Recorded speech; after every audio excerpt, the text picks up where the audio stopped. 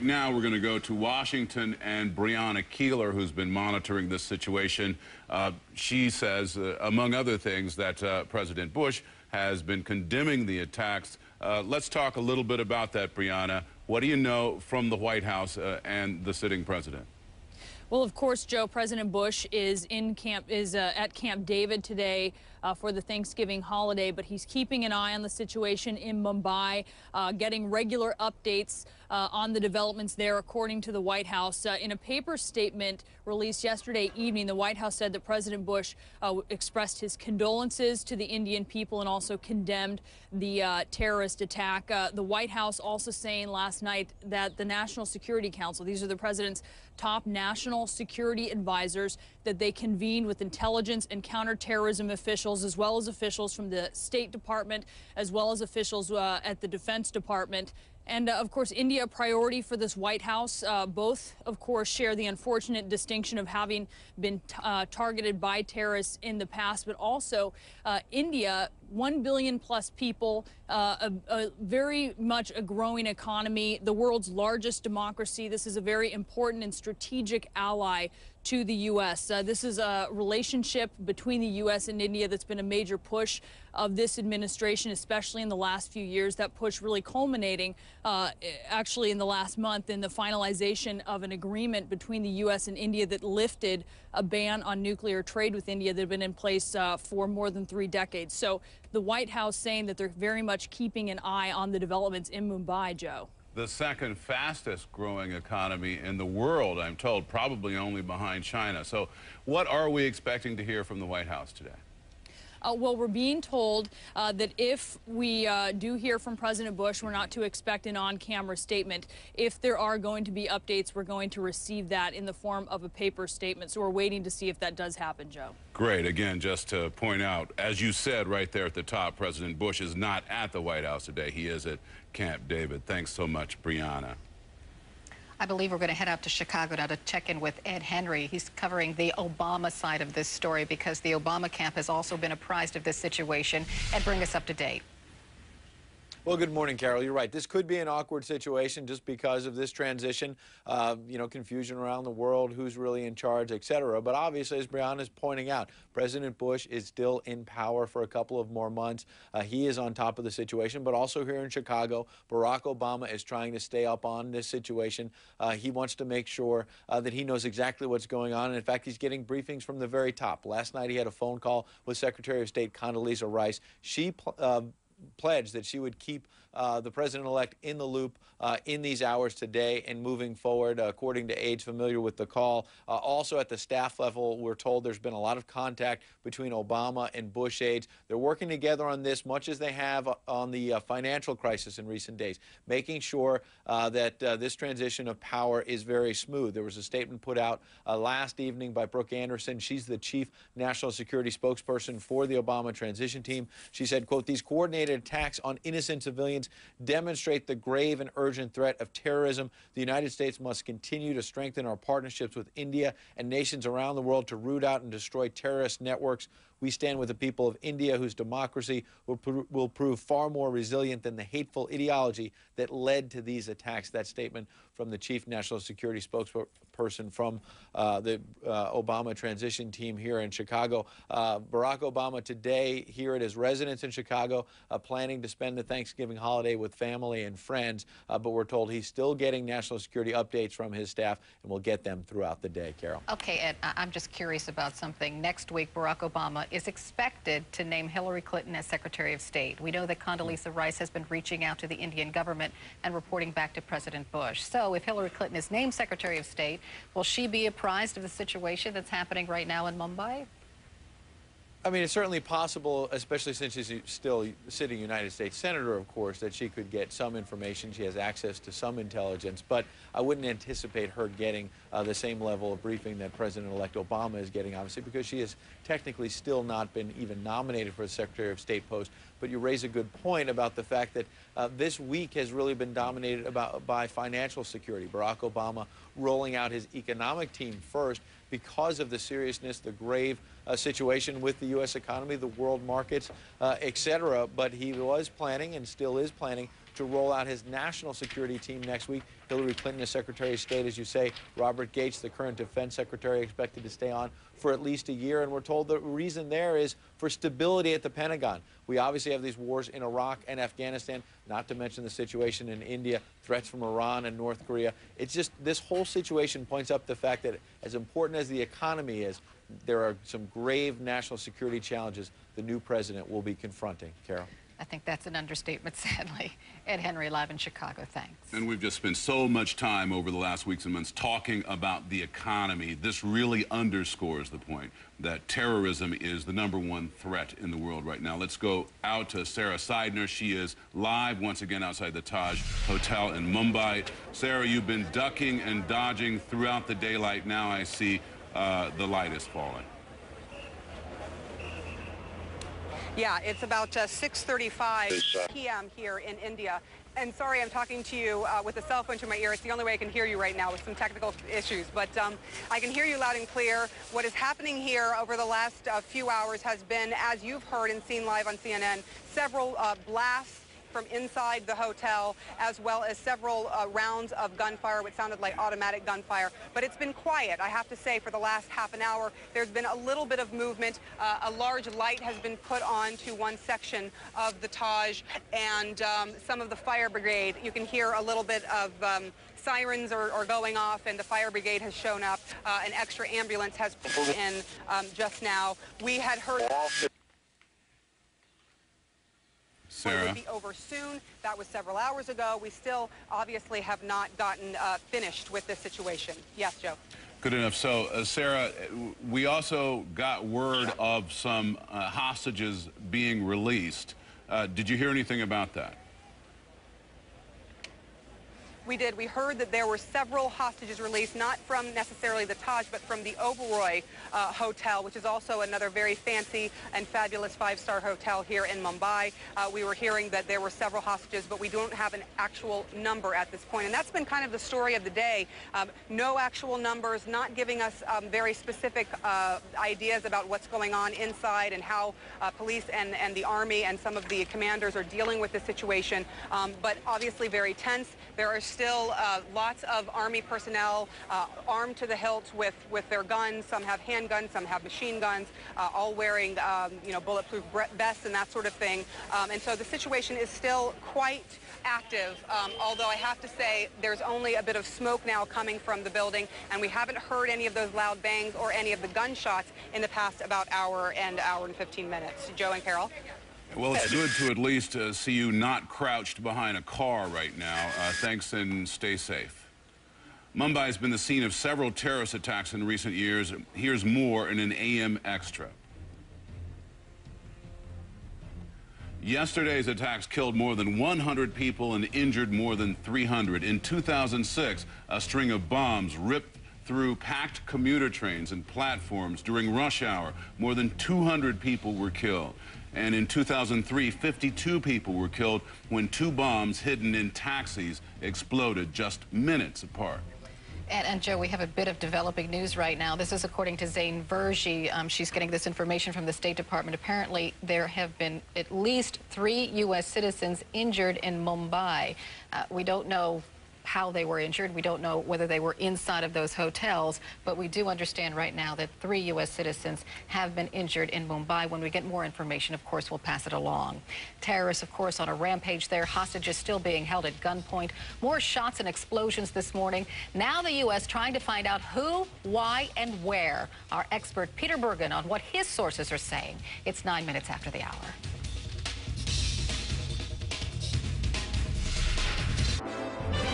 There were about 25 people in my room, and everybody was just lying still, lying under tables, lying under furniture, and just, being very quiet and just hoping it would pass. But we could just hear it all. We could hear it when we knew when the army were in, because we could hear the army running through the hotel, and we just heard all the gunfire, we heard all the blasts. Most definitely the worst experience of my entire life, and it was just horrendous. It was absolutely horrendous, and never experienced anything like it, and hope I never do again. Witnesses painting a frightening picture as terrorists continue their siege on the city of Mumbai. Yeah, and with the bloody attacks overseas and new warnings at home, fears of another terror attack are getting higher over the holiday season. We want to bring in our national security analyst, Peter Bergen. Morning, Peter. Morning, Carol. So we're trying to figure out who was behind this siege in Mumbai. I mean, we know that they were young men. We know that they came from the Arabian Sea. They were heavily armed with automatic weapons and grenades. And they hit 10 locations simultaneously. What does that tell you about them? Well, as Kelly Arena was pointing out earlier, obviously this wasn't planned in a day. It must have taken several months. Now, the Indian Prime Minister has said that there appear to be external links, which of course is Indian code for some kind of Pakistani involvement. It wouldn't be the first time that Pakistani terrorist groups have conducted large-scale operations in India. We saw that in 2001, Carol. You may recall there was an attack on the Indian Parliament building in December of 2001. That almost brought India and Pakistan to war in 2002. The intent of this attack is clearly to stir up trouble between Pakistan and India, particularly over the Kashmir issue. What is strange in this particular series of attacks is that the attackers haven't issued any demands when they have hostages. But as we've been reporting throughout the morning, clearly they were looking for Americans, they were looking for British citizens. And Peter, why bring the United States and Britain into this, do you think? Well, I mean, these are Islamist terrorist groups, and the stated intention of these groups is to kill Americans and countries closely allied to them, like the British. So that sort of fits into the modus operandi. While this wasn't a kind of classical suicide operation, it seems pretty obvious that everybody involved in these attacks has the expectation that they will die. I mean, they're not going to, there have been no, as far as we've been reporting, none of the terrorists seem to have survived. And I think it's unlikely, given the kinds of things that we've seen at the Taj Hotel and the Oberoi, that people will have survived, the terrorists will have survived these attacks. So it's de facto a suicide operation, obviously something that Al-Qaeda and affiliated groups have done throughout the last several years, Carol. The other disturbing thing about this is no intelligence service seemed to know that this was going down. Should they have known? You know, should is, you know, it's a very difficult thing I wouldn't necessarily criticize the intelligence services. We've seen attacks on five-star hotels like this throughout the last several years. Very recently, the Marriott Hotel in Islamabad, the largest such attack in Pakistani history, killing more than 50 people. We've seen attacks on American-owned hotels in Jordan, killing 60 people in 2005, a JW Marriott in Jakarta in Indonesia. These kinds of hotel attacks are very easy to conduct. Hotels are, by definition, soft targets. You can't turn them into fortresses because, of course, the whole point of a hotel is hospitality. So it is not a particularly hard target, obviously. You know, the lack of information or intelligence about this kind of attack, I don't think that's necessarily something you can really criticize the Indian intelligence services. Great Britain came out this morning and said it would send help. Should the United States do the same thing? Well, of course, you know, any country should extend help. The question is, you know, what is President-elect Obama? This obviously brings the Kashmir issue even stronger as an issue forward.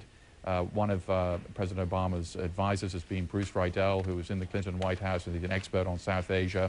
He has long advocated that you know, the United States should take a more active role in bringing peace to the Kashmir issue, which is, I think, an excellent idea. It's an issue that the United States historically has tended not really to pay a lot of attention to. You can imagine in a future Obama administration, a special envoy to the region, particularly focused on bringing India and Pakistan into a more peaceful arrangement, is something that I think is somewhat likely as we go forward. Well, you know, but the United States has this added problem of Pakistan. There's a new leader there now. There's the problem of Al-Qaeda and Osama bin Laden in Pakistan. Pakistan and India both have nuclear weapons. This is a big problem for the United States, isn't it? It's not going to be easy to solve. No, it isn't, Carol. I mean, you know, this is the single biggest foreign policy problem facing President-elect Obama, because Afghanistan, Pakistan, and India are all they're interwoven. Parts of the problem sort of cross borders. Afghanistan, Pakistan, on the border there you have Al-Qaeda. Kashmir is the issue that generates a lot of the jihadi terrorist attacks in India, and of course now in Pakistan. We're seeing 60 suicide attacks in Pakistan last year, many of which are conducted by Al-Qaeda or Kashmiri militant groups or the Pakistani Taliban, who have sort of morphed together both ideologically and tactically. So this is an enormous problem. Kashmir is sort of the key to unlocking this puzzle. If you can bring peace to Kashmir, which is a very, very difficult job, many of these problems then begin to evaporate. You begin having a closer relationship between Pakistan and India. The jihadi terrorist groups who exist in Pakistan have less reason to exist. Pakistan begins to have a closer relationship with Afghanistan if it feels less threatened by India. So all of these are part of the same puzzle. Last question for you. Americans obviously being targeted overseas. How worried should Americans be here on U.S. soil? Well, you know, the report that Al-Qaeda is planning to attack the New York City subways is, I think, something we can file in the not very surprising file. I mean, yes, Al-Qaeda is talking about these attacks all the time. The question is, are they able to do anything in the United States? Right now, I think their ability to do anything in the United States is close to zero. It's very hard to get terrorists into the United States. The American Muslim community has rejected the Al-Qaeda ideology, and there seems to be no evidence of Al-Qaeda sleeper cells here. So if you can't get people in, you don't have people being persuaded by the ideology, how do you do an attack in the United States? The answer is you can't. So while, yes, there is this report of a threat against the New York City subways, the question of the ability of Al-Qaeda to do it is really the real question, and right now, their ability to launch an attack in the United States is extremely small. Okay, so I'm being selfishly American, and you've just made me feel better. Peter Bergen, thanks for being with us this morning. Thank you. It's been a long, chaotic day in Mumbai and at the Taj Hotel, where we've had shots fired, explosions, and now we're told Army personnel are starting to leave the hotel. We're going to go back to Sarah Seidner in Mumbai for the latest.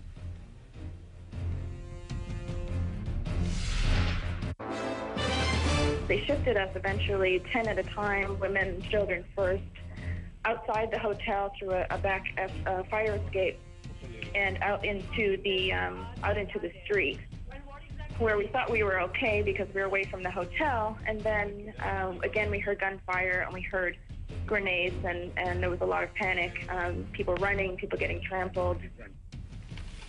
CNN State Department correspondent Zain Verji is here. She's been keeping us up to date all morning long. And Zain, if I get the drift of the latest information you've reported, these hostage takers, terrorists, militants, what have you, who went into these various locations around the city of Mumbai, apparently were looking for Britons and they were looking for Americans. It appears, at least so far, that they didn't find a lot of Americans. Well, we're just getting some more information from the State Department. What the State Department is saying right now is that they have just been able to confirm that at least 3 U.S. citizens have been injured. That's all they know. They're trying to get more information. We don't know the circumstances, who they are, how serious these injuries are. We also don't know if any Americans were or have been taken hostage, or if any have been killed. So a lot of question marks, but at least 3 injured. I'm not connecting the two, but it's interesting this information comes on the heels of those 10 to 15 hostages just released from the Oberoi Hotel, which is, of course, down the way from the Taj Mahal.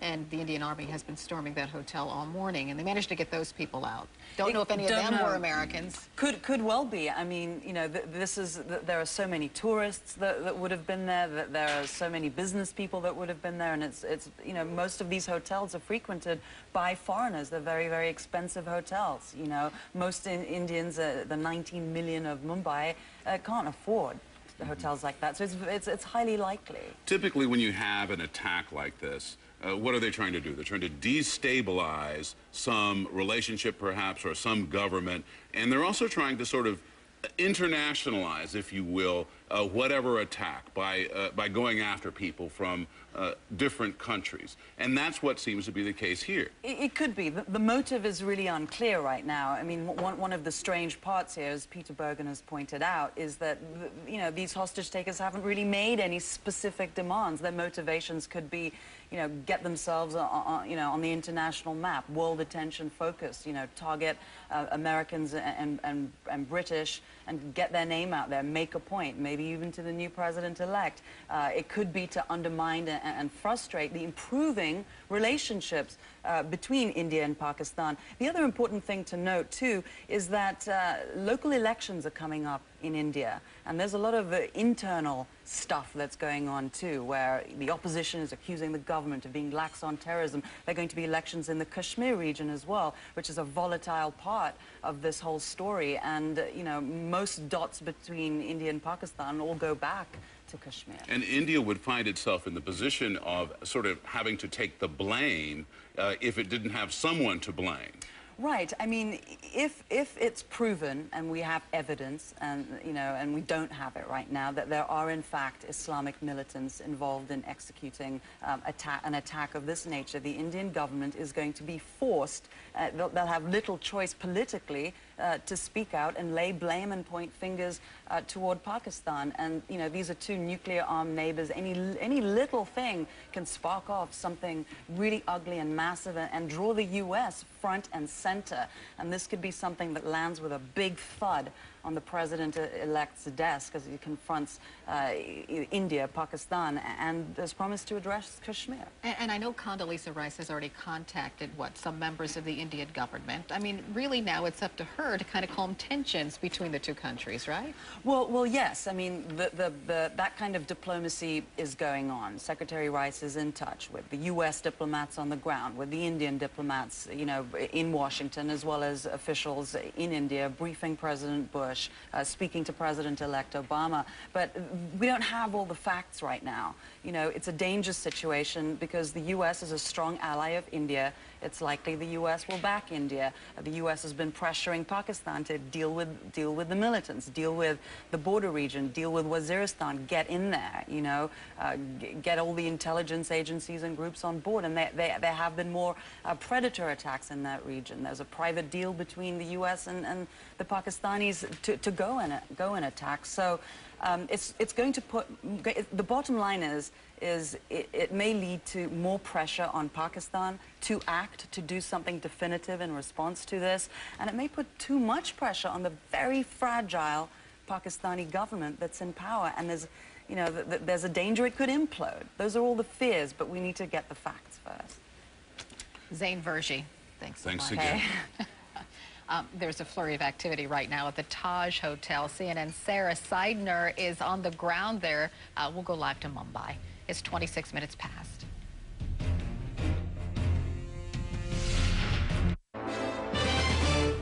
It's 29 minutes past the hour, recapping breaking news right now. Explosions and gunfire continue in Mumbai, India this morning. Hostages remain inside the burning Taj Hotel, but some have been released from the Oberoi.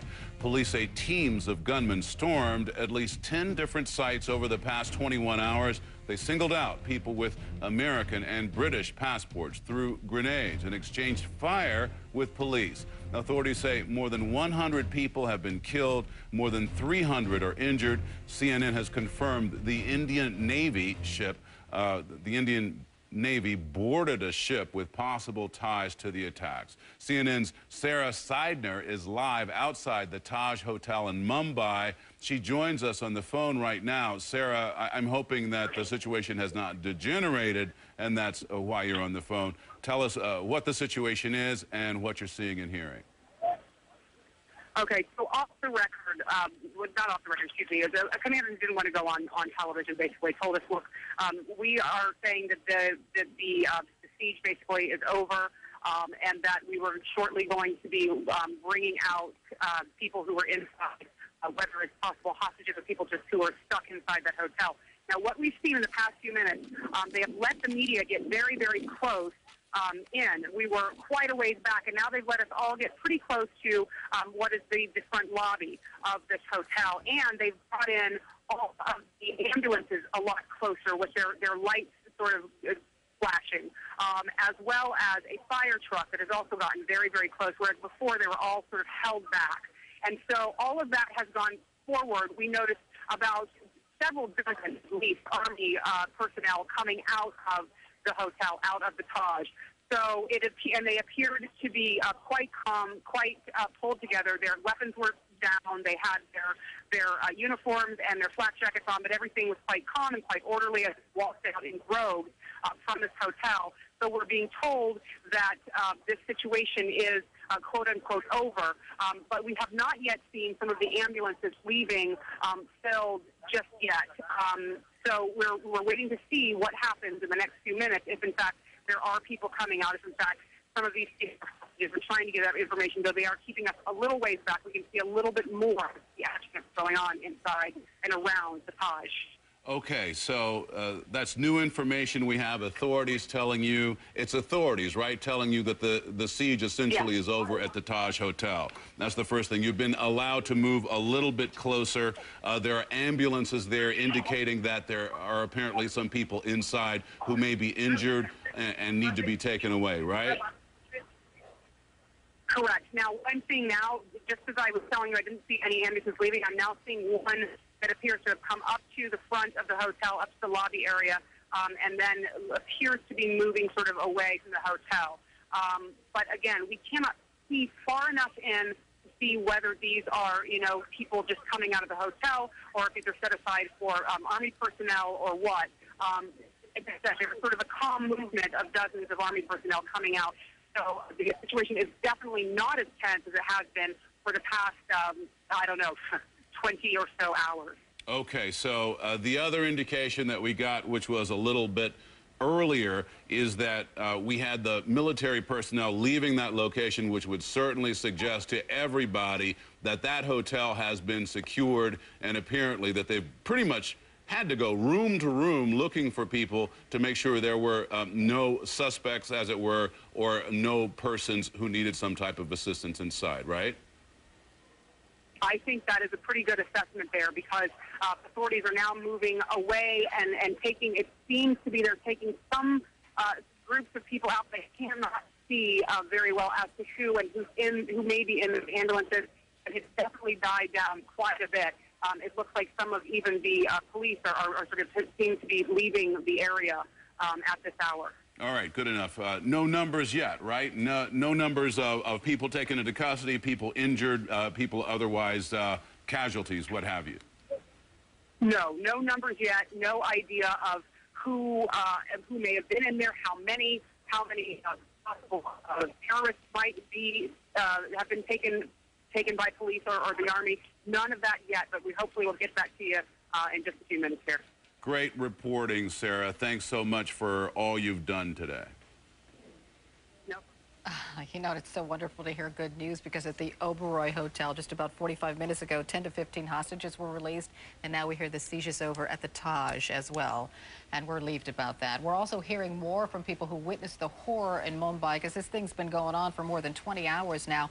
We want to go to Amit Varma. He lives in Mumbai. He was out with friends when the attacks happened, and he joins us now by phone. Amit, first of all, we hear that the siege is over in the Taj. How does that make you feel? It makes me feel very good that the nightmare is over, at least for some of the people inside, but it's still going on at the Trident Oberoi, and there have been reports of firing there, so that's very worrying. But, you know, overall, even when this is over, this has really been a blacker night for us than any other Mumbai has witnessed. I mean, we've had terror attacks in the past. We had serial bomb blasts in 1993. We had bomb blasts in our trains a couple of years back. But the scale of these attacks are something else entirely, the way they've been planned. You've had gunmen hijacking police jeeps and going on the roads gunning people. You've had bomb blasts in these two hotels, people taken hostages in these hotels as well as a hospital. You had a petrol pump blown up. And what's even worse is that, you know, the people you look to protect you are really the police. And within 2 hours of the attack starting, 4 of our top police officers were dead in the shootings. And that's really shaken everyone's confidence because what it really means is that it's all down to luck. We can't count on anyone to protect us. Right. And that's really scary. At least 14 police officers were killed in this. Tell me where you were when this broke out. I'm sorry, I didn't catch that. Where were you when this incident began? I had gone out for dinner with my friends. I was about 100 meters away from the Taj, and we were standing outside a restaurant when we heard gunshots.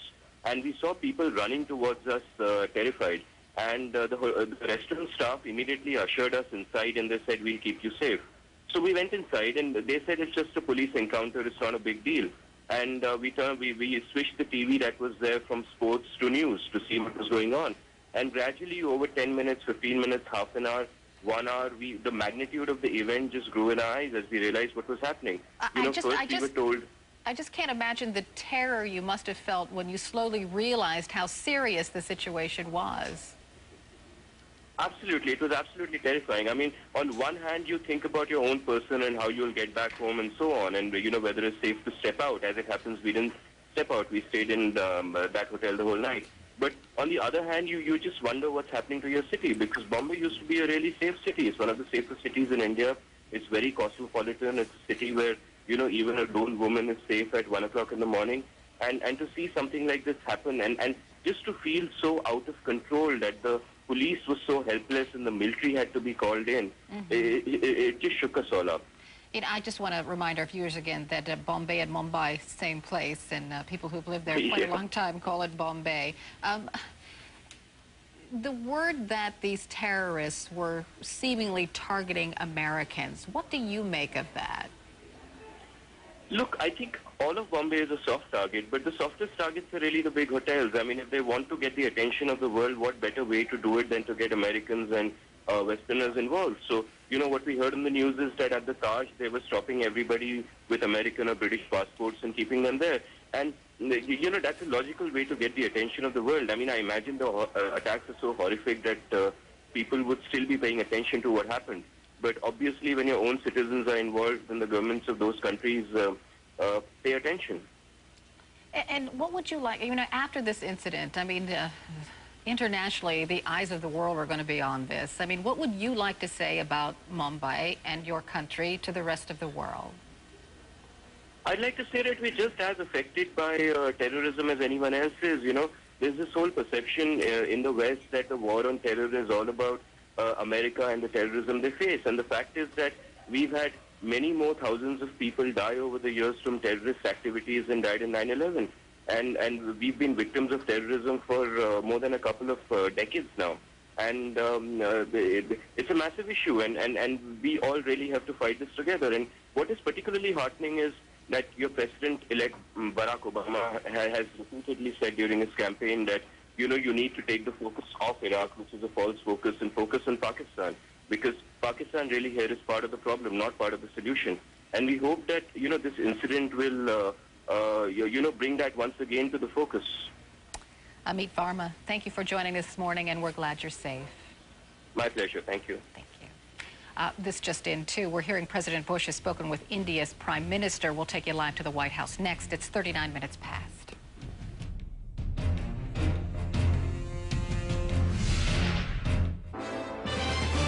President Bush is monitoring the crisis in India as it unfolds. Brianna Keeler is live at the White House. Hi there, Joe. Yeah, we just learned that President Bush spoke this morning with Indian Prime Minister Manmohan Singh on the phone. According to White House Press Secretary Dana Perino, he expressed condolences to the victims of the terror attacks in Mumbai, India, and solidarity with the people of India. She went on to say the president offered support and assistance to the government of India as it works to restore order, provide safety to its people, and comfort to the victims and their families, and investigate these despicable acts. Of course, it's very much a quickly changing situation there on the ground in Mumbai. As my colleague Zain Verji over at the State Department has reported, the State Department saying that at least 3 Americans have been injured. We don't know at this point how perhaps that may change American involvement, but as I said, that's because of the quickly changing situation. As I said, President Bush is at Camp David celebrating he was planning on celebrating the Thanksgiving holiday there with his family. He is, though, working on this holiday, receiving regular updates, obviously responding to the situation. And I should also tell you the White House had a bit of a meeting last night. Members of the National Security Council, the president's top national security advisors, convening with counterterrorism officials, intelligence officials, as well as officials from the State Department and the Department of Defense. So you can see the White House here saying they very much have an eye on what's going on with this very quickly developing situation, Joe. I would imagine, Brianna, there's also a duty there at the White House to try to keep Barack Obama and his team in the loop. No, and that's something we've been hearing from my colleague Ed Henry, who's in Chicago with the transition government, that there is cooperation, there is communication between the State Department and Barack Obama. But obviously, it is this administration which is in power, which is dealing with the situation and the face of the U.S. response to the situation, Joe. Yeah, it might be a little unusual because you also have a number of officials who are going to be named to this national security team on the Barack Obama side, and presumably those people wouldn't have the security clearances to get all of what the United States government knows. No, and that's something it's a bit of speculation, but as we've been reporting, some of those what presumably could be people who are going to be appointed to these positions, they're not in a place, obviously, to receive the type of briefings that President-elect Barack Obama would be receiving. Great. Brianna, thanks so much. At the White House, President Bush, again, is at Camp David right now. Okay. The Mumbai attackers were reportedly hunting for Westerners. We'll look at the possible connection between the attack and the United States. It's 44 minutes past the hour.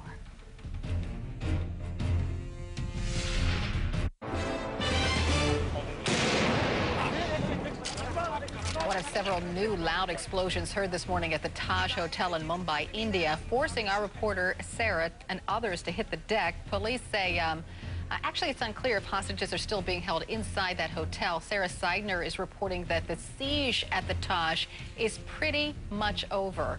And we understand down the way at the Oberoi Hotel, at least 10 to 15 hostages have been released, apparently unharmed. Of course, police are still patrolling those areas and probably are still inside both of those hotels. But as far as we understand, the situation has died down now, and I mean that in a good way. Now, there are reports that the coordinated attacks at 10 different locations in Mumbai targeted American and British citizens, and it's raising questions about a link to the United States. CNN's Kelly Arena is following that part of the story. She's live in Washington for us. Good morning.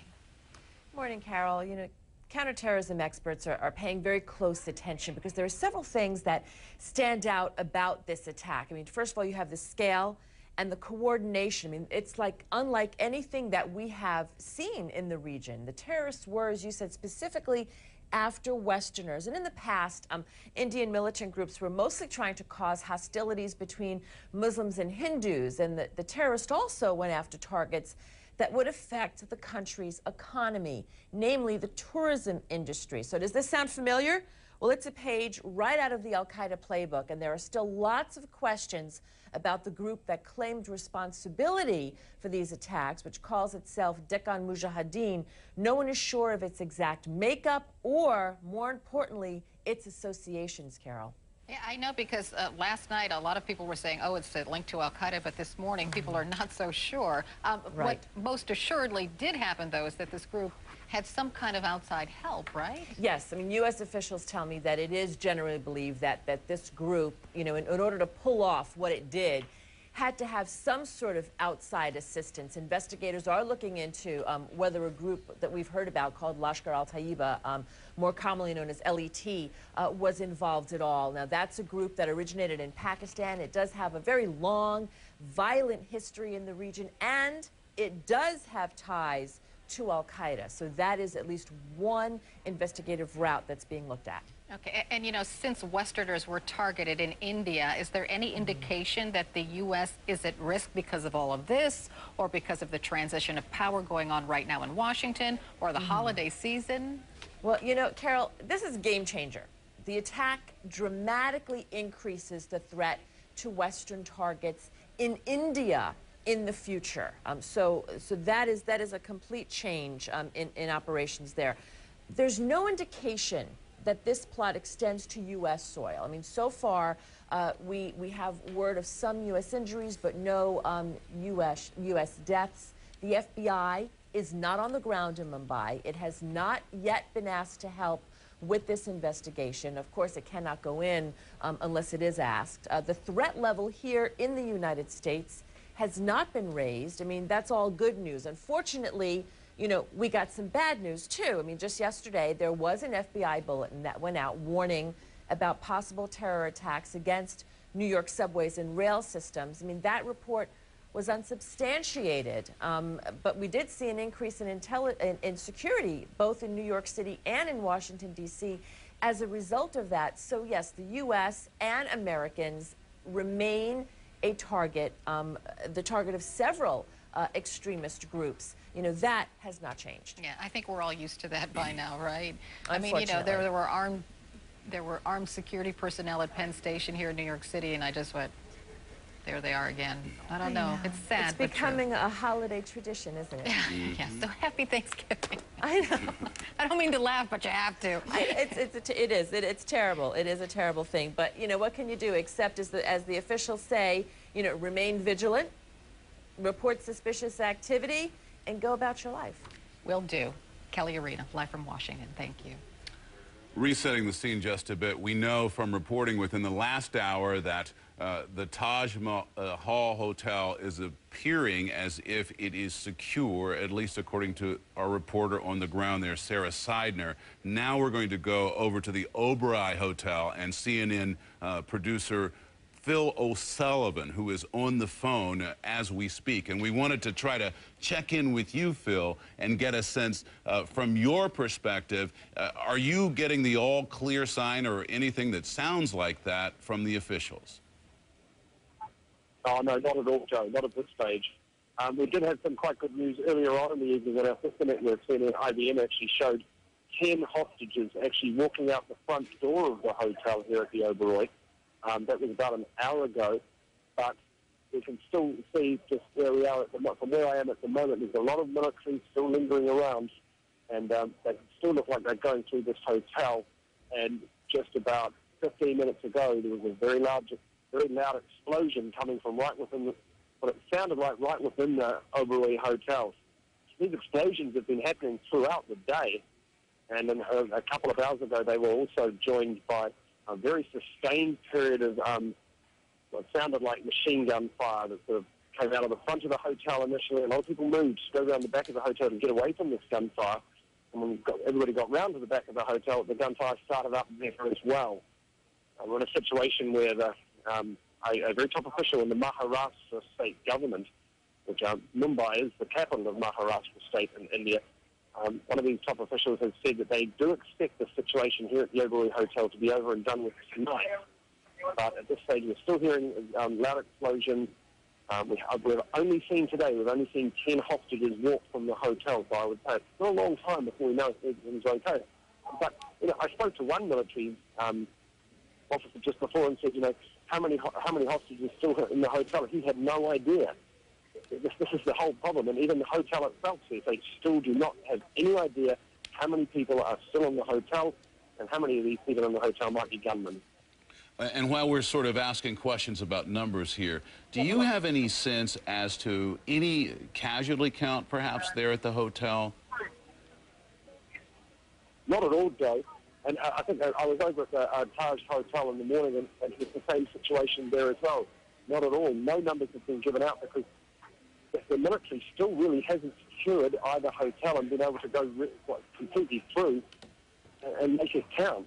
I spoke to a friend who was in the Taj Hotel last night, and she said when she was escaping from the hotel, she saw a lot of bodies lying in that hotel.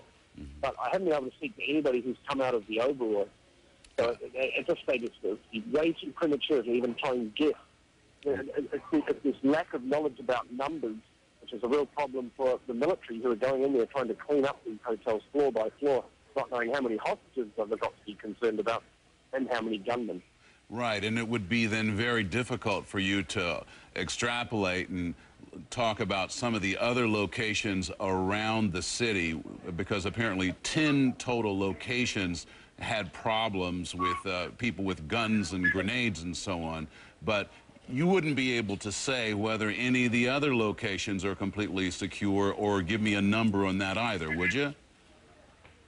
No, I mean, I'm joined here where I'm standing. There's a lot of overseas journalists, a lot of Indian journalists. The conversation is, oh, did you hear about the new explosion in this place? Right. Did you hear about the new explosion in this hospital? These explosions and these attacks have been going on for a very long time now. They're coming up to nearly 22 hours that this has been going for, and there's still explosions, there's still fires, and there's still gunfights. Right. It's the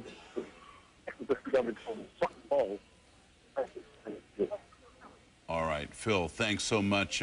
Stay safe out there. Thanks for telling us what you know, and what you don't know. I suppose when you look at the situation and look back at the other hotel, you can kind of come to the conclusion that when you see the military personnel start walking out, then you know it's over.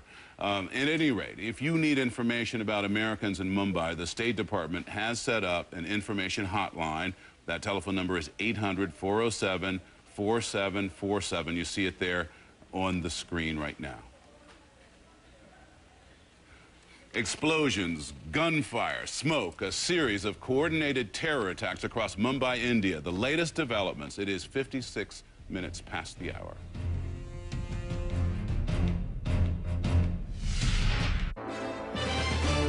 Want to update that State Department telephone number that you're supposed to call if you need to check on loved ones in Mumbai and India. That number is 888-407-47.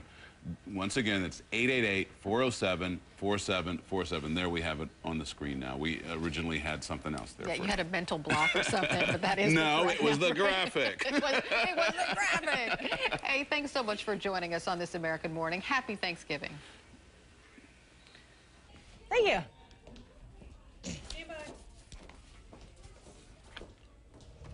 Terror attacks in India. Our breaking news coverage continues. A group of hostages freed from one hotel while a siege may be over at a second hotel. Our correspondents are at both sites. It is Thursday, November 27th, Thanksgiving Day here in the U.S. I'm Frederica Whitfield in for Heidi Collins, and you are in the CNN Newsroom.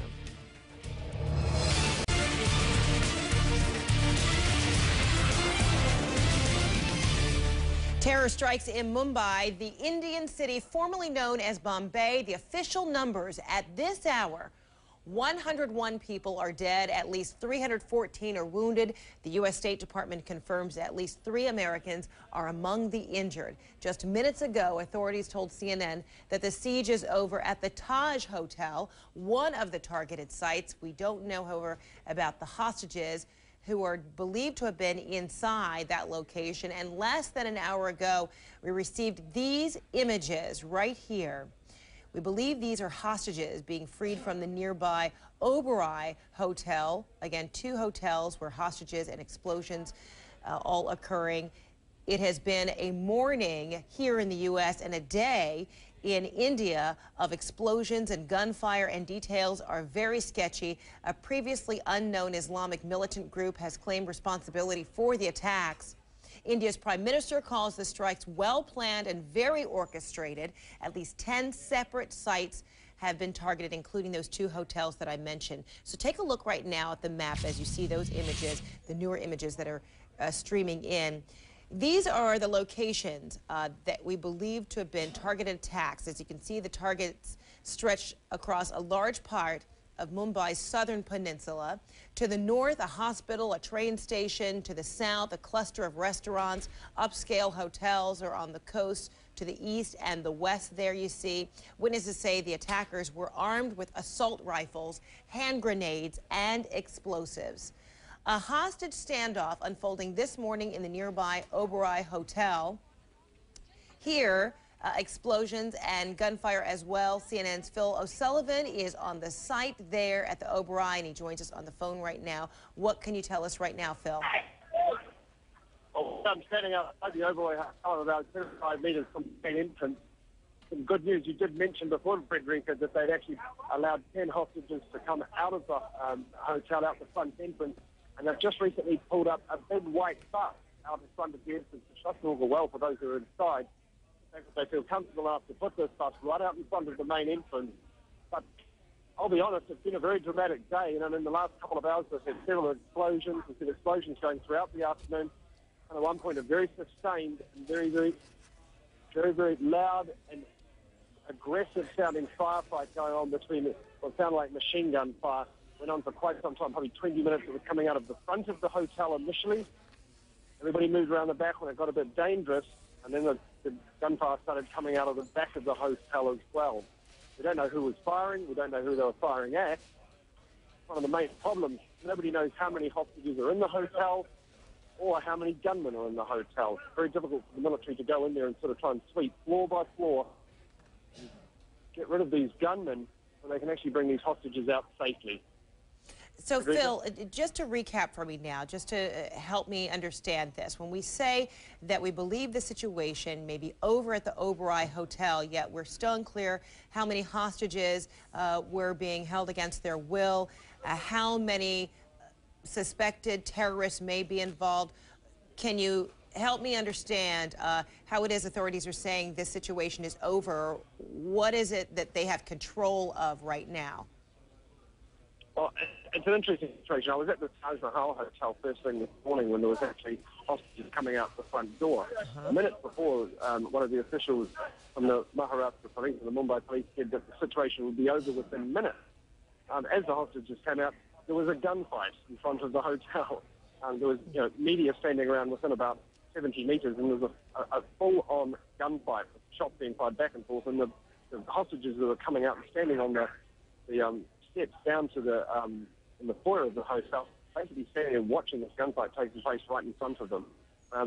It's very difficult for the authorities, it was seen, to get control of it. And since then, at the Taj Hotel, there's been gunfire and explosions and more fire in the building all day.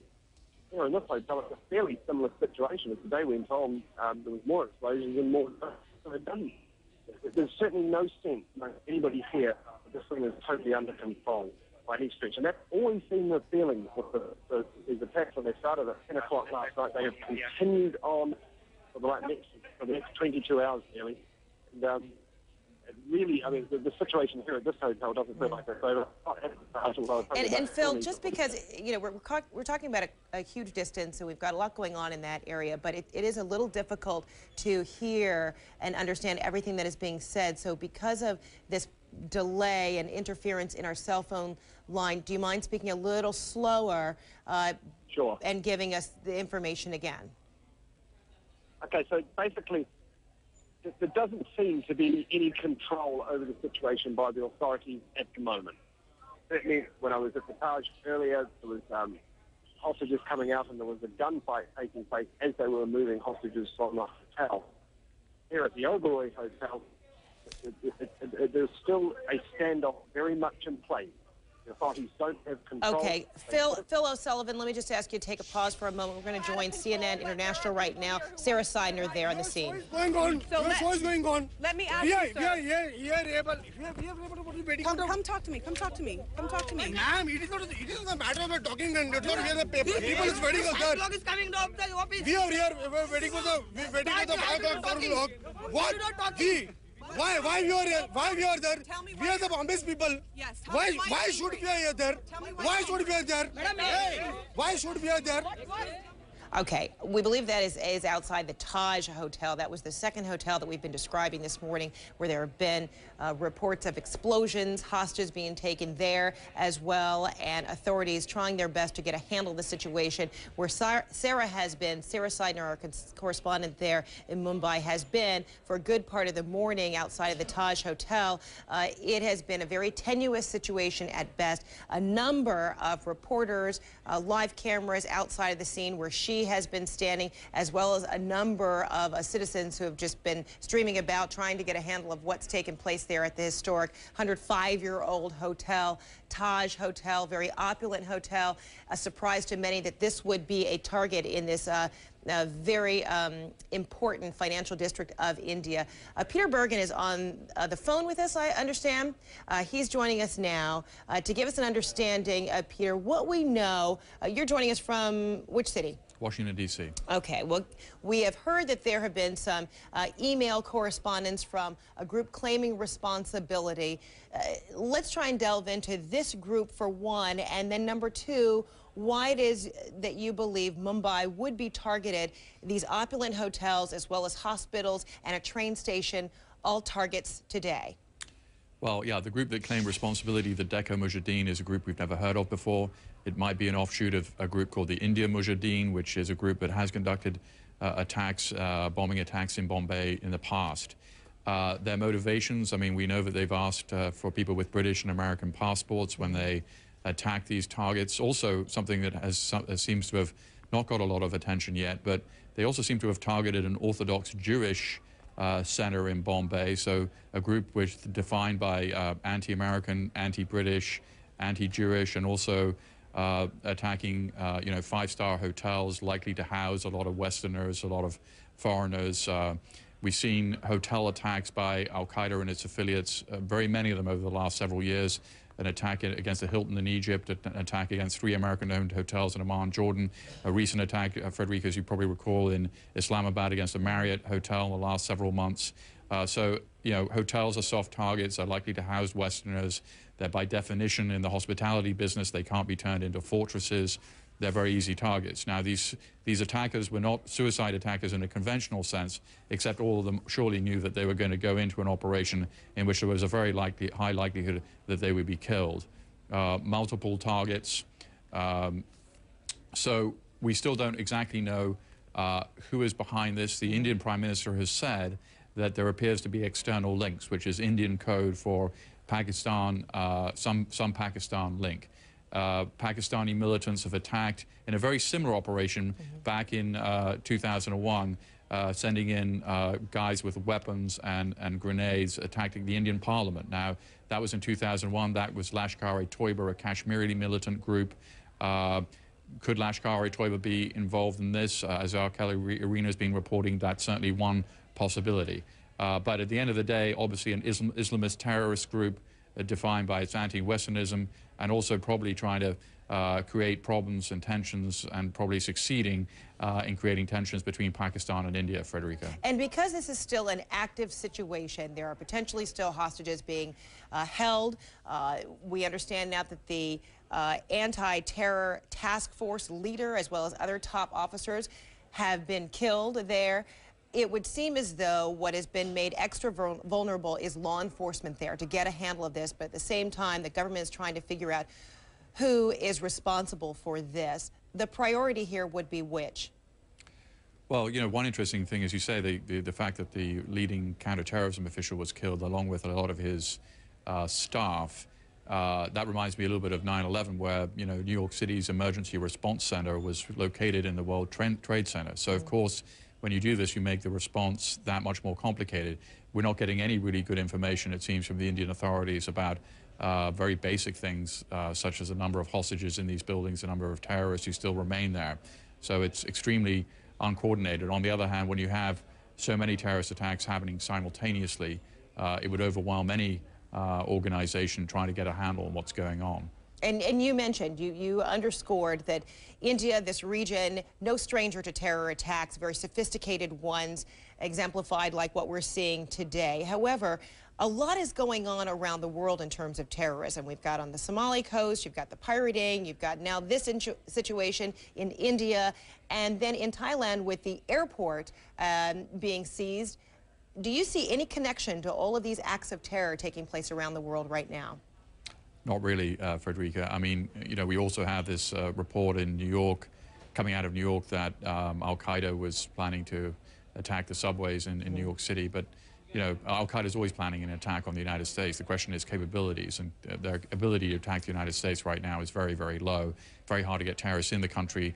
American Muslim communities rejected the Al-Qaeda ideological virus, and it doesn't appear that there are Al-Qaeda sleeper cells here in the United States. So I think the threat to the United States is quite low as it happens, not for a want of desire by Al-Qaeda, but because of a lack of capability.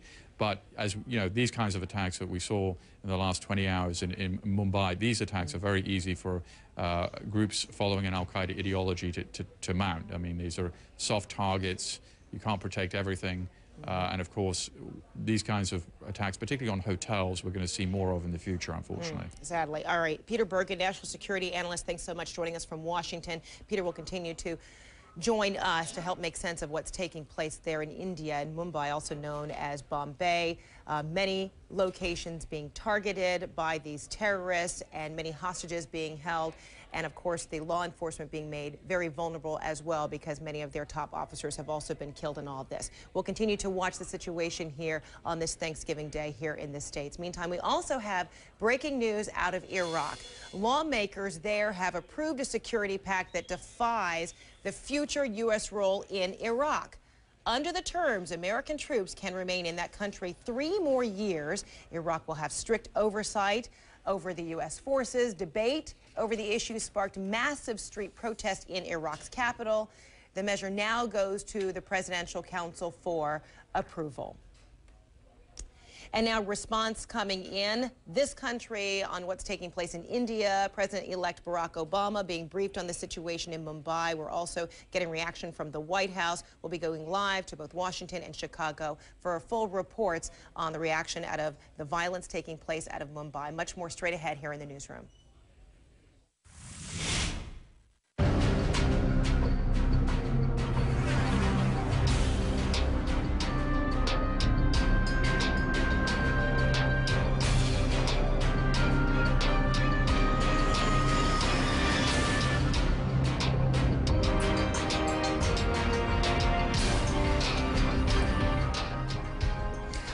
Sadly, an update now on this breaking news taking place in India. A group believed to be freed hostages walking out of the Oberoi Hotel in Mumbai today. Earlier, new gunfire and explosions erupted at the Oberoi and the Taj Mahal hotels. Just a short time ago, authorities told CNN that the siege at the Taj hotel may be over. The two hotels are among at least 10 sites targeted by the terrorists in a wave of coordinated attacks.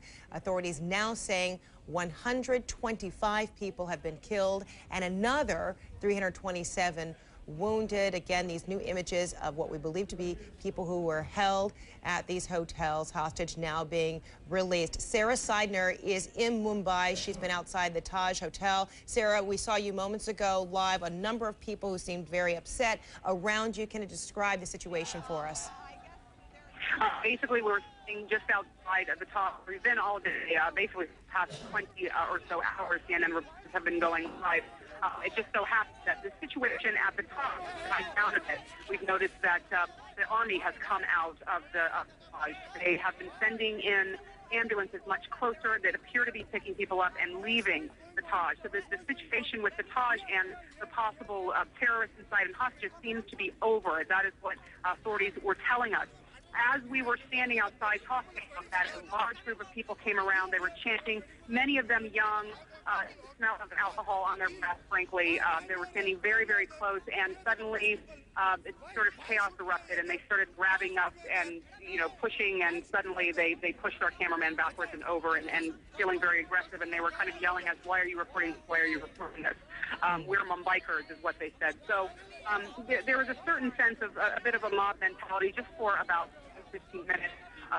People are getting pretty aggressive, and then police finally moved in after about 5-10 minutes after we fought our way through the crowd and took this sort of crowd of the younger generation and a few people in their late 40s off.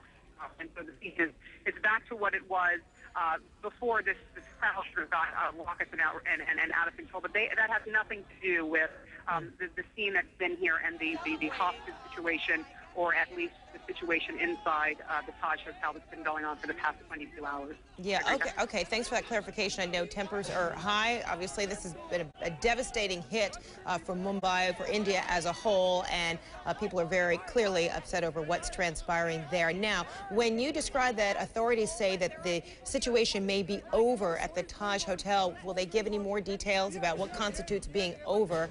We still haven't seen the release of or the apprehension of these suspected terrorists. We did see some images of people being released, presumably hostages, but can authorities give you any more detail, or are they giving you any more detail of what constitutes it being over? I wish they could. This has been a problem we've had and a lot of the other media, members of the media who've been standing there all day. They really kept separate from us. So we don't know just yet whether or not they have taken the terrorists down. Have they arrested them? Has there been shootings inside where people have been injured or killed?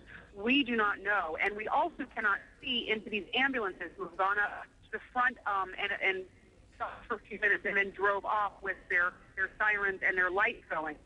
We are sort of I'm sorry, you said you did. That, I'm sorry, there was just a break in the cell phone line. You said you did see these ambulances depart with sirens going, so presumably injured inside. Yes, okay. We saw at least two of them go up to the front of the hotel, stop for a few minutes, and then put the lights on and sort of flare the sirens a couple of times and drive off.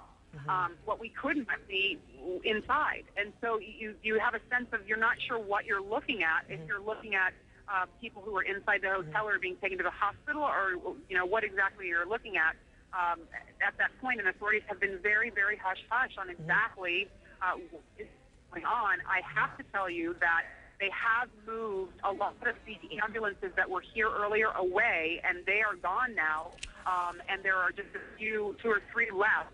The scene has definitely died down quite a bit, but there is still a scene. There are still bright lights being shown on the right-hand portion of the Taj.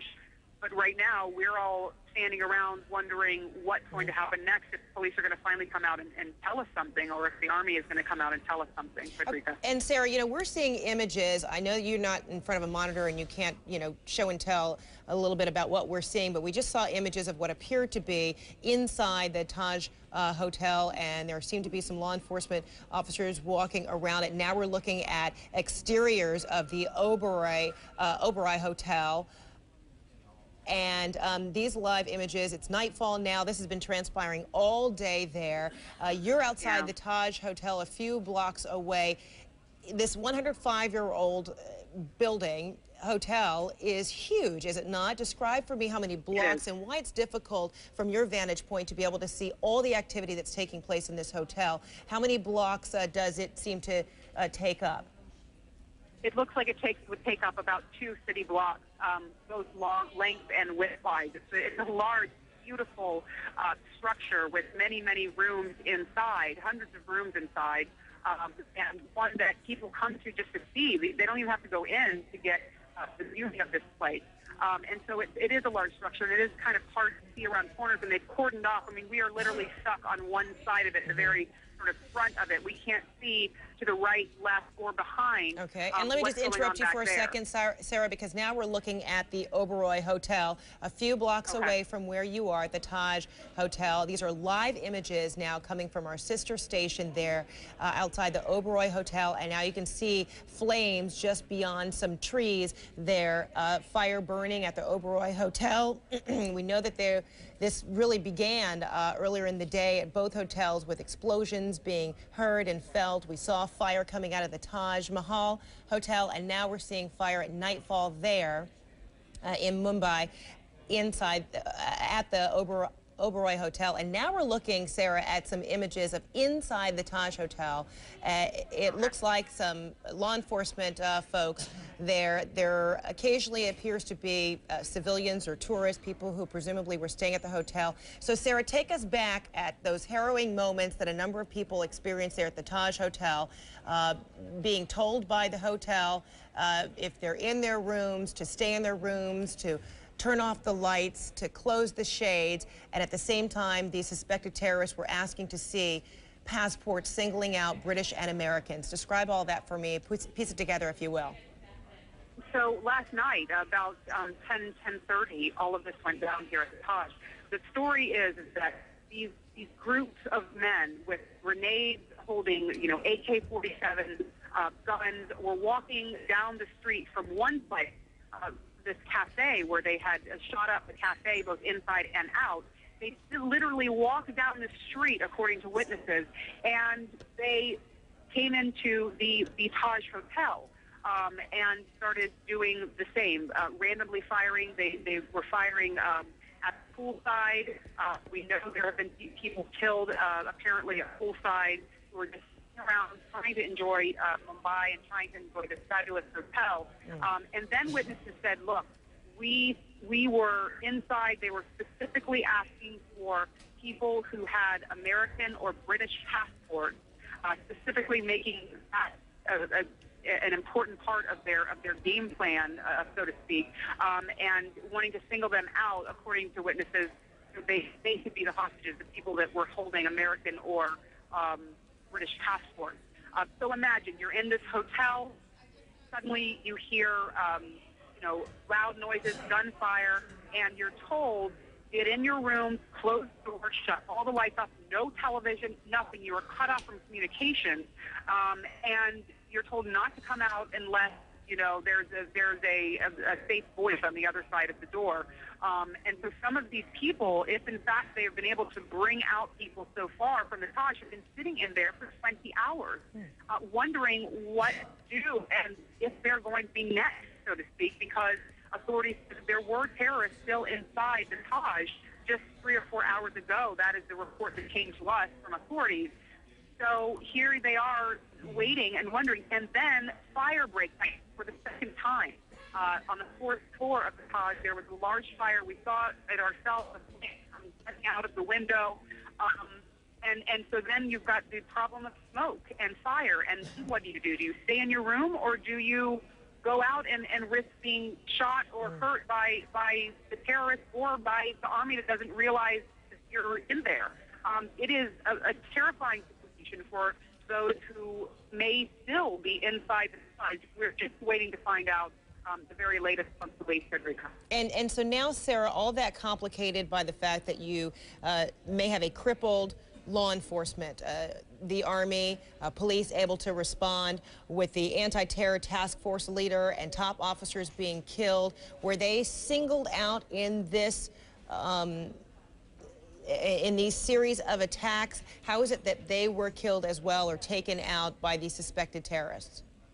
You know, that's the question a lot of people are asking. Were they targeted, or did they happen to be in the wrong place at the wrong time, so to speak? And no one knows really the answer to that, but certainly a big blow to lose the man that a lot of people were looking to deal with these terrorist situations, and who is quite looked upon highly here in Mumbai and across India. So that was a big blow, and obviously that's going to affect the troops, so to speak, when they're out dealing with all of this. But it appears, we know at the Oberoi there were several hostages that were freed over the last couple of hours.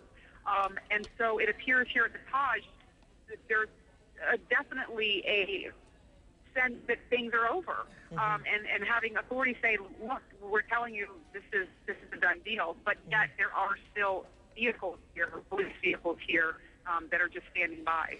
And so, Sarah, while you and I are speaking, and you're unable to see our monitor, but just to explain to people who are watching, on the right-hand side of your screen, you're seeing images from previously shot at the Oberoi hotel, where it appeared as though, and now you're seeing part of the Taj Hotel, where it appeared as though there may have been a suspected terrorist kind of in the window, as you saw that red circle around him, and you see outside all the people outside.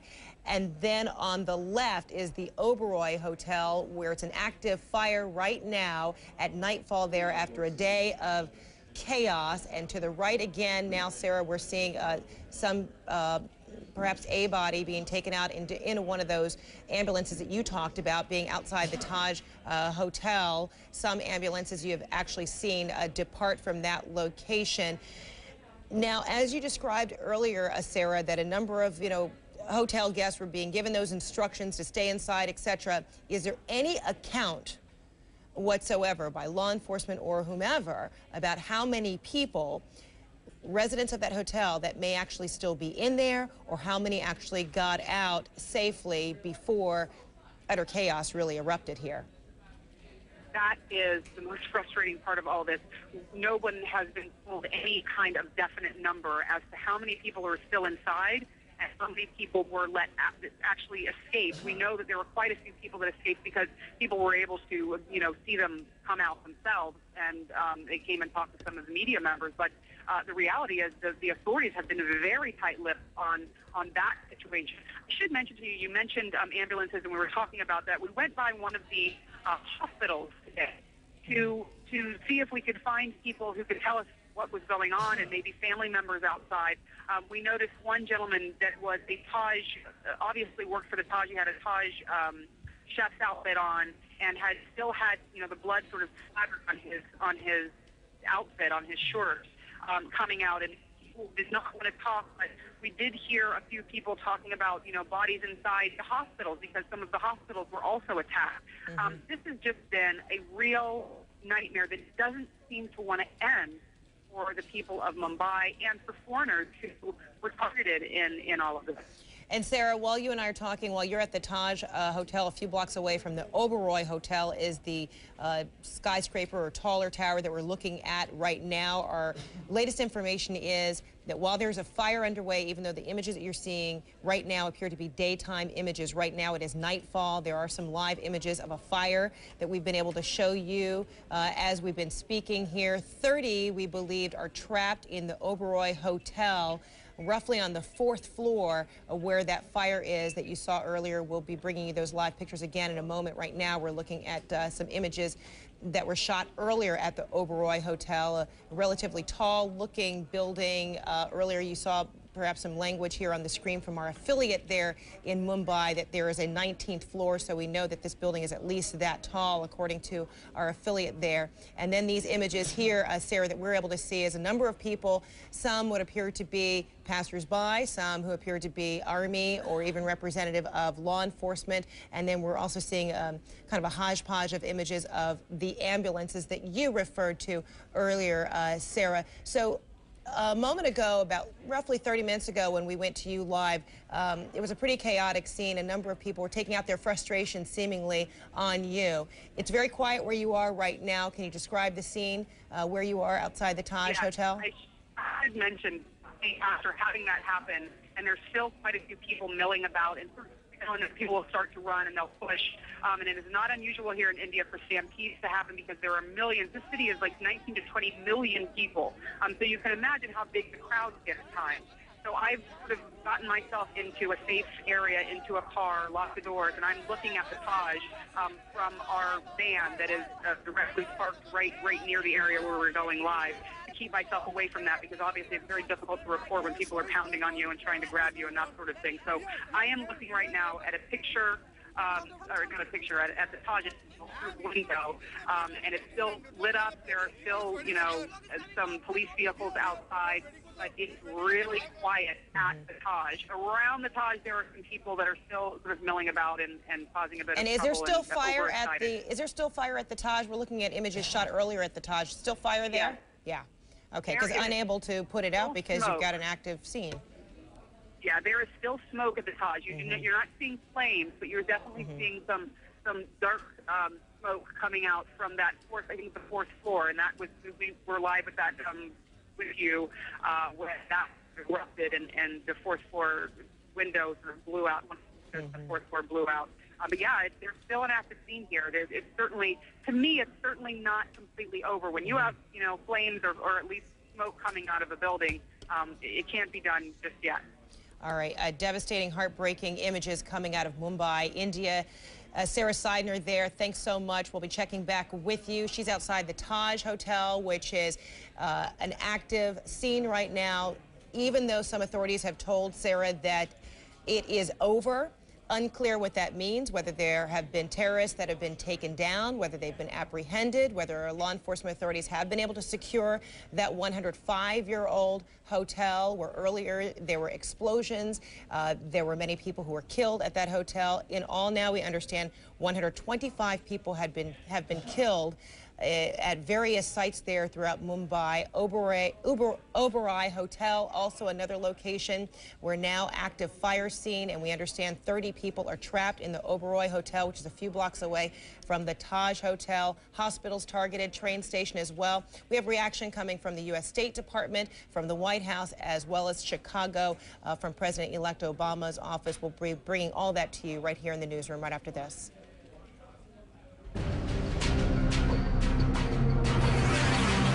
Deadly explosions and hostage-taking in many locations there in Mumbai. We want to join our affiliate IBN News there in Mumbai to hear their reporting.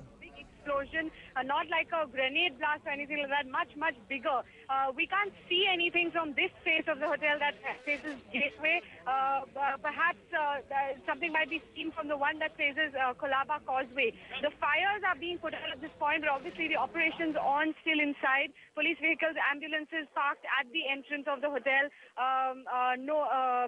Extra forces have been put into the hotel as well. So operations still very much on here at the Taj Mahal Hotel, as reports that we were getting. Right. Okay, let's stay with the pictures. Both of the Taj and Oberoi, use them in a double screen on both sides, the two images in a sense of Mumbai. Quick comments at the moment. First from you, Prahlad Kakkar, as someone who perhaps has spent many a nice night at the Taj and the Oberoi, it must shock you. It must leave you as a Mumbaikar. All right, you're listening to live reporting there from our affiliate IBN News there in Mumbai, and they're talking about another explosion that has taken place at the Taj Mahal Hotel there in Mumbai, and that's exactly where we find our Sarah Seidner. You've been hearing from her all morning on her reporting. Sarah, from where you are, did you hear explosions? Yeah, I just really jumped out of the car. It was so loud. We all sort of jerked, and then we opened the doors and jumped out to see what happened. A very loud bang, similar to the 6 loud explosions that we heard about 4 hours ago. And so we're all out of the car, and we're all looking at the Taj. The scene is still the same, though. There are fire trucks that are now putting water into that window that is still smoking, the one that was burning sort of out of a few hours ago. And so they're now splashing out with water. But another bang. And after hearing from one of the members of the Army that this was quote-unquote over, that doesn't sound over to me. I don't know why there was that loud noise and what it means, but certainly there's been another, either it's the Army making this loud bang for an effect, or there's something else more dire going on inside. It's a wait-and-see situation, but yep, we've just heard the 7th in the last couple of hours. So 7 now explosions taking place at the Taj Hotel alone there, many while you have been there reporting. Can you describe kind of the scene on the ground there, whereas earlier we saw an awful lot of people, whether they were just onlookers or people who worked at the hotel and wanted to continue to see what was going on? Who might be out there now? It's onlookers, and that is something that actually is happens all over India. There are, millions of people, and there are many people who are just really interested in kind of trying to stand around and watch and see what's going on. So there are probably, 300 onlookers that are milling about watching. And then the rest of the people here are media. And every now and then the police are coming in and moving the onlookers out of the area and trying to get them to move away after what happened to us a few moments ago. So basically, at this point, you've got about 300 people sort of out milling about, and then several members of the media, all with their cameras pointed dead center at the Taj, wondering what that loud explosion was. And in fact, Sarah, I wanted to ask you about reinforcements. If you in the amount of time that you've been out there outside the Taj Hotel, while we look at some of the indoor imagery of what's taken place in the Taj Hotel with law enforcement coming in, sweeping the halls, and on the right of the screen, we're looking at live pictures of the Oberoi Hotel a few blocks away where a fire is underway, we believe, on the 4th floor, and there may be 30 people trapped. I wonder, from your vantage point, have you been seeing a lot more reinforcements coming in? We know that the task force or anti-terror task force has been crippled, possibly by these terrorists taking out some of the top leaders. But have you seen reinforcements of Army or city police, law enforcement coming in to help get a handle of this situation at the Taj Hotel? No, actually, we saw a lot of the members coming in droves, basically. A couple hours ago, they were just milling out, one after the other, with their guns sort of pointed down in a more relaxed position, leaving the area. So they may have been sort of cordoned themselves around the outside, but they were, much closer moments ago, and they left. So now we're wondering, but we're hearing, I don't know if you can hear a few sirens going off. That's an ambulance siren going off, and there are 6 ambulances that are still sitting here. What is odd, Frederica, is that Mumbai is a city that is it's bustling. There are millions of people here. And it's very much an incredible city to see and sort of feel and breathe. And yet we've only seen 2 fire brigades. And this is an enormous hotel that obviously is still got many hot spots. So it seems that there isn't enough infrastructure, there isn't enough personnel, apparently, to deal with some of this going on. Yeah, and clearly because it's an active hostage-taking, even though I know some of the sources earlier told you that it's over, it's clearly not over because we just heard another explosion. You just heard another explosion. We're talking about historic landmark, an opulent hotel, which kings, presidents, top business people, celebrities have stayed in this hotel. It really is a prize jewel of Mumbai. And, even if you haven't been to India, you've heard of it, you know of it. So the psychology here of why this would be a target and the people that would stay at this hotel, do you believe, or do you believe sources there seem to think that the target was not necessarily a hotel, but the clientele at that location?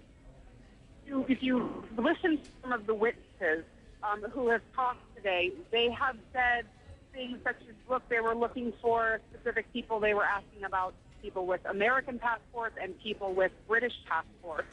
That gives you some idea as to what was going on here. And obviously, these five-star hotels are frequented by people from the foreigners, basically, who come from out of town and want to see the most beautiful place, and they have the money to pay for it. These are not by any means cheap hotels. They're very expensive to stay in.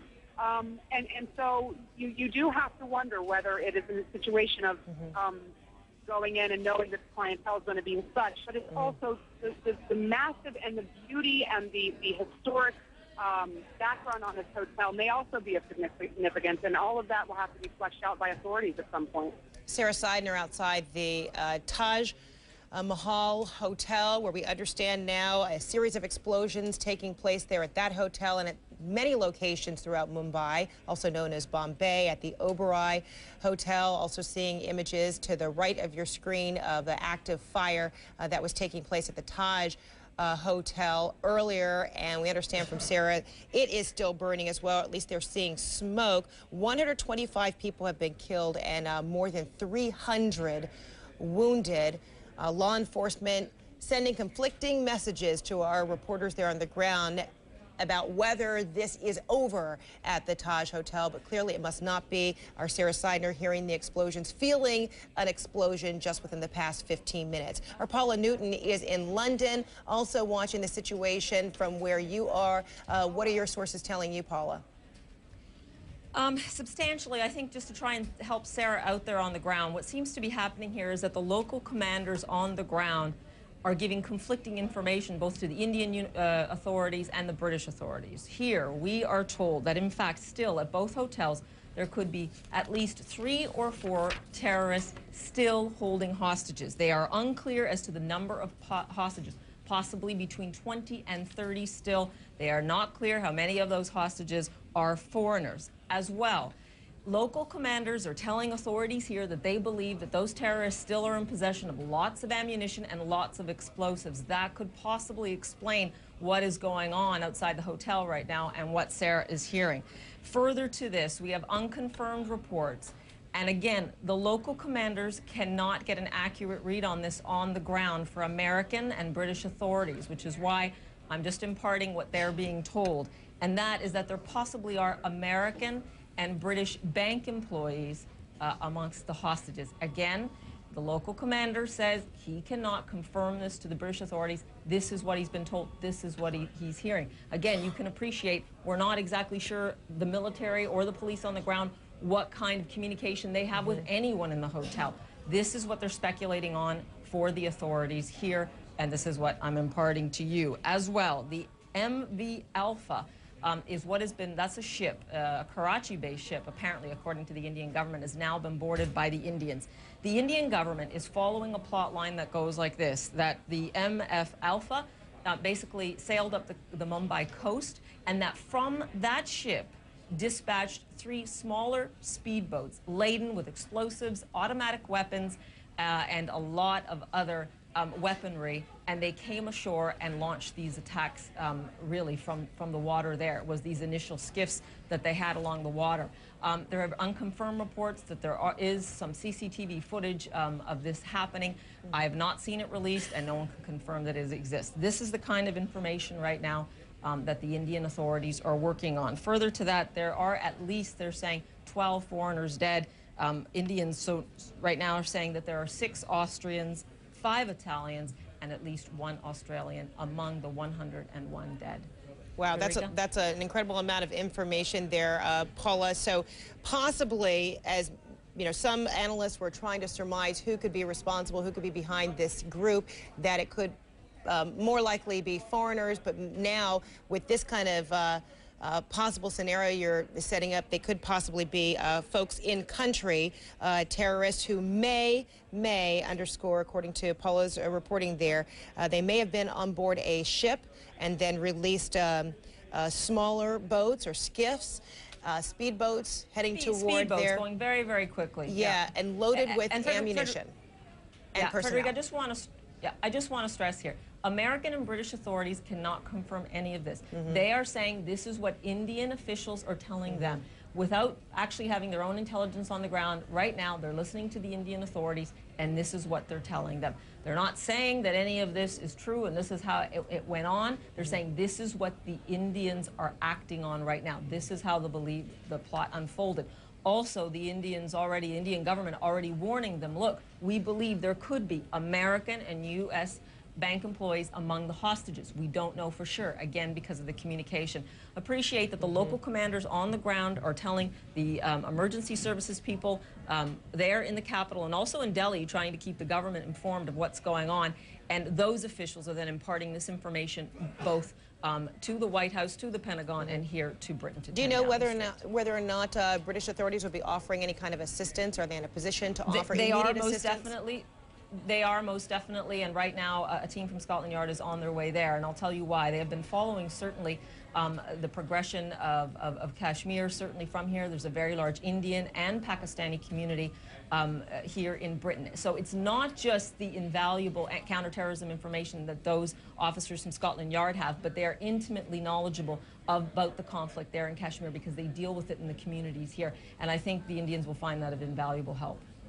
All right, Paula Newton, thanks so much from London. We're going to continue to keep you abreast of all that's taking place. A whole lot of moving parts here on what is still a very active hostage-taking, explosions taking place in Mumbai, also known as Bombay. At least 10 sites targeted throughout the day there. It is now nightfall, and you're looking at live images on the right-hand side of your screen at the Oberoi Hotel, where fire is believed to be underway on possibly the 4th floor, and as many as 30 people trapped. Much more information straight ahead here in the newsroom.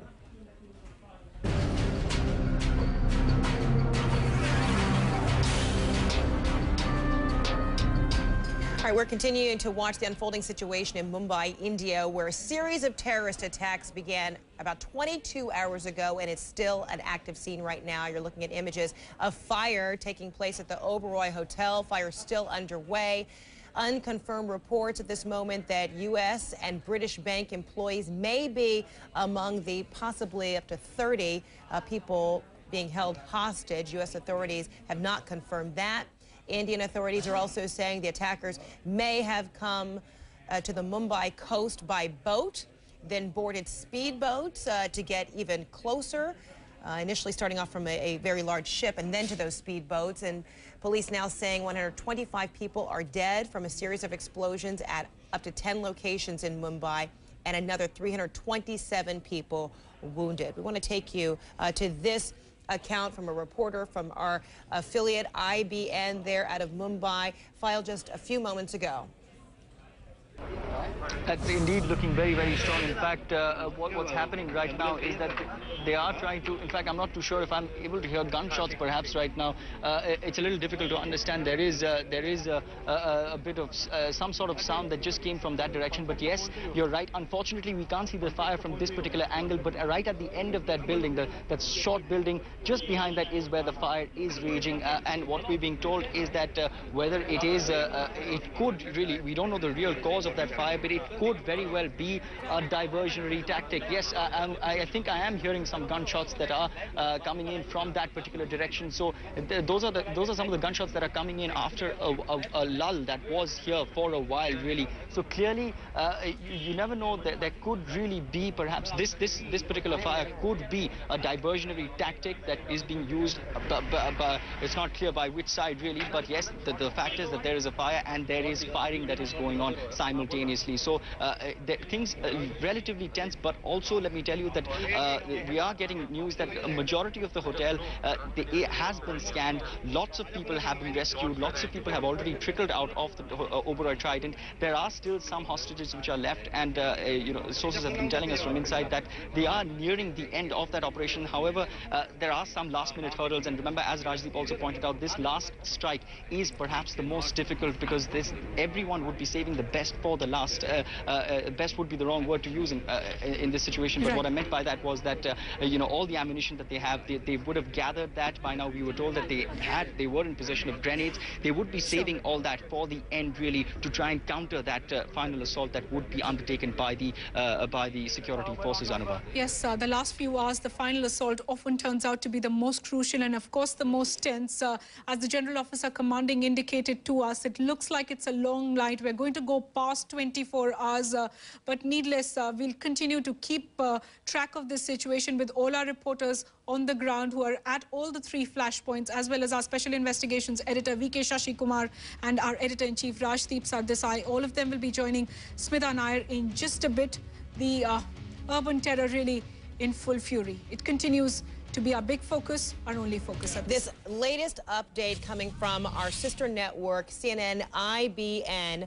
The reporters there saying that over 100 people, 125 people have been killed in these series of attacks taking place in Mumbai, and the fear right now that perhaps more explosions, more intense explosions could possibly be underway. We'll have much more on reaction from around the world, including the U.S., right after this.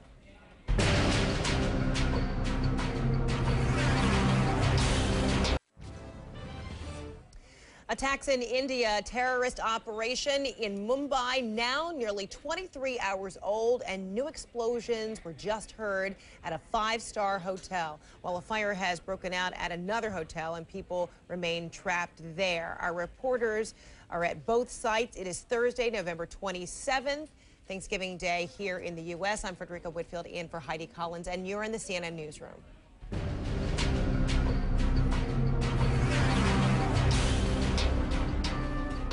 The death toll is rising in Mumbai, the Indian city formerly known as Bombay. The latest numbers, 125 people are dead, at least 327 wounded. The U.S. State Department confirms at least 3 Americans are among the injured. A previously unknown Islamic militant group has claimed responsibility for the series of attacks. India's prime minister is calling the strikes well-planned and very orchestrated. At least 10 separate sites were targeted, and hostages have been taken at several of those locations. Authorities tell CNN that the siege is over at the Taj Hotel. However, conflicting reports of that, because our reporters are saying they just felt and witnessed an explosion taking place there more than an hour later since the initial law enforcement authorities saying that it was all over. Still no evidence of that, whether the terrorists have been taken down, apprehended, or what is taking place there. Still utter chaos, essentially. You're looking at some of the latest images that have come in of what presumably were hostages that were released. Many British, American, Western clientele at these hotels where the terrorists have essentially seized. We're hoping for more explanation about what these folks may have experienced. Sarah Seidner is outside the Taj Hotel, a 105-year-old opulent hotel, a place where kings, presidents, business CEOs, and the like, and many Western tourists have been for many, many years. Sarah Seidner now joining us there outside of that hotel. Sarah? Hey, yeah. So, Frederica, we're standing right now. I'm sort of standing close to where I was telling you there was still smoke coming out, and we couldn't see any flames. Well, now I'm looking into that window, and there are flames. It is quite orange, or less of bursts of orange going on. So a fire definitely still going, yet there is no fire truck now spraying water on that area. So it looks like it's starting to burn gas inside the hotel as opposed to out where there are no people. We are still standing here wondering what is happening inside, because they still have several ambulances that are all now parked just outside the Taj Hotel, and several police vehicles that are still here, and we cannot see very far. They've now pushed us back a little bit. And we talked about, 15, 20 minutes ago, and there was an explosion here at the Taj. It was the 7th in the past 3 hours. I've been here for all of them. They all sound very similar, very loud noise, and then quiet. The birds fly off, and everything sort of quiet for a few minutes, and then people start talking again and wondering what is going on. We haven't heard is gunfire. And earlier in the day, we were hearing lots of succession of gunfire after these blasts would go off. Now we're not hearing the gunfire. We're just simply hearing that one big boom and then silence. A lot of people still standing around, watching, trying to figure out what's going on. And, everyone's hoping for it because it ends in a peaceful way, in that anyone who might be inside gets out safely. But tonight we just don't know what is happening still inside the Taj. And still no sight of any reinforcements from the Army or city police since last we spoke, roughly 30 minutes ago. No, they have not come out. Journalists have been standing out here for 20 hours trying to get something from someone, and we are all sort of pushed back. People obviously have sources, but then that starts the rumor mill. There have been a lot of rumors flying, a lot of misinformation coming, through the media. And so it really is kind of a confusing thing. Not unusual. I have to tell you, the past explosions have happened, for example, in Delhi, in Ahmedabad, in Jaipur. In past explosions, we've had the problem of one person, one commander saying one thing, and maybe, someone else, a lieutenant, saying something else. And so you get these conflicting numbers of people who have been killed, conflicting numbers of people injured, and conflicting information as to whether it's over or has been taken care of or not. So it is not all that unusual for that to be the case in these kind of scenes. And obviously this has never happened on this scale before in Mumbai, and that is what authorities are saying.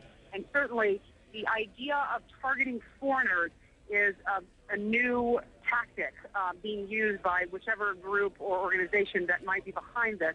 The idea of looking specifically for those with American and British passports is a new thing, basically here on Indian soil. Frederica? And Sarah, just to recap on that point, earlier when all of this transpired, you did a great job explaining how these armed folks just kind of came into the Taj Hotel, for example. People were poolside. They just opened up fire, and then the hotel tried to be as proactive as possible by telling residents of the hotel to stay in their rooms, and they gave them a list of instructions what to do to be safe. Can you run us through that again?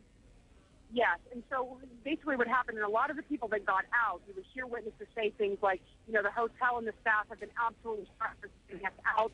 They were very calm, but they said, look, this is what you do.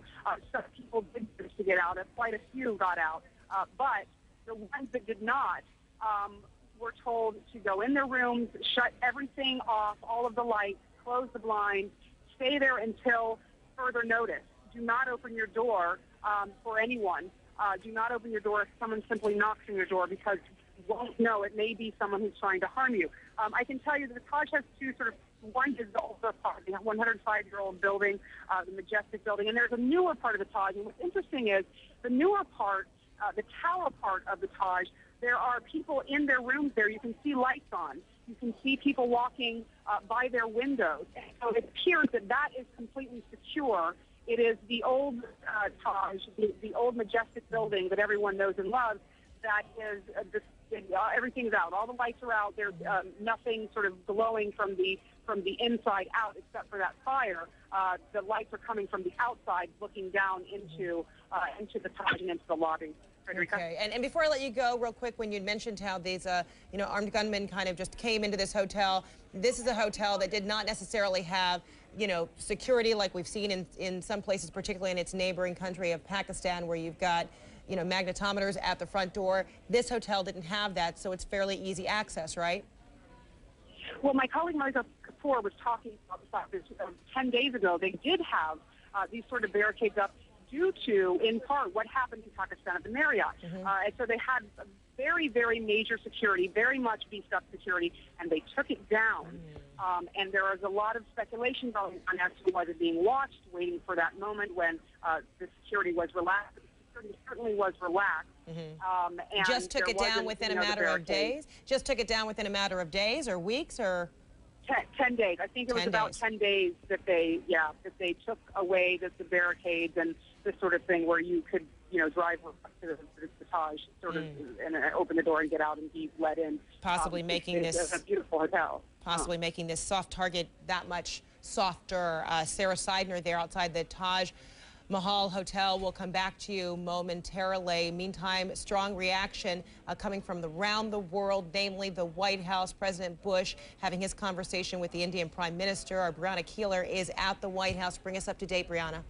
Well, Fred, we've learned that President Bush was able to get on the phone this morning with Prime Minister Manmohan Singh. According to White House Press Secretary Dana Perino, he expressed condolences to the victims of the terror attacks in Mumbai, India, and solidarity with the people of India. And she went on to say that the president offered support and assistance to the government of India as it works to restore order, provide safety to its people and comfort to the victims and their families, and investigate these despicable acts. I should mention President Bush is not at the White House today. He's actually at Camp David, spending the Thanksgiving holiday with friends and family today. But of course, he's keeping an eye on the situation. And according to the White House, he's getting regular updates. The White House also said that last night, the National Security Council, these are the president's top national security advisors, they convened with officials from the State Department and the Defense Department, as well as counterterrorism and intelligence officials to talk about the situation in India, Fred.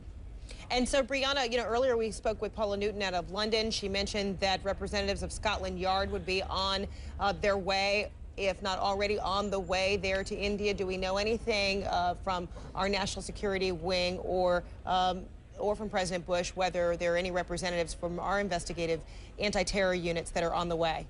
No, we don't know at this point. What we know generally is that the U.S. has offered its support. In what form is that going to come? We don't necessarily know, especially in light of my colleague, State Department correspondent Zain Verji, reporting that Westerners and Americans are among the injured over there in Mumbai, India. We don't know if this is going to change the situation in terms of an investigation. It's obviously a very fluid situation, but the offer is there on the table. As we understand it, India has not taken up that offer, but it's apparently not unusual considering how quickly things are developing, Fred. All right, Brianna Keeler at the White House, thanks so much. Appreciate it. All right, well, the president-elect is also denouncing these attacks in India. His chief national security spokeswoman issued this statement saying, quote, President-elect Obama strongly condemns today's terrorist attacks in Mumbai, and his thoughts and prayers are with the victims, their families, and the people of India. These coordinated attacks on innocent civilians demonstrate the grave and urgent threat of terrorism. The United States must continue to strengthen our partnership with India and nations around the world to root out and destroy terrorist networks. We stand with the people of India, whose democracy will prove far more resilient than the hateful ideology that led to these attacks. That coming from the office of the president-elect. And of course, you heard the sitting president and his comments coming from the White House as well. All right, so who might be behind these Mumbai attacks, and how well have Indian authorities been able to respond? Our international security correspondent, Paula Newton, will be answering those questions coming up.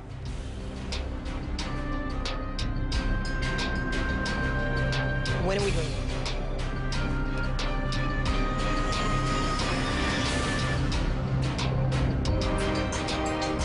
All right, more than 20 hours now after 10 separate locations in Mumbai were targeted. There were explosions, there was hostage taking, and even fires. Now the situation remains tenuous. 10 targeted locations, including hospitals, a train station, and 2 hotels. You're looking at images right now on your screen to the, well, actually both sides. There's the Oberoi Hotel, which right now an active fire is underway. We understand that 30 people are trapped. And we also have some of the latest images now taking place outside of the Taj Mahal Hotel there on the right of your screen. There, we understand from our own reporting on the ground there, Sarah Seidner, as well as our sister network CNN, IBN, reporting that an explosion was heard and felt less than 30 minutes ago, and there continue to be eruptions of gunfire taking place. We understand that hostages include Americans, perhaps even Britons, and we also understand that law enforcement is quite taxed. It doesn't appear as though, according to the reporting on the ground, that they have enough reinforcement to tackle what is a massive, colossal event there for Mumbai, India, also known as Bombay. lots of questions being asked around the world. Who is responsible for this, and how was this sophisticated attack able to be carried out? Our CNN international security correspondent Paula Newton joins us live now from London. You gave us some incredible information last hour talking about the height of the sophistication of this, and that possibly it could have been carried out, unconfirmed reports, by terrorists who used boats in which to begin this attack. Yeah, I mean, I caution again that this is what the Indian government is briefing governments, including the U.S. and Britain around the world about. And according to the Indian government, they believe that what happened here is that this attack was launched from the water. I remind everyone that the Taj that we're looking at is right along the water. Literally, if you're looking over the window, you're looking over the causeway there.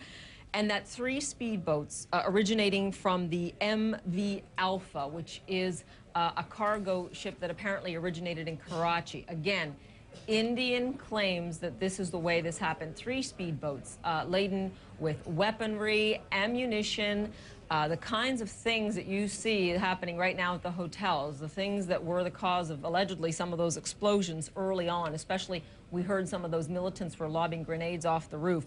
They say this all originated off the water. Right now, the Indian Navy has boarded that ship, and they say they continue to question the crew. Add to that, that as of about an update that authorities here had almost 2 hours ago, that the situation on the ground, the way the Indian authorities imparted it to them, was that in both situations at both hotels, they did not see this situation resolving itself at the end of this day. The reason, they still believe that there are at least 3 to 4 terrorists holding hostages in both hotels, and that they still have significant ammunition and weaponry to carry out those attacks. I heard Sarah say it before, and she's absolutely right. The British authorities don't know what to make of this information. She's getting conflicting information from commanders on the ground. It gives you some sense of what the commanders there are dealing with on the ground. They can't sort this out, but they thought that perhaps a lot of the explosions and the gunfire that we're hearing recently kind of tends to the point that the briefing that we had 2 hours ago is still pretty much accurate, and that this continues to be a very tense situation at both hotels, and that there is still a lot of gunfire, explosions, a lot of things that are unexplained right now, including how many more hostages are left. Now, if I go back to the fact that the British authorities would have been briefed on this more than about 2 hours ago now, almost 2 hours ago, they're still saying that in total there would be upwards of 50 hostages still between those 2 hotels, and that possibly they have unconfirmed reports from the commanders on the ground that there could be American and British bank employees among the hostages. Now, you have to take all of this with a grain of salt. We certainly have not heard from any American or British banks saying that they have any employees missing, and we have not had any eyewitness testimony to that effect. So we're just waiting to try and put some flesh on the bones of this story, but I can tell you this is what British authorities were told from local commanders on the ground there. Frederica? And tenuous on so many levels, complicated investigation underway, difficult to sort out all these pieces because, as you underscored there, Paula, the conflicting information.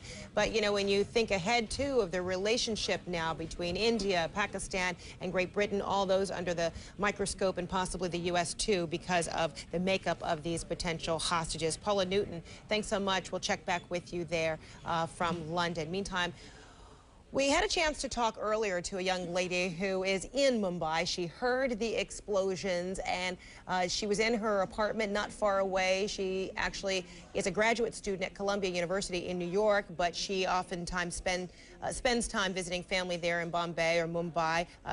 Samitri Mundra is with us again.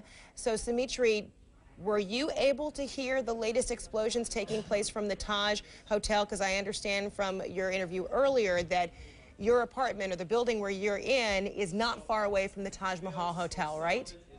That's correct, Frederica. I didn't hear the latest explosion. There's just been a little bit of pickup in the commotion outside, so there's been some noise on the street, and it's sort of difficult to distinguish the noises sometimes, you know, where they're originating from. And I'm closer to the Oberoi Hotel than I am to the Taj Mahal Hotel. So I didn't identify anything particularly as an explosion in the last hour or so. So are you able to see the fire that is still underway there at the Oberoi Hotel? Yeah, I can see, well, now it's dark, so I can't see much, but before I could sort of see some smoke billowing, you know, up above the rooftops. I'm up on the 6th floor over here, so if I got up on the roof, I could probably see everything, but I don't think I'm going to risk that. So how concerned are you about your own personal safety, your family's safety, simply because of the proximity of where you are to these two hotels? There have been explosions heard and felt, as well as gunfire that apparently has also been heard just within the last few minutes there at the Taj Hotel. There's definitely concern. I mean, we're taking whatever precautions we were advised to by the police via the local news. You know, we've stayed indoors all day. We haven't left our apartment in 24 hours. You know, keeping away from windows, keeping doors locked, and, you know, not venturing out, of course, after dark. So we're doing everything that we can. We're trying not to panic or, you know, participate in any kind of hysteria, just following the instructions that we were given and, you know, keeping an eye on the news to see what's going on.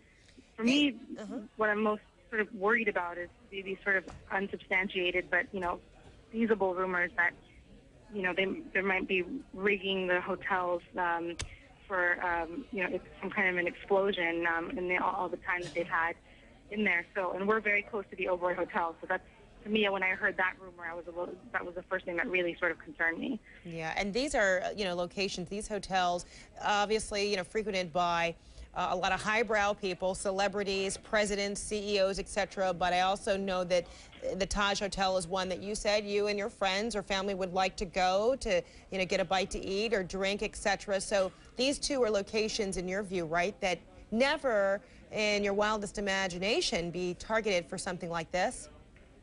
No, not at all. It's you know, it's really sort of surreal to see all of this happening. Not only are these two, you know, the oldest and most historic hotels in Bombay, but you know, they're places that my friends and I spend all of the time. And I jog by the Oberoi every morning on my morning jog. I have breakfast there at least once a week. I have drinks or dinner at either the Oberoi or the Taj at least twice a week when I'm in Bombay, and I've never felt unsafe, and it's scary to think that what's going on over there now. Very scary. Samitri Mundra, thanks so much. A Columbia University student out of New York, however, visiting a family there in Mumbai and just happened to be witness to the explosions, the fires taking place there, not far away from where she's staying right now on a 6th floor. Thanks so much and continue to be safe. We'll have much more on this tragedy unfolding in Mumbai.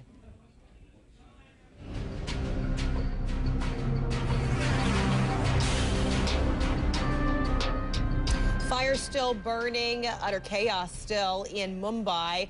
2 hotels among the 10 sites targeted by suspected terrorists who have unleashed explosions and gunfire. We understand 125 people have been killed and more than 327 people injured just in the past 20 hours there in Mumbai. And we also understand now that 3 or 4 terrorists may still be holding hostages, and we understand from our reporting there on the ground that there could be up to 50 people who are being held against their will, some of whom may be Americans and some of whom may be British as well. The 2 hotels, you're looking at the Oberoi Hotel, which is a 5-star hotel there in Mumbai, often frequented by a number of business people and Western tourists. Fire still underway at that building. Meantime, a few blocks away to the east would be the Taj Mahal Hotel, a majestic 105-year-old hotel also frequented by a number of presidents and CEOs and top world officials.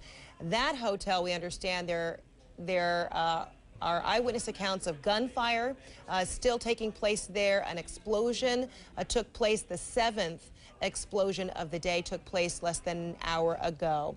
And then we understand that we're just now getting new images of Prime Minister Singh who is visiting one of the locations that was targeted by these terrorists. There were 10 locations in all, and that included the 2 hotels that I mentioned, as well as at least 2 hospitals. When we have that picture, we'll be able to bring that to you. Apparently, he went to one of the hospitals that was targeted. There are a number of people that are injured there and also being treated, and Prime Minister Singh has been to that hospital to visit. He's also received correspondence from President Bush as well. President Bush saying that the United States continues to offer support to India. U.S. State Department correspondent Zain Verjee is in New York, and she's been working her sources. Very tenuous situation diplomatically, and of course very difficult to get a grasp of what has taken place there in Mumbai, and to determine, really, because of conflicting reports, Zain, whether indeed authorities feel like they have a handle of things at all. Really difficult at this critical stage when the situation is developing so quickly and there are still so many question marks to really get a grip and a handle on the situation, and importantly for the State Department and officials on the ground to make sure that the Americans there are okay. What we're learning from the State Department is that at least 3 U.S. citizens have been injured. We don't know the circumstances of the injuries or whether they're very serious, whether they're minor. There are a lot of question marks there too. We don't know whether any Americans have been taken hostages or any have been killed. There is a possibility that that could be the case, but we just really don't know at this point, simply because of the kind of situation that we are dealing with. Importantly, too, the State Department is saying to any Americans there listening on the ground, to local news media, they're advising them to listen closely and take their advice, to be very careful about going out, to stay in if necessary, and if they do need to go out, vary their routes a little bit, be a lot more vigilant if they see any suspicious packages, see anyone suspicious, to raise questions about that. The State Department is saying that they're ready to help if the Indian government needs it. The consular services are staying open this Thanksgiving Day if anyone needs emergency passports and needs to travel because they've been lost in all this chaos. They're also advising all Americans around the world not to travel to Mumbai for the next 48 or 72 hours. Federica? All right, Zain Verjee, thanks so much from New York. Appreciate it. U.S. State Department correspondent. Our Jim Clancy is also working his sources from our international desk here at CNN, trying to get more information on what's taking place. And Jim, we've been underscoring it's difficult because there's so much conflicting information coming from not just the Indian Army, but law enforcement on the ground. And a lot of the commanders are apparently telling U.S. as well as British authorities different things. Well, you know, and there's going to be confusion in a case like this. I think that it's good. The reports we're hearing are saying that they've slowed down these sieges out of concern for the lives of the hostages. That's good news. It's got to be good news. Let the Indian police do their job. I don't think we should be worried about how fast they're funneling information to us. But I can tell you, I've talked with people in Mumbai just moments ago. I talked to a stenographer, Dina Mehta, and she was telling me the mood of people in the city. She said, it's all quiet. Everybody's quiet, but there's a seething anger, an anger at the attackers because they have attacked the cultural heritage of the city of Mumbai. They have attacked the Oberoi Hotel built in 1901. It was a cultural icon for the people. It represented the image of their city. They're not happy about that, but they're quietly staying at home. They're waiting and they're watching. If you go on Twitter, and you go to the topic Mumbai, you'll find people talking about donating blood at the hospitals. You'll find people that are publishing and volunteering. We'll help type up the lists of those people that are known to be dead, those people that are known to be wounded, what hospitals they're in. People are pulling together in Mumbai right now, and that's a very significant thing that we see unfolding here. At our own international desk, I mean, people have obviously been going around the clock here as we try to cover this story. And one of the things that Dina told me is, most Indians in the city of Mumbai, many of them just still locked down, doing nothing but watching television minute by minute, trying to understand what is going on. Sadly, this isn't over yet. Yeah, I was going to say partly that has to be fear, too, because you know, it's unclear exactly who these terrorists are targeting. Yes, we know that at those 2 hotels where a number of Westerners stay, that those Westerners have been targeted. But I'm sure a lot of people who live there feel like they want to stay indoors because they're not sure if they're going to be victimized either. Well, and they don't want to add to the problems. The sense that I got in my phone conversation was that really it's in anger and people don't know what to do. They're frustrated with the politicians. They believe that they've come to Mumbai for their own purposes, for their own popularity, that there's nothing that they can do, that whatever needed to be done should have been done before these attacks. Not now. Very unsettling. Thanks so much, Jim Clancy at our international desk, continuing to watch the sources that are calling in. He's calling his sources and a lot of the feeds that are coming in from around the world, particularly in that region. We're getting great help from our sister station, CNN IBN as well. Meantime, out of Washington, we're hearing from our Kelly Arena, who's checking on her sources. Still unclear, Kelly, whether Americans are among the dead. However, from the U.S. State Department, they are revealing that 3 American citizens may be injured. That's right, which opens up the question of U.S. involvement. And here's how that works. If American citizens are injured or killed by a terrorist group, the FBI can open a case based on the extraterritorial laws regarding terrorism. Now, opening a case does not mean that the FBI can operate in India unless it's asked or invited by the country. And both the United States and Britain have offered help. The U.S. offer of FBI or other assistance went through the State Department, but we have not heard back yet. And it's not surprising, Fred, because, you know, the Indian government is still in a very fluid situation.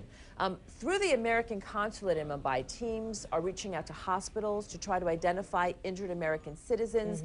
As far as fatalities, you know, we don't have any confirmed Americans, but that could change. You know, in some cases, immediate identification is going to be very, very difficult. I mean, personal items are not being kept with the bodies in the morgue. Hospital staffs are not recording nationality when they're admitting injured patients. So as you know, State Department, you know, says 3 Americans were injured. Officials tell me there are a lot of people that are calling friends or family from cell phones, giving their locations and status and passing on information. But this is a very fluid situation, and so far, you know, we do not have FBI on the ground. This remains an Indian domestic situation. All right, Kelly Arena in Washington, appreciate that. Let's go back to Mumbai. Our Sarah Seidner is there. She's been outside the Taj Mahal Hotel, a witness to the 7 explosions that have taken place there throughout the day. Sarah, what can you tell us? Okay, so there have been several more basically what sounds like shots. There may have been a grenade. Someone is saying maybe there was a sound of a grenade going off as well. So there have been several shots that have gone off, noises that sounded like firing inside the Taj. This is definitely not a done deal, a scene that is ended. It is still quite the live scene. There is still plenty going on out inside of the Taj Hotel. The crowds, they're sort of like fish in the water. Every time something happens, you see them running away, and then they swoop back. And so right now it's quiet, but we're all standing and watching because after every half an hour or so, you're hearing something going on inside of the Taj Hotel, Frederica. Yeah, and so Sarah, while we've been getting conflicting information about just how many people may be held hostage, how many terrorists there may be, etc., there at the Taj Hotel, what are you hearing about the possible number of people that are being held against their will there?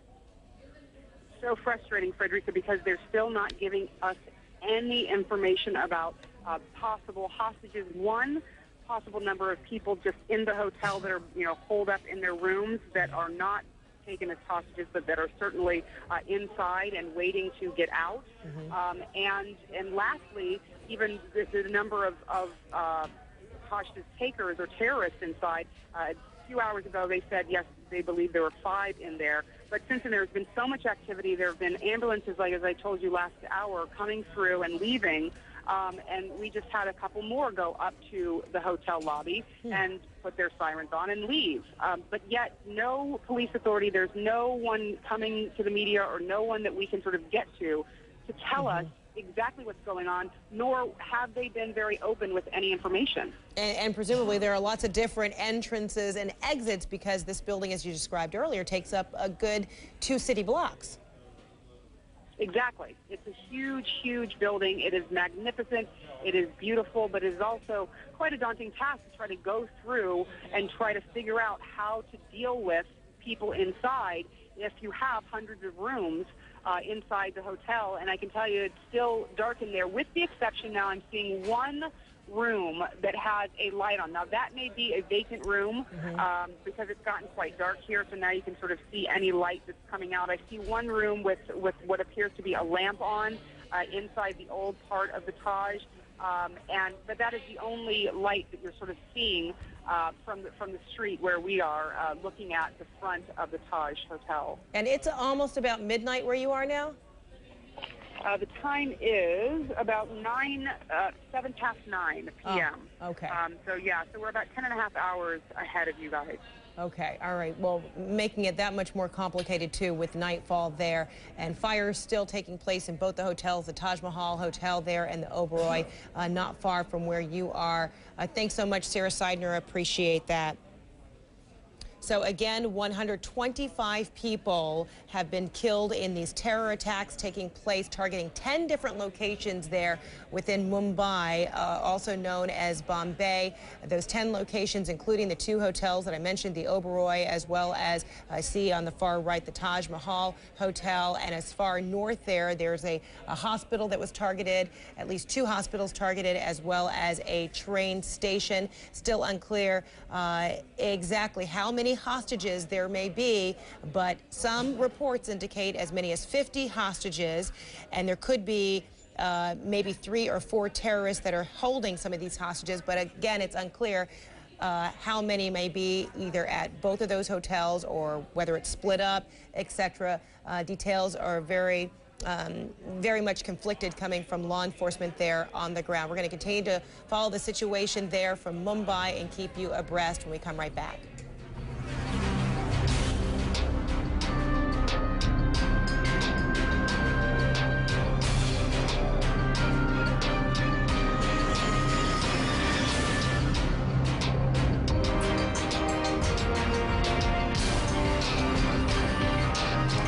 Of Mumbai under siege, a number of local people staying indoors at the warning of explosions taking place throughout the day and possibly more to be heard and felt there in the city.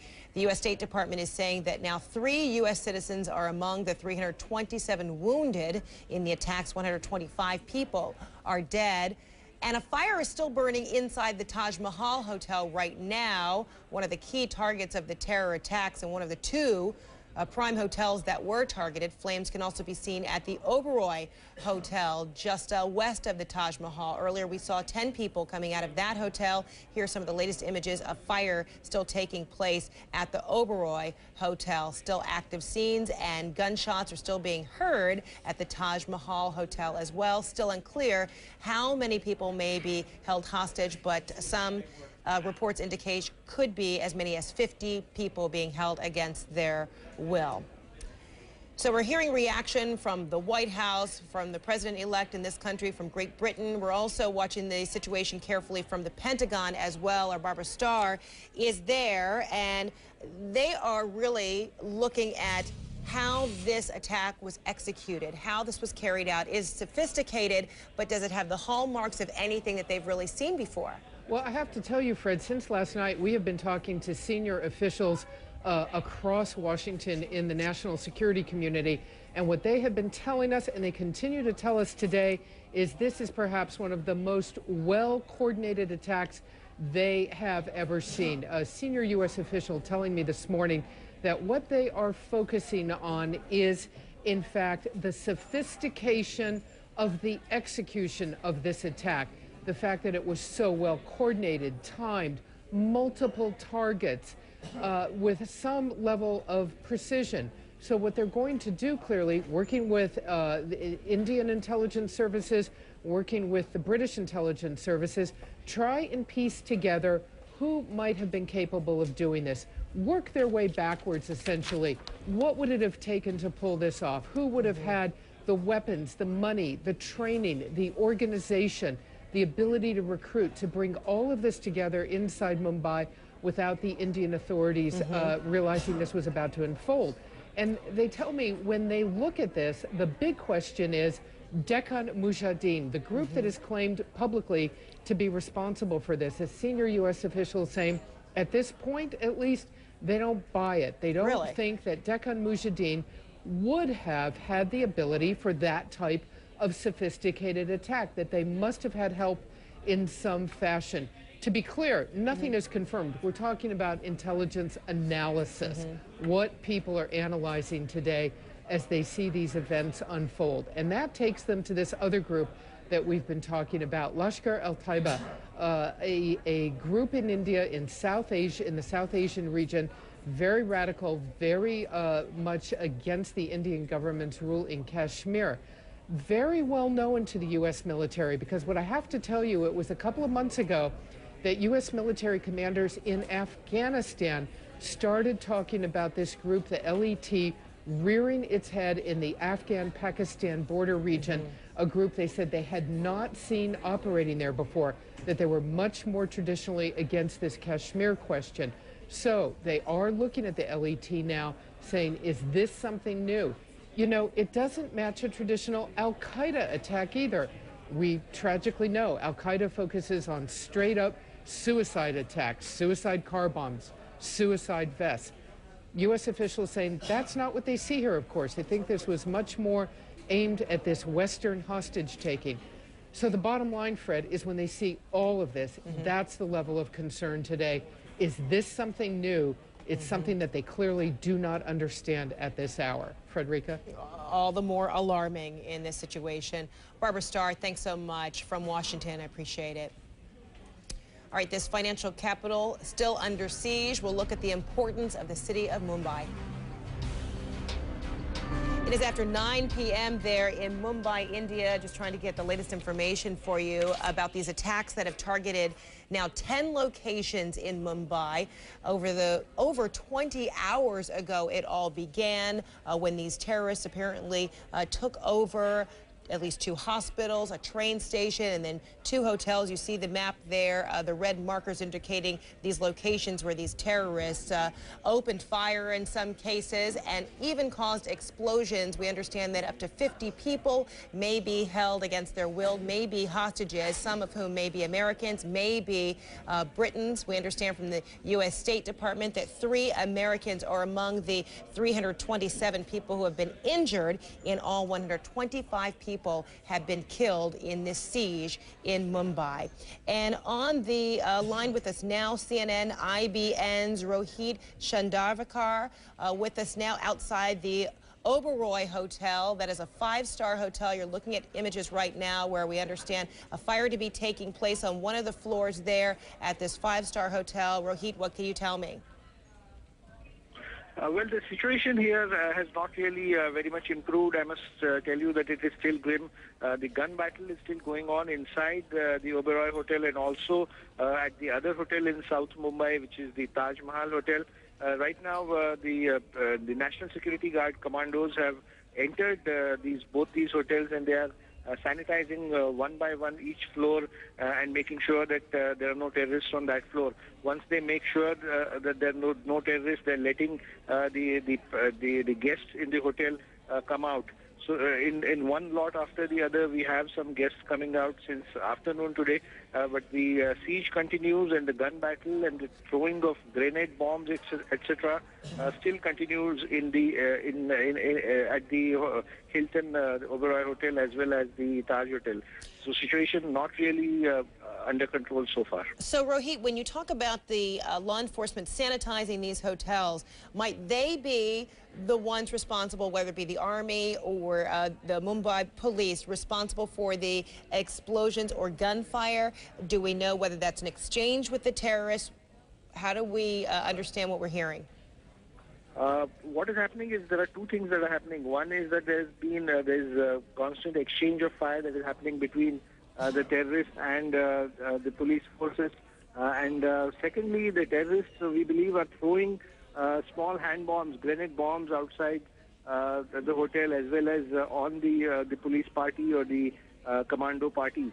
So it's both of these things happening that is leading towards chaos, and the situation really there's a lot of commotion outside these two hotels. In fact, police are finding it difficult to keep the situation under control right now.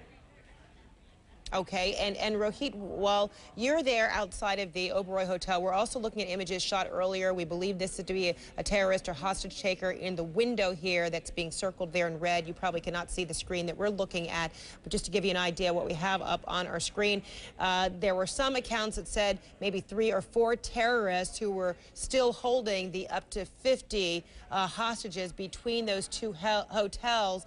Are authorities giving you any indication there at the Oberoi just how many terrorists or hostage takers they're suspected to be?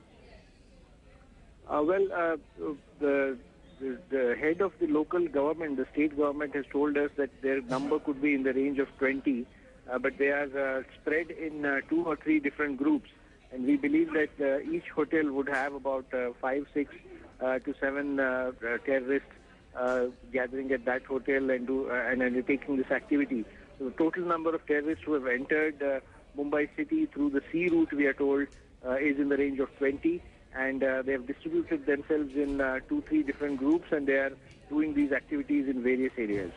Now, it's nightfall there. It's after 9 o'clock there in Mumbai, and both hotels, witnesses say they have seen fire coming from the windows from some of those rooms there. There at the Oberoi, we don't have the live picture of the building up right now, but we are showing a live picture of law enforcement outside the Oberoi Hotel. Is the fire still burning? Well, the fire is now burning at Oberoi Hotel.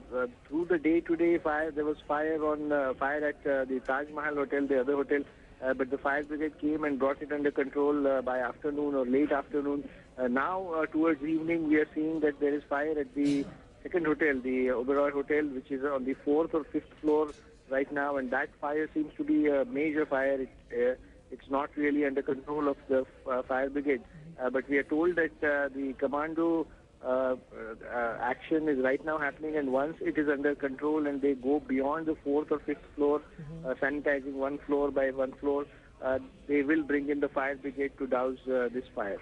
And so, Rohit, can you kind of give me your assessment of the emergency responders or the police or army there? Is it the case that the majority of them happen to be inside the hotel, and that's why there is not as much evidence of law enforcement on the exterior? Or are you seeing that there is just a lack of law enforcement being able to respond to this? Well, what I can tell you for sure is that the response time was very, very long. It took them a lot of time to bring in forces from Delhi and gather forces from around Mumbai to come to the hotel and try and put up some kind of resistance to the terrorists. The response time was in the range of 12 hours, which was very, very long. But apart from that, I can tell you that the equipment that the law enforcement agencies have is of the state-of-the-art class. There's no compromise on that front. We are also told that the training that these commandos have got is of international standard, and the operation that they will do is of some kind of an international standard. But the response time was really very, very bad. Our sister network, CNN, IBN, Rohit Shandarvakar, thanks so much for that account. We're going to continue to follow the developments here throughout the afternoon. Tony Harris is coming up next, a continuous update of what's taking place there in Mumbai. At least 2 hotels are still on fire, and we understand that hostages are still being held against their will. Law enforcement in there trying to sanitize, according to CNN, IBN there, trying to sanitize the hotels so that some of the hostages can be released. I'm Frederica Whitfield. I'll see you again tomorrow. Tony Harris is up next.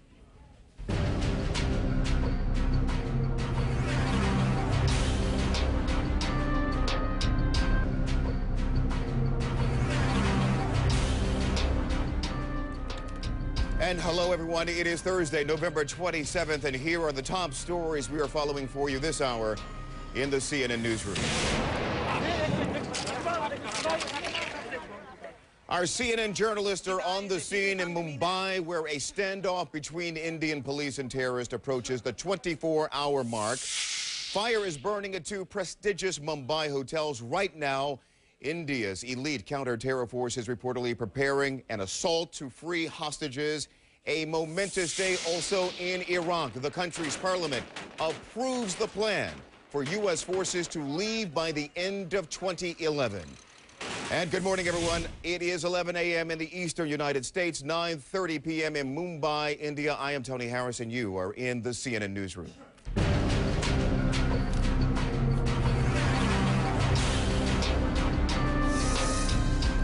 To India, and another day of terror, new explosions and gunfire as the terrorist siege of Mumbai goes on. Here is what we know right now. At least 125 people have been killed in 10 separate attacks on popular spots for Westerners. At least 327 people are hurt. Reports indicate as many as 50 people are being held hostage. President Bush is among a chorus of world leaders condemning the attacks. India's prime minister promises to find and punish those responsible. We will go after these individuals and organizations and make sure that every perpetrator, organizer and supporter of terror, whatever his affiliation or religion may be, pays a heavy price for these cowardly and horrific acts against our people.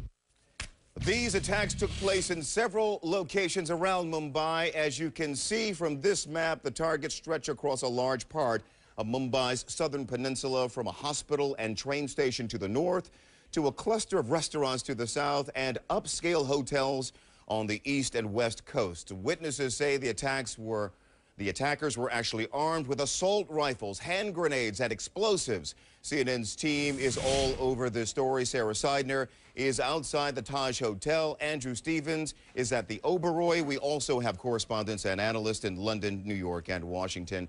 And our Ed Henry is checking with the Obama camp in Chicago. Let's get to the scene right now. It is a night there just after 9:30 p.m. Sarah Seidner has been at the Taj Hotel for several hours now. And Sarah, if you would, give us the latest. If you would, describe the scene at this hour. Tony, right now there is a window that is still showing a lot of flames within the building of the Taj Hotel, the historic 105-year-old hotel. I should tell you that just 2 seconds ago, I just got off the phone with someone who is inside the hotel. I will not give you their name or tell you what room they're in or what floor they're in, but we want to keep that private. But they're inside the hotel. They're from Chicago. They came here with their husband, their best friend, and their brother-in-law, and they're all holed up inside the hotel. They have their doors closed, locked, everything turned off so that there's no light in their room. They said they themselves definitely heard explosions. We, too, heard explosions, about 7 of them over the past couple of hours. The last one, there was a muffled sort of bang and then several gunshots. It sounded like about 10, according to them. It sounded like a gun battle. That's how they described it from within the Taj. They have been holding rooms. They are not hostages, but they're simply in their rooms, too afraid to come out. They said that they have had their door knocked on a couple of times, but they are not going up to open it. Nobody said anything when they knocked on the door. And then they looked out the little people and apparently saw men with guns walking along the corridor. And so the family has been there since this started about almost 24 hours ago with no sleep. They sound like they're holding up well, but obviously they are wondering when someone is going to come rescue them, when they can leave. And at this point, no matter what they're hearing from media sources or from sort of outside sources, they are not comfortable with going anywhere because they keep hearing these loud bangs and then what appears to be and sounds like gunfire within inside the Taj Hotel. Tony? Sarah, just a couple of questions come to mind with respect to that family holdup in that hotel. I'm just curious. I'm trying to imagine myself in that hotel, in that situation right now. How do you know?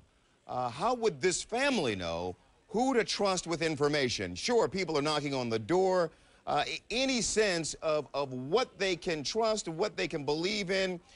any kind of communication set up between this family and someone with the hotel. The basic question is, who do you trust in this situation?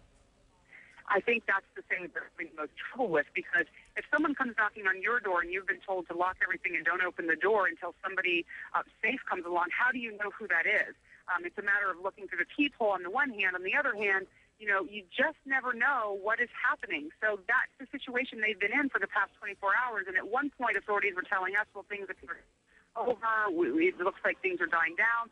Not the case. Not the case. There are still people inside this hotel that are very much on lockdown mode, and that keep hearing what we're hearing from the outside, except for much louder and for them much more frightening gunshots, 10 at a time, and this is followed by sometimes explosions, sometimes sort of muffled sound of explosions. But they said it ricochets all over the inside of this hotel, and it's terrifying to them. I guess my other thought is I'm curious, if someone's knocking at the door, you don't know whether it's the attackers, you don't know whether it's the police, even if the person on the other side of the door identifies themselves as the police. I'm wondering, we're still talking about a hotel here, so we're talking about phones. I'm just wondering, and maybe this is something, ground that you didn't cover with these folks, is there some kind of signal that has been established, maybe a phone call from someone with the hotel? There again, I don't know what you trust that would indicate to people that the coast is clear, because we do know that there are some people who have made it out of these hotels.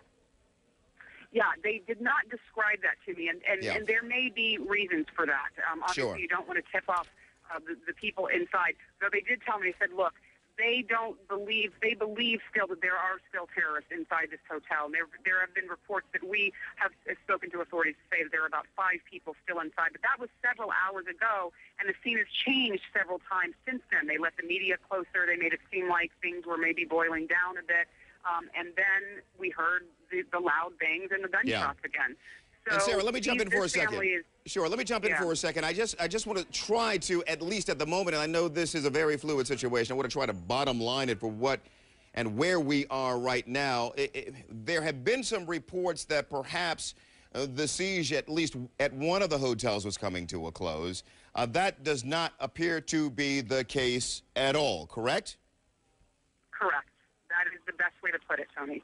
Things are still going on here. There's still a scene. We're still being cordoned off. There's still loud bangs coming from inside of the structure itself, and there's still smoke coming out of one of the windows of the 4th floor of this historic hotel.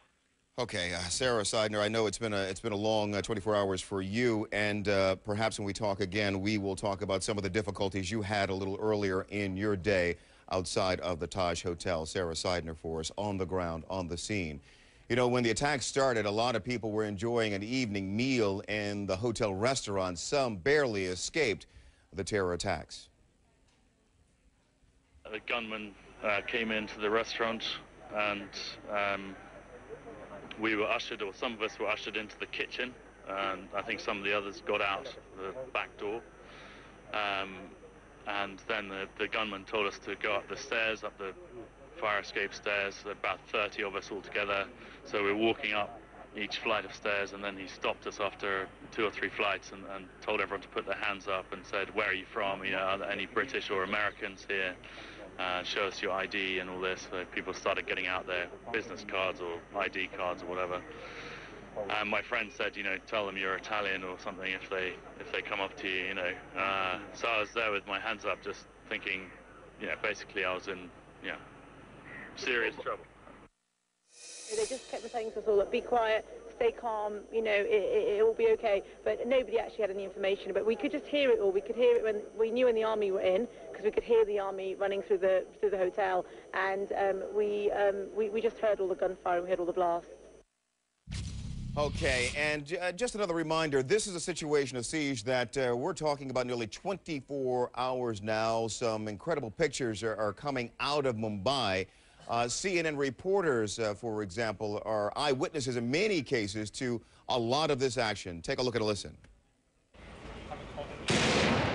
Now, we just spoke with Sarah Seidner just a moment ago. That was Sarah Seidner just a few hours ago as she was scrambling, literally scrambling to cover at the sound of gunfire, this outside of her location at the Taj hotel, and hours later, hostages, you'll see here, appearing unhurt as they were released from the Oberoi Hotel. More pictures here. Also, take a look at the pictures of the fire just billowing from the window of one of the rooms of one of the hotels there. Again, we are nearly 24 hours into the siege, and some of the pictures as we look back and always push forward on this story. Our sister network, CNN International, is heavily involved in covering this ongoing siege. Our Michael Holmes is joining us from the CNN International newsroom. And Michael, if you would, let's spend a couple of moments talking about Indian intelligence. As I've been watching the coverage on your network, on our network as well,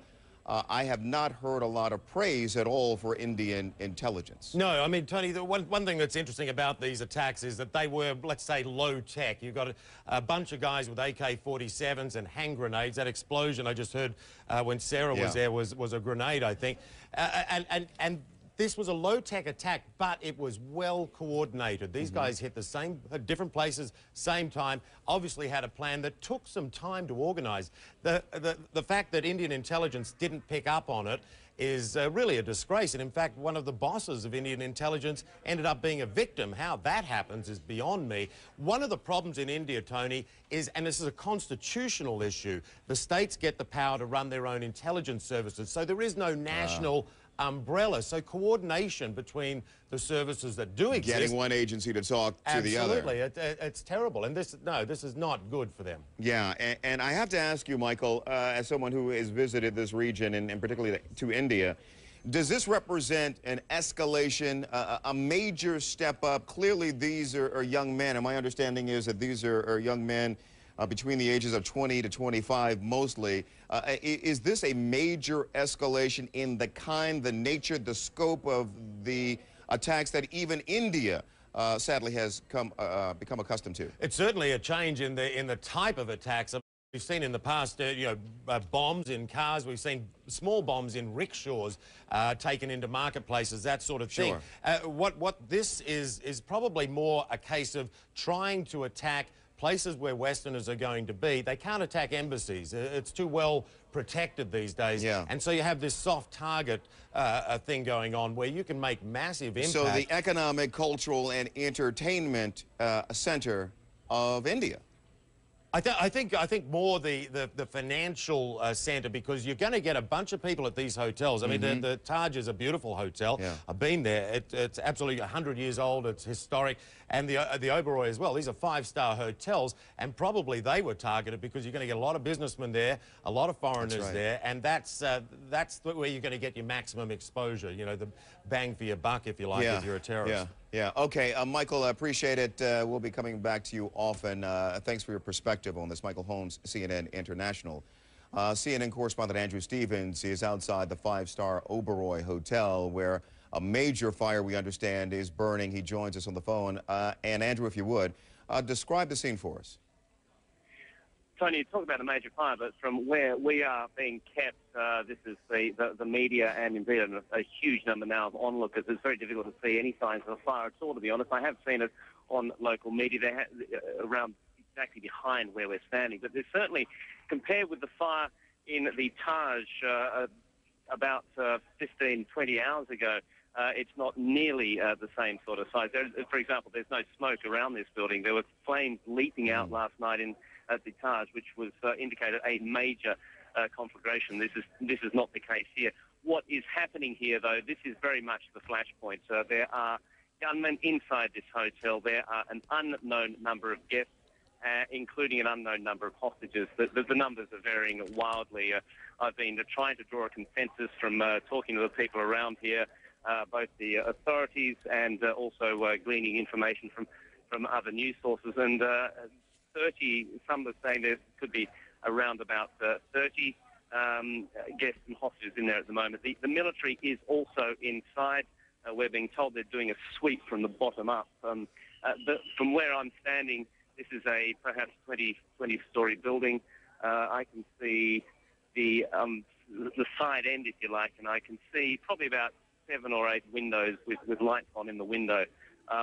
There are gunmen in there. We understand they're well provisioned. They have a lot of ammunition, a lot of weapons.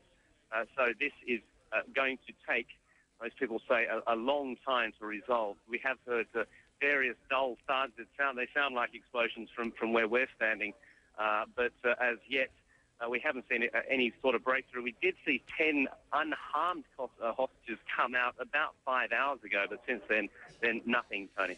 Andrew Stevens. And Andrew, when we get an opportunity to speak again, we would love for you to take us back in time 15, 20 hours. My understanding is that you were a guest at the Taj and actually trying to get back to the hotel when the siege, the attacks began. But we'll discuss that the next time we get an opportunity to speak. Andrew Stevens for us outside of the Oberoi Hotel in Mumbai.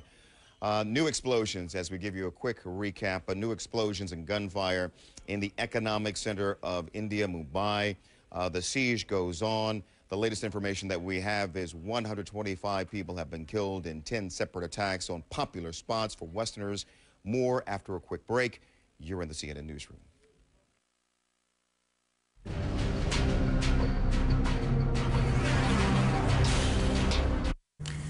One explosion practically knocked me off my feet, the first big one, and that's when I started getting calls saying there's an explosion on the roof. I was on the phone call, and I was standing, everything shook around me. So that was very, very scary. Can you imagine? Fire, explosions, and gun battles. It is day 2 of a terrorist siege on India's commercial capital, Mumbai. Here's what we know. At least 125 people have been killed in 10 separate attacks on popular spots for Westerners. At least 327 people are hurt. As many as 50 people are being held hostage. President Bush is among a chorus of world leaders condemning the attacks. India's prime minister headed to Mumbai, promising to find and punish those responsible. President-elect Barack Obama is watching the situation in India from his home in Chicago, where he and his family are celebrating Thanksgiving. A White House correspondent, Ed Henry, is with the transition team. And Ed, good morning to you. What has been the reaction from the president-elect? Well, as you said, Tony, he was expecting to just be having a quiet day at his residence here in Chicago. Instead, late last night and all day today, he's getting updates from his national security staff, trying to keep up on the situation up to the minute. And in fact, he's getting information from the very top of the Bush administration. Secretary of State Condoleezza Rice among the officials who briefed Barack Obama last evening and pledged that the Bush administration would keep him and his staff in the loop during this crisis.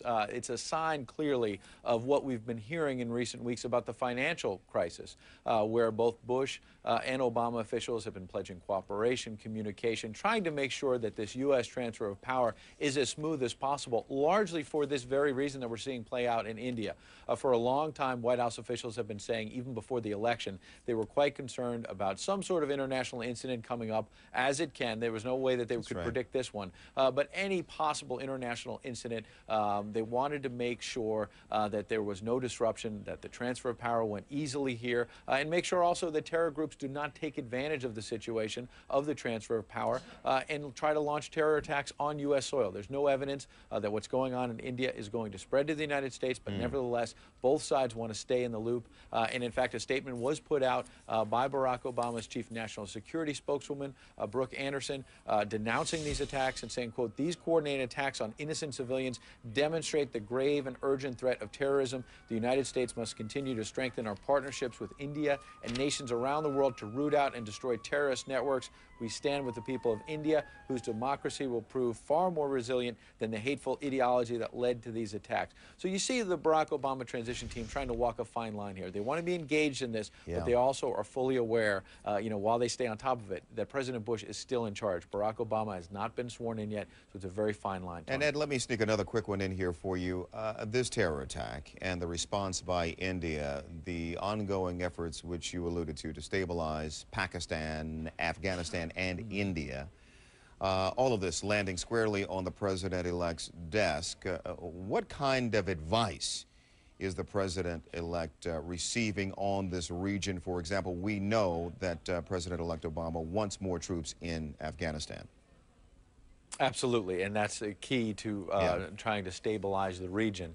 not just Afghanistan itself. And you've been hearing a lot of our analysts like Peter Bergen saying this morning, you know, that this is not just about Afghanistan and Pakistan anymore. Now this is obviously, this extremism spreading to India. That makes South Asia much more volatile. And I think obviously what the first thing Barack Obama wants to do is to take all this in, not rush into anything. Again, he hasn't been sworn in yet, and take this step by step. But as you know, this week has been all about economic security, rolling out his money team, if you will, here in Chicago. And he's going to be rolling out his national security team next week.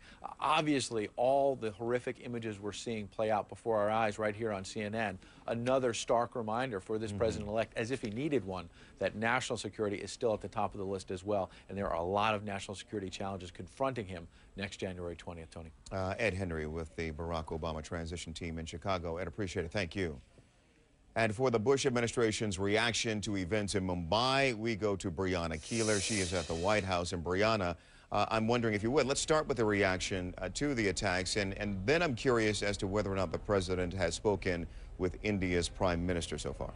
Yeah, he has spoken with India's Prime Minister Manmohan Singh, offering condolences, offering support and assistance to India, not only in restoring order, Tony, but also investigating exactly how these terror attacks occurred. President Bush, of course, not here at the White House. He's at Camp David with family and friends for this Thanksgiving holiday. But of course, it's become a bit of a working holiday. He is keeping an eye on the situation in Mumbai. He is getting regular updates on the situation there, according to the White House. And the White House says that last night, President Bush's top national security advisors, the National Security Council, they convened with a number of officials from the Bush administration, counterintelligence officials, or pardon me, counterterrorism officials, intelligence officials, as well as officials from the state and defense departments to talk about the terrorist attack in India, Tony. And Brianna, any reaction? I want to change gears a bit here because this is a big story. Any White House reaction to the Iraqi government, the parliament, allowing U.S. troops to stay in Iraq for 3 more years? Yeah, there is. President Bush put out a paper statement today basically saying, you know, that this is, of course, a good thing, but he credited the surge as well as the courage of Iraqi citizens for really paving the way and setting the conditions for the Iraqi parliament to come to this agreement, which has really been quite some time in the making.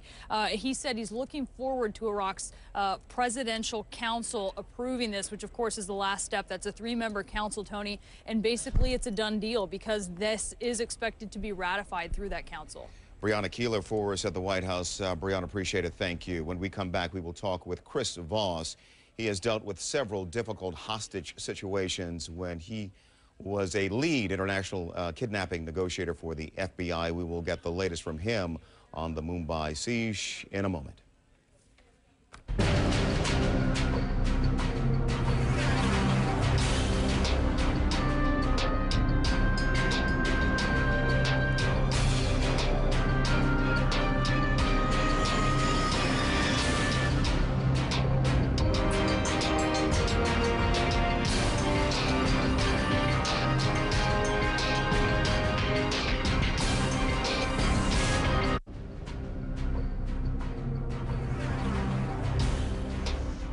There was smoke everywhere, and the only option I had was just to run down this atrium where I guess a lot of the gunfire had gone on, and I passed bodies and people with bullet wounds, and I guess an old man that had passed out from the flames. It's just like something out of a movie. I don't think you ever imagine anything like that to happen. I guess the main thing is that just I thought it was going to end, and it just never ended.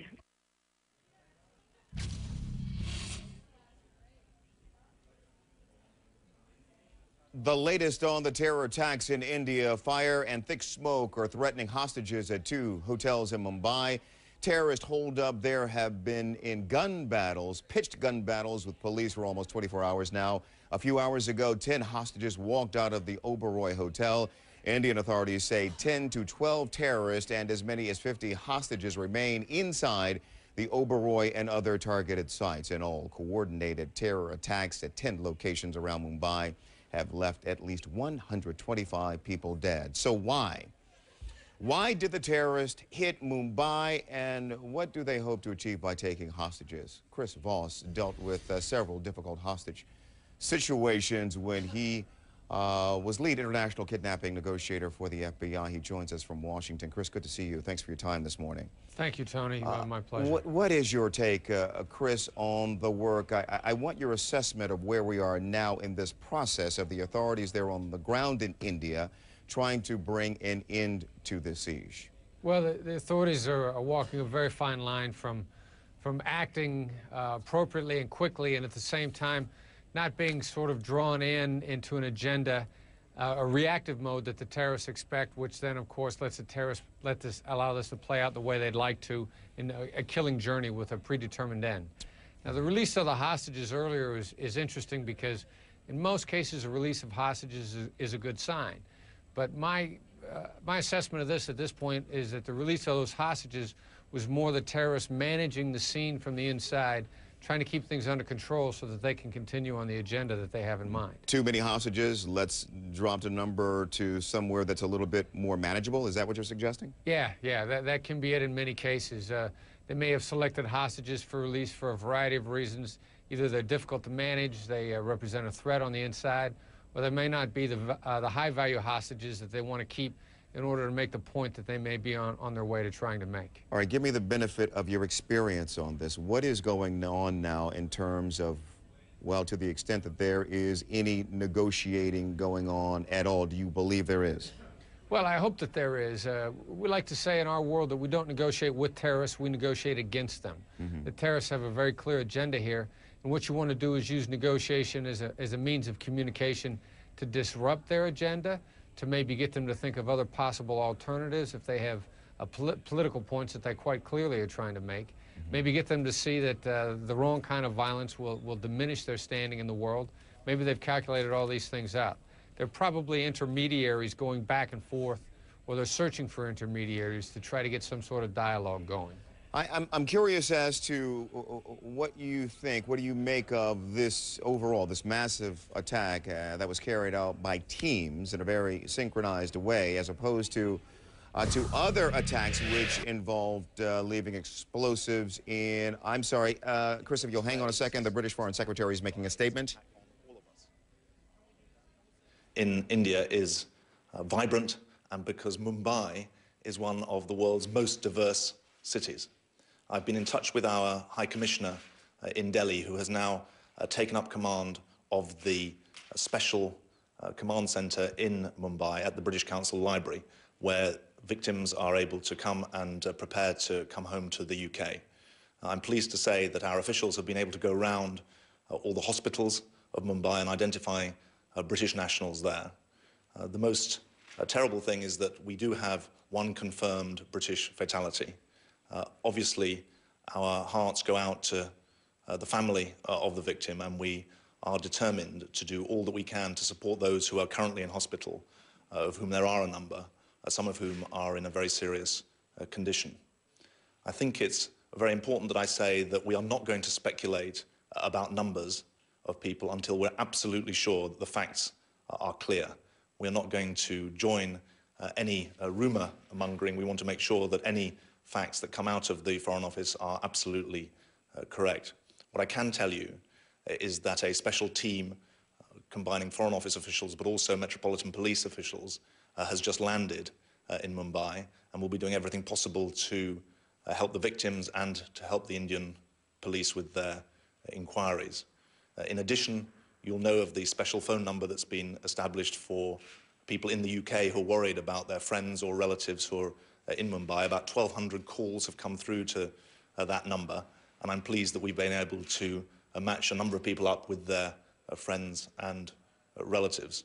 It's also important to emphasize that extra staff are being deployed into Mumbai from around India, and that's an important way in which we can help respond to what is an unprecedented attack on an Indian city. I do want to pay tribute to the response and the efforts of the Indian authorities in responding to scenes that are taking place as we speak now. And this is a situation which, as you will all know, continues to develop literally by the minute. And we want to make sure that we give every support to the Indian authorities in responding to this terrible crisis. I also want to add that in all of my talks yesterday with President Zardari of Pakistan and with Foreign Minister Qureshi, they emphasized very, very strongly their commitment to work with the Indian government to build economic, political and cultural ties between India and Pakistan, two great countries who should be able to work and trade and live together side by side. I believe that the comments and leadership of Prime Minister Singh in India show that he is a man also of great statesmanship and great determination to build links between India and Pakistan and to stop those people who would seek to divide these countries. We have a special interest in this country in closer links between India and Pakistan because we have such large Indian and Pakistani communities, British citizens of Indian and Pakistani origin. We know from our own country of the ability of those communities to work together, and I think it's very important the message goes out that we want India and Pakistan to find political and cultural and economic links there as well. To conclude, all of the resources of the Foreign Office are now deployed to ensure that we give the most appropriate response in this unprecedented situation. The Prime Minister is leading our political response, engaging around the world at prime ministerial level. I've spoken today to Secretary Rice to ensure that the work between our two countries goes forward, and I'll be speaking further in the next few hours or days with the European foreign ministers to make sure that there is a coordinated European response as well. Thanks very much indeed. Foreign Secretary John Craig from Sky News. I would like to ask you about numbers because the High Commissioner did mention a figure of 7 injuries earlier today. I mean, are we talking tens, dozens? The other thing I'd like to ask you, from what you've heard from your briefing, are the British people affected? Are they British tourists, or are they perhaps people who are in India on business? Could you perhaps say a little bit more about the Foreign Office people and the Metropolitan Police officers who are going there? What sort of work exactly are they going to be doing to help the Indians? Well, the number of injured has risen from the 7 of this morning, and I think that the best indication I can give you is that it's not running away from that number, but it's higher than 7. But I don't want to imply a false level of precision at what is a rapidly evolving situation. I think that in respect to the fatality, I can confirm 1 fatality, and we will keep you updated as more information comes to light. In respect of the work of the teams that have gone there, the most important function is obviously a consular function to identify all the British victims, to liaise with all of the victims, some of whom may still be trapped in the hotels, to also ensure on the police side that all expertise is offered to the Indian authorities to help track down any useful evidence in this respect. Obviously, the Indian authorities are currently focused on battling out this situation in the hotels, and we're certainly not going to get in the way of that. But when it comes to the forensic and detective work afterwards, we certainly want to make sure that we're offering all possible help to them. And are the casualties, British casualties, tourists, or you're nodding? I'm nodding because I'm about to answer the point. The range of British people who visit India is, of course, very wide. Tourists and business people and people visiting families. What we're talking about is people going about daily life. They're having dinner, they're out and about, and it is a random attack, an indiscriminate attack, and so I think you'll find there are British people of all kinds, of all types, and pursuing both tourism and business that have been affected by this. Foreign Secretary. Sorry. Foreign Secretary David Thompson, BBC News. Have you had any contact with those people taken hostage, and if so, what have you been able to learn about their situation? Well, I don't want to say too much, but you'll know from the fact that there was one of the hostages on the Today programme this morning that there is the ability to make contact with hostages there, and there's an ability for them to make contact with us. Obviously, nothing I say must compromise their position, so I think the most important message that should go out is that we want to support the Indian authorities in every way possible in helping to bring the sieges to an end, and also to support the British nationals who are there in what are potentially terrifying situations. I certainly don't want to say anything that will compromise their position. Relatively speaking, they're safe. I think anyone standing in the comfort of the Foreign Office in London who says that someone in a hotel under siege in Mumbai is safe would be fooling the British public, and I certainly don't want to say that. What I do want to say is that the Indian authorities are making very significant efforts to secure the safety of all those who've been affected, of all nationalities. And certainly we want to work very, very closely with them to ensure that everything is done to ensure the security and safety and safe homecoming of these British nationals. It's worth saying that in respect of British nationals in Mumbai who are trapped there or unable to get out, we will make sure that they're brought back to the UK at the cost of the Foreign Office and not to their cost. We're also making sure that anyone who has lost their passport in the melee immediately gets a new passport and a new visa and doesn't suffer any delay in coming home. Foreign Secretary, Andy Bell, 5 News, it's particularly alarming, isn't it, that the terrorists were targeted. There you have the British Foreign Secretary David Miliband with the sad news to report that one British citizen has been killed in this siege of Mumbai. At least 7 Britons injured. We want to get you to the scene right now, and Sarah Seidner is there. And Sarah, I just want to be clear, I believe you're still in front of the Taj Hotel, is that correct? All right, and I see you there, Sarah. That's and correct, Tony. We should also... No, go ahead, go ahead. No, I was just going to mention that we were talking and listening to the Britons talking about what has happened to their countrymen and women. We should mention there are 6 foreigners that have been killed, according to Indian authorities. A Japanese businessman, as we're told, an Australian, and a Briton, who are identified from their countries. The other 3, we don't know where they are from. And still a situation, we just had this conversation, a woman from Chicago, from the U.S., is inside this hotel. She is holed up in her room with her husband. She has 2 other family members who are next door to her, who are holed up in their rooms. She is using her cell phone, and we're contacting her and trying to talk to her a bit. But she says she's not going anywhere because she feels like there is absolutely no reason to feel safe at this hour, even though at one point authorities were telling us things are dying down, it's over, don't worry. The truth of the matter is there is still a major situation going on here. There is still lots of movement going on here. We're noticing that the smoke is still coming out of the window as well, so you still have this sort of burning hot spots inside of the Taj Hotel, which obviously, you know, if it's allowed to burn more, can cause more problems for those who are holed up in their hotel rooms. Then what do? Do you get out because there's too much smoke in your room and risk facing, you know, a gun or facing one of the terrorists or facing, you know, shootouts happening? Or do you stay in your room and try to figure out some other way to get out, Tony? Sarah, if you would, just maybe have your, maybe it's too dark to do that, but I would love for you to describe the scene. We're just about 24 hours since the attack started. If you would, can you just describe the scene around you, the street around you? What kind of activity are you seeing? There is quite a bit of activity. Again, there are people who are just here to sort of look and see, trying to figure out what's going on. They're still staring at the media. They're still staring at the Taj. And it tends to be when the lights go on, there are several members of media out here, a few dozen members of media out here who all have their lights on, and of course that attracts crowds. Yeah. Mumbai is a bustling city normally. It has, you know, 19 to 20 million people here. So when you talk about crowds, it's not, you know, a few dozen, it's usually in the hundreds. And they're all still here. Every now and then the police move them out. But as far as what's going on inside of the hotel, again, the lights still out in almost every single room there.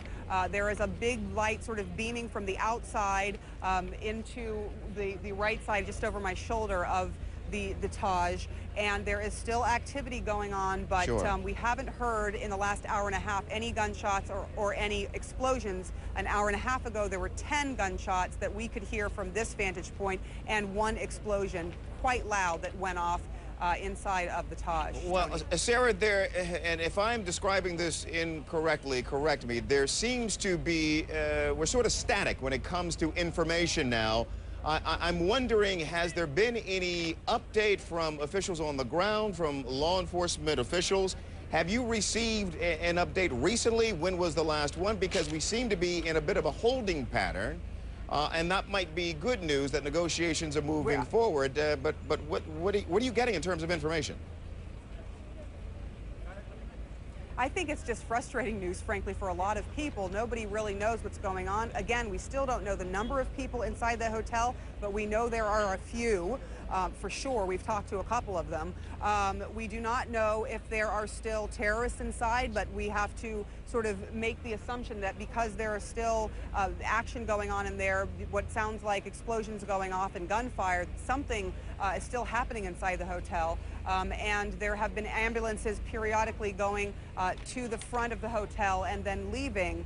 So there's still action going on, but still it's like a dead zone out here as far as information and trying to get the police or any of the Army or any of the authorities to tell us anything new about what is happening inside of this hotel and also inside of the Oberoi hotel as well. Tony? You know, it is good. You mentioned the lights, and when the TV lights come on, last question to you. You mentioned when the TV lights come on, the lights tend to draw a crowd, and we're looking at scenes from a few hours ago when your lights went up and there was a crowd. And the simple truth is that there are some people who are not altogether thrilled with the media presence covering the story. Is that correct?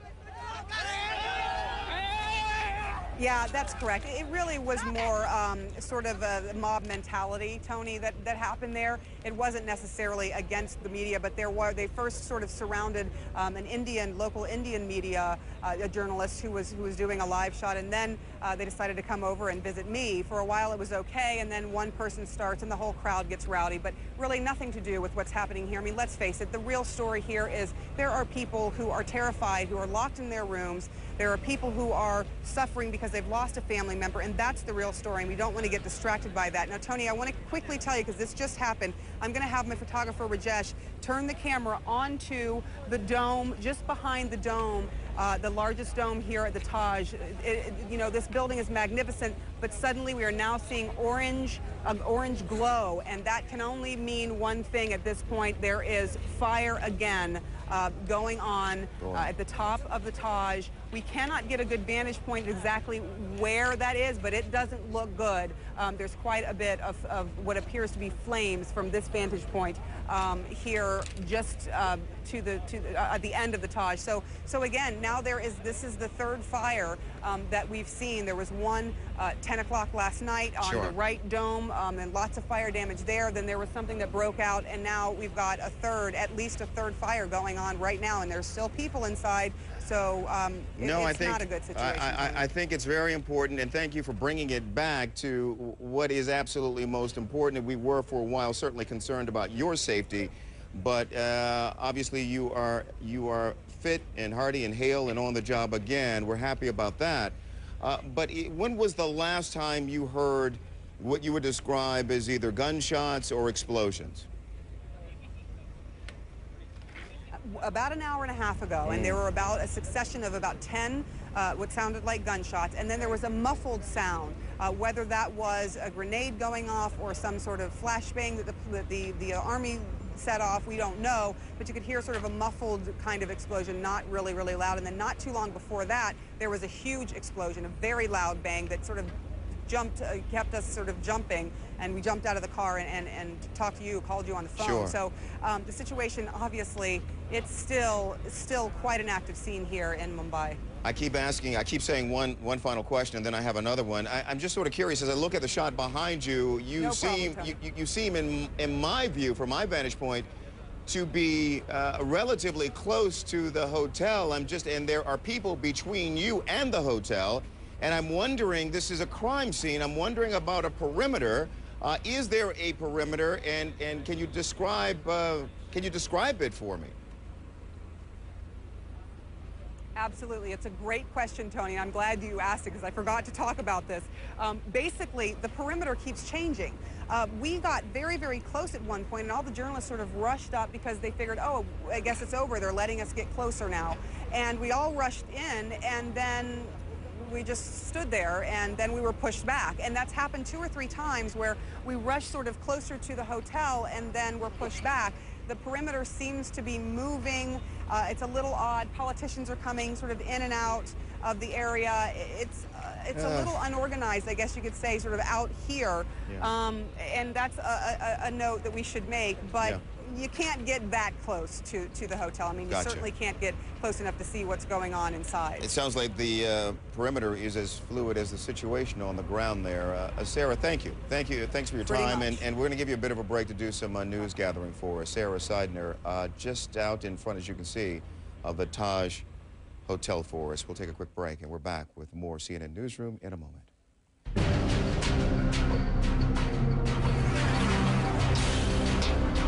Someone from the outside saw that the fire was very near our room and told us that, you know, if we don't get out, that we'd have some fire problems, terrorist problems.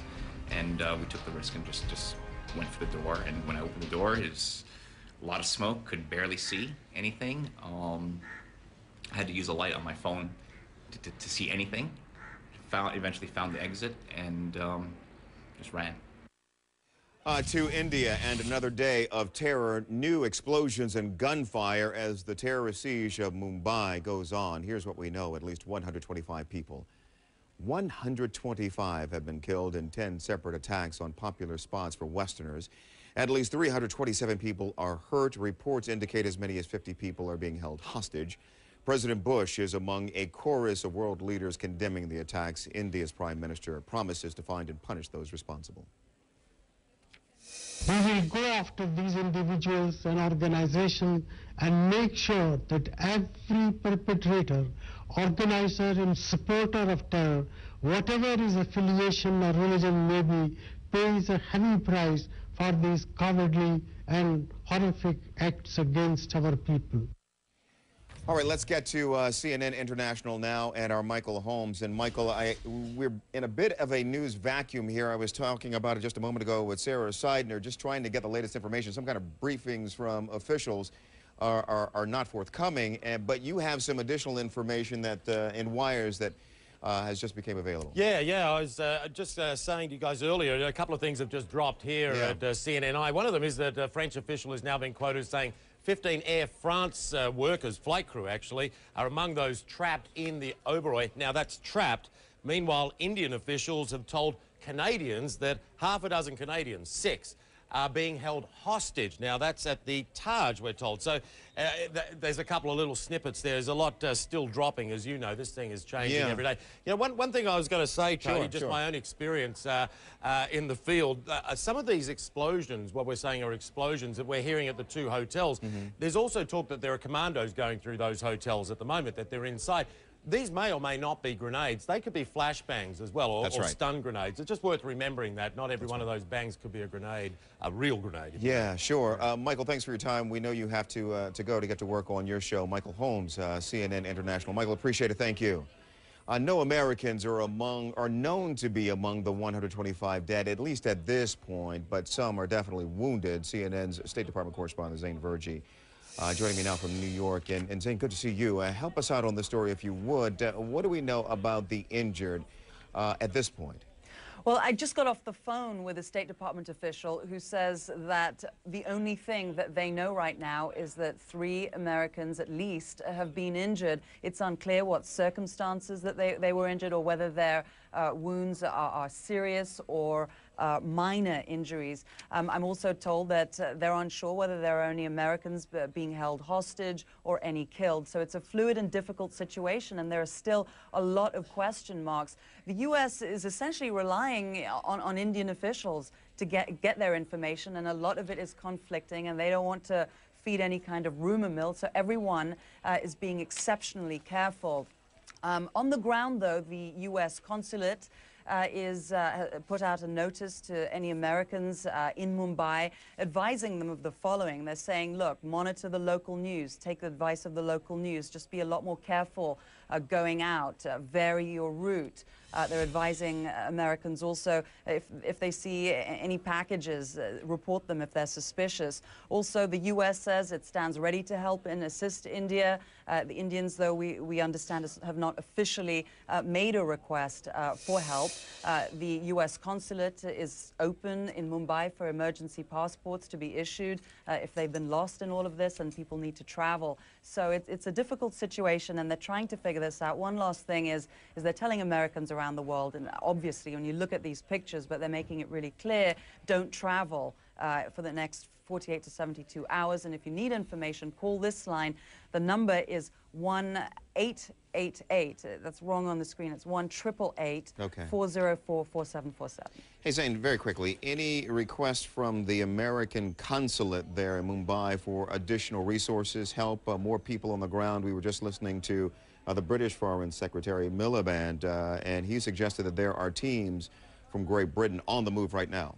I just asked that a few moments ago, and the State Department says so far no. Okay, Zane Virgie at the State Department for us. Zane, appreciate it. Thank you. It is Thursday, November 27th, and here are the top stories we are following for you this hour in the CNN Newsroom. Our CNN journalists are on the scene in Mumbai, where a standoff between India and prestigious Mumbai hotels right now. India's elite counter-terror force is reportedly preparing an assault to free the hostages. Also, a momentous day in Iraq. The country's parliament approves the plan for U.S. forces to leave by the end of 2011. And good day, everyone. It is 12 noon in the eastern United States, 10:30 p.m. in Mumbai, India. I'm Tony Harris, and you are in the CNN Newsroom.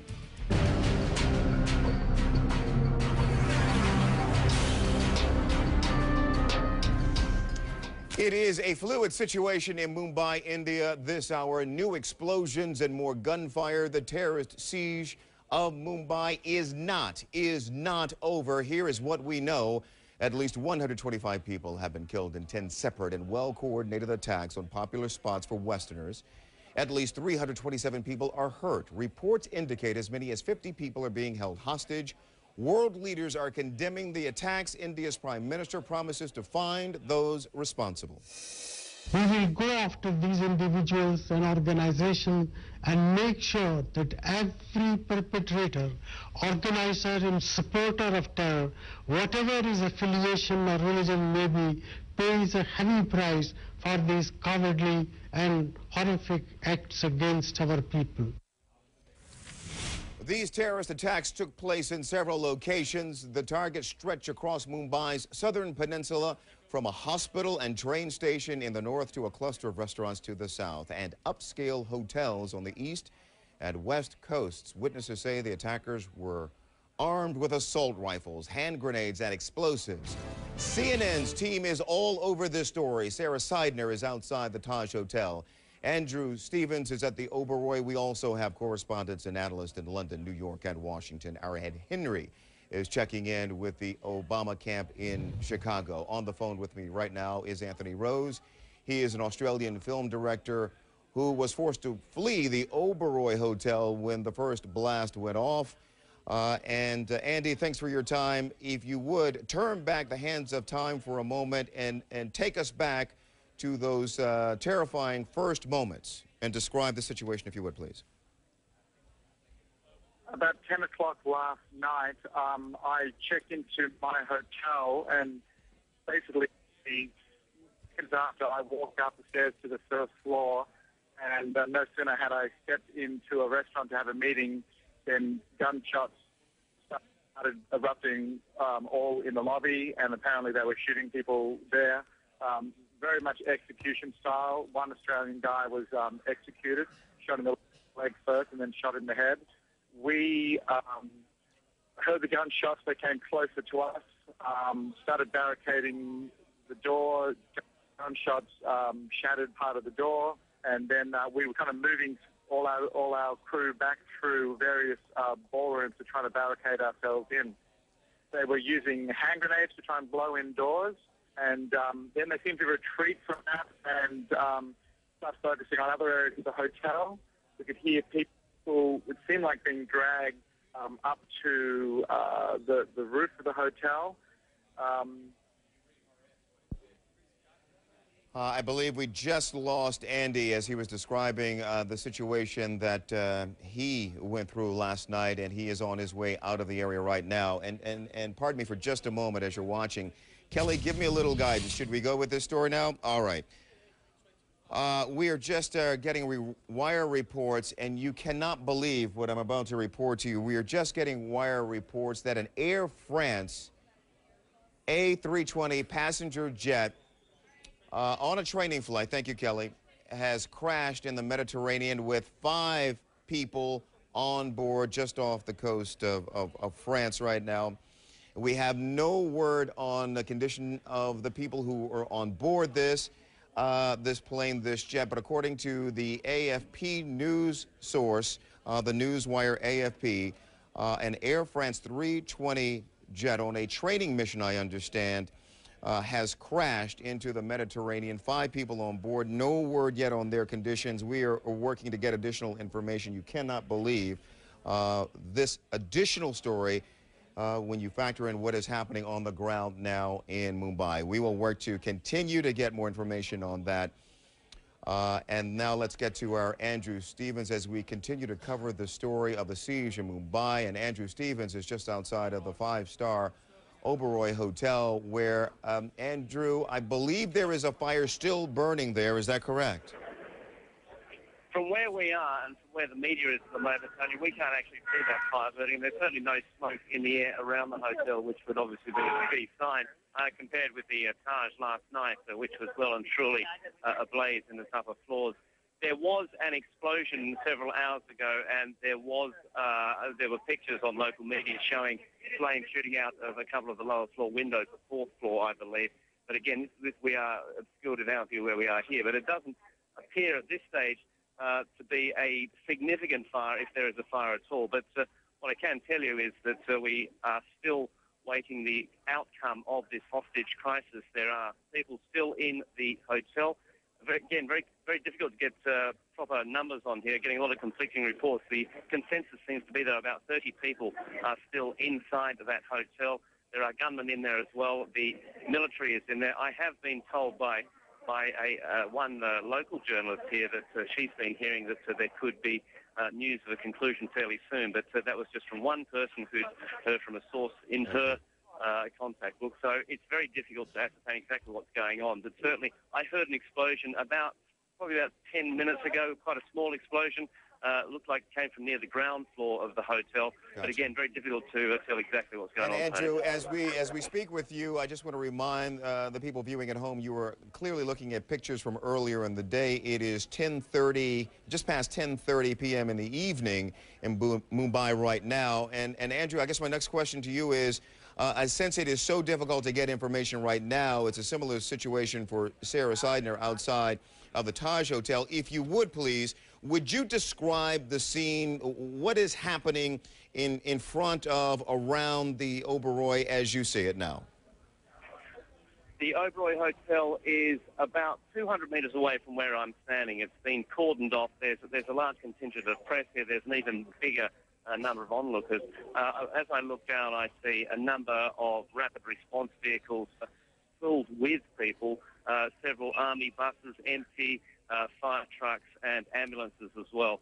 Looking further down the road, I see military figures adopting, they're fairly relaxed, I'd have to say. There doesn't seem to be any activity going on. It really is just, there's a big scrum of people about 200 metres away. In front of them are the emergency trucks. And we are waiting. Every now and then there's a ripple through the crowd. About 4 or 5 hours ago, the huge cheering broke out when commandos came through, heavily armed commandos came through the crowd on their way down to the Oberoi, brought a lot of cheers here. I've been speaking to people, Tony, who have friends or relatives still inside the hotel and hearing some pretty horrific stories like we heard from that Australian director. One lady I spoke to said she was in a restaurant with her husband. The gunman came in one end of the restaurant, but she managed to get out the other end with about 30 other people. They were chased up the stairs, shots were fired. She said an old man running next to her fell down. She thought he'd been killed. She didn't stop to look out. She said it was absolute panic. She managed to hide on a balcony for about 4 hours and managed to get her way out. But she was separated from her husband during that time, and her husband is still in there, and she's had no contact with her husband at all. There's a lot of people down here with family and friends still in this hotel, and just getting no word, and it's just very difficult for them as well to get any sort of information about what's going on in there at the moment. My goodness, terrific reporting from Andrew Stevens. Andrew, we appreciate it. Thank you so much. For the Bush administration's reaction to the events in Mumbai, we go to Brianna Keeler. She is at the White House. And Brianna, what have we heard from the Bush administration? Well, President Bush was on the phone this morning with Indian Prime Minister Manmohan Singh, expressing his condolences, but also offering U.S. assistance in not only restoring order, but also in investigating these attacks. President Bush is not here at the White House today. He's at Camp David for the Thanksgiving holiday with family and friends, but it's turned into a bit of a working holiday, of course. He's keeping an eye on what's going on in India, and according to the White House, he's been receiving regular updates as this story continues to develop. The White House said that last night, a number of officials in the Bush administration from different areas of the administration convened to discuss what is going on in India. This included the president's top national security advisors, the National Security Council, as well as counterterrorism and intelligence officials and officials from the State Department and the Defense Department, Tony. All right, Brianna Keeler for us at the White House. Brianna, appreciate it. Thank you. President-elect Barack Obama is watching the situation in India from his home in Chicago, where he and his family are celebrating Thanksgiving. Let's get to our White House correspondent, Ed Henry, who is with the transition team. And Ed, let's circle through some of this information. What's been the reaction from the president-elect? Well, Tony, I think Brianna put it well. Working holiday for President Bush, the same for the president-elect. He had gone to a local church here yesterday in Chicago with his family to hand out Thanksgiving meals. He was planning to just have a quiet day at his residence here for Thanksgiving with family and friends today. But since yesterday afternoon and through today, we're told he's getting up-to-the-minute briefings as often as he can from his national security staff to keep on top of the situation. It's important to note that a lot of that information, of course, is coming from the Bush administration. In fact, directly from Secretary of State Condoleezza Rice. She had a phone call last night with Barack Obama to try and keep him in the loop. We're seeing coordination, communication on this national security crisis, just as we've seen on the financial security crisis in recent weeks as well. A statement was put out not by Barack Obama himself, but his chief national security spokeswoman last evening. Brooke Anderson said the following, quote, "These coordinated attacks on innocent civilians demonstrate the grave and urgent threat of terrorism. The United States must continue to strengthen our partnerships with India and nations around the world to root out and destroy terrorist networks. We stand with the people of India, whose democracy will prove far more resilient than the hateful ideology that led to these attacks." Obviously, all week we've been covering here in Chicago the economic team's rollout from the Barack Obama transition. Next week, they're supposed to do the national security team rollout. Obviously, these dramatic events that we're seeing, the horrific images that are playing out here on CNN, a stark reminder of the many security challenges ahead for this incoming president, Tony. You said it. All right, Ed Henry for us this morning from Chicago. Ed, appreciate it. Thank you. And our Sarah Seidner has been outside the Taj Hotel for several hours now. Sarah, if you would, I'm wondering if you're, and we talked about it just a moment ago, if you're receiving any kind of information that you would consider reliable from authorities or someone as to where we are in this siege/standoff. You'd be surprised. The only person that we're getting information from, frankly, Tony, is a woman from Chicago who happens to be holed up in her room with her husband, her best friend, and her brother-in-law who are next door. And that's where we're getting some of our information at this point, frankly, because we're not getting it from authorities. Obviously, they have a job to do, and we have to give them a break on that. They do have a very important job to do. But again, there are people outside of this hotel who want to know what's happening with their family members. Obviously, there are consulates across the world wanting to know whether some of the members of their countries are stuck in these hotels and what they need to do to assure their family members that they're okay.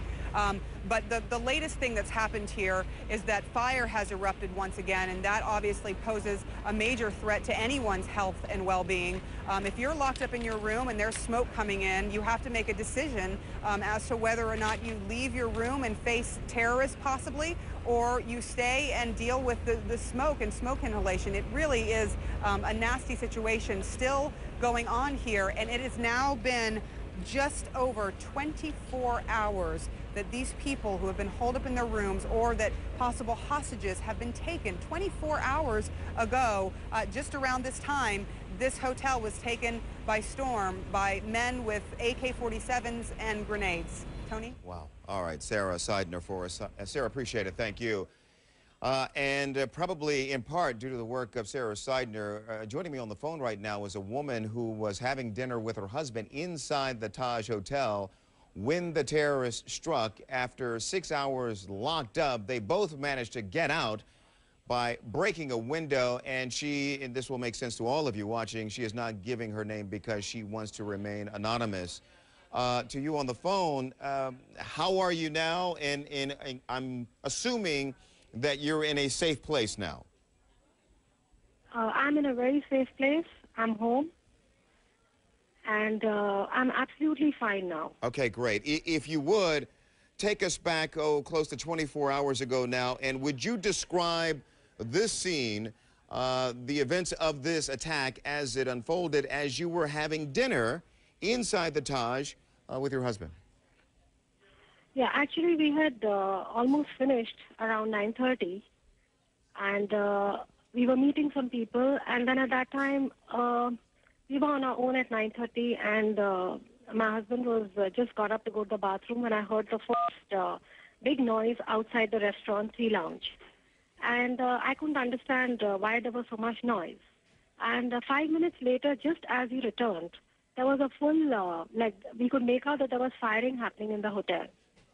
And we naturally started moving, backwards because Sea Lounge has glass doors, and it felt very unsafe to just sit right there opposite the doors. And as we moved backwards, we could hear, not see anything, but we could hear the sound coming closer and closer, and we couldn't really understand from where they were firing from. But I personally felt that they were right in the staircase outside the restaurant, the last especially. All right. And so when we realized that, then we wanted to get out, and there was no other exit except one which was, blocked.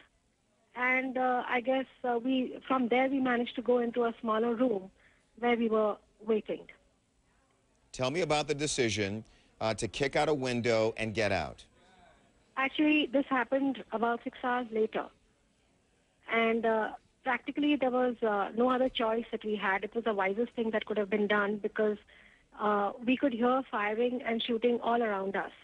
We were in this room which was closed on all sides, and we were quite a few of us, and including some of the hotel staff, which was extremely helpful.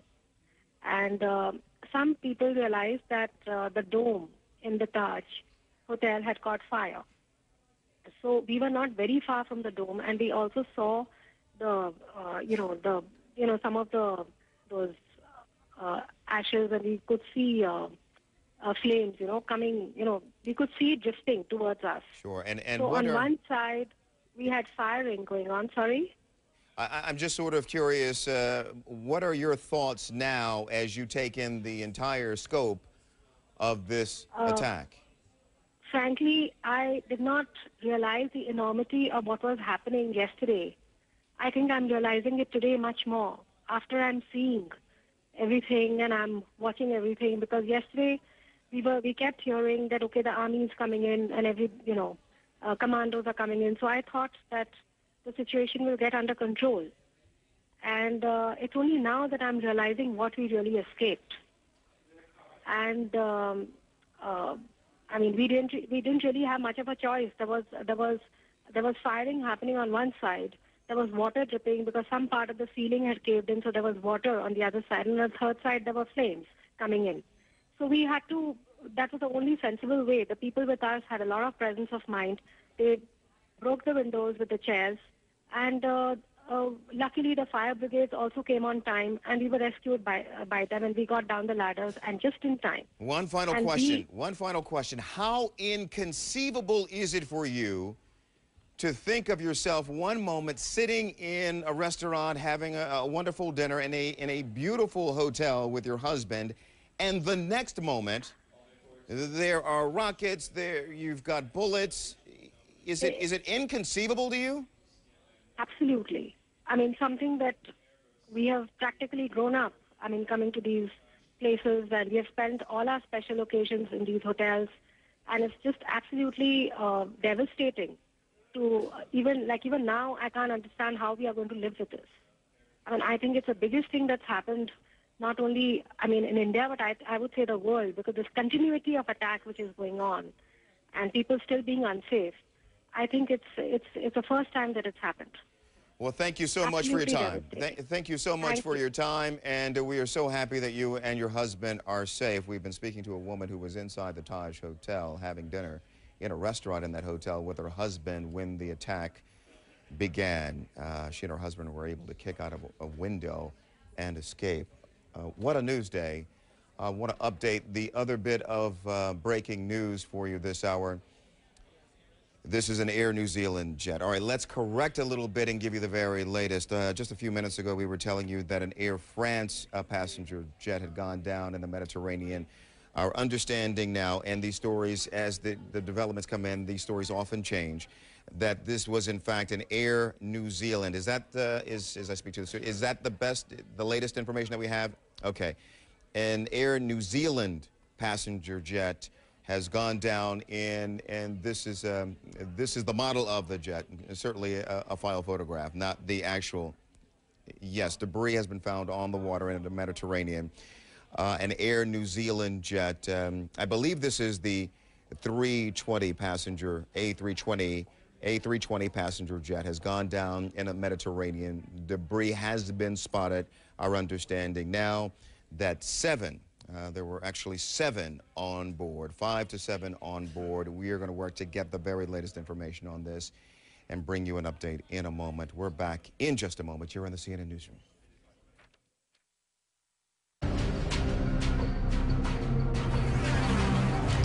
One explosion practically knocked me off my feet.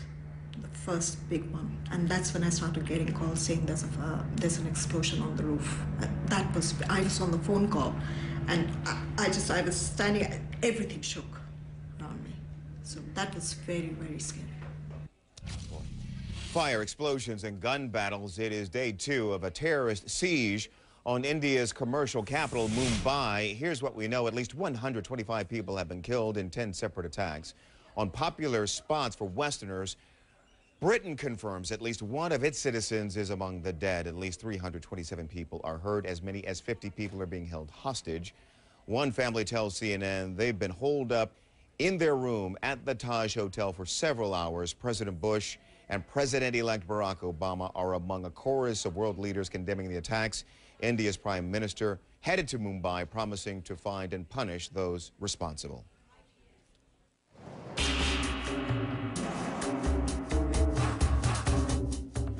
A significant development. Iraqi lawmakers say yes to a U.S.-Iraq security pact. Under the deal, U.S. forces will withdraw from Iraq by January 1st, 2012. CNN's Arwa Damon is live in Baghdad. And Arwa, this is a very significant development.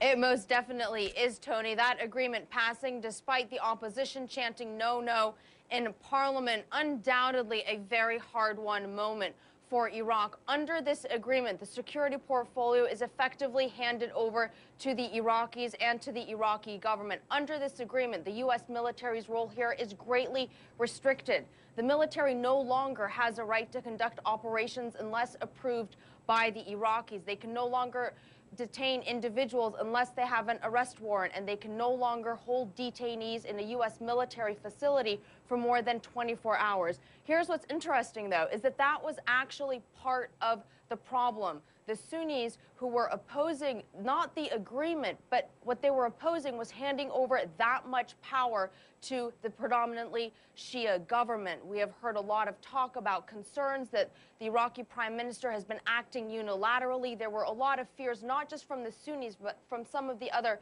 political blocs, that that abuse of power would only increase as the U.S. military roles decrease. So today, not only did they pass the security agreement, but they also passed what they're calling a political reform agreement. Essentially, it guarantees power sharing, trying to diminish what they fear could be power abuse by the Shia government.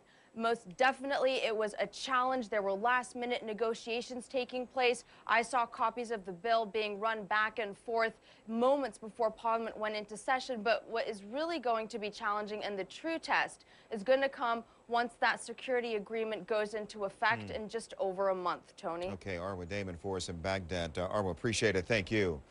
Anti-government protests in Thailand come to a head, and actually could come to a head pretty soon here. Thousands of protesters, take a look at the latest pictures, occupy Bangkok's two main airports. The Thai parliament went into emergency session today and declared a state of emergency. Thailand's prime minister says police and military personnel will begin clearing the airports. No word when, though.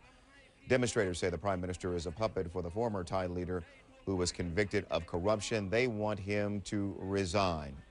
About 11 in the evening in Mumbai right now. Let's give you a look at some of the latest pictures that we have. And the latest on this story, the siege of Mumbai continues. The latest, at least 125 people known killed in 10 separate attacks on popular spots. 4 Westerners, at least 327 people injured. We will update this story with the latest, best information that we have in just a moment. You're in the CNN newsroom. There's smoke everywhere, and the only option I had was just to run down this atrium where I guess a lot of the gunfire had gone on, and I passed bodies and people with bullet wounds, and I guess an old man that had passed out from the flames. It's just like something out of a movie. I don't think you ever imagine anything like that to happen. I guess the main thing is that I thought it was going to end, and it just never ended.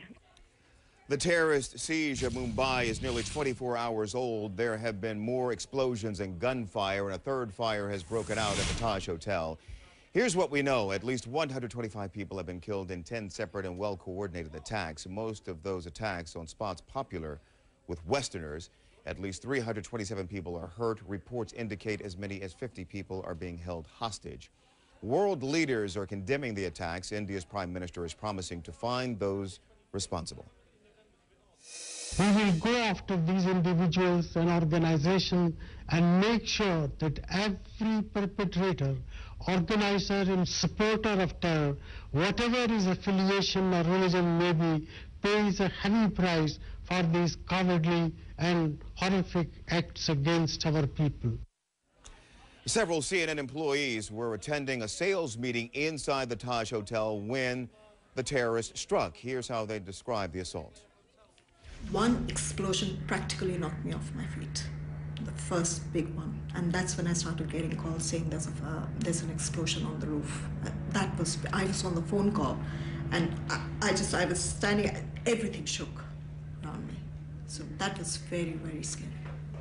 Someone from the outside saw that the fire was very near our room and told us that, you know, if we don't get out, that we'd have some fire problems, terrorist problems.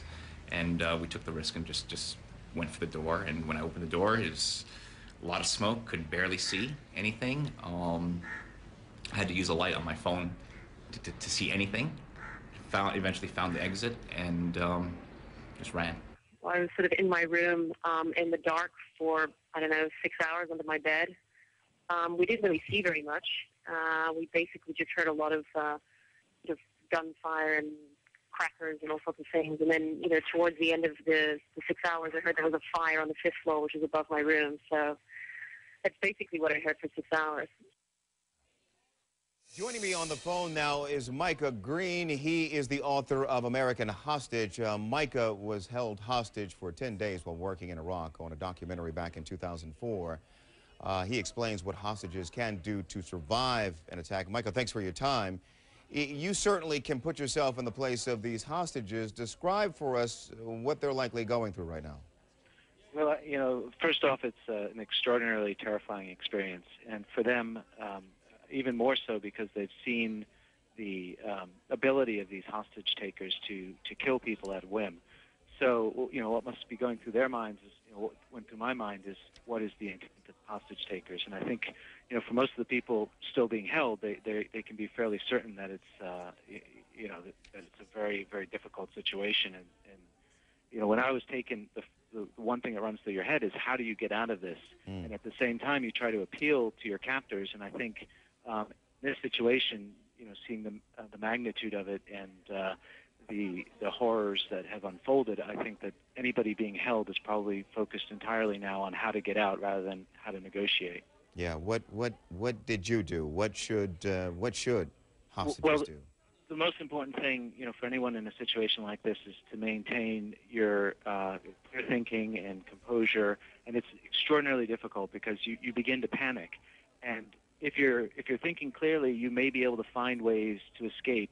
You can also you should never not try to appeal to hostage takers because you don't know who they are. I mean, if these are children, maybe some of them are recruited by Islamic militants. In my case, that was, the ones who are guarding me were actually children, some of them 17, 18 years old, and I could open a dialogue.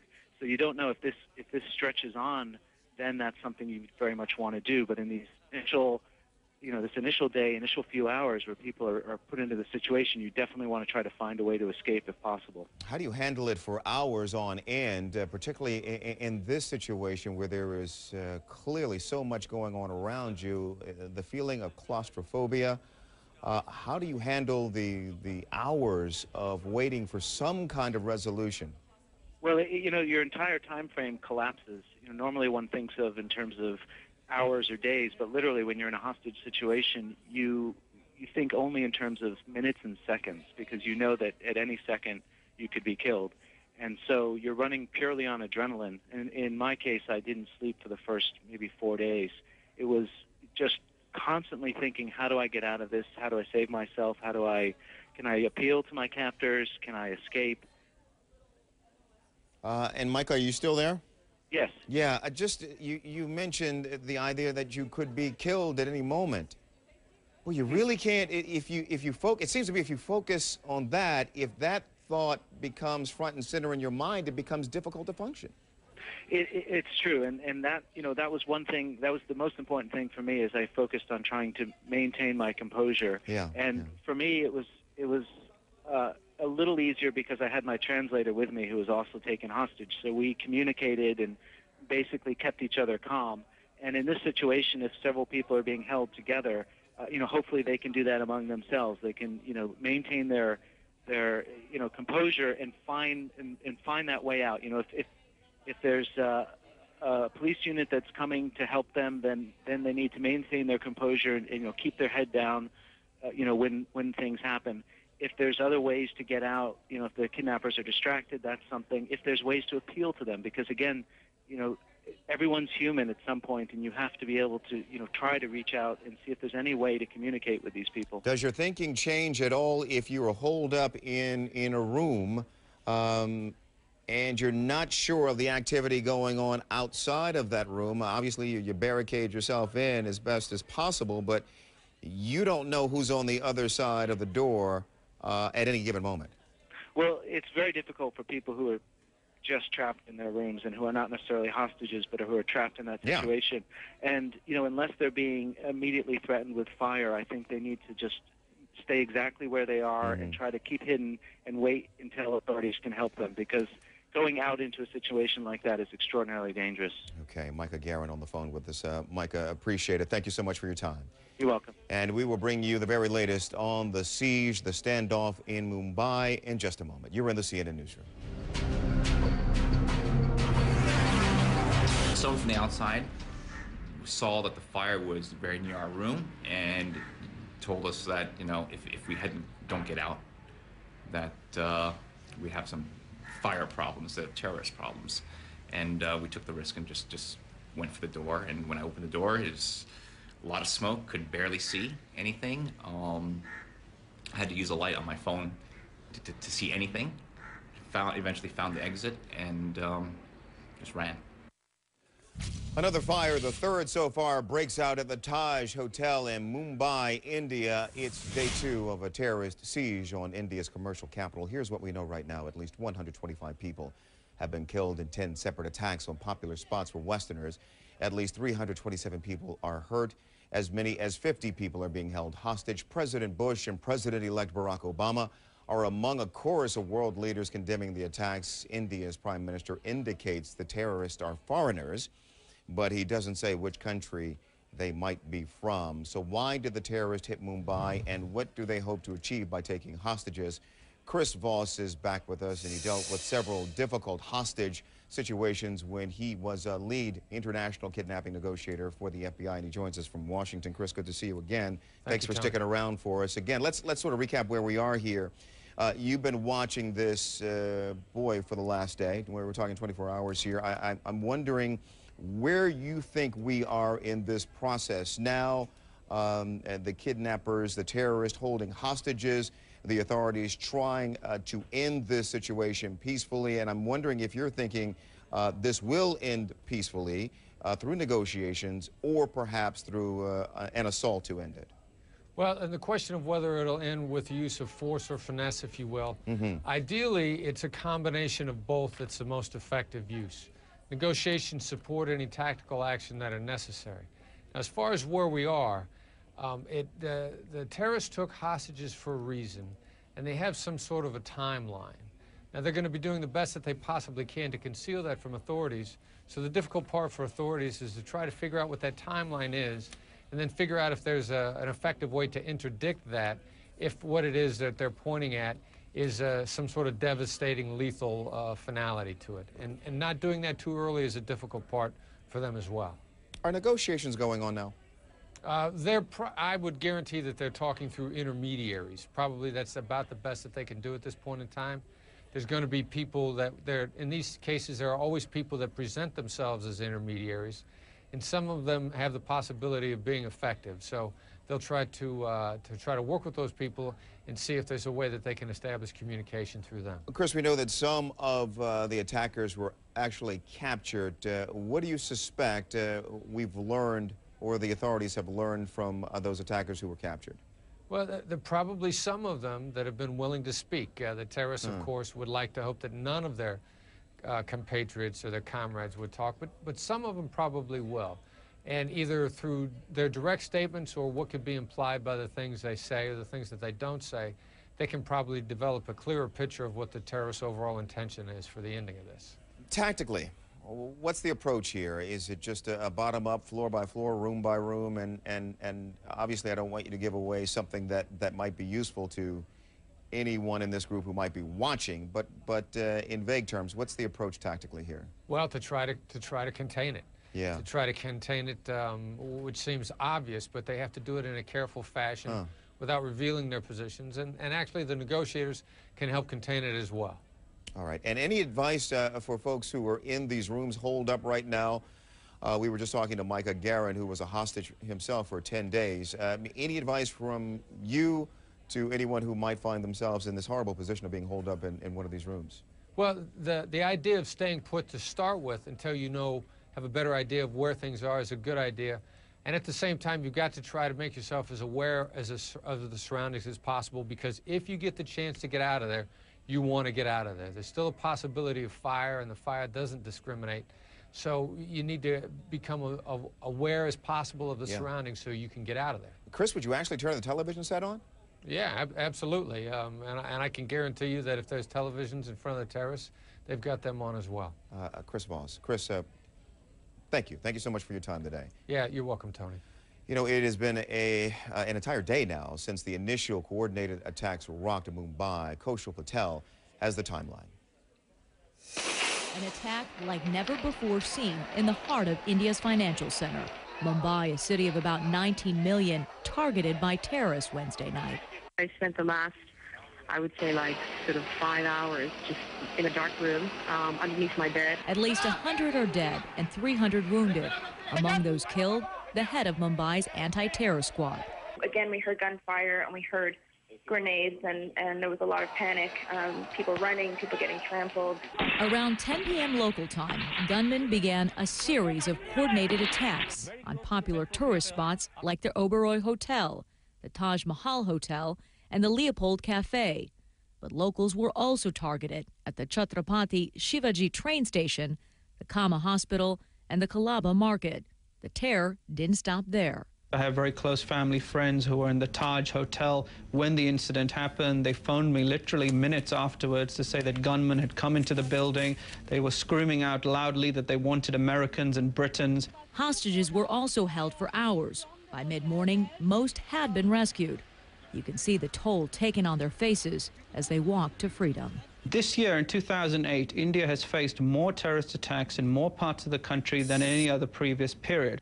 Security at the Taj had been increased after the JW Marriott in Pakistan was bombed in September. But just last week, we're told security was relaxed. It's still not clear how many terrorists took part in this plot. At least one is reported to be in police custody. As authorities try to piece together this chaotic puzzle, a lockdown is in place. All residents are being asked to stay home. Schools and colleges are also closed. Kaushal Patel, CNN, Hong Kong. All right, Andy David is on the line with us. He is the deputy spokesman for the Israeli ministry. Andy, I'd like to first ask you, what can you tell us about the situation right now? We understand that there are some Israelis who are being held right now. Yes, we have information of a Jewish prayer house, the Chabad house. It's a place of gathering for Jews and Israelis who want to pray. We know that the rabbi and his wife and maybe a few others were taken hostages. We have a lot of concern for their lives. We don't know exactly what's the situation there. It's very difficult to get accurate information. Andy, where are you getting the information that you have so far? Or have you been able to make any kind of contact at all with the family? We have information from our official representatives there in Mumbai. We have a consulate there, so our consul general and his staff, they're trying to get as much information, but it's very difficult to get accurate information. Okay, and that seems to be the story. Andy, we will be in contact with you often as we try to get every angle of this story covered. Andy David on the line with us. Here's another ongoing question here that we're trying to get answers to. Is there any linkage between these attacks and the United States? CNN's Pentagon correspondent Barbara Starr joining us now from Washington. Barbara, what are you learning? Well, Tony, you know, U.S., British, and Indian intelligence services have been communicating about this for now some 24 hours, trying to look at all of the possibilities. No information confirmed, really, and still they are looking at a wide-ranging scenario here. We've talked to a number of U.S. counterterrorism officials and other senior administration officials about this over the last day.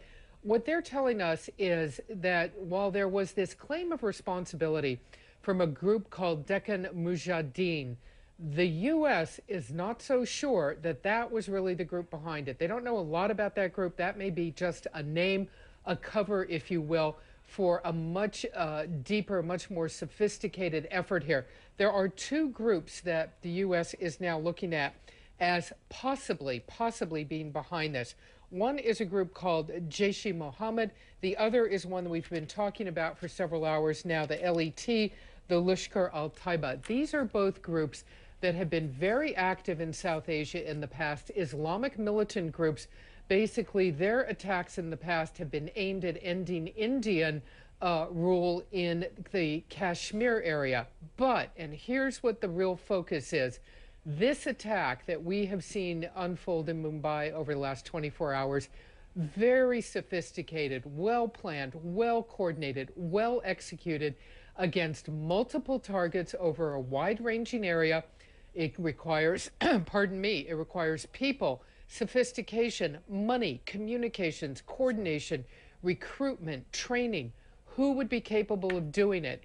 So certainly, if it is one of these two groups that they're looking at, it then takes them to the next step. Would these groups that have been protesting the Kashmir situation possibly have had additional outside help? Could there have been any type of al-Qaeda or al-Qaeda-inspired involvement in these attacks? It's important to say again, there is no confirmation, Tony, but these are the kind of threads today that intelligence services are looking at. The U.S. actually hopes at this point that the Indians may be able to learn more fairly quickly. They are said to have 9 people in custody in Mumbai.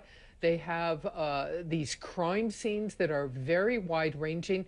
They will be able to look at them and assess the types of explosives that have been used, the types of weapons, where those explosives and weapons might have come from. So they will start piecing all of this together. But right now, what has U.S. officials perhaps most concerned, most disturbed about it, is this new apparent tactic of targeting Westerners by nationality, targeting U.S., British, and now possibly Israeli citizens and other Westerners. This would be a tactic they have not seen from these anti-Kashmiri groups in the region before, and a tactic that would be considered even a step in the Al-Qaeda or the Al-Qaeda inspired groups, if you will. Yeah. That's the thing that all of this very upsetting, very concerning. But it's these targeting of Westerners, Tony, that our sources keep telling them has them most concerned. The bottom line is they have 24 hours. The U.S. has no real answers on this. They really don't know what has happened here and what it all means. Tony? Right. Barbara Starr at the Pentagon for us. And let's sort of dovetail on this question of who might be responsible, the changing tactics here. Let's get to Paula Newton. Paula is CNN's international security correspondent. And Barbara, Paula, maybe a place to start here is what do we know now about how this plot may have unfolded?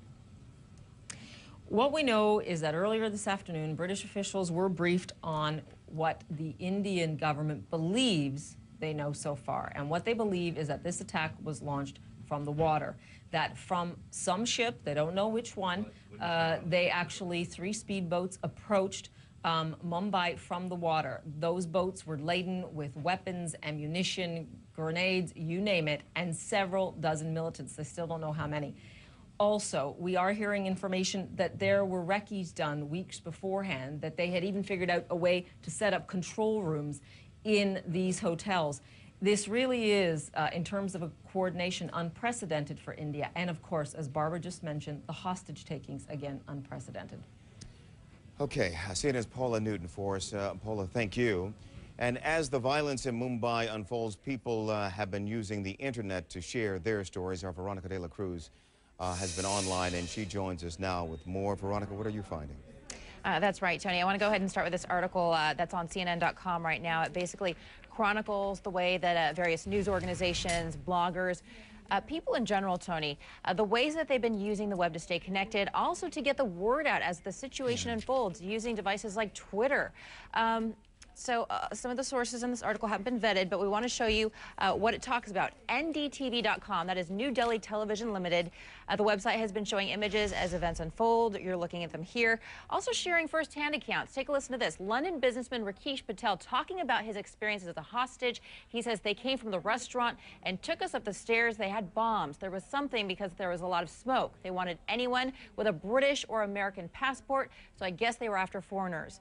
Another witness account, Tony, take a listen to this. I was just sitting and reading the paper. I started seeing the sound was increasing and bodies started falling and all the bloodshed. People were crying, people were limping, we were frightened, we started to run. So that is NDTV.com. This is Flickr. A photographer in Mumbai by the name of Vinu has been posting these images, dozens of images to his Flickr account. Here you see a lot of the destruction, chaos, people here in Mumbai coming together in unity as well.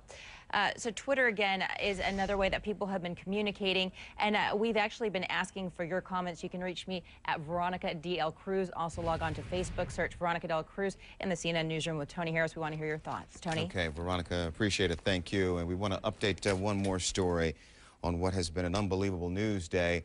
We're getting the latest information now on the crash of an Air New Zealand A320 passenger jet. We believe on a training mission right now with 5 to 7 people on board. Debris has been spotted in the Mediterranean Sea. We will keep you posted on that story throughout the afternoon right here in the CNN Newsroom. And recapping the terror attacks in Mumbai, now nearly 24 hours old. Here is what we know. At least 125 people have been killed in 10 separate attacks. Witnesses say the attackers apparently sought out American and British citizens.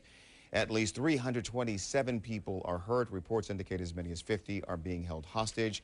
One of our correspondents has been talking with a Chicago woman who is holed up in the Taj Hotel with her family in a room there. She says she has seen armed men still roaming the halls. We will continue to cover this story with CNN's Kira Phillips right after the break.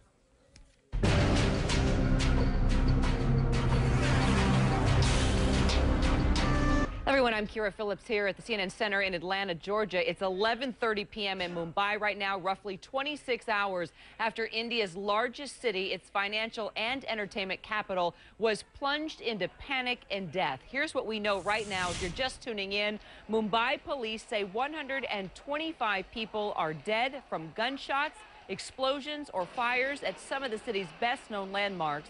Dozens of people are believed to be still held hostage or trapped at 2 hotels and a Jewish center. Though we have seen a number of hostages freed, that's still happening in 3 specific areas. Now, explosions and gunfire have been heard throughout the day at all 3 of these sites. Authorities estimate now more than 24 attackers carried out this highly coordinated rampage, and 8 or 9 have been killed. Also dead is the chief of the anti-terror squad of the Mumbai police. Now, police say the attackers came from the sea, docking near the monument called Gateway to India. It's not known where they began, though an unknown group calling itself Deccan Mujahideen has claimed responsibility in emails to Indian media. Now, the marauders hijacked cars, even a police van, and split up, targeting a popular cafe, a train station, then a hospital. 2 other groups hit the Taj Mahal and Oberoi hotels all night and day. We've heard breathtaking stories from witnesses, survivors, and authorities. And as the siege continues, so will the coverage no other network can match. Only CNN has CNN IBN, our sister network in India, and your source for all the breaking news from Mumbai. Let's get straight now to Sarah Sidner. She's at the Taj Hotel. She joins us on the phone. We're also going to talk a little later with Andrew Stevens. He will join us as long as Reza Sae in Islamabad. Are we going to go ahead and go straight to Sarah? All right, let's go to Sarah Sidner right now. Sarah, bring us up to date as we start the top of the hour. Kira, right now we're standing and looking at the Taj. We've been here several hours. There is a fire that is currently burning, and it's been burning for the past hour or so. We walked around the back of the Taj, because right now we are situated directly in front of it, walked around the back and noticed that the flames had come down the side of the building a bit. On the right-hand side, where there was some fire around 10:30 or so last night. But this is new. This is a new fire that appears to have broken out at the very top of the building, and there's now seems to be burning down one part of the Taj. It's a beautiful, historic building, 105 years old. Lots of wood, though, inside, so that could pose a real problem. There are also, we know there are people inside that are just holed up in their rooms. We have been able to talk to people who are inside, who are holed up in their rooms, and who are just waiting for someone to rescue them, though they don't know the difference between someone knocking on their door who may be a terrorist or someone knocking on their door who may be someone there to rescue, like the army. So it is still is a tense situation here. Police have been very, very quiet about any details of the number of people inside, but certainly still going on. This all started when this building was stormed by a group of men. A lot of people are saying they seemed like they were very young, who came in with grenades and with AK-47s and stormed this building and started shooting people at random, and then started taking hostages or trying to take hostages, and people were told to go into their rooms, lock the doors, turn all the lights out, and try to be safe. And that is what many people have done. We just don't know how many people are still stuck there, Kira. All right, Sarah Sidner, I want you to stay with us as we continue to follow the developing news that's happening there, specifically at that hotel. Jim Clancy with CNNI. Jim, you and I have been talking throughout the morning. Obviously, you've been following the political sides of things. Also, the fact that you and I both have been there. We've stayed at these various hotels. I remember when I was there, the security was extreme. They have high walls. They had security guards. You had to check in before entering the hotel. Even in the parking lot. Remember? Even in the parking lot, right. So you look at a situation like this, and I think what's interesting about the dynamic as well is that with all the different classes of people living pretty much on top of each other there in this area of India, it's very hard to detect anything unusual with regard to, it's not, you can't distinguish who's a terrorist and who's not a terrorist, because everybody is blended in such a tight circle there in that area. Very dense population. That's the business center, the steel and glass clad buildings that surround there, high rises, headquarters for many international firms are there, and you have that huge business community. People aren't really paying attention to what's going on. But I got to tell you, I would think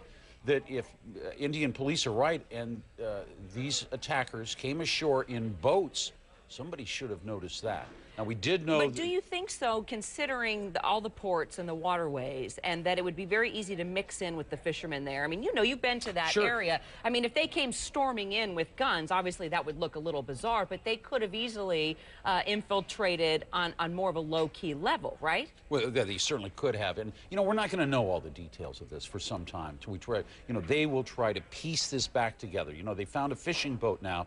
They think that was also used. They found a man who had been killed aboard that fishing boat. CNN IBN interviewed the police on the matter, and they said they found, as I said, one man dead aboard the boat, sophisticated GPS, satellite positioning equipment, as well as satellite communications gear. So they're looking at that. They're following that up right now. There's, you know, the Prime Minister just hours ago went on television and he talked about outside forces. Now, in the past, we have seen consistently Indian authorities pointing a finger at Pakistan in cases like this. And there's a lot of people doing that right now, but the Indian authorities have been careful not to do that. All right, and I want to talk to you about that in a moment, because Sarah, are you still with us? Yes, of course. Okay, you mentioned some of the eyewitnesses talking about these attackers being young men. Give us a little background politically. I mean, there is an underground movement, and we've talked a little bit about this. The two groups inside the Muslims versus the Hindu extremists, and how much history there is there, and that there has been this underground movement to want to bring down India's government. You've got election season coming up next year. I know that everything is still happening right now. You've got hostage situation, but when you look at the political aspect of this, because all of us here as Americans are sitting back thinking, oh my gosh, is this Al-Qaeda? Is this what we saw on 9/11? But this could be something completely different politically if you're looking at the foundation of why this is happening. Absolutely, Kira, you hit the nail on the head. There are actually state elections going on right now. And so places like Delhi and some of the states are having elections, and then the major election, the central government, will happen sometime in February, March, and so that is out there. And I think that authorities really have to be careful to look at all the possibilities. Nobody should be jumping to conclusions, and I don't think they are, because they certainly are not making any statements about who they think is definitely responsible, or that they have suspects that they have figured out where they've come from and what group they've come from. Though, you know, we should also mention, I mean, the fact that these terrorists asked about passports of foreigners, you know, that has not been done. Foreigners have not really been targeted in such a way on Indian soil in recent years or recent times even, and that's what authorities are saying that makes this quite a bit different. And the coordination of so many attacks on these just huge targets that are normally, you know, quite free of problems, I guess is the best way to put it. But they are soft targets, things like hotels and cafes. And Mumbai really is reeling right now. I mean, this city is normally teeming with people. You can't walk a step without being in someone's midst and being very close. And it is eerily silent in some of the streets, especially around this area. But even coming here, we drove right here in 20 or 30 minutes from the airport. Normally, you know, it takes you forever. There is just so much traffic. There are 19 to 20 million people that live in this city alone. Sarah? Sarah Seidner, live from Mumbai, India. Sarah, thanks so much. We'll be talking to you throughout the next couple of hours. So, Jim, you know, this is your expertise as an anchor and correspondent with CNN International, and being to this part of the country a number of times. Do we go back to the Malagan blast there in India? Do we talk about the number of retaliation attacks that have taken place? Should we talk about the Islamic terrorists and the Hindu terrorists and this infighting that's been going on, and this younger generation of activists that want to change the government in India? Well, you know, they talk about inside forces. We heard that from Manmohan Singh. Also, while I think everybody has to keep an open mind, certainly, on what has happened here, at the same time, there's a disturbing element to this case that points towards Islamic terrorism, and that is the hostages being held in that housing block. Jewish families, Jewish/Israeli families, a rabbi and his wife. These were private residences. That reflects some research. That reflects some surveillance. That reflects, I'm afraid, Islamic terrorism. All right, let's bring in Mike Brooks. Mike, you worked for the FBI a number of years. You've been a member of SWAT teams. You know all about hostage situations. And maybe we should kind of step back for a moment. Some people might be wondering, why is this taking so long? Why are there still hostages 26 hours later? And you and I well know, especially you, this was your profession for many years, is that you have to be so careful when coming to a scene like this because of booby traps, because of things that have been set up. So kind of take the viewer through the process of clearing a massive place like a hotel. I mean, you've got to look at, you got to bring in the architects, you have to look at the plans, Absolutely. you have to figure out every nook and cranny of that place. You know, and I hope that the Indian commandos have, in fact, you know, pre-planned for something like this. I mean, here in the United States, local law enforcement, state law enforcement, and especially the FBI with their hostage rescue team that would be handling situations like this, they go and they pre-plan. They take a look at hotels, take a look, make sure that they have plans somewhere readily accessible,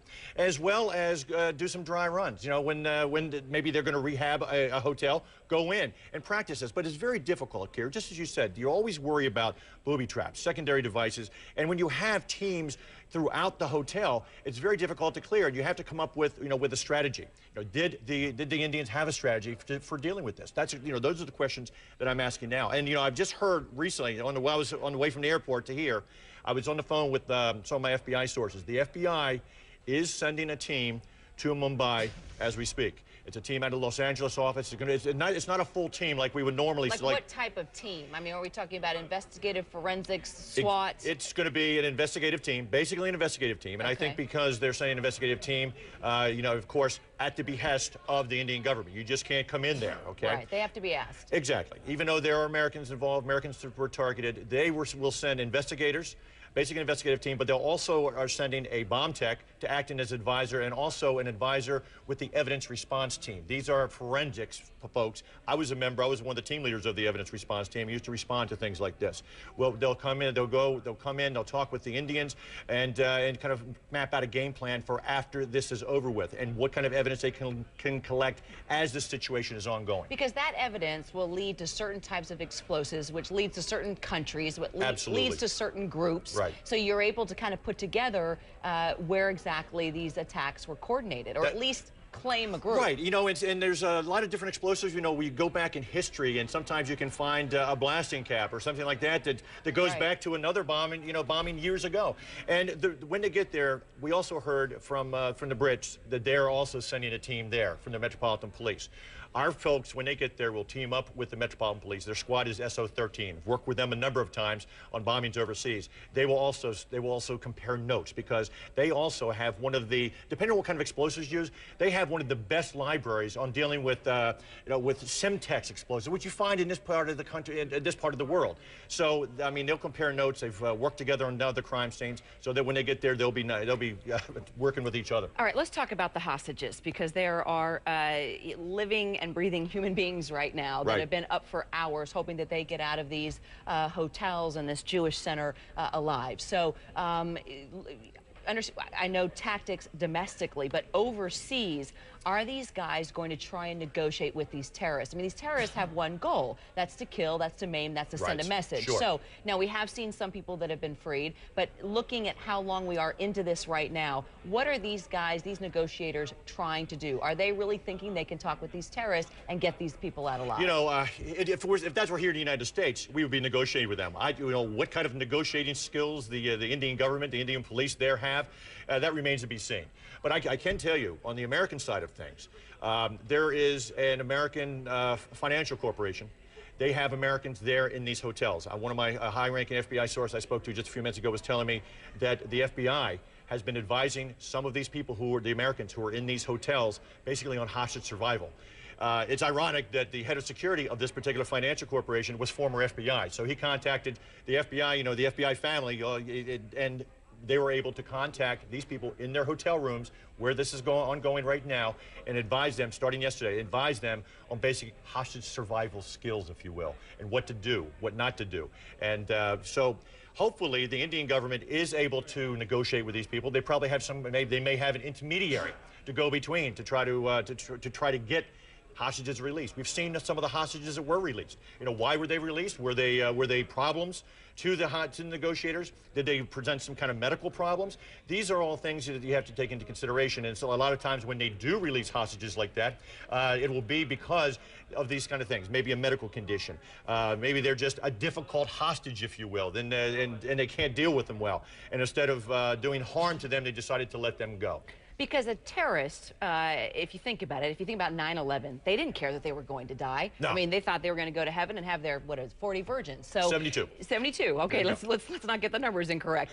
So you look at a situation like this, and you know, can you really talk these guys out of what they are doing when their purpose is to terrorize? Right. It's not like they're trying to get money. They're not trying to get something out of this. Right. Look, what's the definition of terrorism? The unlawful use of force or violence to intimidate or coerce a government, civilian population, or any subject thereof, and the furtherance of political or social objectives. So, with that in mind, you look at these terrorists, and one of the things I think that is on the plus side, these were not, and Jim has talked about this earlier, these were not terrorists that walked in with vests on. These were not suicide terrorists.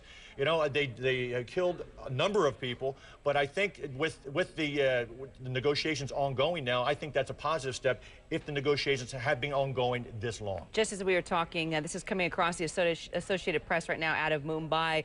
It says state officials say that the siege has ended at Mumbai's Taj Mahal Hotel, and last 3 attackers there have been killed. So, I mean, this is...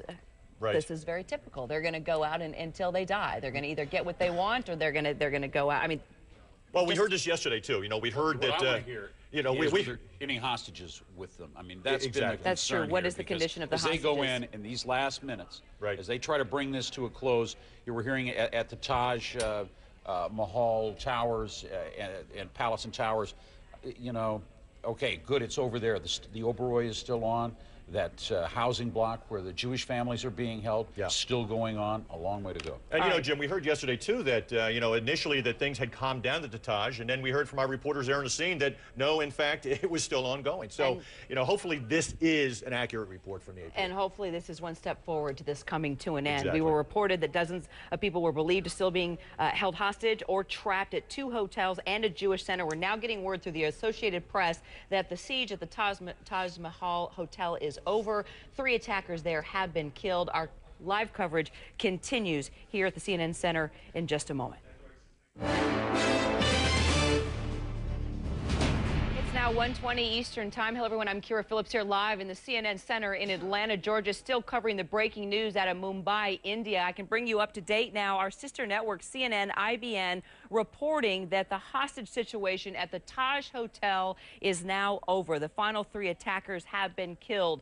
Just a few moments ago, we were talking about dozens of people still being believed as being held hostage or trapped in 2 hotels, the Oberoi Hotel and also the Taj Hotel, in addition to a Jewish center. Now, our sister network, CNN, IBN, reporting the Taj Hotel hostage situation is over. The final 3 attackers being killed. Mike Brooks, interesting point. You and Jim Clancy both bringing up the fact that, okay, how are the hostages? Did the hostages make it? The attackers have been killed. The siege there is over with, but what's the condition of those that were being held hostage? That's what we want to know now. Exactly, and what they're going to have to do now, if they believe it's over with, to go ahead and make sure that hotel is cleared, find out people who are in their rooms, you know, because it's very difficult. If you're in your room and someone comes and knocks on your door, it's difficult to determine whether it's the good guys or the bad guys. You know, so now, you know, and your point, Jim, very well taken. You know, what are the condition of the hostages? Did they get out? And I'm sure we'll be hearing something soon, or hopefully. Jim, we're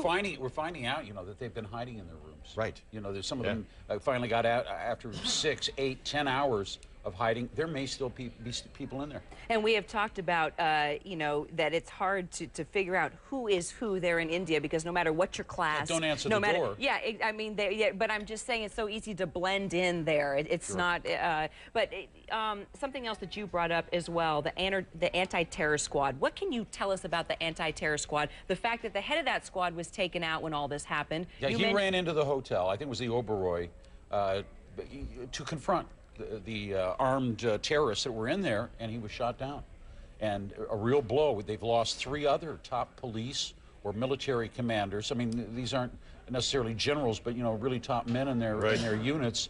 as well as another 8 or 9 policemen killed. One was just already buried today. This is shocking for their security forces because, yes, they deal with terrorism, but they don't usually get in gunfights with the terrorists. We'll talk more about that in a second. Mike, I know you're working your sources. Let's go ahead and listen into our sister network, CNN, IBN, their ongoing coverage right now out of Mumbai. Is telling us, if I could quickly recap what Mr. Dutt just told us, certainly a bit of positive news that's coming in. He says the assessment of the NSG who are currently inside these 3 locations are that there is 1 terrorist still holed up at the Taj Hotel. He also qualified that statement by saying he could have taken a hit, he could be injured. The assessment coming in from Oberoi is two terrorists still holed up inside the hotel, but he believes the DG NSG telling us that they have been restricted to a particular area, which essentially means that our commandos have been able to locate these people and are in fact in a position to ambush them. Information coming in from the Nariman House location where the power supply for the last hour or so has been cut off. 2 to 3 terrorists, he says, still holed up inside. But the good bit of news that is coming in from Nariman House right now is that most of those people inside, the hostages, have in fact been taken out. We put the question about the hostages inside the two luxury hotels. JK, that DG NSG telling us that most of the hostages they came across have been secured, but there are people who still are staying put inside their hotel rooms, locking it, afraid to come out. They could still be inside, but many of the hostages, or most of them, could be all of them, have been secured by the DG NSG. Our reporters through the last 25 hours or so have been keeping at this story. They're piecing together what's really been happening in one of the worst terror strikes, possibly the worst, India's 9/11, as many are calling it, over the last 2 days.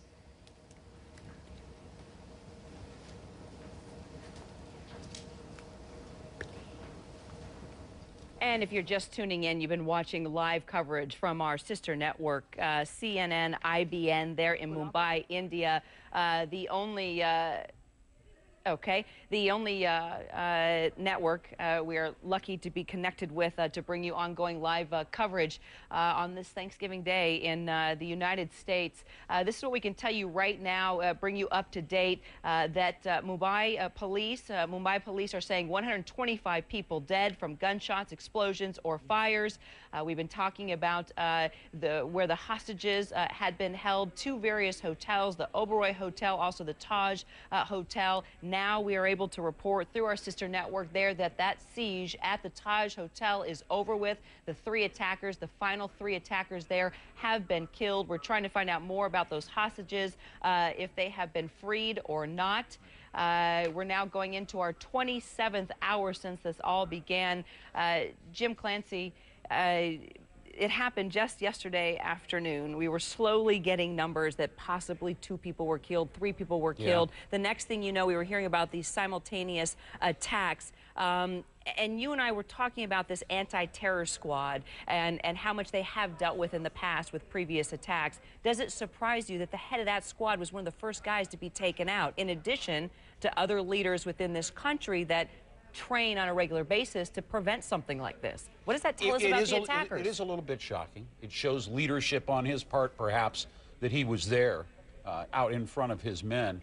On the other hand, what intelligence, counterterrorism intelligence, is really all about is knowing about this stuff in advance. If they had dropped their security levels at these hotels, Mike Brooks, that's just an indication they didn't know. They didn't see this one coming. It is, and I'm hearing from my intelligence sources that apparently there are 28 states that they have there. They each operate their own intelligence network independently, and there's not a lot of communication from state to state. It would be like the Metropolitan Police Department in D.C. not talking to the authorities in Maryland or Virginia that they border, or here in Georgia, not talking with Alabama.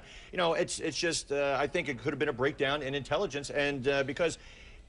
Well, this would be devastating to the intelligence network, because, absolutely. Jim, you and I were talking about when we were there not too long ago, the gates that were up, the brick walls that were up. You couldn't even get up to the Oberoi Hotel without showing ID. It was very strict. And you're saying just 10 days ago, this was all brought down? Well, I don't know to what extent it was brought down, but they said it was very relaxed. They said you could walk up to the hotel. You could drive right up to the hotel. Why? And, in most security, Kira and Jim, most security here in the United States, it's all intelligence driven. So if we hear that there's something, we'll raise the threat level. Exactly. Do they have any kind of threat level there? I doubt it. And for what you're saying, it sounds like they went from an orange back down to almost absolutely nothing. Because again, if they thought that there was going to be an attack like that, you would have seen security in place. Because again, it's all intelligence driven. And remember, an economy can be a target, and in this case, it very well may be. The World Trade Center towers, obviously an economic target in part. This is the equivalent of that. We'll talk their iconic target there in Mumbai. And the business center, the business heart. All right, we're going to talk more about the elections coming up, the fact that there's this infighting that's been going on, certain groups that want to take down the Indian government. We'll get into that in just a second, guys, but I'm being told we do have an eyewitness from the attack on the Taj Hotel on the phone with us. She would like to remain anonymous. So go ahead and tell us, you were having dinner, I understand, at the Taj Hotel with your husband when the terrorists entered the hotel. Can you just give me a play-by-play about what you saw, what you heard? We were at the Taj at the Sea Lounge, and we were there. We had just completed having a small meal at around 9:30 in the night, and my husband had just got up to go to the bathroom, and there was a big noise, and I didn't really know that it was a blast, and I was just wondering what the noise was all about. And the next 5 minutes, my husband was back, and the minute he entered, we thought he would go out, but it wasn't to happen because we could make out then that there were shots, there were continuous shots. We didn't see anything, but we heard. We heard continuous firing, and most probably we estimated it to be in the lobby because it was so close. But as time went on, it just came closer and closer, and I personally felt that it was right there outside the restaurant staircase. There was a staircase, and I felt it was happening right there under the dome of the Taj. So how did the response go down? Did anyone from the hotel come to you and tell you that you needed to clear the area or take... No. See, it was understood because basically, the restaurant has glass doors. Okay. So there was no way. It was very obvious to us that, we couldn't have stood, we were sitting at a table right facing the door, just a little behind. So where did you go for safety? What did you do when you realized something we just kept backing into the interior of the restaurant, and I think we just removed a piece of furniture and just went into the room beyond that, and we found that there was a small room beyond, and that's where we just went into hiding. And where are you right now? Do you feel comfortable saying where you are right now? I'm at home. Okay, so when did you leave? I left, we left, my husband was with me, so both of us were there with a lot of Taj staff, which is really very excellent and helpful. And there were some foreigners also with us.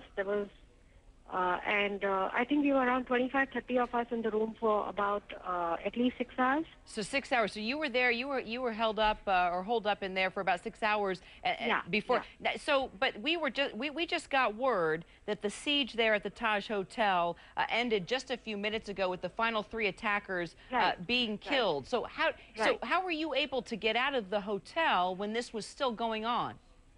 See, basically we managed to remain in that room, which was covered locked on all 3 sides. There were 3 outlets to it. All the 3 gates were locked. And we had put furniture against all the 3 gates, like trolleys. It was like that. We just put things against every door. And we just remained there. And after that, we heard that, that there was fire at the dome. We knew that we were not very far away from that.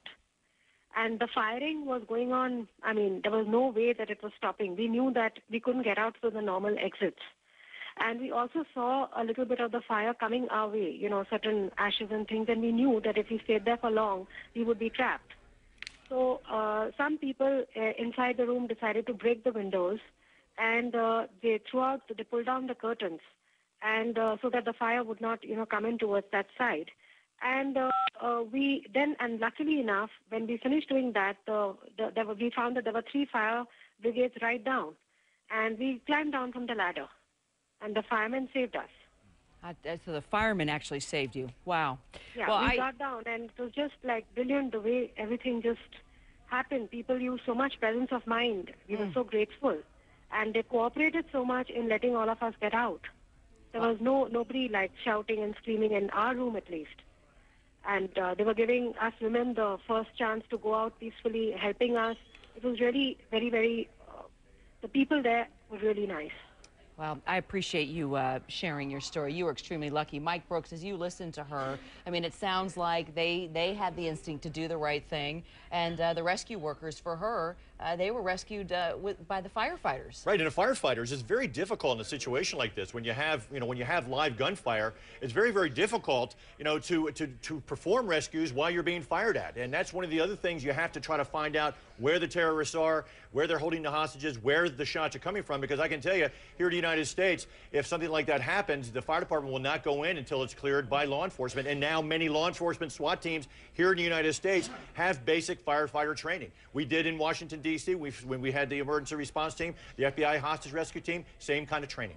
And what do you, something coming across the wires, Jim Yeah, Clancy? we're looking here. We got a couple of developments. CNN, our reporters on the ground are telling us that the fire appears to be extinguished at the Oberoi Hotel. We have heard reports that the security teams are going through there, cleansing that hotel. And also the Associated Press reporting just a moment ago that 8 people have been freed at that Jewish center that was also down in that southern district of Mumbai. That is certainly good news. Some progress there. That's the question. I'm waiting to see the follow-up on this. But right now, an Indian state official saying 8 hostages freed at Mumbai Jewish Center. And have we heard any demands from these hostage takers at all? I've not heard anything about any demands at either of the locations where the hostages were being held. There's got to be a fatigue factor too, right? Do we know how many attackers there were? Was it a large amount? Right. If it wasn't a large amount, then you're looking at what, 27 hours we're going into now. Sure. A number of them have been killed. They're battling it out with the commandos for a while, so there could be a fatigue factor here where they're winning out on these bad guys. It could be, and I mean, they could be running out of ammunition. They could be running out of provisions because you can only go so long, without hydration, without food, especially in a situation such as this. But Mike, you gotta have a motive, right? Absolutely. To take hostages. Either you're going to try to swap them for your friends that are in jail. You're going to try to trade them for your freedom. Right. Exactly. To get out of this, or maybe you just want to prolong send a message and dramatize as to the fullest extent this can.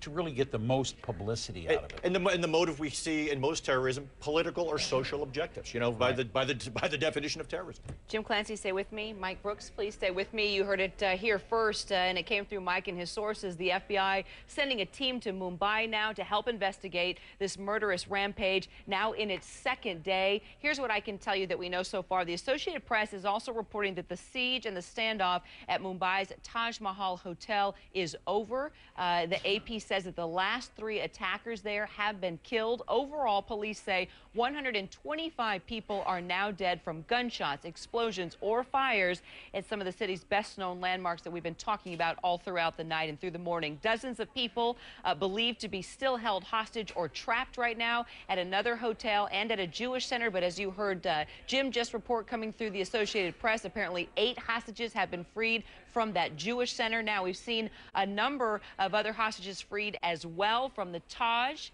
Explosions and gunfire have been heard throughout the day at all 3 of those sites. Authorities estimate now that more than 24 attackers carried out this highly coordinated assault. 8 or 9 have been killed. Also dead is the chief of the anti-terror squad of Mumbai police. You know what? That answers our question there, Mike. If we're looking at possibly 24 attackers, right, carrying out this coordinated assault. You've got 8 or 9 that have been killed. Well, the fight's dying out if that's all that remain. But there could be other guys coming into the fight. There could be, absolutely. And yeah, these numbers are pretty fluid right now. I think we're going to have to wait and do a count. It's going to take quite a while to really understand how coordinated they were and how many there were, what their goal was. And especially with the number of locations that we're talking about. Sarah Seidner joining us now from Mumbai. Sarah, you're saying that the AP is not getting it right, that the siege is not over at the Taj? It's very hard to tell, because I can tell you just 10 minutes ago, while they reported that, we heard a gunshot. We were talking to some of the guests inside the hotel. They said, oh my God, we hear a gunshot. We got off the phone with them, and we could also hear it here. And so what does that mean? Normally when sieges are over, you'd expect there to be no gunfire if it's done. And so at this point, you know, we still don't know the real answers as to what's happening inside the hotel. What we do know, though, is if in fact they have basically found the terrorists and either removed them or killed them, if in fact that's the case, there are still people who are inside that hotel who have not been let out, who have not come out, and who would not feel safe enough to come out of the hotel. And then, of course, you get this, what sounded like gunfire, and nobody's going to want to move unless they are absolutely 100% sure. And Sarah, while you're there, I don't mean to cut you off, but I'm being told that our sister network, CNN-IBN, is reporting now that there's one attacker behind you there, still inside that hotel, and police are battling it out with him right now. Have you heard anything since we've been talking? Well, that's what I was trying to say, is that basically everyone's saying, okay, the siege is over. This is the third time I've heard that today, and the last time was 3 hours ago. And it certainly was not over because we heard many blasts going on over the past 3 hours, but it's been pretty quiet for the last couple of hours, and now we've heard another gunshot. So something is going on in there. I certainly would not say over when you're starting to hear gunshots ring out from inside the hotel. And the guests also, the people that are inside, are also telling us they hear it too. All right, Sarah, you're in a safe location, right? I mean, I realize how close you are to the hotel, but you're not in any precarious position right now, are you? You know what, frankly, throughout the day we've been pretty cautious, but you never know what the range of these guns are. I mean, we are pretty close to this hotel, as are the other journalists. There's only one or two ways to get this shot because of the way that this has all been cordoned off. So it's sort of standing here and trying to be cognizant of what's going on, but obviously my back's to the hotel, and whenever we hear any kind of shot or a blast, we duck and we try to get out of the way as soon as possible, Kira. Sarah, this is Mike Brooks. I saw you yesterday when you were trying to get out of the way after it sounded like a hand grenade went off. Have the Indian commandos, have they been able to isolate the terrorists to one part of the hotel and clear the rest of the hotel? Have you were hearing any reports such as that? We heard that they were going sort of the floor by floor, and then once they get to a top or get to a certain area, then you've got a massive gun battle going on. That is just what we're hearing. It has not been confirmed, but similar situations in both hotels, apparently. So that's what we heard. As to whether that is actually the case right now, as to whether that is completely accurate, I can't say. But we know that they went in and they stormed the area, and they were able to get some people out earlier in the day. Since then, we've seen some interesting movements. For example, they let the media come quite close. I mean, we were very close to the Taj Hotel, and then something happened and we all got pushed back. And then we were allowed to get close again, and then we got pushed back. So it's a very strange scene where you've got this thing moving back and forth, and yet you still don't know anything about what's going on inside, except for that you hear blasts, sometimes muffled, sometimes quite loud, sometimes gunshots. Now, we saw the fire raging out of control yesterday, a good part of it yesterday and over last night. Has the fire been brought under control, or has it flared back up again? That's interesting because the fire had gone away for a while. Then there was another fire in another part on the other side of the hotel coming out of the 4th floor out of a window. It burst through a window. You could see the hot embers falling from that window. That was then damped down a bit because firefighters started spraying some water on that. And then now on the other side of the hotel where the original fire started, which was near one of the domes, back from that there were quite a few flames that I was able to see from this vantage point and on the other side of the hotel. So that looks at this point to be smoldering right now. There aren't flames that are sort of licking out like they were a few moments ago, but it's smoldering, and I can still see a bit of smoke coming up from that side of the hotel. All right, Sarah, and I'm getting word that we just heard from an Indian security official talking on our sister network, CNN-IBN. Let's go ahead and listen. At the 3 locations, our men are all in position. At Taj, we believe that there is one terrorist who is still holed up over there, although he may be in an injured condition. We are trying to engage him, either to get him out so that we could take him alive, or if worse comes to worse, then if there is too much of resistance, then we'll have to see what can be done. Mr. Dutt, could you... At the Oberoi also, there are 1 or 2 persons, and we have been engaging them. We have restricted them to one particular place, and I think we should be able to mop up the operations over there shortly. At Nariman House, over there are believed to be 2 or 3 of them, and we have eliminated the entire area. We have also had a few places evacuated from there, so that in case there is a operation which takes on a bigger dimension, nobody in the vicinity or an innocent person doesn't get hurt. Right, sir. As we speak to you, we were seeing pictures of your crack commandos really securing the people who were taken hostages. We saw an elderly couple, a foreign national, a teenage boy being taken out as well.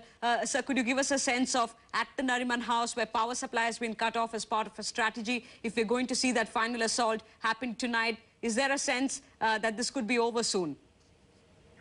Well, you see, our tactics and strategies do keep changing to cope with the situation.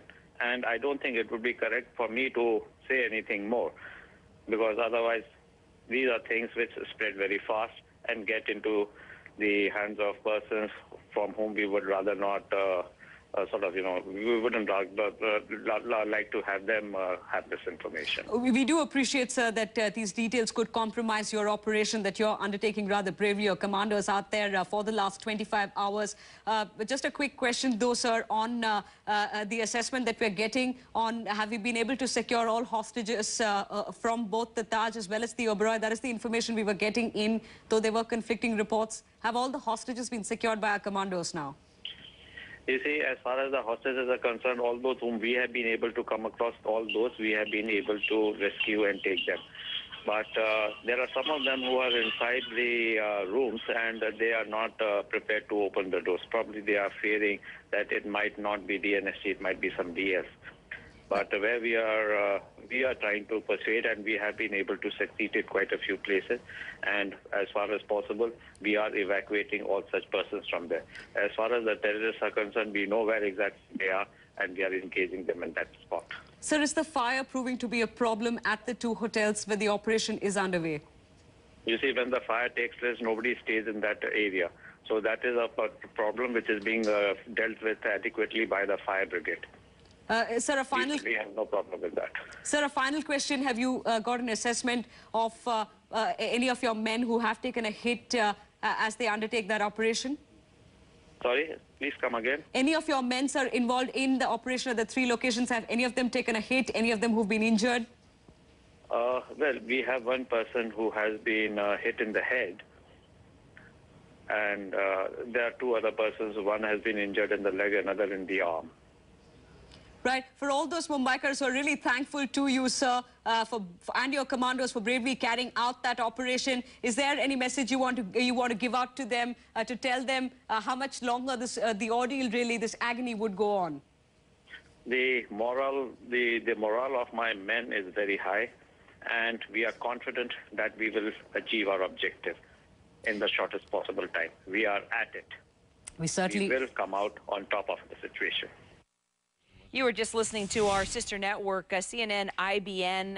That was an Indian security official updating us on the situation there at the Taj Hotel. We had reported earlier that the siege there was over. That's what the AP was reporting. That is incorrect. Our Sarah Seidner is there on the scene. Apparently, there is still one attacker battling things out with law enforcement there at the Taj Hotel.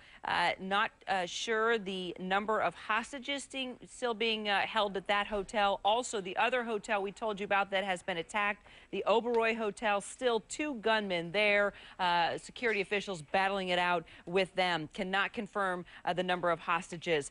Also, AP reporting at the Jewish Center that 8 hostages have been freed from there. We will continue to update you on this as we get it. Meanwhile, our Zane Verjee, State Department correspondent, covering the political sides of things for us there out of New York.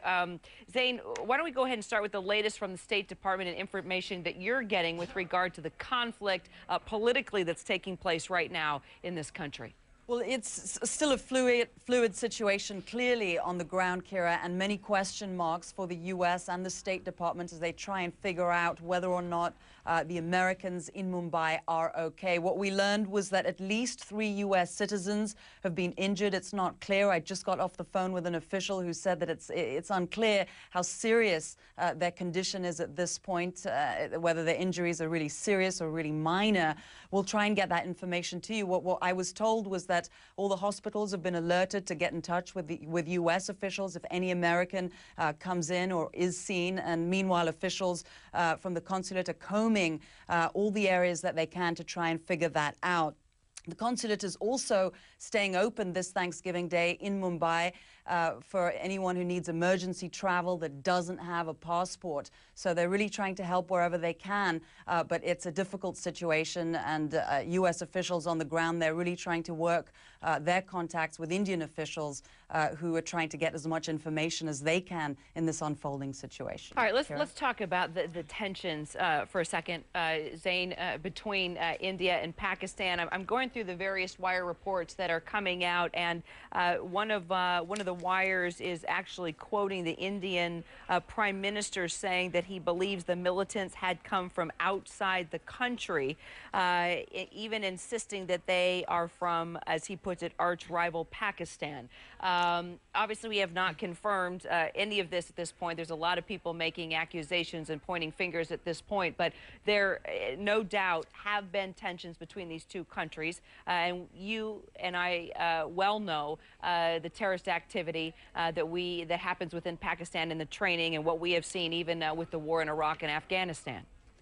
This is a really dangerous situation that has the potential of becoming an all-out a full-fledged crisis between India and Pakistan. Words like that clearly point to the fact that India suspects, although it hasn't come out and explicitly said it and condemned Pakistan, but there are Islamist militant elements that point the finger and connect the dots to Pakistan. It's an unfortunate situation too, Kira, because right now India-Pakistan relationship has significantly improved. Asif Ali Zardari, the president of Pakistan, making never-before-seen overtures toward Pakistan, saying, let's solve this. Pakistan would never initiate a first nuclear strike on India. They're talking about opening trade and counterterrorism cooperation. So this is a bad sign, and if it does escalate, could even drag the U.S. into it. The Pakistani ambassador to the United States, though, Hussein Haqqani, issued this statement saying, terrorism is a threat to both India and Pakistan.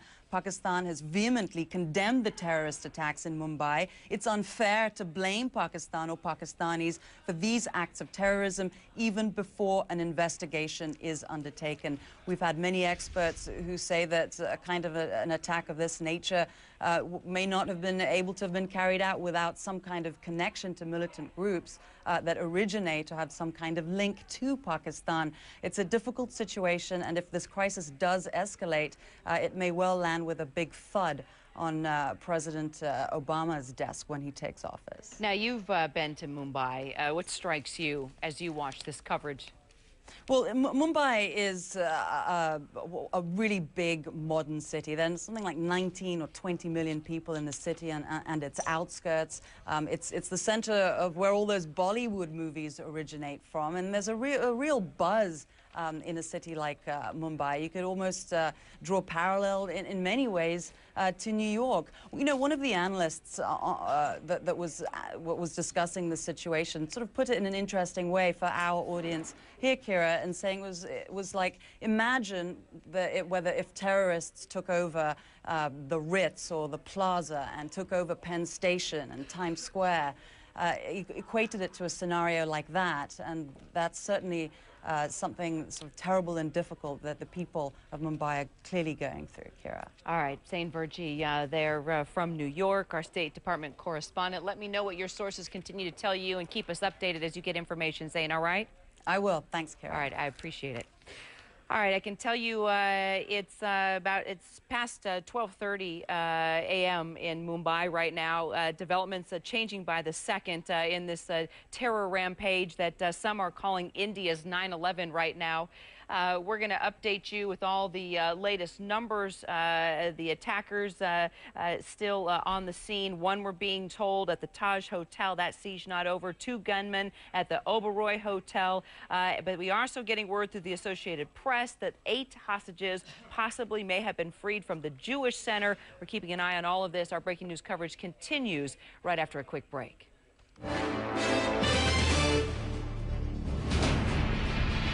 And I thank you for continuing to watch our coverage here on CNN, joined by CNN IBN, our sister network out of Mumbai, India. This is coverage you won't see on any other network, thanks to our sister network that's bringing us developments out of Mumbai. This is what I can tell you so far. The three main areas that under attack, under siege there in Mumbai, the Oberoi Hotel, the Taj Hotel, and also that Jewish center. Still an attacker left at the Taj, battling it out with police right now. 2 gunmen left at the Oberoi Hotel. Police going at it with attackers there. But the good news is we are getting reports from the Associated Press that 8 hostages have been freed from the Jewish center, and I'm getting some updated information now. It looks like from our wire service here at CNN that, and it's just what I said, about 1 gunman remains holed up there at the Taj.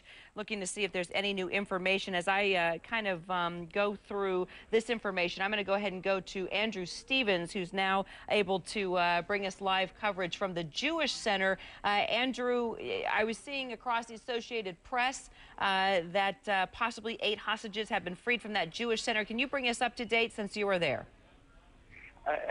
Like all stories in this fluid situation here in Mumbai, it's a little bit difficult to nail down the facts at the moment. We've just arrived here. I've just literally came in, and we saw 2 middle-aged Indians being escorted out from near the house by police.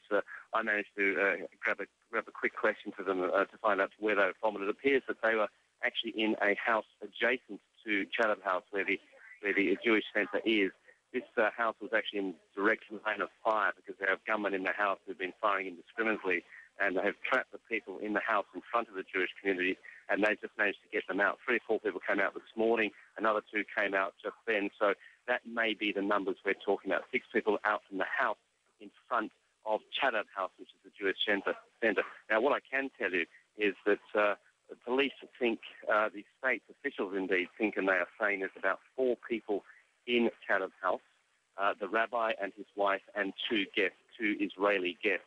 The rabbi has a young child, and the child got out of the house with one of the domestic servants this morning, was taken out of the house, and another domestic servant as well. So that's the situation at the moment. There is still gunmen inside Chatham House. There are still hostages there.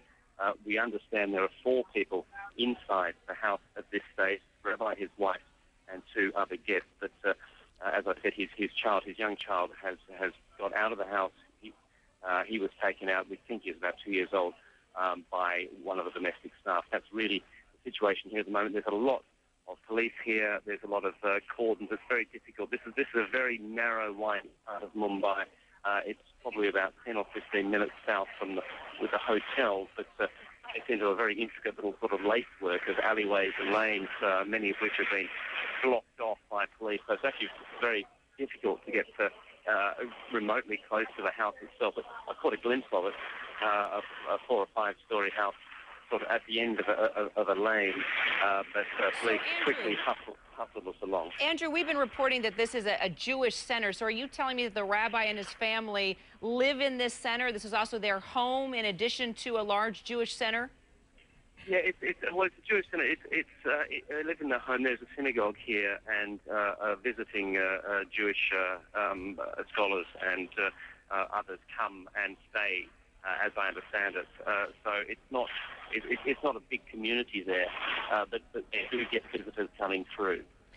Andrew, why a Jewish center? I mean, we realize the attack on the hotels. They've been talking about the American and the British connection there, also trying to send a signal to Indian business owners. But why a Jewish community center?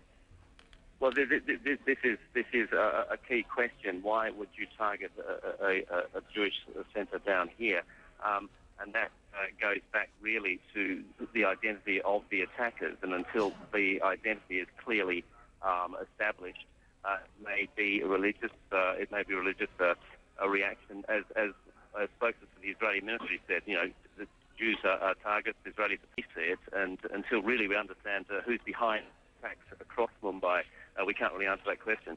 Andrew Stevens, appreciate it. We'll be talking to you for the next number of hours. And just to bring everybody up to date right now, thank you for joining us on our breaking news coverage. It's just after 12:30 a.m. in Mumbai. Developments are changing by the second, as you can imagine, in this terror rampage that many are calling India's 9/11 right now. I can tell you within the past half hour, our sister network, CNN-IBN, reported the siege and standoff at Mumbai's Taj Mahal Hotel was over. The last 3 attackers killed. But then our people actually heard gunshots. Sarah Seidner's there on the scene. She actually heard a gunshot. It happened again. We were talking to her within her live shot. And then a top Indian official said that 3 gunmen remained holed up at 1 at the Taj and then 2 at the Oberoi Hotel. The Associated Press now reporting that 8 more hostages have gone free at the Mumbai Jewish Center more than 24 hours after this nightmare began. We just heard from our Andrew Stevens, though. He was saying that definitely that the rabbi's child had gotten out of the community center there, but that he and his wife still hold up with another guest. So those numbers we're not quite sure what we can confirm there at this point. But overall, police say that 125 people are now dead from gunshots and explosions, fires at some of the Mumbai's best known landmarks that we've been mentioning right now. More than 300 people, we are told, have been hurt.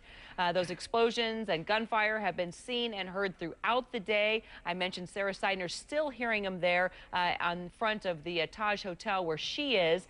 A major fire at the Hotel Oberoi, though, we are told is out, even though authorities are still going at it with gunmen there. 2 gunmen, we are told. Now authorities estimating more than 24 attackers carried out this highly coordinated assault. A dozen or so have been killed to this point. Also dead is the chief of the anti-terror squad of the Mumbai police. Mike Brooks, formerly with the FBI, with SWAT. Why don't we back up? I have a number of questions for Sure. you. Let's begin with the FBI. You broke this news. The FBI here in the U.S. Headed to Mumbai. And as you recall, this has never happened before. Well, you know, I was talking to my FBI sources, and then the team is going out of the Los Angeles field office. It's not a full-blown team like we would normally send, but it's an investigative team with a bomb tech advisor and also with an evidence response team advisor on dealing with forensics and different crime scenes throughout the city to coordinate with the Indian authorities. But we were talking, this is the first time that we can remember, Kira, that the Indians have ever asked for our help from the United States. Usually when something happens, you know, we'll offer the help because keep in mind, there at the embassy, you have an FBI, it's called it's a legal attaché. It's basically the liaison between the Federal Bureau of Investigation and the Indian government. Also you have there, as part of the diplomats, as part of the U.S. State Department, you have diplomatic security that also is there, and we'll also say, hey, if you need our help, we'll be more than glad to help you. But this is the first time that that Mike, like, why now? You know, I don't know. They haven't seen something like this before. Are they concerned well, about? they've seen other things before. You know, going back in the '90s and they've dealt some with other a number of attacks. A number of attacks. In fact, you know, they have their commando force. I was talking to one of my former SEAL buddies that I used to do training with, and also globalsecurity.org. The national, it's called their commando force. It's called the National Security Guards. They're made up of groups in the special action groups and the special action and the special rangers group. And so they're military and law enforcement experience. They draw from the Indian Army, but they also can assist the authorities there, the police authorities. We're here in the United States, you know, it's a special posse comitatus law that, you know, local law enforcement will only handle things like this unless the president says, yes, the military can join in. But in India, the military can just come in on situations like this and basically take over. So, okay, so looking at how this has all gone down to this point, you're saying, from your experience, it's the first time the FBI has been asked to participate in something like this before. You've got the Indian commandos in there, but you also have the head of the anti-terror squad in India that was taken out almost immediately, right as they went into this. A number of heads of security and law enforcement taken out. I mean, these guys, these terrorists, knew what they were doing, what they needed to go after, and I mean, it was very well orchestrated. Even the Prime Minister of India said this was very well planned. It was very well orchestrated, and he has been reported to say that he is believing this came from outside the country. He's looking at Pakistan. We still haven't been able to confirm that to this point, but through your experience and looking at everything to this point, from an attack perspective, your background, what are you paying attention to? Well, you know, number one, look at the different locations that they hit. You know, we look at the financial district, just like Jim Clancy was saying, it's almost like hitting the World Trade Center or Wall Street. You know, and somebody else put in perspective, it'd be like hitting the Ritz-Carlton, you know, and, you know, maybe a couple hotels in New York, as well as the Grand Central Station. But if you look at this, you know, they hit the hotels when they were full of people dining. They hit it with speed, surprise, and violence of action. You know, that says to me that they did their homework. They looked at vulnerabilities. They looked at the places that would be relatively soft targets. And Jim was saying they just took down a very, very high security profile. They just kind of relaxed that just a number of days ago. Did they find out, okay, this is the good time to go ahead and hit, you know, because of maybe a holiday, a number of people visiting there on their holidays? You know, was this strategically planned? Absolutely, I would say so. And it would be very easy to sort of infiltrate this area. I mean, it's hard when you look at the landscape of Mumbai. It's hard to distinguish who is who because you've got Arabs, you've got Persians, you've got Indians of all classes right there at the gate of India. You've got these ports, you've got the entryway there right from the waterways.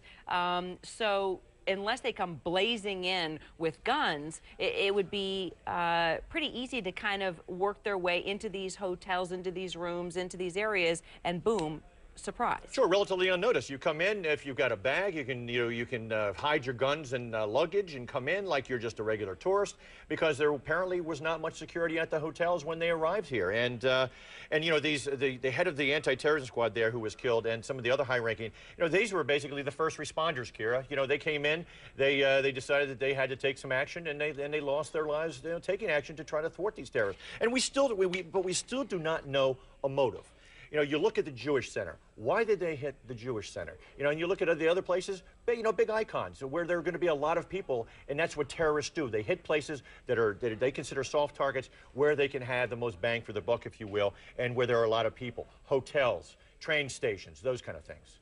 All right, and we are working a number of our correspondents, Mike, as you and I are talking about what is happening in Mumbai, India right now, where Barbara Starr will be joining us in a minute from the Pentagon. Also, our Sarah Seidner is live on the scene in Mumbai, India, there in front of the Taj Hotel. If you're just joining us, just to bring you up to date, one attacker, we're being told, still at the Taj Hotel, battling it out with law enforcement as we speak. 2 gunmen still battling it out with authorities at the Oberoi Hotel. And then you've got, as Mike and I were talking about, the Jewish Center, why that being a target. Andrew Stevens there on the scene for us, talking about the fact that the whole Israeli dynamic that has always been a common target in attacks like this. Sarah Seidner will be joining us in just a second, but I'm told we do have Barbara Starr joining us live from the Pentagon. Barbara, we know that the U.S. military has a very good relationship with the Indian military. They train a lot together.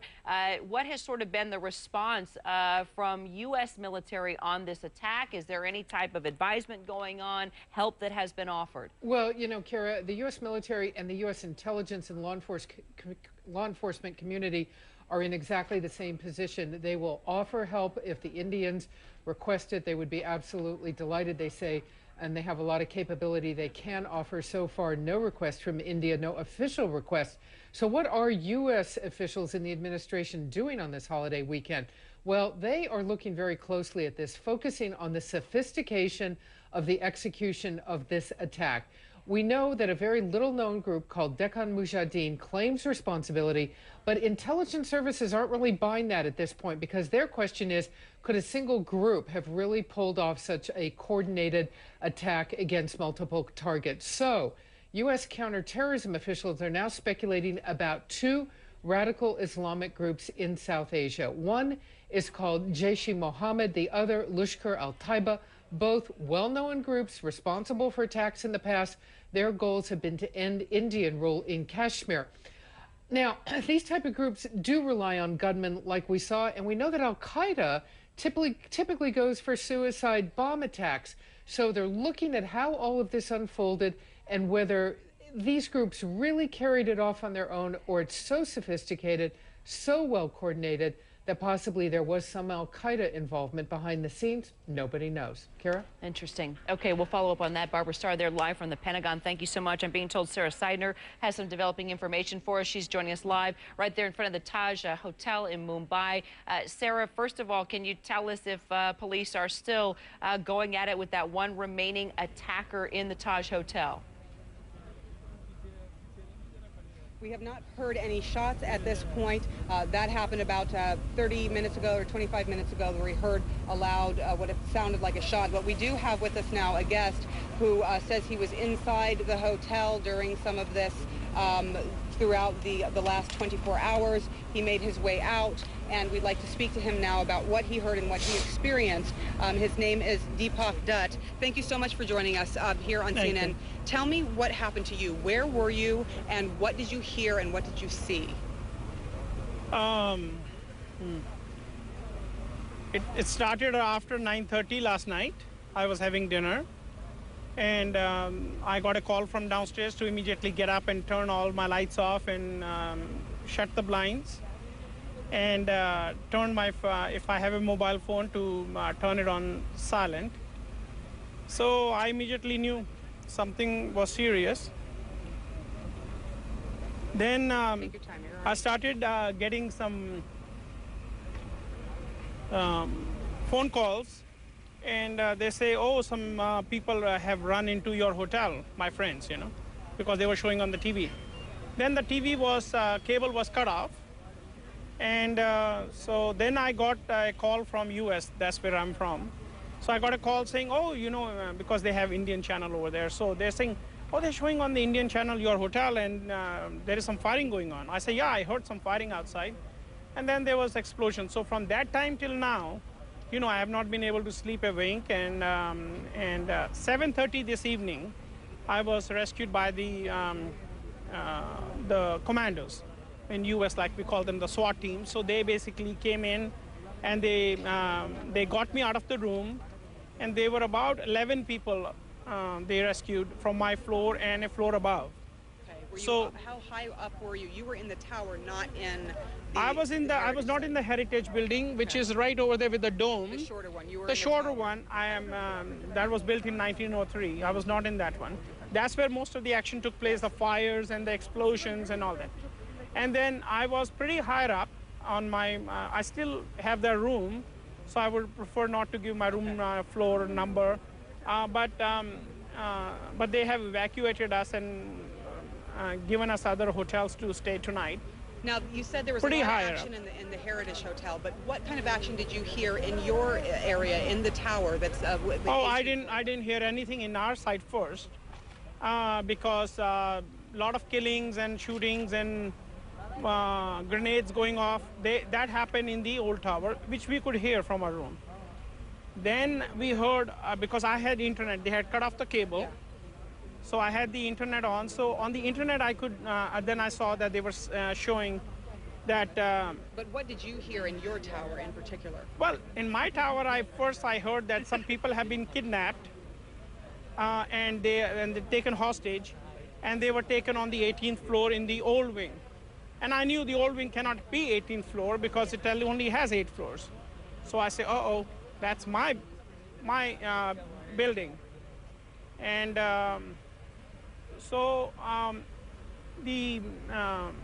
after about 15-20 minutes, I heard heavy machine gun fire in the stairwell right where I was. So it looks like the commanders were basically chasing these guys who were taking people up, because 2 guys, they ran up. Two guys ran down from the hostages, so they ran away. And they are the one who warned the police and the commandos that in the new wing also there are some... So on the 18th floor, you're saying you believe that the terrorists took some hostages up to the 18th floor? Yes. And you could hear the commandos, there was gunfire and there was explosions? Very, very loud, like constantly coming closer to me. This must have been terrifying for you to live through this. Yeah, it was, but I honest to goodness, till today, till just right now, I never felt that, oh my God, this is the end or something. It was like, oh wow, we are in the middle of a crisis, you know. So and, you know, how to secure my room. That was my thought, and call my family, speak to them, my friends, and obviously I prayed to God, and a few times I felt a little uneasy when a couple of explosions came closer to where I was. So I prayed to God, and but I felt a very different kind of a peace that I am going to leave it in the hand of our Lord, and then let Him guide and see what will happen. Because in a lot of things, we try to say I. It doesn't happen, because God intends what is going to happen in your life, and you have to trust and have faith. And you've made it out okay. No injuries? Yes, thank you. No, Okay. none. And so just tired because you have been not I'm been very. sleeping. I have not slept. I haven't eaten anything, and I in fact left this area after they rescued me. So they took me in an ambulance, because they say it's safer to be in an ambulance. So they took me out of this area. So I was about 4 kilometers away, and then I got some phone calls from the stations, TV stations, who were talking to me throughout the time I was in there. So they asked me if I would please come back. So if I was too much terrified, I would not have returned to this area. Did you have to leave all your things inside your hotel Yes, room? yes. We were not allowed. And it is very much understood. It's pretty common. Like I said, I also have the experience of the U.S. and here. So over there also, the SWAT team doesn't let you take any bags or something. They just want you out. Have you seen any other people who are in your same situation, and talked to anyone else who was in your wing or any of the other parts of the heritage? Yeah, I had a guy next door. He's a judge in Australia, and he's visiting over here. And I have a connecting door with him, and I could hear him. So I was thinking, my goodness, if these gunshots are coming and they're telling us not to talk on the phone because people will know somebody is in some room. So I knocked on the door. I said, excuse me. I said, could you please lower your voice, because they have said do not talk on the phone. Mr. Dutt, thank you so much. Thank you. Please get some sleep, and thank you for speaking to us. And I want to say a hi to Kira Phillips. I listen to her all the time. Kira, I think that means we're going back to you, Kira. Sarah, that brought some cheers there. The world, Kira. Yeah, right. Well, it's my honor. I'm glad he got out of there alive, and you give him my best to give him a big hug. Sarah Seidner there. Well, that added a little light note to a really rough time that's been happening there overseas in Mumbai, India. It's great to hear those stories about survivors that made it out of those hotels. On a much more serious note, there at the Taj where Sarah is, there is still one gunman that's battling it out with law enforcement officials there. Also 2 gunmen at the Oberoi Hotel. And then once again, there's that Jewish community center where we've been told there have been some hostages that have been freed. Our Andrew Stevens is there on the scene. We're going to get more from him. We're going to take a quick break. More from India right after this.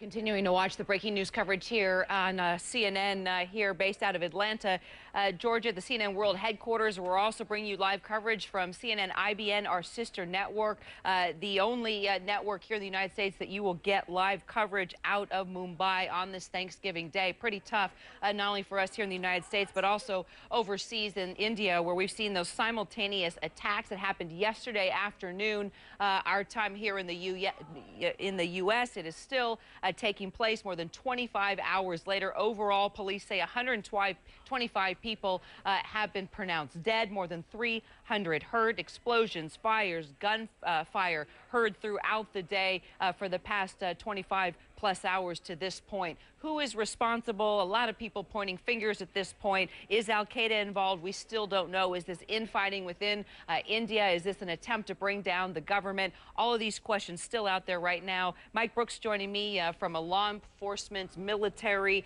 hostage perspective. That's all your background, from negotiating to dealing with these kind of takedowns when dealing with gunmen like this. And Mike, just to bring our viewers up to date, still one gunman at the Taj Hotel, we're told, battling out with police, 2 gunmen at the Oberoi Hotel, and then finally the Jewish Center, the Jewish Community Center. We're learning more about that.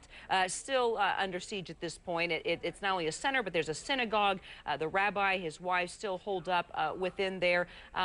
Why a Jewish center? You know, this goes to motive, Kira. We still don't know what the motive is. We still don't know exactly what terrorist group is involved in this. But it goes back, you know, Barbara Starr, some great information she gave us that they're looking maybe now at two groups, possibly from there in India. But she also said, you know, we can't count out involvement with al-Qaeda. You know, I've worked a number of investigations, a number of bombings where al-Qaeda was involved. And usually you see a suicide function to that. Usually you have suicide bombers, but we don't see that here. But what we do see that al-Qaeda has been successful in the past is multiple locations, hits on different targets at the same time. You know, and you know, when we go and look at all the intelligence, Kira, we're going to look at, you know, how long has this been planned? What is the group? How long has it been planned? Who is financing this particular group? Is this an interior Indian group that might be backed and financed possibly by al-Qaeda? That remains to be seen. You know, do they have some kind of fingerprint on this? We don't know. But it's interesting, though, because, you know, bring up an interesting point. Okay, if you looked at the infighting, right. if you looked at the stepping away from India, Kashmir, Pakistan, you know, everybody's been talking about this dynamic, and you looked at the Muslims versus the Hindu extremists, there has been ties in the past that al-Qaeda has been supporting these various extremist groups. So there would be a tie there. And also you look at, early on we heard, you know, from the Brits that they were targeting Westerners, U.S., British passport holders, and that now would be an al-Qaeda connection. And with the connection with the Jewish Community Center, you know, that to me also says maybe some ties to al-Qaeda because of the, you know, the anti-American, you know, because of their anti-American, anti-Israeli bent that they have. You know, so, you know, is there some fingerprints of al-Qaeda mixed in with this group? I'm sure we'll find out in the coming days. All right, and you were the first to report about the FBI coming from the U.S. to help out. You have not heard of this previously. No. They've never sought this type of help before. So now, why now? And what exactly will the FBI be doing? Well, we're also hearing from our justice correspondent, Kelly Arena, that apparently a high-ranking official she spoke to says that there actually has been no official request, but the FBI is sending a small team. And my sources I spoke to, they're sending them out of Los Angeles. It's going to be just a small investigative team because of the because of possible Americans being targeted. Just an investigative team with a bomb tech advisor, a bomb technician advisor to work with the Indian authorities, along with an evidence response team, forensics person there as an advisor to also help with, you know, with the scene. All right, now your experience with hostage takers. Okay, a number of things to consider here. At this point, when you're talking about more than 25 hours later and more than 100 people dead, is the goal to just go in there and take those attackers out any way possible? Is the negotiation part finished now, or do you still, even 20+ hours later, try to negotiate, try to have that verbal communication if you've got a clear shot to take out a gunman that's holding people hostage and killing innocent people? Well, you know, we really don't know what if any demands were made during the negotiations, and we don't know the extent that the Indian government was negotiating with them. We're thinking that, you know, they took hostages, and they would go there and they would try to, you know, try to intervene and try to set up some kind of negotiation process with them, but we don't know if that was successful or not. We haven't heard anything about demands. No. We haven't heard anything from the attackers. No. I mean, this very well could just be a 9/11 trying to send a message, not wanting anything in return but death. But, you know, but then again, we saw some of the hostages being released, you know, and that were the case, they would have gone in and they've separated the Brits, you know, people from, you know, Westerners, if you will. They would have just gone ahead and taken them out if they were that hell-bent on, you know, on destruction. But why did they let some of the hostages go? Do they still have some hostages? We don't know. We've heard, you know, that things were over at the Taj. We heard that yesterday also, that things were calming down at the Taj. But we heard from our reporters that no, back then, yesterday, that it was ramped back up again. And we hear now again that that there's still gunfire coming from there. So are there ongoing negotiations? We don't know. All right, what do we know about the Indian commandos? Because they have all types of different experience, right? Military and law enforcement. I'm hearing from my sources that the National Security Guards, that's their group. It's about a 7,500 person strong team throughout the country. They're made up of the Special Action Groups and Special Rangers groups. Is this the anti-terror squad, or is this separate? No, this is their anti-terror squad. This is the anti-terror squad. Right, and it says, specifically to deal with incidents like this. Hostage rescue, anti-terrorism, protection of VIPs. And, so they were brought, we heard yesterday, and we saw trucks coming in, we heard early on, that the commandos were being brought to the Taj Hotel. So I'm sure that they've had a long night of fighting through and setting up some kind of tactical response inside the Taj, inside the Oberoi. So, but hopefully it will be coming to an end. But I've heard that it was basically they're drawn from the Indian Army, and they do assist law enforcement here in the United States. Indian Army, which trains with U.S. military and the Pacific Command. And the Brits, because their whole military was based after the Brits pulled out on a British model. So I'm hearing that their commandos are based basically on the British SAS, a Special Air Service model, similar to what they have in the UK. All right, and we've been talking to a number of witnesses as this all went down at the Taj Hotel, the Oberoi Hotel, a lot of them CNN employees. Right. They put together some first-hand eye reports for us. Let's go ahead and take a listen. One explosion practically knocked me off my feet, the first big one, and that's when I started getting calls saying there's an explosion on the roof. I was on the phone call, and I was standing, everything shook around me. So that was very, very scary. Someone from the outside saw that the fire was very near our room and told us that, if we don't get out, that we have some fire problems, that terrorist problems. And we took the risk and just went for the door. And when I opened the door, it was a lot of smoke, could barely see anything. I had to use a light on my phone to see anything. Eventually found the exit and just ran. Well, I was sort of in my room in the dark for, 6 hours under my bed. We didn't really see very much. We basically just heard a lot of gunfire and crackers and all sorts of things. And then, towards the end of the 6 hours, I heard there was a fire on the 5th floor, which is above my room. So that's basically what I heard for 6 hours. All right, well, Mike, what do we know about the Americans in these hotels? Well, we do know that there were Americans in the hotels with a financial group out of New York. I don't want to give the name of the company. I don't want to put them in any jeopardy if they're still there in their hotel rooms. But early on, the director of security for this particular company, Kira, he had contacted the FBI here in the United States and was basically saying, what should we tell our people? And the FBI did assist them on basically hostage survival, what to do if someone comes to you or what not to do in these hotels. And we hope that they've gotten out safely, but we do know that, in fact, that there were Americans in these hotels during the initial stages and while things were going on. We're not sure about the number of attackers here. I mean, we've received various numbers, but we're estimating more than 24 attackers, so 24 plus, okay, that have coordinated this assault.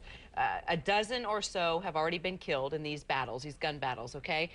That doesn't necessarily mean it's going to be over, because they could replenish with others that could be coming in from different fronts, right? I mean, it all depends on how they're securing the areas, securing the port, securing the hotels, securing Mumbai from any additional attackers that might have been waiting for fatigue, waiting for the death of these guys and move in, or am I completely off? Could it completely end when all these guys are taken out? If you think about it, with the number of locations, Kira, that they actually attacked, 24 people is not that many as part of a group. But there's always the concern that inside, and part of their planning, that they put people or sleepers inside these hotels, maybe in some of the rooms, planted them in there. These are all possible scenarios that they have to think of while they're going through and securing. So the plans might have already been there. They could have been. The other guys come in, and it's much bigger than what we think. As part of the planning, absolutely. How well, the Prime Minister of India has come out and said this was very well orchestrated, very well planned. From your perspective, your experience, How sophisticated are these guys? You know, I'd have to see what kind of weapons they had. How rudimentary were the explosives that they had? We know they had grenades. You know, what are the other explosives they had? How were they made? And I think, and this is going to tell investigators a lot about who was involved in this. True, because investigators will take parts of those explosives, trace what kind they were, where they came from. I mean, that's how sophisticated it is, right? Absolutely. I just think of the weapons being supplied from Iran into Iraq. Sure. And once the authorities got their hands on those weapons, they were able to say, yep, this comes from Iran, this is why, this is the background. Right. Same type of thing. Same type of thing, and that's why, you know, in Iraq and Afghanistan today, there's U.S. law enforcement over there that every time we have something happen there, they take the information and they take all the evidence and they send that back to Quantico. You know, and the same kind of thing here, and that's why they're going over there to assist them.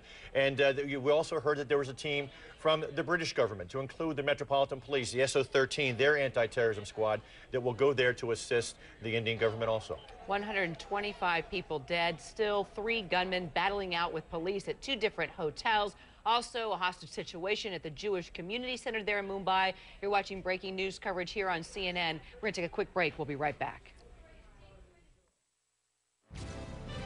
And it's just after 1 a.m. on Friday in Mumbai. The nightmare that some are calling India's 9/11 appears to be winding down, but it's not over yet. Here's what we know at this point. The head of India's National Security Guards says that 3 gunmen are still holed up in 2 of Mumbai's best-known hotels, the Taj Mahal and the Oberoi. Police are trying to get them out one way or another. Apparently, they've been battling it out. We've heard the gunfire. The Associated Press is reporting that 8 more hostages have gone free at a Mumbai Jewish center more than 24 hours after that rampage began. Several others are still being held, and we're now hearing that an Israeli rescue team is on the way from Jerusalem. Overall, police say 125 people are dead from gunshots, explosions, or fires across India's financial and entertainment capital. More than 300 people, we are told, have been reported hurt. And more explosions and new fires and gunfire have been seen and heard throughout the day. And though a major fire at the Hotel Oberoi is out, authorities estimate more than 24 attackers carried out this highly coordinated assault. A dozen or so have been killed. Also dead is the chief of the anti-terror squad of the Mumbai police. Reza Sayed now joining us out of Islamabad. Reza, I know you've been following this throughout the night and throughout the morning. What can you bring to us with regard to possibly who may be responsible for this? Well, Kira, this is going to be a big test in the relationship between Pakistan and India. These 2 countries have a very fragile relationship, and that fragile relationship in the coming days and weeks is going to be tested because of these attacks in Mumbai. The fact is, whenever you have a militant attack in India, even before the evidence gathers, you have analysts and experts pointing the finger to Pakistan and accusing Islamist extremists within Pakistan, even elements within Pakistan's intelligence agencies. That speculation has already started. Pakistan's leaders are well aware of it. That's why they were quick to condemn these attacks. Earlier today, Pakistan's president, Asif Ali Zardari, condemned the attack, and he called India's Prime Minister Manmohan Singh. Late this afternoon, CNN spoke with Pakistan's Prime Minister Yusuf Raza Gilani. Here's what the Prime Minister had to say.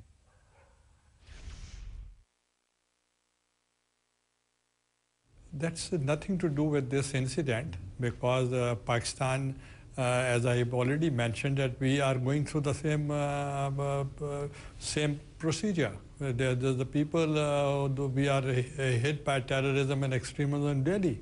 I have also lost my own leader, Benazir Bhutto, because of this. And therefore, why should we are totally against it? And as a front line, we are fighting against terrorism and extremism, and that is, we are paying a heavy price for that. So how are these Mumbai attacks, how are the speculation that follows going to affect the relationship between Pakistan and India? The Prime Minister was very reluctant to answer the question. Even so, we put the question to him. Here's what he had to say. Really hurt that more than 101 innocent people have been killed, and about 270 plus people have been injured. I think this is a heinous crime, and we condemn it. And I think this terrorism is a menace for the whole world, and therefore we have to work jointly to combat terrorism and extremism.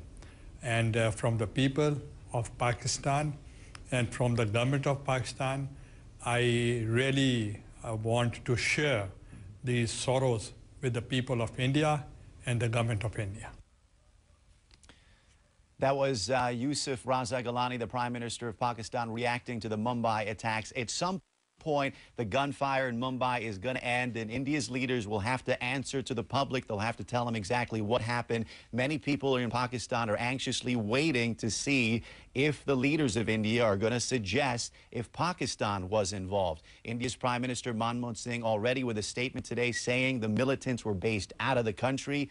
Many experts and analysts are saying that was indeed a suggestion that Pakistan was involved. It goes to show you how fragile this relationship is, how much mistrust there is between Pakistan and India. And Reza, as I saw those same quotes come across the wires. Also, a major general had told reporters that these terrorists had pretended to be Indian and came in from outside the country and sort of infiltrated. I don't know if you heard that or not.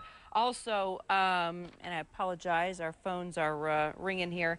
The Deccan Mujahideen, what do you know about this group that has been claiming responsibility, and is that in any way tied to Pakistan? Well, we've never heard of the Deccan Mujahideen. We've spoke to terror experts here, and they haven't heard of that group either. As far as rumors that perhaps these militants originated from Pakistan, and we have to be very delicate in approaching this. There have been some rumors. They're all unsubstantiated. Some rumors say perhaps they left Karachi. We've been in contact with Karachi police, and they say there's no evidence that suggests these militants left from Karachi. So far, it's very important to say there's absolutely no evidence that corroborates, that substantiates that these militants had any connection with Pakistan. Mike? Reza, Mike Brooks here. I was just curious, the intelligence structure there in Pakistan, do they have any relationship at all? If they had heard any inklings about an attack like this, would they have notified the Indian authorities? Well, that's a good question, and the answer is we don't know. There's a lot of mistrust. Again, I can't emphasize enough how much Pakistan is obsessed with India, how much they're in fear that perhaps India is going to take this country over. As many are convinced that Pakistan is more obsessed with India than they are with extremists and the Taliban. So we haven't heard any reports that Pakistani intelligence was aware of this attack, and that's where things stand tonight. Reza Sayah, live from Islamabad. Sure appreciate your insight. Let us know as you get new information. Meanwhile, all three of us here brought up the same question. Who is responsible? Who is going to claim responsibility for all these attacks? Where will the finger? We've seen where the fingers are being pointed, but who will come forward and finally admit to this? Will that ever happen, or will it take investigators to figure that out? And that could take months and months. Meanwhile, Phil Black reports to all the theories out there at this point to whom may be responsible. The Indian government clearly has its own ideas about who was responsible for this. It is evident that the group which carried out these attacks based outside the country had come with single-minded determination to create havoc in the commercial capital of the country. Experts on India's security support the Prime Minister's theory. They believe the attackers were not exclusively homegrown. What you're seeing is that these type of attacks are established, there's a network, there's well-planned reconnaissance and logistics and financial support. It could only be from a group that is receiving international support, obviously with a domestic dimension. And analysts say Mumbai and Westerners were specifically targeted because of the operation's ambitious goals. This time there was a multi-pronged approach. It wasn't just about targeting Indians. It was a aim, but it wasn't the only one. They also wanted to go after Westerners as well. They wanted to create a lack of confidence in people traveling to India, hit at the economy, hit at the tourism industry. One group has claimed responsibility, the little-known Deccan Mujahideen, but security experts don't believe it. Deccan Mujahideen seem to be this amazing group that has come out of nowhere, that has been operating under the radar for all this time, yet able to mount such a sophisticated and well-coordinated attack. Analysts believe this is more likely the work of another well-established outfit, like Lashkar-e-Toiba, the Pakistan-based Islamic militants who oppose Indian control in the disputed territory of Kashmir. A spokesman for Lashkar-e-Toiba says the group wasn't involved in the attacks in Mumbai and condemned them. But the Indian authorities have blamed Lashkar for previous attacks, like the 2001 assault on India's parliament, which brought the two countries to the verge of war, and the bombing of this Mumbai train, which killed more than 180 people in 2006. Terror strikes have become a regular part of life across India, but whoever did this wanted a strong reaction, and they've succeeded. This attack in India has created a backlash which is equal to that of America after 9/11. The investigation may have only just begun, but already fingers are pointing across the border to militants in Pakistan. Phil Black, CNN, London. And, you know, as I get more information, Mike, from people within India and also within the military, interesting point here, which I did not realize, that there have been a series of attacks elsewhere in India over the past several months, Bangalore, Assam, Delhi. So there's sort of been this drum beating and sort of this buildup. So therein lies the question of where was intelligence, what did intelligence know, and is this a huge failure for Indian intelligence? Right, because, you know, as we talked about earlier with Mr. Clancy, you know, the security is driven by the intelligence. You know, did they know something? Did they let their guard down? You know, was it a false flag that they were throwing out there? We don't know, and we still don't know. You know, I talked about Phil Black's piece, and we also talked with Reza. We still don't know. The finger point, again, starts right away across the border with Pakistan. But we still don't know if in fact, any group from Pakistan was responsible for this attack. And we still don't know what the motive of this attack is. And, you know, Kira, when you look at things, this is still relatively early on in this investigation. I mean, this is just starting. And, you know, the finger pointing starts off right off the bat, but we still don't know the real motive for this. Well, we're all over it, that's for sure, covering all the angles. Stay with us, Mike, okay? And we're going to continue to check in also with our sister network, CNN, IBN, out of Mumbai, India. You will not find coverage like this on any other network. We're going to continue our breaking news coverage out of Mumbai, India, and the attacks that have taken place, going on about 27.5 hours now here out of the CNN World headquarters in Atlanta. Quick break. We'll be right back.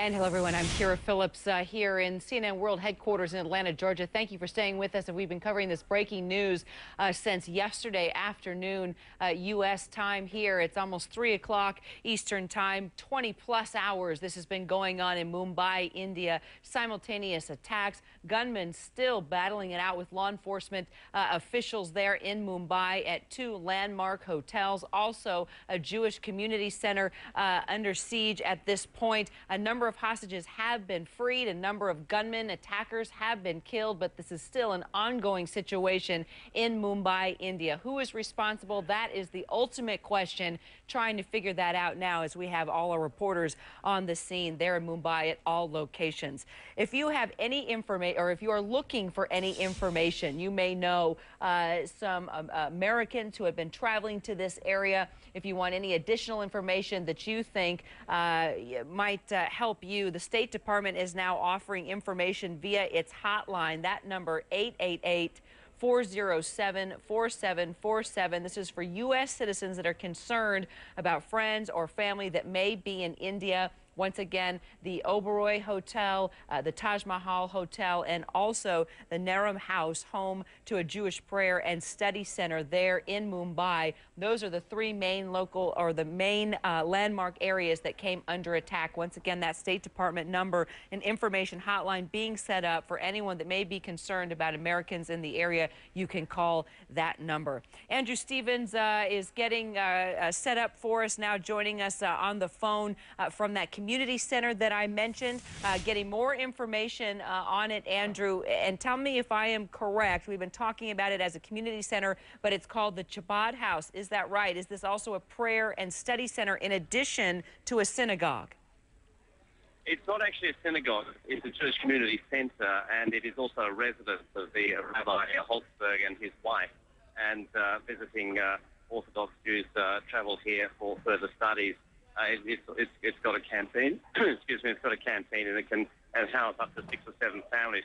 As far as we know, Kira, there are 4 people in the centre at the moment. That is the rabbi, his wife, and 2 guests who are visiting from Israel.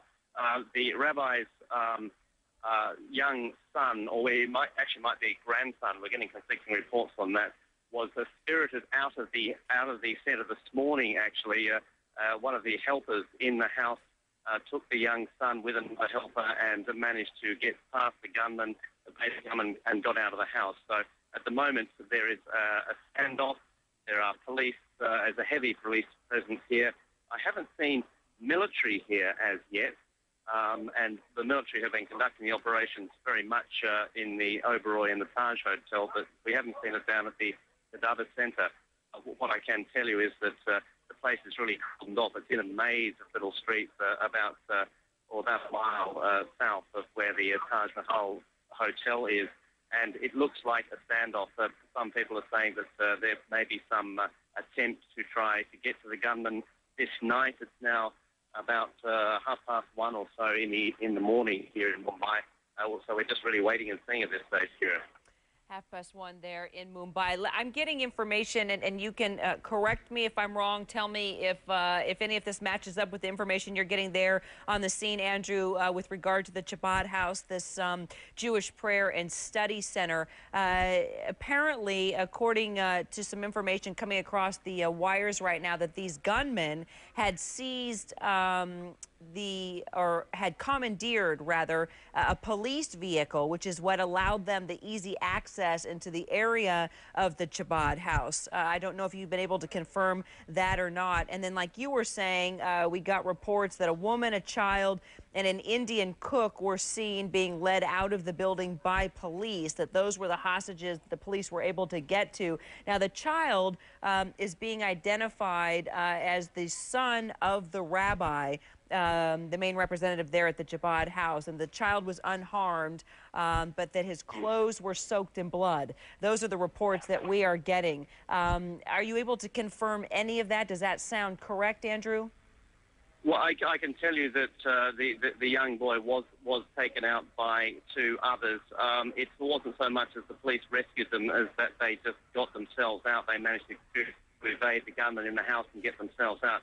As to the covered in blood, I haven't I spoke to a reporter who interviewed one of the women who took the child out, and the story of the blood wasn't mentioned.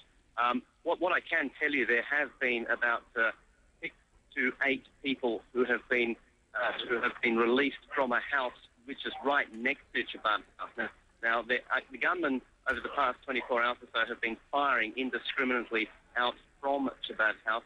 As far as we know, there have been 3 deaths in that fire, 2 adults and 1 16-year-old boy.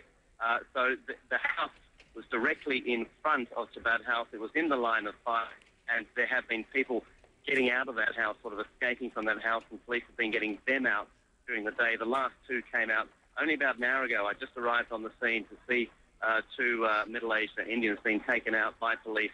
I managed to get to them and very quickly asked them if there was anyone left in their house and anyone was hurt, and they said no, but they couldn't, or they didn't comment on what was actually happening in Chabad House. So that's the state of play at the moment. So did you say that those 3 were killed in the gunfire or in a fire, Andrew? No, gunfire. It was shooting from the house out into the street. Got it. It may have been a gun battle with police. That hasn't been established yet, or it may just have been random firing by the gunman out into the streets. This is a really crowded area, really narrow little windy roads and alleyways all through there. A lot of people live around there, so there would have been a lot of people in the area, which obviously 3 fell victim to this gunfire.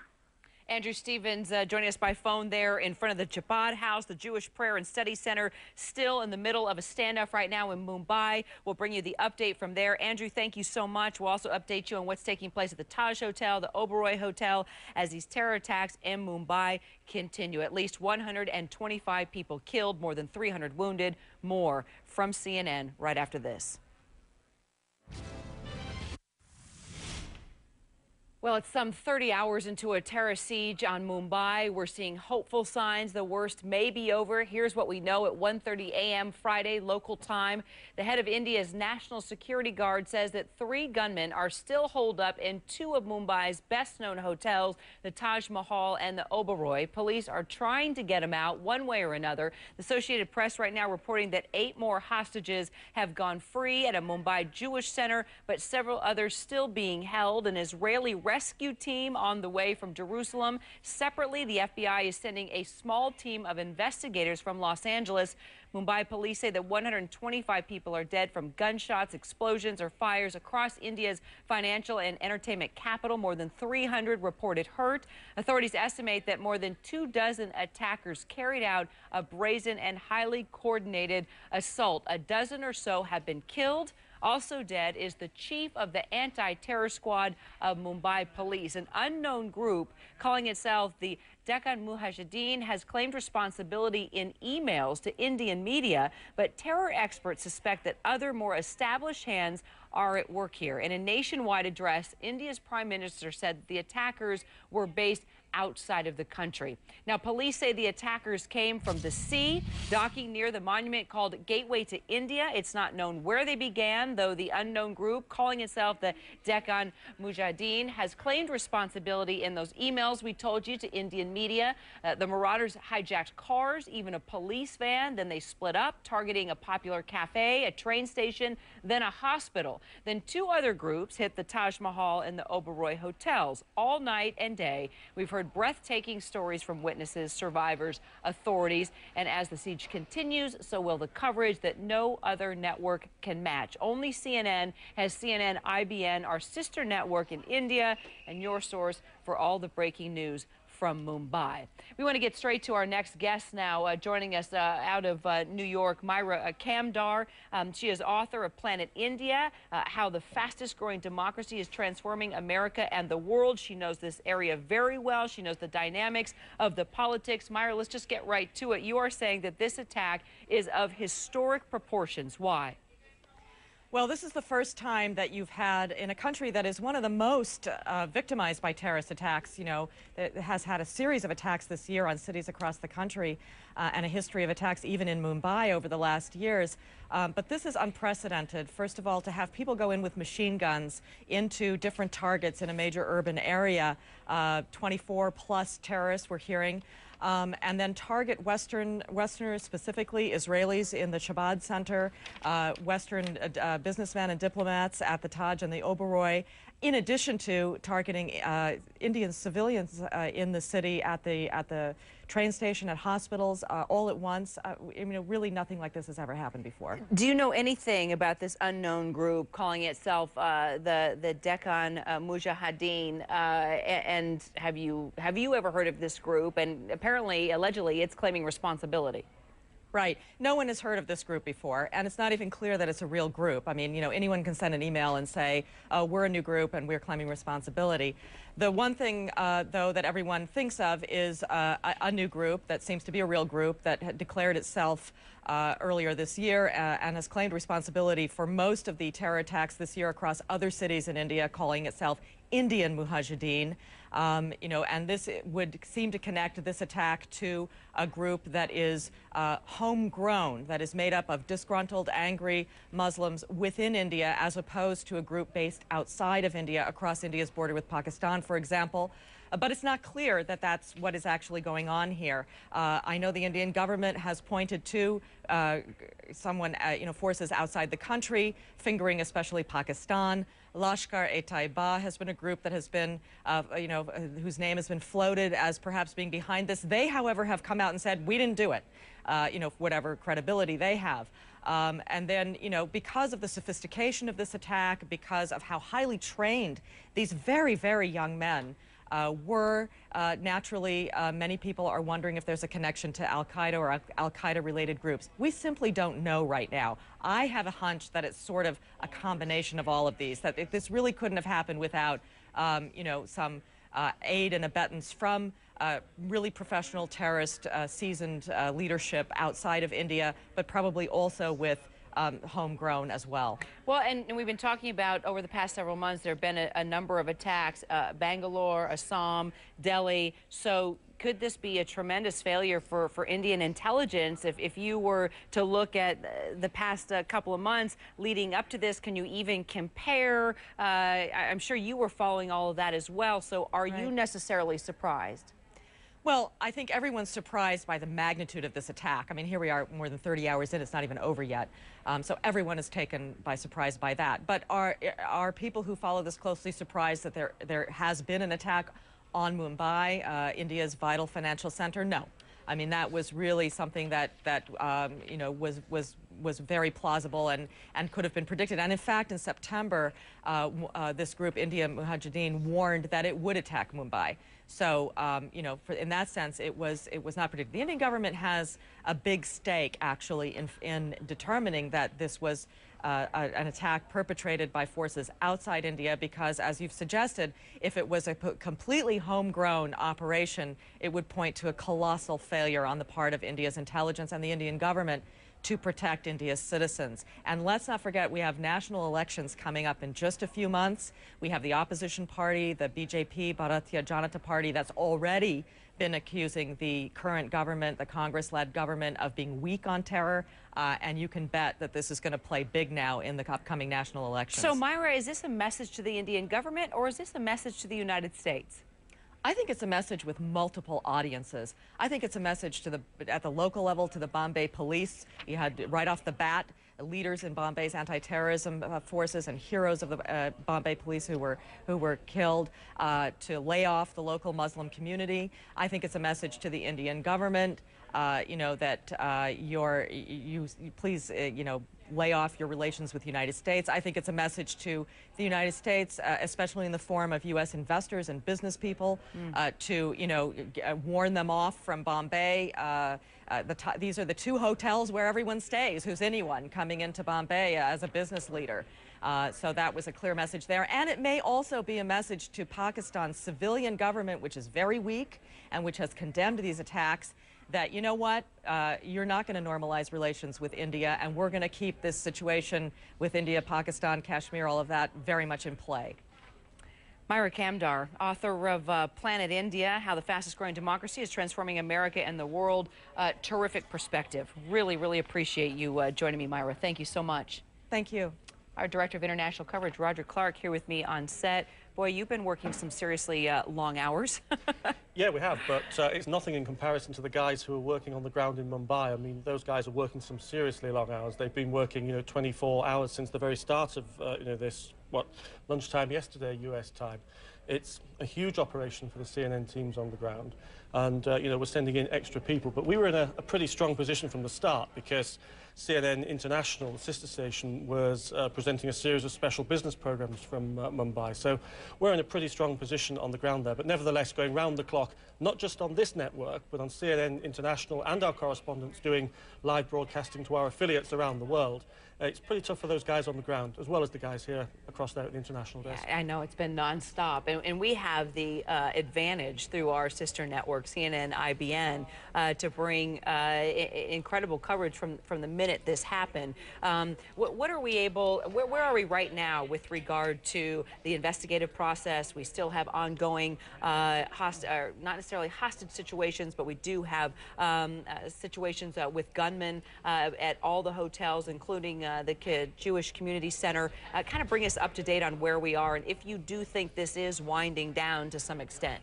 Well, it's very difficult to say whether it's winding down, to be perfectly honest, because, I mean, we've said 2 or 3 times that the operation at the Taj was over, only for more gunfire to be reported. I think Sarah Seidner said that to you. Well, we heard the gunshots in the middle of her live shot. Exactly, so I think it's a little bit premature to say that this thing is over. It's still very much an active police operation. Obviously, the investigation is going on at the same time, but it's still an active police operation. And in fact, I just, before I came up to join you, I got something off the wires here from the Indian state media, and this really shows how sophisticated this whole attack was. According to a cabinet minister in India, the terrorists who struck had advanced control rooms in both hotels. They'd done a tremendous amount of prior reconnaissance over several months, and that comes from an Indian cabinet minister. So this was a very, very sophisticated attack. It had to be a sophisticated attack, you know, because of the scale of it and the way that, you know, the terrorists caught the police completely off guard. You say advanced control rooms in the hotel, so this may coordinate well with what Mike Brooks was saying to us, that before those guys came in by sea and came in on the attack, started lobbing the grenades and brought in the automatic weapons, that already, maybe for days possibly, that there were guys already inside these hotels setting up shop. Absolutely, and that's what the minister says. You know, I mean, there's been prior reconnaissance for several months. There must have been people inside the hotel coordinating all of this, and that's what the minister says. This was a very, very sophisticated operation. They knew exactly how to strike, exactly what to do. They knew exactly who the targets were that they were going for. And, yeah, I mean, this was, if you like, a dual-pronged attack with people coming in from the sea and people who were already in the hotel. And this is a wire that we're following up very keenly at the moment. Now, have we heard anything about any type of inside job? For example, employees at the hotels working with these terrorists in any way, shape, or form? Because, you know, Jim Clancy and I were talking about how we have stayed at these hotels, and the security was intense. And it was just 10 days ago, Clancy was hearing that they eased up on things.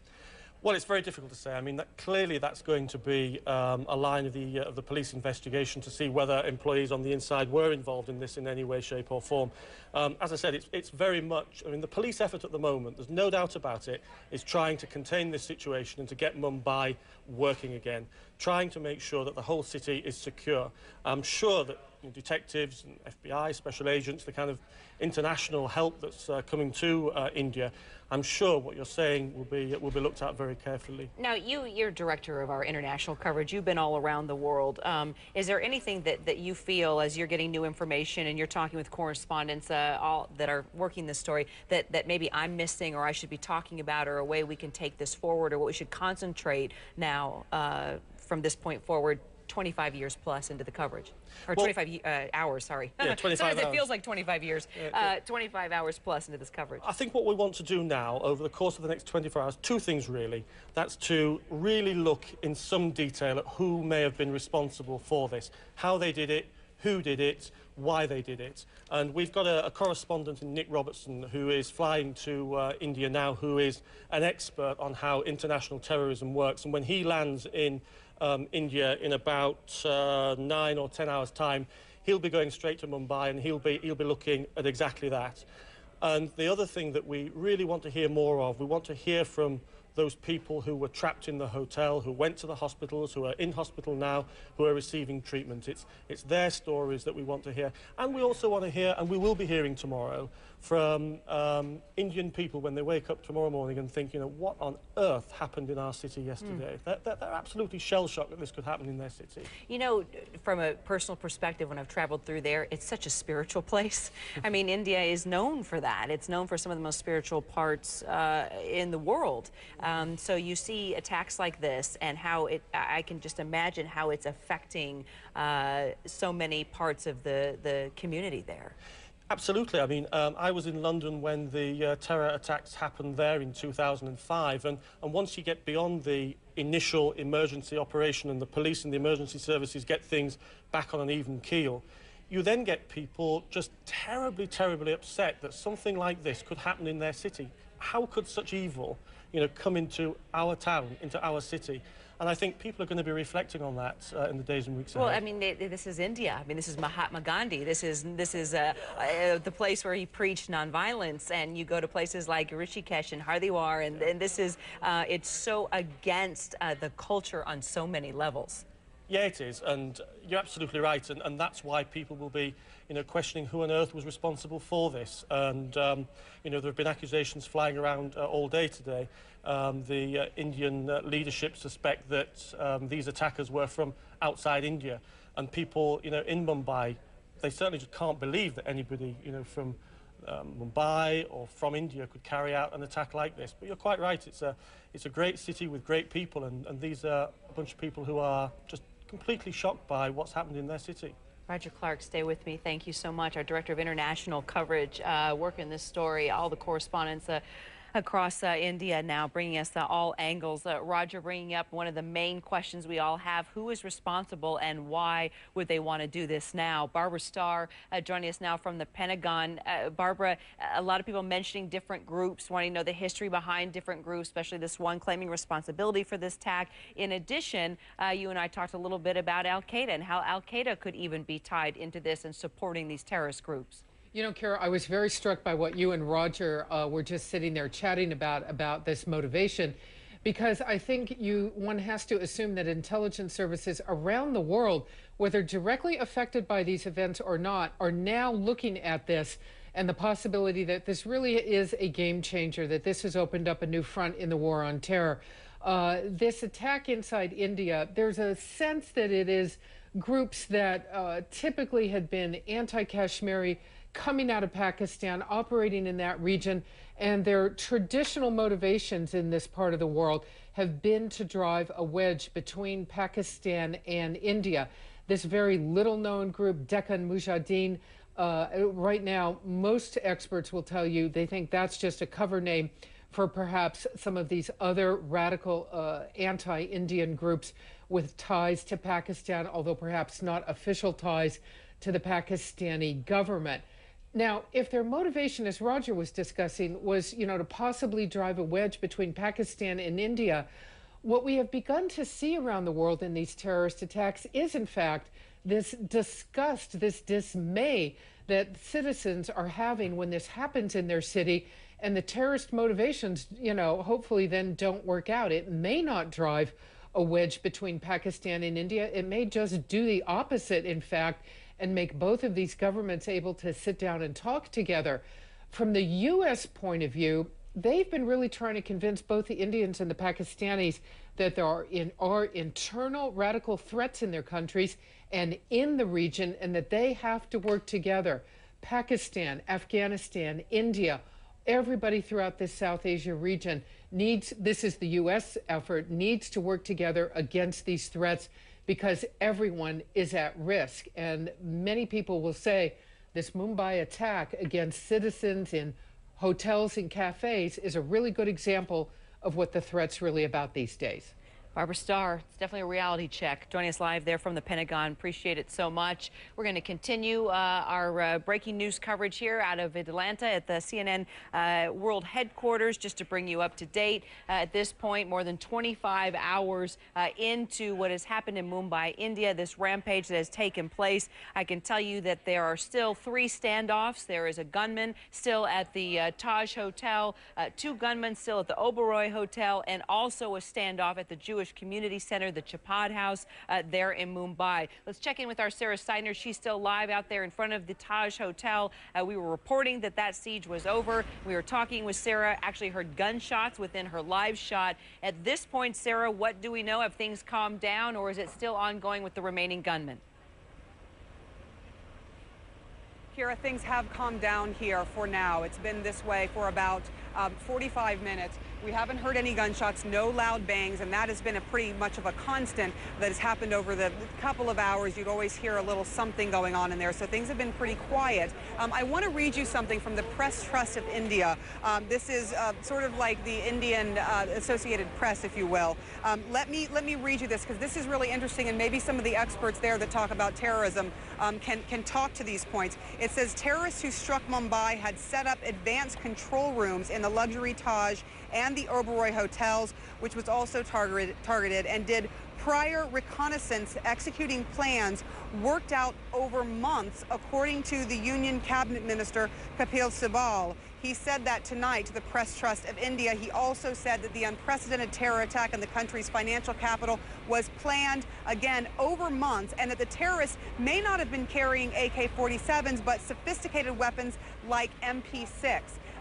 Really an interesting development, and if those statements are anything close to true, that these possible terrorists set up these quote-unquote control rooms in these luxury hotels to see how things worked and to really get inside what is already a soft target, that obviously shows a great deal of planning and a good deal of money. This is not an inexpensive place to stay, Kira.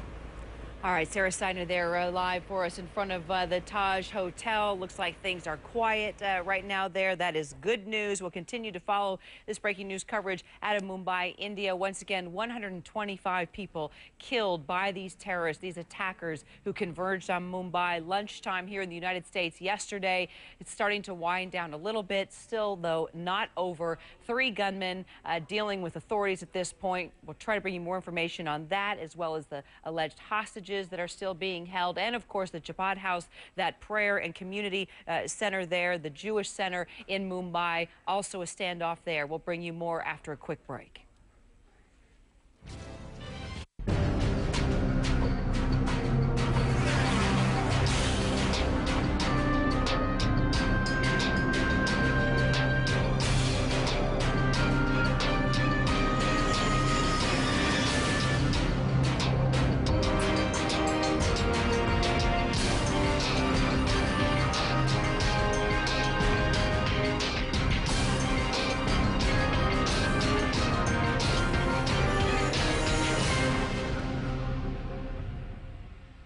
Everyone, I'm Kira Phillips here live in Atlanta, Georgia. We continue to carry our breaking news coverage out of Mumbai, India. I can tell you right now, some 30 hours after this nightmare began, that 3 gunmen are still holed up in 2 of Mumbai's best-known hotels, the Taj Mahal and the Oberoi. Those sites, along with a Jewish center, a cafe, train station, and hospital, all came under attack within minutes. We've been lucky enough to also have live coverage through our sister network, CNN, IBN. They bring us the latest from all those locations.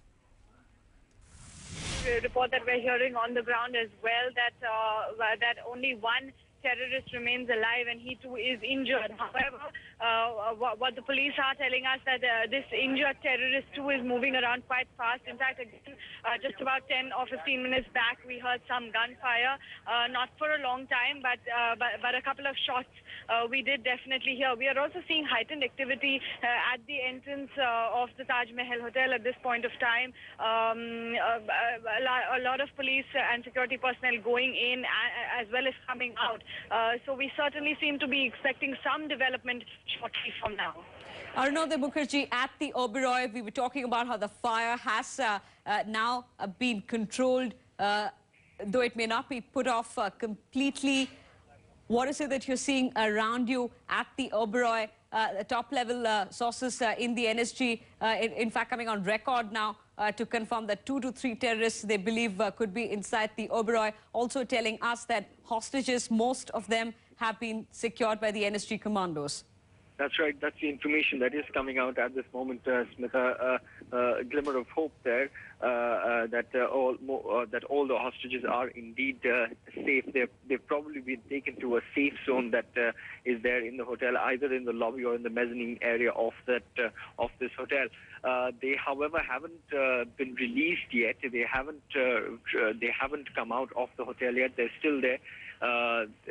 But what we're also being told is that there are unconfirmed reports that perhaps one of the terrorists inside could have taken a hit.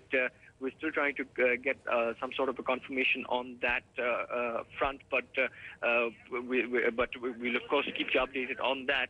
If there are 2 to 3 terrorists, as NSG officials said, and one of them has taken a hit, then this would be the time that the NSG would try and capitalize on and exploit the situation as much as possible, because this is the time when they would be weak, and to try and hit hard and secure and secure the entire hotel. and that's exactly what is happening. However, we haven't heard any kind of gunshots right now. What we're being told is that they are trying to formulate a foolproof, as much as possible, a foolproof strategy to try and because they don't want to they don't want to go in in an approach that might lead to some sort of which might just give the terrorists some sort of an advantage. But we're told that they have identified a particular location where they are holed up, and they are planning to go ahead and actually make that final attack. However, still no gunshots for a while. It is a lull, as you said, a lull before a storm perhaps, but we may just expect something to happen sometime shortly, Smita. Right. Operations at the Nariman House, we're being told by our sources in the NSG, and security forces really could be reaching ahead. Developments happening over the last couple of hours. Kajal Iyer, you've been staking out at the Nariman House locality. We saw the lights going off many hours back, still not come back, part of the strategy of the NSG. We saw many of the hostages being secured, taken out by the commandos as well. What is the status as we speak? After some of the hostages were taken out some time ago, a few more of the NSG commandos moved towards Nariman House. And now, after that, there has been no action here. There have been no gunshots or any movement that we have sensed here. There is a sort of uneasy calm. Everyone seems to be waiting and watching. There's a lot of public also out here watching with bated breath as to what would be the outcome of this hostage drama that has been going on for more than 24 hours now. There are police personnel patrolling the area. They are trying to ward off the public and the media. As soon as the NSG as soon as more of the NSG commandos went inside, people were asked to move farther away in anticipation that there might be a crossfire or something of that sort. But so far, there has not been any gunshot, and there is an uneasy sort of a calm right now here. Everyone is waiting for what is going to happen next. More breaking news on the terrorist attacks in Mumbai, India, right after this.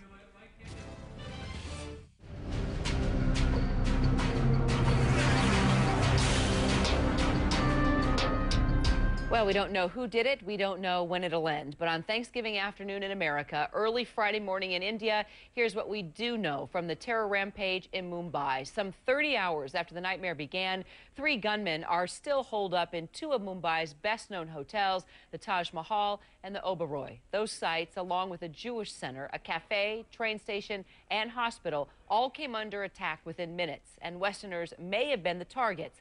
The Associated Press is reporting 8 more hostages have gone free at the Jewish center, but several others are still being held. Still, more may be held or trapped at the hotels. An Israeli rescue team is on its way from Jerusalem, and separately, the FBI is sending a team from Los Angeles. Overall, Mumbai police say that 125 people are dead from gunshots, explosions, or fires from across India's financial and entertainment capital. More than 300 people have been hurt.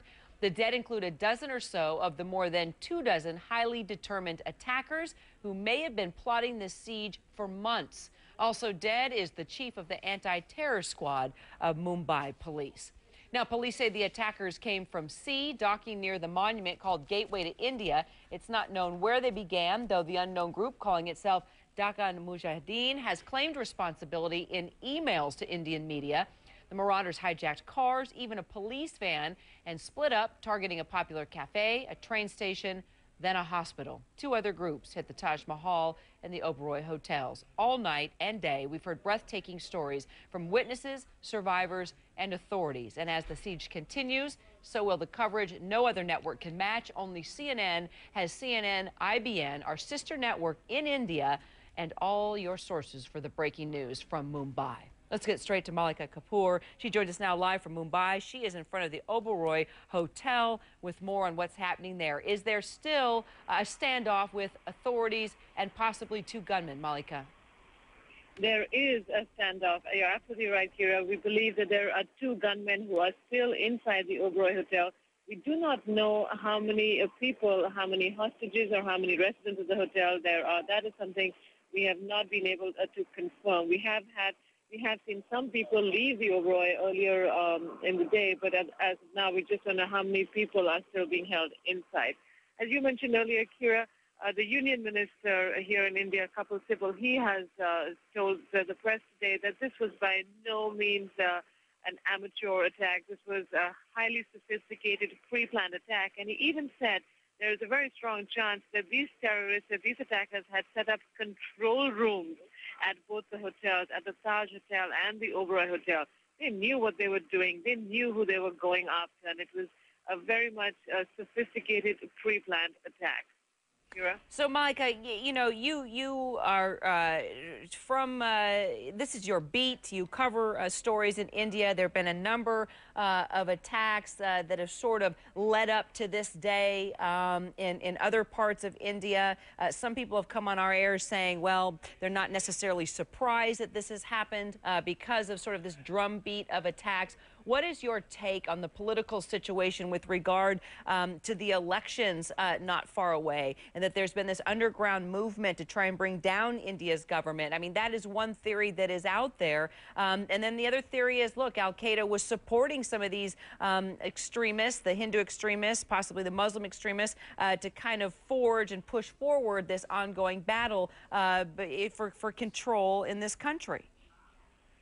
You're right. There are lots of theories floating around at the moment, and one about the Indian elections, certainly one that is being talked about a lot. We don't know which group is responsible for this attack. Of course, the Deccan Mujahideen has claimed responsibility, which so far has been an unknown group. But there are theories that depending, once we find out more about the group, once we know who the people are, if the motive could be to destabilize the government, to perhaps call on the elections to happen earlier rather than later. So there are lots of theories floating around at the moment. In regards to what you were saying earlier, that in India we've seen attacks before, people aren't necessarily surprised to see a terrorist attack here. The difference this time, there are two main differences. One is the length. It's been more than 24 hours, and the standoff continues. We've never seen something like this before. We've never had a situation drag on for so long. Also, we've never had a situation where people have been targeted for their nationalities. And from what we're hearing is that when the gunmen stormed into the hotels, that they singled people out. They asked people whether they had UK or US passports. And if this turns out to be true, this is something which, again, has never happened in India before. So this attack is definitely different and definitely has Mumbai very tense. And Malik, I was talking about just from a cultural perspective with Roger Clark, you know, our head of international coverage here, and that this is such a spiritual country. I mean, this is Mahatma Gandhi's place of incredible teachings and the whole nonviolence and preaching nonviolence.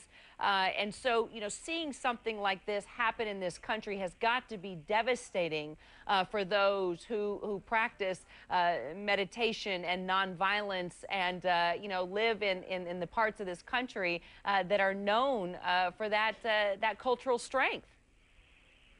Very good point. Definitely, to see something like this is absolutely devastating. But, you know, you do bring up a very interesting point. And when you do speak to lots of people in Mumbai, yes, there is a lot of shock. There is a lot of anger about what's happened. People have been asking me, how long will this bring Mumbai to a standstill? The city's in lockdown. Yes, all of that is true, but the spirit in Mumbai is intact. And a lot of people here will tell you that the spirit in the city cannot be destroyed and that Mumbai is actually very, very resilient. And you never know. Give it a day and Mumbai will be back on its feet. And in 2 or 3 days, you won't even know anything happened in the city because that's just the spirit of the city. Malika Kapoor, our correspondent there on the ground in front of the Oberoi Hotel. Sure appreciate your report, Malika. We will talk to you again. We're going to continue our breaking news coverage out of Mumbai, India, here on CNN, along with our sister network, CNN IBN. We'll be back after a quick break.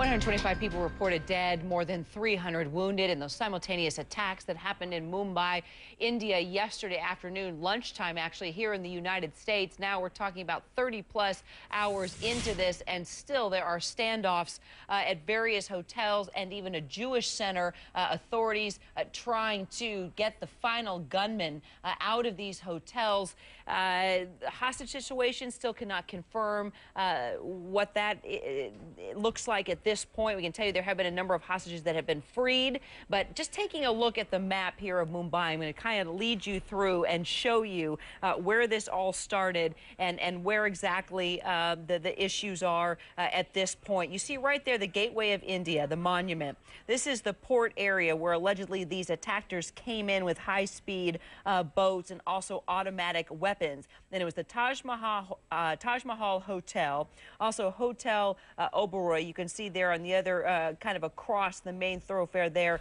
of Mumbai. And the Chabad House, which is the Jewish prayer and community center, actually a prayer and study center.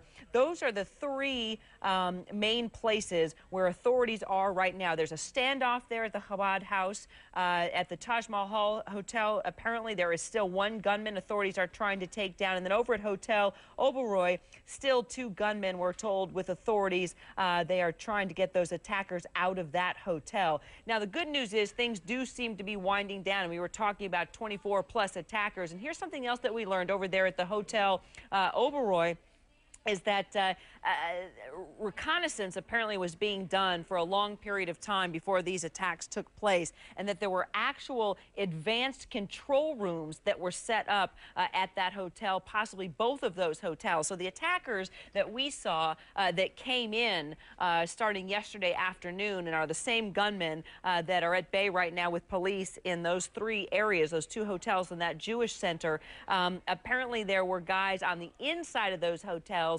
setting up shop and working the details of the attacks that we saw happen yesterday. So how long has this been going on? How long has this been planned? Who exactly is responsible? Those are all things we are still trying to figure out and work out as we get more details in. Meanwhile, we've had tremendous help from our sister network, CNN IBN, and they bring us now their recent reports on what's taking place in Mumbai. Kolaba Koliwada area in Mumbai. Now, as far as locals are concerned over here, they tell us that this is where it all began. Well, one thing is very, very clear, that it was transported through the sea route. Two terrorists are confirmed shot dead at this location. Too many cops, too much security. Police taking full control of the operation, as you can see, and of course, a lot of media here. We're still trying to figure out the source of firing. That is a police car being hijacked by the perpetrators of this gun battle. Many Mumbaikars here with me at Gateway of India watching this site. Now, this is really a monumental structure for all of us in Mumbai. To see that go up in flames in the manner that it did was very, very heartbreaking for most of us standing here. My old college mate, Ashok Kamte, one of the finest police officers this country has seen, died yesterday. Well, Mumbai city is practically under siege of terrorists. Prachi Jatania is with me, who's been tracking this since the early hours, since late last night. There were alleged suspects here who were holding people, and they were continuously firing. They also threw some hand grenades.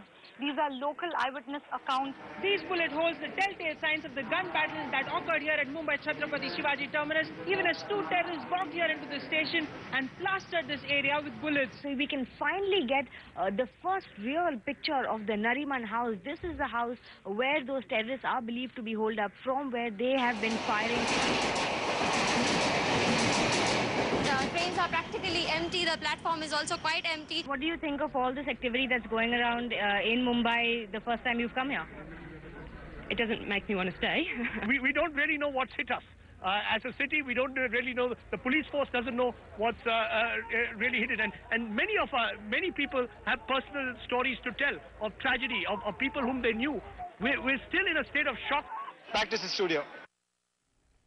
That was our sister network, CNN IBN, with the various reports, how everything unfolded since yesterday afternoon, U.S. time. Now we're 30+ hours into this rampage that struck Mumbai. India still at 2 hotels and a Jewish community center, authorities dealing with the last remaining attackers. Meanwhile, Zain Verjee, our State Department correspondent, following things from a political perspective for us, joining us out of New York. Zain, we were showing a number that the State Department actually is giving out, a hotline number for any U.S. citizens that want information about Americans that were staying at those hotels, possibly that Jewish center. We're going to bring that up in just a second. But while we're waiting for that, Condoleezza Rice, what has she been doing today? Is she been involved with communicating with anybody there in India? That's pretty much what she has been doing, as well as here in the U.S. She's been working the phones, making sure that she stays briefed and stays on top of the situation. That's the hotline you were referring to. The State Department is saying call that number, 888-407-4747 if you're panicking, if you're worried, if you have relatives or friends that you want to find out if they're okay or track down or get any information. Secretary Rice spoke to President-elect Obama this morning for a few minutes, Kira, to give him an update on the situation as far as she knows it. That's the second time she's spoken to him. She's been speaking also to U.S. diplomats on the ground who are working their contacts all over the place within the Indian government, at hospitals, just to get as much information as they can about the situation, the perpetrators, and the status of Americans, whether they've been killed, injured, or even taken hostage at any point. The State Department is saying that at least 3 Americans have been injured. Kira? All right, so what are Americans there living in Mumbai, staying in Mumbai? What are they being told to do at this point? Well, the State Department is basically saying stay indoors, stay inside. Unless you have to go out, they're advising them just to be vigilant if they see suspicious packages, make sure you report them to authorities, vary the routes, things like that. You know, watch local TV and take their advice. What they want to do at the consulate is just to try and make sure that they can account for as many Americans as they possibly can, ones that live there. The ones that work there at the consulate have all been accounted for, and tourists. So there's a big question mark still on a lot of those things. Zain Verjee, our State Department correspondent. Keep us updated, Zain. Thanks so much. Thanks. You're watching breaking news coverage here on CNN. More after a quick break.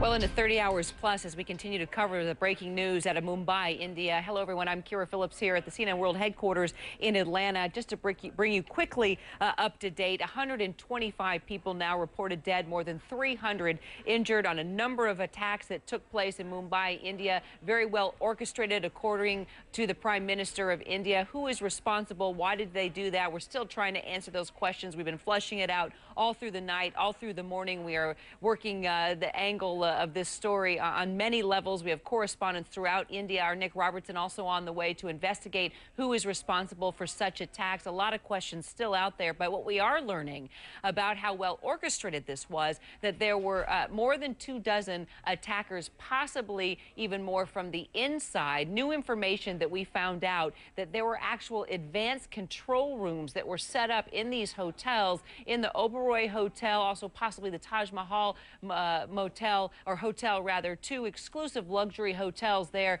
in Mumbai. What does that mean? Well, reconnaissance and planning for these attacks could have been happening for weeks, could have been happening for months. Was it an inside job? Was it an inside job? Mike Brooks joining us now. Your background is international terror, from the FBI to various SWAT teams that you've worked with here in the United States. Tell us about these control rooms, and they must have infiltrated at some point. How long were they there? We don't know, but could it be an inside job? I mean, I've stayed at those hotels, and they've got strict security. Sure, and, you know, we talked about this earlier, Kira, you know, possible sleepers, and now we hear that there were control rooms. So what that says to me, this was the command and control centers in each one of these for this terrorist cell or this terrorist group, whoever we're dealing with. And also that key law enforcement were targeted. You know, they had on helmets and vests, but they targeted this, and he took out the head of the anti-terror unit there in Mumbai, as well as 2 of his high-ranking folks. You know, did they know that they were going to be at a certain place at a certain time? And that says to me possible inside information that maybe they were passing on to the terrorists, that they had people working with them within the government saying, look, the terror chief, anti-terror chief will be here at a certain place at a certain time. Did they also go for, you know, the soft targets? Were there a number of people there at a certain time? Did they know this? Where did they decide to go ahead and pull the trigger, if you will, and initiate this attack today? Okay, so as we find out more about these control rooms that were set up within the hotels, you know, that's pretty advanced. I mean, these weren't guys that were just rolling in hot in high-speed boats with automatic weapons and lodging grenades. So when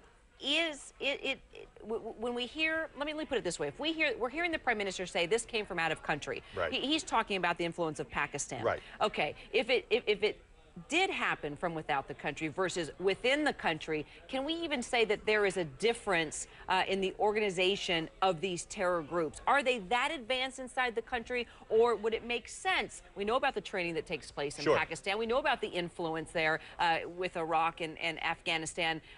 So, I mean, what is your sense? Could Al-Qaeda be tied into this and supporting these terror groups from the inside and showing them how to conduct such advanced terrorist attacks? There's always that possibility. You know, in some of these terrorist camps that we've seen, terrorists from different countries come to these camps. You know, but who is it being financed by? You know, the intelligence. You know, was it an inside job? To me, I'm just not getting a good feeling when you see high-ranking police officials that are targeted. I mean, the head of the anti-terror squad taken out. Absolutely. At the beginning of this. And, you know, did they also select Mumbai because it's accessible by water over maybe New Delhi or Hyderabad? You know, these are other large cities where you could conduct raids like this, but they decided to use Mumbai, maybe because of its access to water. Our Reza Saya has been working this and working his sources as well. He joins us now live from Islamabad. Reza, I don't know if you could hear what Mike was saying, but that's the newest development that we've been following as we've been talking to you even about who could be responsible for these attacks. We're now finding out that there was a lot of recon that was done and that there were these advanced control rooms that were set up in these hotels. No question about it, Kira. That's more evidence as this was a very sophisticated, orchestrated attack. And in discussing the events in Mumbai, Pakistan keeps coming up over and over again. Pakistan and India have had a very tumultuous and fragile relationship, and that fragile relationship is about to get tested. Here's why. Whenever you have a militant attack in India, and we've had several over the past year, inevitably you're going to have experts and analysts, even before the evidence is gathered, even before the investigation, point the finger across the border to Pakistan and blame Islamist extremist group within Pakistan and possibly alleged rogue elements within Pakistan's intelligence agencies. That speculation is happening again. Pakistan's leaders are well aware of it. That's why they were very quick to condemn the attacks. Pakistan's president on Thursday, local time in Pakistan, expressed a statement of sympathy to India and called up India's Prime Minister Manmohan Singh. Late Thursday afternoon, Pakistan time, CNN also spoke with Pakistan's Prime Minister Yusuf Raza Gilani about the attacks. Here's what the Prime Minister had to say.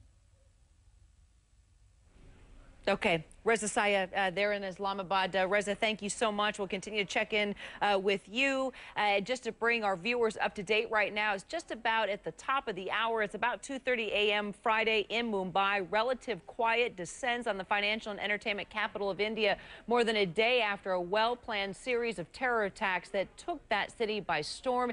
Here's what I can tell you about where we stand right now. Police tell us that 3 gunmen are still holed up in 2 of Mumbai's best-known hotels, the Taj Mahal and the Oberoi. Those sites, along with a Jewish center, the Chabad Center, a cafe, train station, and hospital, all came under siege within minutes, and Westerners may have been the targets. The Associated Press is reporting that more hostages have gone free at that Jewish center that we mentioned, but several others are still being held. Right now, authorities at a standoff with gunmen there. Still more may be held or trapped at the hotels. Now, overall, Mumbai police say that 125 people are now dead from gunshots, explosions, even fires. More than 300 who may have been plotting this rampage for months. You just heard Mike tell us about these control rooms that were set up, advanced control rooms inside the hotels. Also dead, the chief of the anti-terror squad of the Mumbai police. A well-orchestrated attack, a number of attacks, according to the Prime Minister of India. Now, police say the attackers came from the sea, docking near the monument called Gateway to India. It's not known where they began, though the unknown group is calling itself the Deccan Mujahideen. It has claimed responsibility in emails to Indian media, and the marauders hijacked cars, even a police van, and split up, targeting a popular cafe, a train station, then a hospital. 2 other groups hit the Taj Mahal and the Oberoi hotels all night and day. We've been hearing those breathtaking stories from the witnesses, the survivors, and of course the authorities. And as the siege continues, so will the coverage that no other network can match. Only CNN has CNN IBN, our sister network in India, for your source for all the breaking news from Mumbai. We are going to be talking with our Sarah Seidner in just a few minutes, joining us from the Taj Hotel to find out an update on the apparent gunman that is still holed up with authorities there. But first, Roger Clark, our head of international coverage here, based in Atlanta, bring us up to date. Anything new that we need to know? What's happened in the last hour, which is really interesting, is that the Indian cabinet minister, a guy called Kapil Sibal, has said tonight that he believes that the terrorists had, and I quote, control rooms inside these 2 hotels, and that they'd been working for several months in planning this attack. Now, this attack was a very, very sophisticated attack. You've heard that from our correspondents around India during the course of the last 24, 25, 26 hours. A very sophisticated attack. And when an Indian government minister comes out and says that they had control rooms in the hotels, that means there were control rooms in the hotels. The operation was being operated from inside the hotel as well as from outside the hotel. So this wasn't an attack just from the outside, it was an attack from the inside as well. So was it an inside job? I mean, were these guys just able to infiltrate, or were there workers inside that hotel helping orchestrate these attacks? Do we know? Well, I think that will be a key plank of the investigation. At the moment, the police operation is very much on containing these scenes, on flushing out these gunmen. I came off the telephone just before I came up here with Sarah Seidner, and she's saying it's still too soon to say, even at the Taj, whether the whole operation is finished. There's still a lot of police at the hotels, police also at the Jewish Centre. So the police operation at the moment is very much concentrated on getting these terrorists out, catching them, freeing people who may be being held hostage, and then they'll get into the investigation as to who was responsible for this, how they did it, why they did it. And I think the question you ask is a good one. Were people on the inside responsible for this operation? Were people working at the hotel responsible? That'll be something that the authorities will look at. And our Nick Robertson on the way there to do the investigative side of things, right? What will he be looking into? Yeah, in fact, funnily enough, I was emailing Nick 5 minutes ago, and he's just about to step on a plane in London and fly out to Mumbai. Nick is an absolute expert on international terrorism, how it works, and he talks to me a lot about how it's all interconnected. These groups are interconnected, and he'll look at how the police investigation is going, and not just the local investigation, but the international investigation, because, mark my words, this will be an international investigation. The Indian police will be drawing on the expertise of people like the FBI, and from Scotland Yard in London, and from Interpol. All the intelligence organisations will be working together on this one. And the fact that Westerners, Americans, and also the Brits were targeted and mentioned within these attacks, so it does raise it to an international level. If this was some sort of terrorist operation to influence the elections there in India, or this ongoing fighting among extremist groups within India, it's going to go beyond that, because now there's a question to whether Al-Qaeda could have been helping these extremists inside India. I mean, still so many questions on where this is coming from, why they did it, and why now. Yeah, and also, I think, who knew what? I mean, was there any chatter in the intelligence community? Did any of the intelligence agencies around the world have any information at all that, you know, about this attack? This is an international investigation. That's absolutely clear. And as I said, MI6, FBI, Scotland Yard, they'll all be involved in this. It's an international investigation, and Nick Robertson is very, very good at he's got very, very strong contacts around the world in international terrorism, and he'll be able to sort of look through all this and give us the very best information on how this investigation is going. Roger Clark, thanks so much. You mentioned Sarah Seidner. She actually joins us now live in front of the Taj Hotel. Sarah, do you know anything about this remaining gunman? Is he still in this hotel? Have authorities been able to take him out of that hotel or take him down? We do not know yet, but we can tell you that there is still a scene here, although it is a much quieter scene that what we have been seeing over the past few hours. Over my left shoulder, obviously, you're seeing still the Taj lit up as it has been all night long. We looked into the lobby. There are still several members of the military who are standing around in mass in the lobby and who appear to be sort of guarding the door, and they are all throughout the lobby area. And so basically right now we haven't heard any of those blasts or gunshots that we've been hearing throughout the day for the last couple of hours. But we also have not heard from police that everything is said and done and that everybody has been taken out, for example, or that last gunman that we heard one of the authorities say was still inside the hotel a couple of hours ago. Whether or not they have captured that person or have killed that person, we do not know at this hour. What we do know is there is still a scene here, although it is not as active as it has been throughout the day. But still, they have it cordoned off. They are letting the media get a little bit closer, if that's an indicator of anything or an indication of anything. But yet, it's quiet. And so we're not quite sure what to expect in the coming few minutes or even hours, Kira. Well, let's hope that that's good news and that they have been able to get that final gunman. Sarah, do you know if, and forgive me because I was reading things as well as trying to multitask and listen to you, did you say that everybody has been evacuated from that hotel or there are still people hiding out in their rooms? Have you been able to confirm that?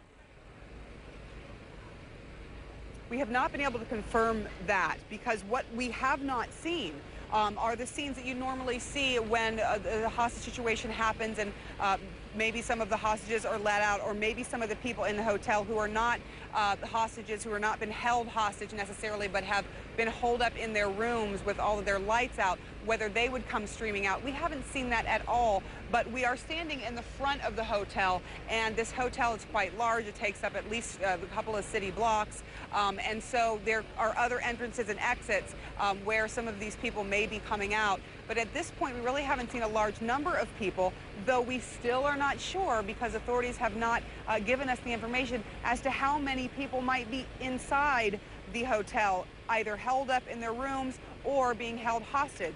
So at this point, we're really not sure. But again, they said that there were 5 hostage takers, 5 people in the hotel considered suspected terrorists. That was about 3 or 4 hours ago. Now authorities are dwindling that down now to 1.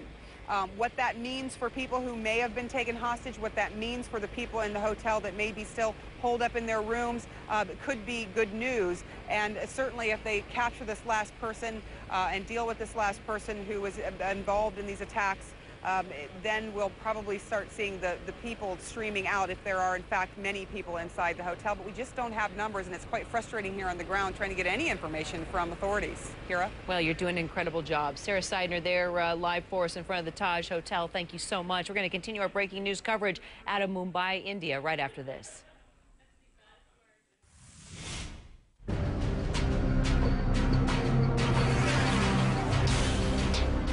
One of the biggest questions remaining, who is responsible for the attacks that took place in Mumbai, India yesterday about lunchtime, U.S. time. Now 30-plus hours later, there's still a gunman holed up in hotels, 2 hotels and 1 Jewish center there in Mumbai. 125 people reported dead, 300-plus people reported wounded. Who is behind the attacks? Who's been helping within those attacks? Those are the questions we're trying to answer now. Barbara Starr joining us live from the Pentagon.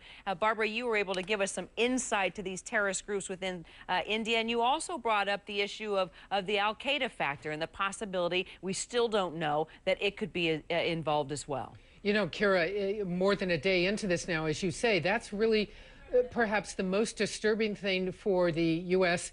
counterterrorism, for the intelligence officials we've been talking to over these last many hours. They have no answers. They have no answers for President Bush. They have no answers for President-elect Barack Obama. And they want answers. Was any single group really capable of carrying out such a sophisticated attack? The attacks that have been seen in India really have been somewhat internal, if you will. Groups linked to Pakistan, linked to the Kashmir question, but very much an Indian-Pakistan type of thing. Attacks mainly involving, very sadly, of course, Indian citizens. Now, The game has changed in this region. These are attacks against Westerners, against businesses and places in India that do business with Westerners. And that's makes it a global issue. This really becomes somewhat of a game changer. Intelligence services, militaries around the world, governments around the world over this holiday weekend in the U.S. getting very involved in this, sharing what information they have, trying to determine who it was, but more importantly, as you just said, what help did they have, if any? Who was behind them? Who had the money, the training, the organization, the ability to plan this and execute it with such precision and have it, very sadly, go off so well? They held out for many, many hours. And this is going to be the major concern. People are going to want to know, because let's face it, we all travel, we stay in hotels in our own country, we stay in hotels around the world, and unless people can really begin to understand the threat here, it's going to be very difficult to adjust to all of this and restore that sense of security. Kara? And Barbara Starr, you bring up a good point, because a lot of people are wondering, okay, who's these terrorists? Where's the message directed to? Is it to Americans? Is it to the Brits? Is it to factions within India? Is it the Indian government? Because if you look at the scale of the attacks and who was targeted, who was held hostage, it could be a combination of all of those. Absolutely right. That is the key question. What was the motivation? What was the message they were trying to send? But as you say, what is the message that they wound up sending? Who knows if they were really sending this message to the West, but that's the message that Western governments are certainly receiving out of all of this. The very deliberate targeting of potentially here of U.S., British, European, Israeli citizens. This is not something that has been seen really by al-Qaeda or something that has been seen done by these groups that have operated in the region so far. The attacks that have been seen in India over the last couple of years over the Kashmir question, this takes it to a different level, and that's what the Bush administration and even the transition effort has really been trying to communicate on the world stage. This is a global problem of terrorism that countries have to start realizing. They will tell you that terrorism isn't something in their own border. This is, if it happens in one country, these days it does begin to affect the world. This is the message that the U.S. has been struggling with in that very tough region of the Afghan-Pakistan border, because there's so many multinational groups operating in that region. We have seen attackers come out of there and go to Britain, go to Germany, go to Europe. These are threads now that operate globally around the world, and no attack really anymore these days exists in isolation. All of these attacks have very significant implications across national borders. Kara? Barbara Starr, live from the Pentagon. Barbara, thanks so much. Let's go back overseas now to Mumbai, India. Malika Kapoor joining us on the phone. She is there at the Oberoi Hotel. Malika, can you confirm that there are still 2 gunmen holed up in that hotel? That's right. We believe that the standoff is still continuing and that there are indeed 2 gunmen still holed up inside the Oberoi Hotel. I can't tell you how many hostages there are or how many residents of the hotel or employees of the hotel are still inside.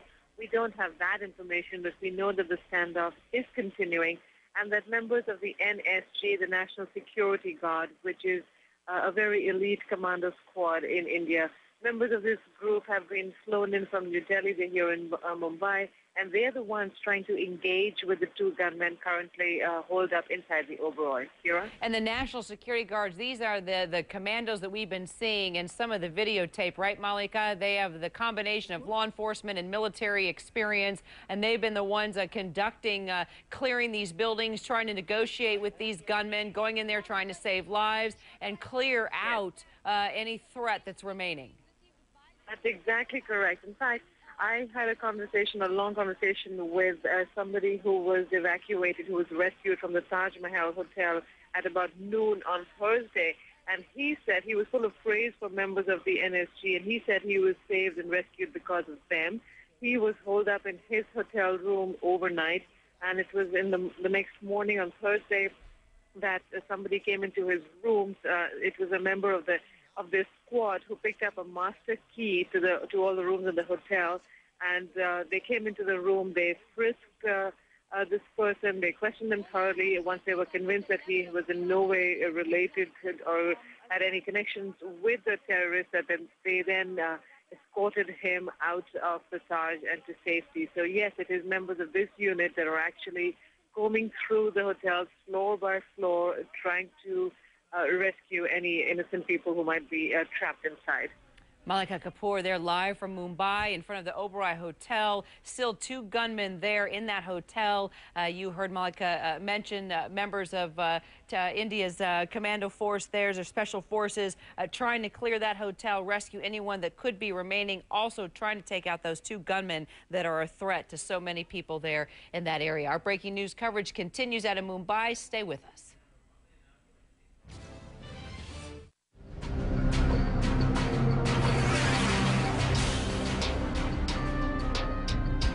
Well, 30-plus hours into this rampage that struck Mumbai, India, about lunchtime yesterday here in the U.S. Since then, we've been able to record simultaneous attacks, about 7 attacks on 2 major hotels there in Mumbai, also a Jewish community center. We can tell you gunmen still remain at 2 of those hotels. One Jewish community center, the Chabad House, the special Indian commandos on the scene trying to clear all 3 of those sites, trying to rescue remaining people and trying to take down those gunmen. 125 people dead, more than 300 injured at this point. We've been able to bring you remarkable coverage thanks to our sister network, CNN IBN, and be able to simulcast all across the world to bring you the updated information as this has all been going down there in Mumbai. So right now, a timeline from CNN IBN from the beginning to where we are now. Visuals that will haunt Mumbai, perhaps forever. Mumbai's landmark, the heritage Taj Mahal Hotel, in flames. At 9:30 p.m. on Wednesday night, terrorists enter the 22-story hotel, taking people hostage. Mumbai's anti-terrorist squad lays siege to the hotel. Explosions are heard, sounds of gunfire. At 2 a.m., 6 more explosions are heard from inside the hotel. A fire breaks out in the central dome of the hotel. At 5 a.m., 3 terrorists are killed in a gun battle. Some guests are evacuated, but the war is far from over. 24 hours later, it still continues. Within minutes of first gunfire, panic had struck completely in the entire southern Mumbai. Young, unidentified and heavily armed men were suddenly popping across various locations in the city. From the CST railway station to 5-star hotels to the very popular Leopold Cafe in Colaba. Eyewitness accounts collated by the intelligence agency's report suggest that these men made their way into the heart of the city through the route of sea. The terrorists break into smaller groups. They walk towards the Taj, Oberoi and the Leopold Cafe and open indiscriminate fire. At 9:45 p.m., another group heads to the CST station, platform number 7, and the reservation area. They start firing indiscriminately with AK-47s, Sten guns and hand grenades. By 10:30 p.m., some terrorists from the group attacking the CST station move on towards the adjacent BMC headquarters. By 10:40 p.m., the terrorists move towards the Kama hospital and open fire. ATS Police Chief Inspector General Hemant Karkare, along with additional CP Ashok Kamte and Senior Police Inspector Vijay Salaskar, a crack encounter specialist of the Mumbai Police, follow the trail of the terrorists to the Kama hospital. They enter the hospital in a police qualis. They get off and walk into the hospital and unexpectedly come face to face with heavily armed terrorists who open fire, killing all the 3 police officers on the spot. The terrorists then take over the Qualis police car and drive out of the Kama hospital, heading towards the metro junction. That's when CNN IBN video journalists capture these dramatic visuals of terrorists opening fire on media crews and people gathered at the metro junction, killing 1 person and injuring 2.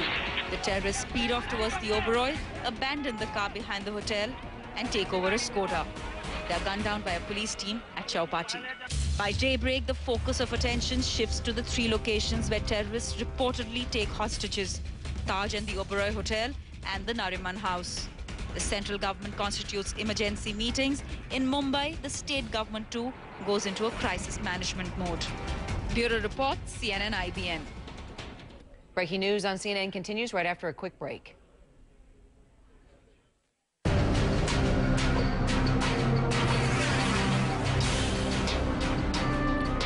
It's about 3 a.m. Friday in Mumbai right now. Relative quiet descends on the financial and entertainment capital of India, more than a day after a well-planned series of terror attacks that took that city by storm. Here's where things stand right now. Police tell us that three gunmen are still holed up in two of Mumbai's best-known hotels, the Taj Mahal and the Oberoi. Those sites, along with a Jewish center, the Chabad Center, a cafe, train station, and hospital all came under siege within minutes. And Westerners may have been the targets, we're told. Plus, the Associated Press is reporting 8 more hostages have gone free at that Jewish center, but several others are still being held, including the rabbi and his wife. Still, more may be trapped at the hotels as well. Overall, Mumbai police say that 125 people are dead from gunshots, explosions, or fires. More than 300 others are hurt. The dead include a dozen or so of the more than 2 dozen determined attackers who may have been plotting this rampage for months. We got word that there were actual control rooms, advanced control rooms set up in those hotels, and reconnaissance that was done months prior to these attacks. Also dead is the chief of the anti-terror squad of the Mumbai police. Now, police say that the attackers came from sea, docking near the monument called the Gateway to India. It's not known where they began, though the unknown group is calling itself the Deccan Mujahideen, which has claimed responsibility in emails to Indian media. Now, those marauders hijacked cars, even a police van, and split up, targeting a popular cafe, a train station, then a hospital. 2 other groups hit the Taj Mahal and the Oberoi hotels. All night and day, we've heard breathtaking stories from witnesses, survivors, and authorities there. And as the siege continues, so will the coverage that no other network can match. Only CNN has CNN IBN, our sister network in India, and your source for all the breaking news from Mumbai. If you've never been to Mumbai, you don't know that area. Here's a map of all the areas that were targeted, the main spots that were targeted. You see right there the Gateway of India monument. That's that main port where there's dozens and dozens of fishermen that operate along those ports. Apparently, these attackers came in high-speed boats with automatic weapons. You can see them just to the other side of the Gateway of India monument. You've got the Chabad house. That's the Jewish prayer center where the rabbi, his wife, and others are still being held hostage by a gunman there. Then if you look off above through the Gateway of India monument, just past the ports, the Taj Mahal Hotel. Apparently 1 gunman still there at bay with police. Cafe Leopold, that went under attack. As you go across the other part there of the waterway, the Hotel Oberoi, still we're being told possibly 2 gunmen being held at bay there. Then you can also see the Kama Hospital, which was under attack, and also the train station that came under attack when these attackers came into Mumbai yesterday. A very orchestrated, well-planned out attack, according to experts on this, in addition to the Prime Minister of India. Who is responsible? Who's behind the attacks? We're staying on this story. We're investigating it on all levels. Our Nick Robertson on the way. Meanwhile, this does it for us here on CNN Domestic. We're going to turn it over to Becky Anderson, CNN International, right now. Chilling details of terror attacks in Mumbai. Reports emerge of meticulous planning months in advance. Soldiers and troops are still battling it out to free hostages trapped in 2 hotels. Some have been released, and with them come first-hand accounts of the terror of being held at gunpoint.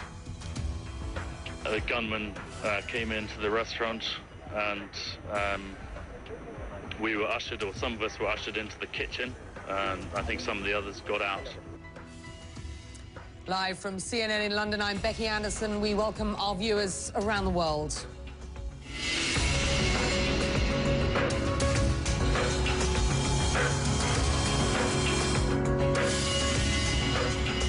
A very good evening. New details are emerging about the scope of the terror attacks in Mumbai in India. Here is the very latest for you. Indian state media reports terrorists involved in multiple attacks on the Indian city have been planning those attacks for months. The report quotes a cabinet minister who says they set up, quote, control rooms inside the 2 targeted hotels, the Taj Mahal and the Oberoi. He says they were dropped off by a mothership and travelled by rubber boats to Mumbai. The situation at the two hotels remains fluid this hour.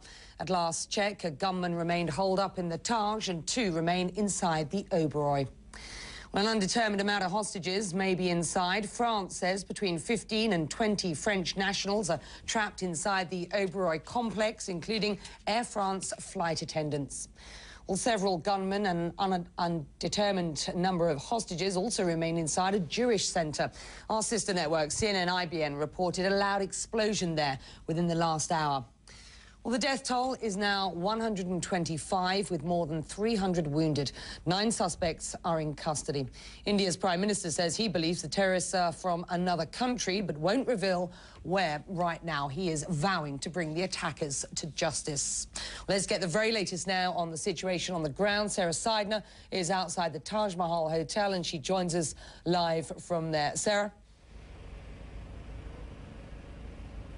Becky, basically what we found out is that there is still basically a gunman inside this hotel, a terrorist who has been there for quite some time now. So he's still there. Police are trying to figure out now what to do and what kind of action to take at this hour. But this is still very much an active scene, although it has been quite quiet for the last couple of hours. We do understand, though, that there's still one person who police believe is wounded and is getting quite tired now as this has gone on for more than 24 hours. For those who are still holed up in the hotel, we understand there are people still holed up in the hotel. We don't want to call them necessarily hostages yet because we're not quite sure of their status, but we do know some people may be locked in their rooms. We should say this. This seems like a night of terror that just won't end, Becky. Right, let's hear your report at this point, shall we, Sarah? For more than 24 hours, Mumbai's business district has echoed the sound of explosions and gunfire. This is not the first time India's largest city is the target of terrorism, but it is different this time. It began late Wednesday evening with a series of coordinated attacks on several locations across Mumbai. A cafe popular with Westerners, the main railroad station, a Jewish center, and a hospital.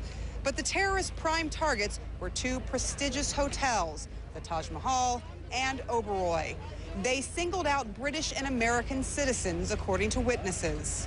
So we're walking up each flight of stairs, and then he stopped us after 2 or 3 flights and told everyone to put their hands up and said, "Where are you from? You know, are there any British or Americans here? Show us your ID," and all this. Witnesses said the attackers were young, well-armed with grenades and automatic weapons. Hotel guests and locals dived for cover and scrambled to escape. Mumbai police were outgunned.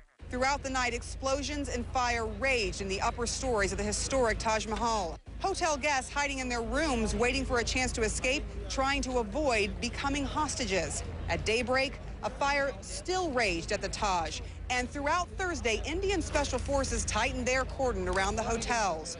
Guests at the Oberoi appeared briefly at windows in a silent plea for help. One man was fatally injured after jumping from the 5th floor of the Taj. Eventually, Indian commandos were deployed many hours after the siege began. They advanced floor by floor, wary of explosive booby traps. Late Thursday afternoon, several hostages or guests were seen leaving the Oberoi many hours after the attacks began. In this mixed city of Hindus and Muslims, feelings ran high among local people, briefly forcing me off the air. I gotta get out of here.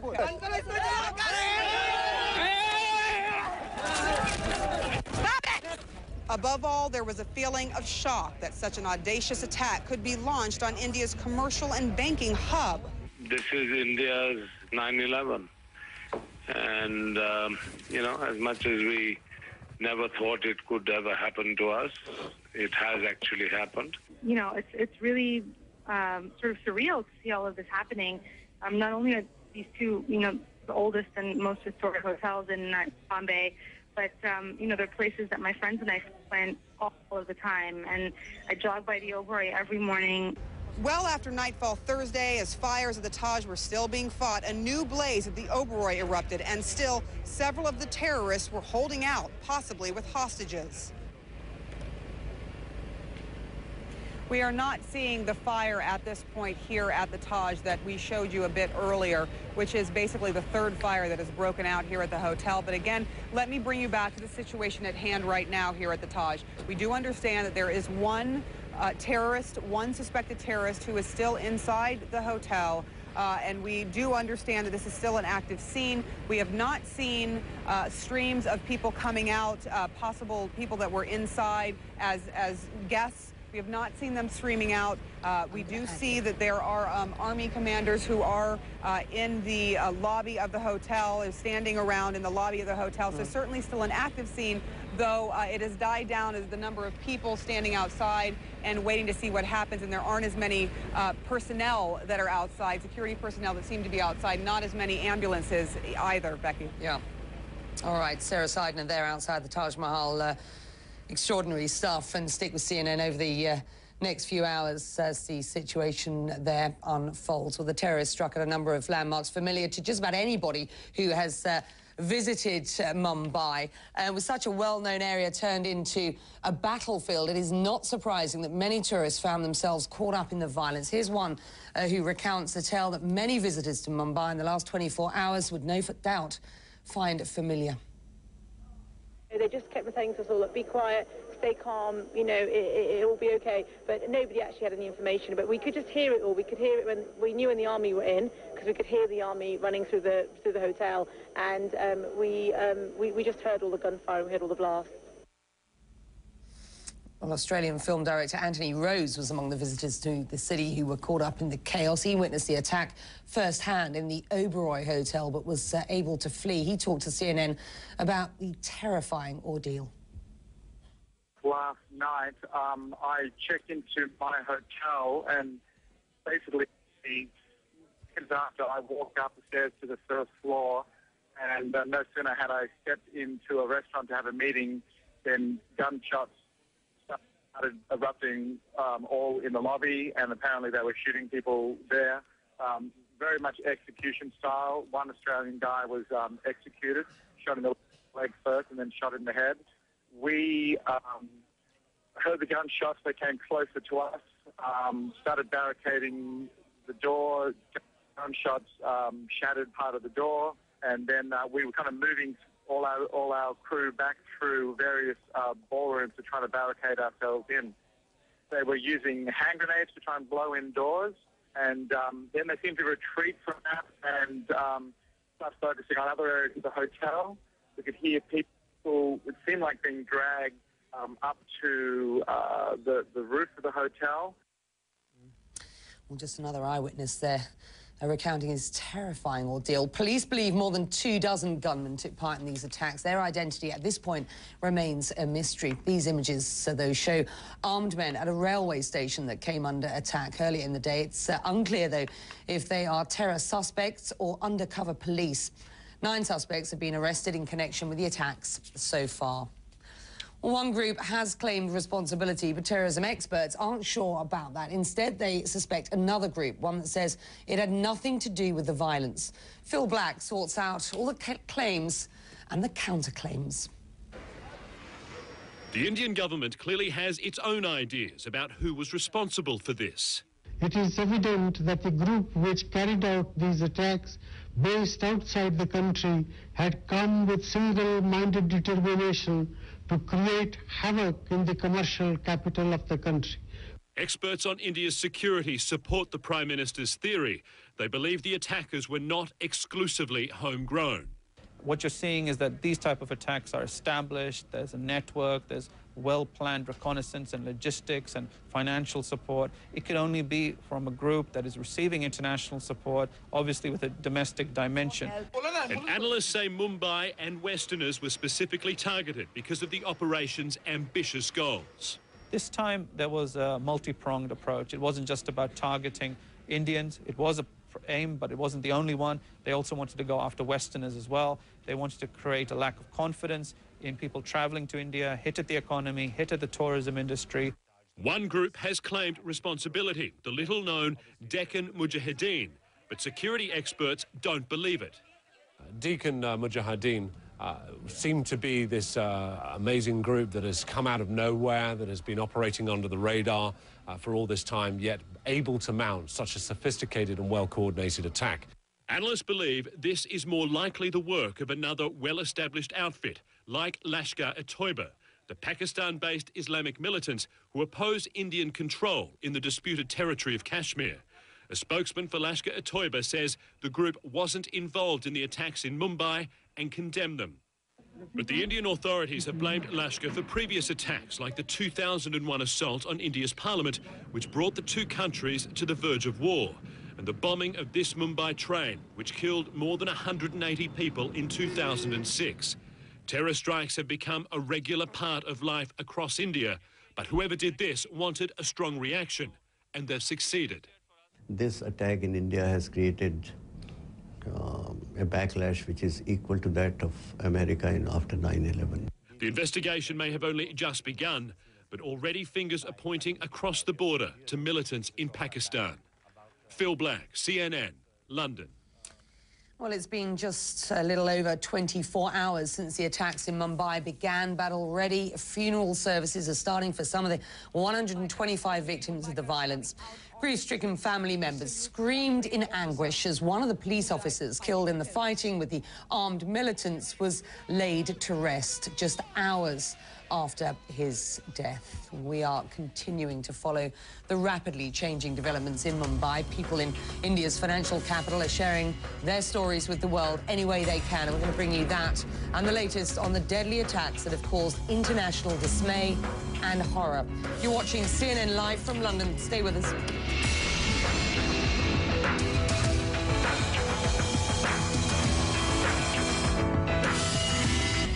Well, the latest on the Mumbai attacks now from the White House, and this from the White House Press Secretary Dana Perino. She says that in addition to the president's call to the Indian Prime Minister, the National Security Council, the State Department, counterterrorism and the intelligence community officials in the U.S. have gathered again this morning to review the situation and actions that are underway and can be taken to address the series of terrorist attacks. She says, Secretary Rice arrived at Camp David today for Thanksgiving, and she has been providing updates to President Bush. U.S. officials, she says, will continue to operate and work together with Indian officials to focus on this ongoing situation. The line there, the statement from the White House at this point now. A curfew in parts of Mumbai has kept some people indoors, but it hasn't prevented citizen journalists from relaying what's happening there to the rest of the world. Dina Mehta has been updating her blog with information to help families and victims, and she says she's not the only one doing that online. People want to do something. They're feeling helpless. They're stuck at home. They can't get out. They want to do something. They want to help in some way. And what these tools online, like Twitter and blogs, are being, allowing us to do is just mobilize in self-organizing kind of ways, bottom-up ways. There's no leader. There's no one sort of leading the whole effort or anything of the sort. It's just everyone pouring in and doing their bit. So when we get, what some of us felt was it's important to actually set up a little space where we try and help people, because there are so many Indians all over the world. There are so many people who have actually relatives here, even from countries like Russia and Israel, and they've been calling us, and we've put our cell phone numbers up on the blog, and we've said that we'll try and help you locate your people. We've managed to source, for example, some lists from hospitals of injured and the deceased, and we just ask for help from people to help transcribe these lists. We put these requests up online, and you have no idea how many people just come in and, try and help. Well, Dina Mehta also says that the internet has helped many people vent their anger over the attacks on the Mumbai landmarks. Well, Mehta is far from the only person using the internet to get the word out about the developments in Mumbai. One of the things that CNN is looking at is how so many people are turning to new media to learn about the latest developments or find out, indeed, if their friends are okay. Adrian Finnegan has that part of the story for you. The involvement of citizen journalists. They're blogging, they're using Twitter, and they're updating news on social networking sites like Facebook and MySpace. A friend of mine got in touch via my Facebook page to tell me that he was in the reception of one of the hotels that was hit. He was in the elevator. Someone next to him got shot. He managed to close the lift doors before a gunman get in. He alerted me. We were able to get him on the air a little later. I want to show you the work of one Mumbai resident, Vinu Raghunathan, who was one of the first people. By the way, this is Twitter you're seeing here, which is updating by the second. If 55 more results have come in the 30 seconds or so since I last updated it. This is up to the second news. Let me show you what I was talking about here. The work of one Mumbai resident, Vinu Raghunathan, who took pictures at the scene of the blasts last night in the heat of the action. I spoke to him earlier today on CNN. He joins us now on the line once again to bring us an update. Vinu, thanks for being with us once again on CNN. We're looking at the pictures again that you took last night. Today has been a little frustrating for you, I understand, in that you've been unable to get outside to take more pictures. Yes, Adrian. It's been very frustrating, and what's the worst part is you can hear all the action. You can hear all the gunshots, the grenades exploding, and all the choppers flying on top of the buildings, and even all the army shouting and everything. But because the curfew has been announced, no one has really stepped out. Okay, but last night it was completely different. You were among the first people, if not the first, to get some high-quality images of what was going on uploaded to Flickr. Tell us what it was like out on the streets. So I kind of went out immediately within the first 5 minutes as soon as I heard the blast. And I took out my bike, and then I realized this place is just 2 minutes walking distance from my place. And once I landed there, people were just watching the whole scene aghast, and debris was all over the place. Just parked my bike and took out the camera, and I started continuously clicking. Clicked close to around 200, 300 snaps, and then decided to upload the pictures. After I came back home, after spending around 100 odd minutes at the scene, so that's what happened. And how would you describe the mood on the streets while you were out there documenting all of this? I mean, did you feel in danger yourself? Was there a sense of panic? Personally, I didn't feel a sense of danger, but people were all anxious. Some of them were angry. Some of them were worried about some of their families who were inside, or their close friends who were caught in the buildings, because the terrorists had kind of taken some people hostages, and they were all wondering what's going to happen. All right, Vinu, listen, we really appreciate you talking to us, and thank you for sharing the photographs that you uploaded last night. As Vinu said, it's been a bit frustrating for him today. He has been unable to get out onto the streets, but as we said, people on Twitter, another 66 results have come in since we last updated it. People are giving us one-line descriptions of what's going on where they are in Mumbai and right around the world, and of course, CNN.com covering it from every angle. The new media really taking on a major role in the coverage of the events in Mumbai. This is our site. If you want to know what's going on in Mumbai, then take a look. CNN.com/international.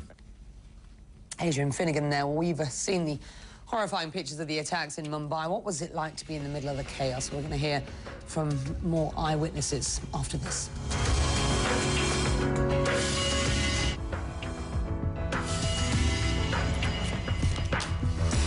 You're watching CNN Live from London. We welcome our viewers around the world. Look at some of the other stories that we are following this hour. And Thailand's Prime Minister has declared a state of emergency at Bangkok's two main airports. They're reportedly overrun with anti-government protesters and have been closed for 2 days. Thousands of passengers are stranded there, and the demonstrators belong to the People's Alliance for Democracy and have been leading protests since May. Well, the Iraqi parliament has voted to approve a new sweeping security pact with the United States. The deal includes a firm timetable for the withdrawal of all U.S. troops from Iraq by December the 31st, 2011. Well, the Assembly was forced to postpone the vote on Wednesday due to last-minute negotiations among Shiite and Sunni factions. And off the coast of France, a jetliner has crashed into the Mediterranean Sea with 7 people on board. Rescue efforts are underway, but so far no reports of survivors. The Airbus A320 reportedly belongs to Air New Zealand and was making a test flight when it went down. Well, blasts, confusion, and then hotel guests were held at gunpoint. Survivors of the assault on Mumbai are sharing their stories. Malika Kapoor has dramatic eyewitness accounts now of the night and day horror. It was a night they would rather forget. One explosion practically knocked me off my feet. The first big one. And that's when I started getting calls saying there's an explosion on the roof. I was on the phone call, and I was standing, everything shook around me. So that was very, very scary. As gunmen attacked 9 locations across Mumbai, Alex Chamberlain found himself held at gunpoint in a restaurant at the Oberoi Hotel. The gunman came into the restaurant, and we were ushered, or some of us were ushered into the kitchen, and I think some of the others got out the back door. And then the gunman told us to go up the stairs, up the fire escape stairs, about 30 of us all together. So we were walking up each flight of stairs, and then he stopped us after 2 or 3 flights and told everyone to put their hands up and said, where are you from? You know, are there any British or Americans here? Show us your ID and all this. So people started getting out their business cards or ID cards or whatever. My friend said, you know, tell them you're Italian or something if they come up to you, you know. So I was there with my hands up, just thinking, you know, basically I was in, you know, serious trouble.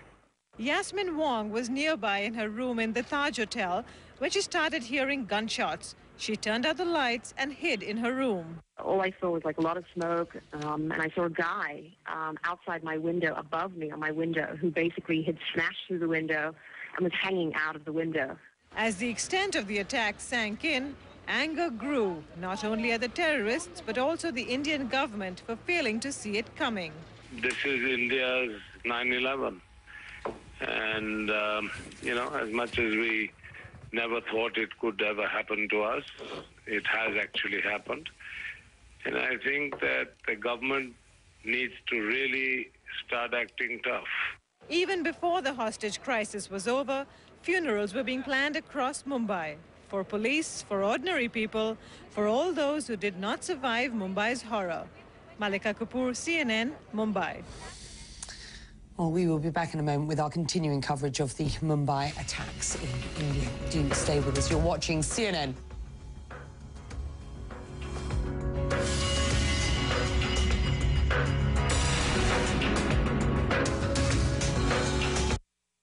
It was terrible to wait outside. It seemed like a lifetime before we could do anything. All that we were hearing was gunshots and bomb blasts. And it makes you feel angry at these senseless killings and very, very helpless. Shock, confusion and anger. Emotions run high in India as it searches for answers and loved ones. Authorities scramble to find out who was behind breathtaking coordinated attacks in Mumbai. Attacks which are having reverberations around the globe.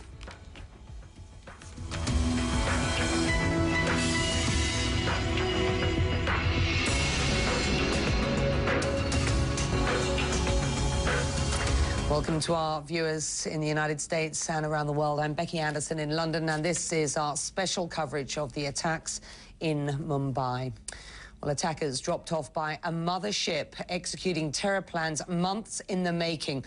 We're learning more about the Mumbai attacks, but the crisis isn't yet over. So first, the very latest developments as we know them this hour.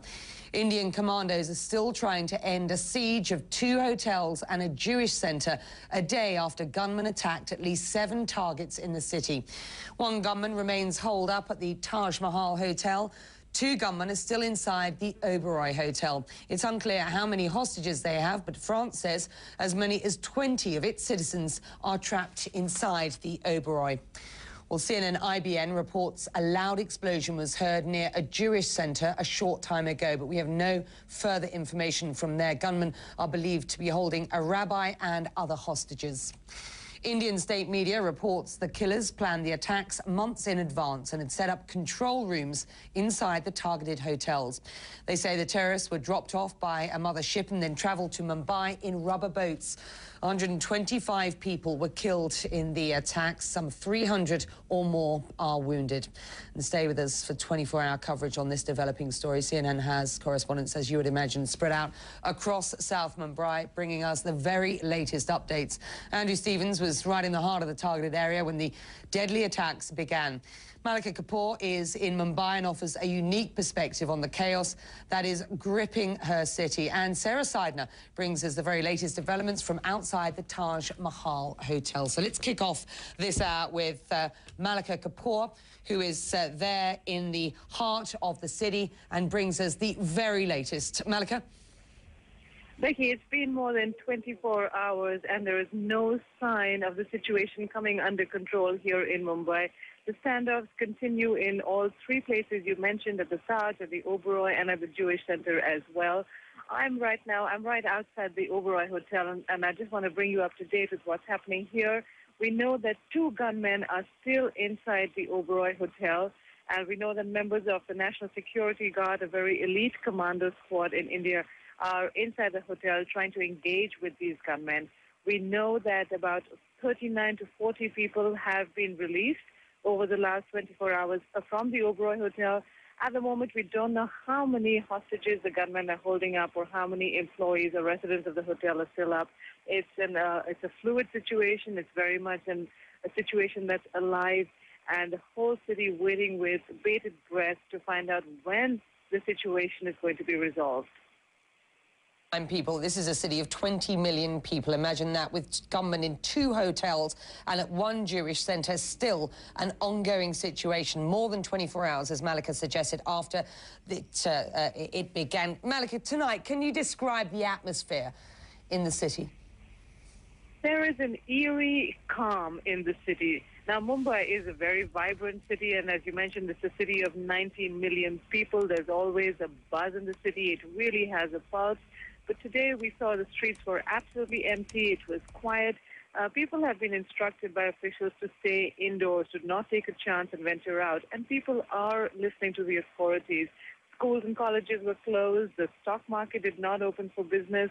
The restaurants were closed. Shops had their shutters down. So people quite nervous and not taking a chance and staying away. It's now 3:30 a.m. And again, Mumbai, known for its nightlife, this is not normally a time you would see the streets absolutely deserted, but they are deserted. It's very quiet, it's very calm, but it's an uneasy, eerie calm hanging over the city, Becky. Some hours ago, Malika, authorities promised that this crisis would be over by the, as I think they described it, the end of play today. Now, you've suggested it's 3:30 in the morning now, the following day, local time. Is there, or what sort of expectations are there about a closing out of what is going on? You know, Becky, we've heard this so many times before in the last 24 hours that when people hear this now, no one's taking it seriously. They want to believe that the matter will be resolved soon, but they have heard it before. We did hear from the police commissioner of Maharashtra yesterday, who first came, speaking about the Taj, came and said that, yes, all hostages are out. 2 hours later, he came back and said, well, not all hostages, most of the hostages are out from there. So they have heard this before, that the situation is either in control or will be in control, but as we've just been talking about it, it's been more than 24 hours, and the standoffs are continuing at all 3 locations. Malika Kapoor is outside the Oberoi Hotel, where the situation is fluid at present. Malika, we thank you for that. Now, the situation in Mumbai can be chaotic at times. Reporters are doing their best to make sense of what is happening. Right now, a number of them are gathered outside the Taj Mahal Hotel. There. Also, the reports about most of the terrorists being captured or killed, and one particularly being shot or injured in that process. Those are the reports that we're hearing on the ground as well. But we haven't heard any gunshots in the past 1 hour. We haven't heard any grenade blasts, no noises at all. Very, very calm, eerily calm actually. We are seeing some sort of activity at the entrance of the Taj Mahal Hotel behind me, but can't really tell what that means at this point of time. It's security personnel going in and out from the hotel, but no real ambulances leaving, no gunshot sounds. The view on the ground there from both those hotels where gunmen are still holed up fighting army commandos. An Israeli rescue team is rushing to the city. Its mission to help save those inside the headquarters of a Jewish outreach group. Our Andrew Stevens is outside that building right now, and he joins us by phone. What's the latest from there, Andrew? A little over an hour ago, Becky, 2 explosions were heard in this predominantly Muslim area where this Jewish centre is established. It was described as hand grenades, and talking to local people here who've been watching this from where they can over the last 24 hours or so, I've been told that an unknown number of gunmen are in this Jewish centre, and any attempt to get near the actual building is met by a fusillade almost of hand grenades. They are lobbing hand grenades at people who are trying to get close to it. So at the moment we have a standoff. As I've been standing here, we've been watching an elite group. Malika spoke about the National Security Guard.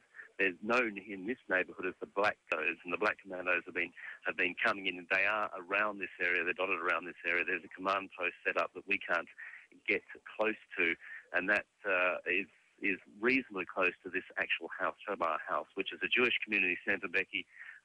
It's a little bit unclear exactly how many people are in the house at the moment.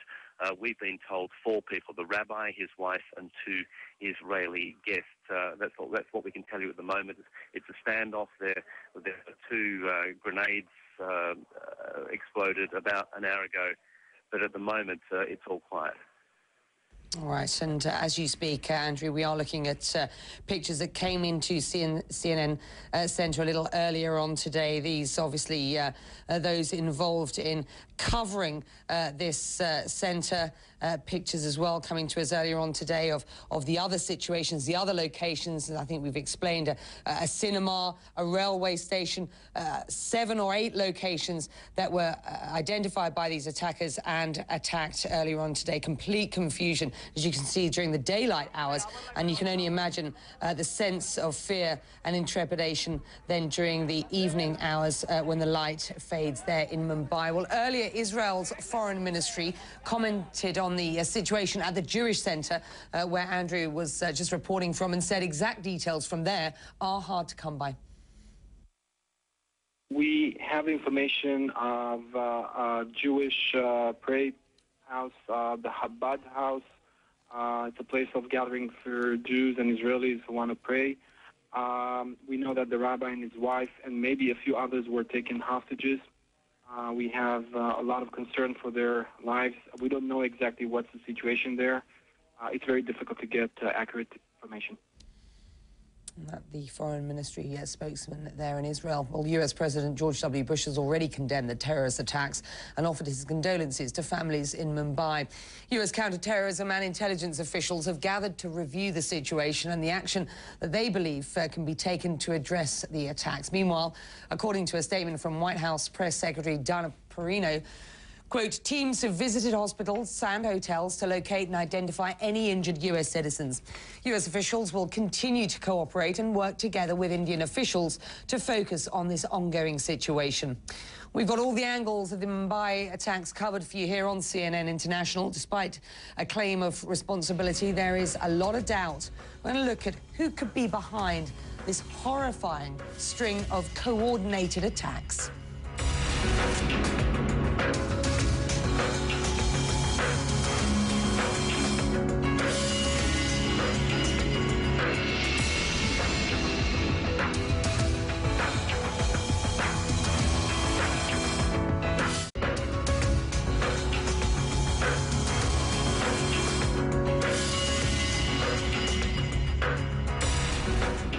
They had a well-thought-out plan, and they perhaps knew that certain key police officers were going to emerge, and even though they were wearing vests and protective headgear, they targeted them within a few minutes of their arrival, or a short time after their arrival, and shot them dead. They came, there was a mothership from which they were brought, then they got some rubber boats, motorized rubber boats. They came and docked, and they set up control rooms in the Taj and in the Trident Hotel, the Trident Oberoi, and they were actually managing the operations right from there. So obviously, this is something that's not been done. It's been planned over months. They have sophisticated weapons. They don't have AK-47s. They have MP6. Well, just hours ago, sporadic blasts and gunfire were rattling from the Taj Mahal and the Oberoi hotels in Mumbai. Indian commandos have been in and out of both hotels trying to subdue the gunmen and free hostages. It is not clear if the blasts were set off by the hostage takers or by soldiers going door to door on each floor of the hotels. And it's not clear either how many hostages there still are. But France at least says as many as 20 of its citizens are still inside one of the hotels. Well, we hear a lot about the Taj and the Oberoi hotels, but they were not the only landmarks targeted. The gunmen hit several other locations frequented by tourists in Mumbai. They opened fire at the Cafe Leopold, a popular hangout for Westerners, and you can see it there halfway between the two hotels. To the north, the gunmen also targeted a major landmark, the Chhatrapati Shivaji terminus. The Victorian building houses one of the busiest railway stations in India. While authorities rushed to those scenes, the gunmen attacked the Kama hospital and also a Jewish centre. Well, Pakistan is urging India not to jump to conclusions over who might be responsible for the deadly Mumbai attacks. Pakistan's ambassador to the United States, Hussein Haqqani, joins me now in London here for Thanksgiving. It has been a busy one. Manmohan Singh, sir, the Indian Prime Minister, has said today that he believes those who carried out these multiple and simultaneous attacks across Mumbai over the past 24 hours had external linkages. Many people are suggesting that what he is suggesting is that Pakistan is involved. Pakistan and India are both victims of terrorism. As we saw these incidents, we were reminded of the terrorist attack on the Marriott Hotel in Islamabad not long ago. And when I spoke to President Zardari today, he said that each time he sees a terrorist victim, he's reminded of the pain that was inflicted on him when his wife became a victim of terrorism. So I think that while Prime Minister Manmohan Singh is right in pointing to any linkages that the Indian intelligence may uncover of the terrorists, I don't think that he is or should be pointing fingers at Pakistan. And we're not suggesting he is at present. I'm just suggesting there are those who read into his words when he suggests that there are external linkages. There are, though, militant Islamist groups operating in Pakistan and in the northwest areas of India, and there are suggestions that those in the past have at least had some affiliations with Pakistan. We know that, don't we? Well, what is important to understand is that Pakistan's elected government, and this government was elected on a platform of opposing terrorism, the leader of the party that now rules Pakistan was herself a victim of terrorism because of her strong stance against terrorism. It's a new government, and this government has, in the few months that it has been in office, waged war against the terrorists. That is why I think the terrorists are actually hitting hard at Afghanistan, at Pakistan, at India, and around the world. But that doesn't mean that the Pakistani government, or for that matter, the Pakistani nation, supports terrorists in any way. We do not. Do you accept that there are militant Islamist groups operating in Pakistan and on the borders with India? There are militant and terrorist groups that are operating all over the world. We all need to... Are there groups that are operating within Pakistan and on the borders with The last India? time I checked, Pakistan is part of the world. So yes, there are groups that operate in Pakistan, in Afghanistan, and in India. And only a cooperative effort by all the countries in the region will be able to stop these terrorist and militant groups from being able to conduct the kind of operations they have conducted. How concerned are you about a possible deterioration of Pakistan-India relations at this point? I think that the terrorists are targeting the cordiality that has been that has started between India and Pakistan. So I think if India-Pakistan relations deteriorate as a result of these unfortunate incidents, that would be serving the terrorists' objectives. Pakistan and India need to work together. We are both victims of terrorism, and the closer we get together, the easier it will be for us to beat the terrorists who want to defeat the will of both nations. How do you improve relations then, given that there is an opportunity at least here, or a situation which may create a deterioration of relations? What do you do to improve relations at this point? Let's not forget there have been a number of wars fought between the two countries just over the last 3 decades. One wouldn't want another. Well, Pakistan and India both have leaders at the moment, and today Pakistan's president spoke to the leader of the Congress party, Mrs. Sonia Gandhi, assured her that Pakistan's new elected leadership wants to work with the elected leadership of India. Afghanistan, Pakistan and India are all democracies now, and that is good news. Democracies don't go to war. That is that's the view of political scientists. So as democracies, we need to collaborate, work together, together. There are outstanding issues such as the status of Jammu and Kashmir, over which we have disagreed in the past, but there is no disagreement greater than the will of our leaders and our people to work together, because after all, the greater enemy for India, for Pakistan, for Afghanistan and other countries in the region are poverty, disease and ignorance, and we need to fight them together. You need to fight them. Are you optimistic or pessimistic for the future at this point? If I were not optimistic, then I would not be spending the time and energy in building bridges. Everyone who is in Pakistan's government today wants to build bridges with all of Pakistan's neighbors and indeed the whole world. Thank you, sir. Pleasure talking to you. The Pakistani ambassador to the US joining me here in London this evening. Fear and uncertainty after the attacks in Mumbai. We're going to go to our Colleen McEdwards for a look at reaction on the blogs from all over the world. Our special coverage of the Mumbai attacks continues. We expected the bullets to start flying any moment, because we could hear people outside in the corridors. We could hear what sounded like people getting taken upstairs and explosions coming further away. Then they were throwing hand grenades off the windows.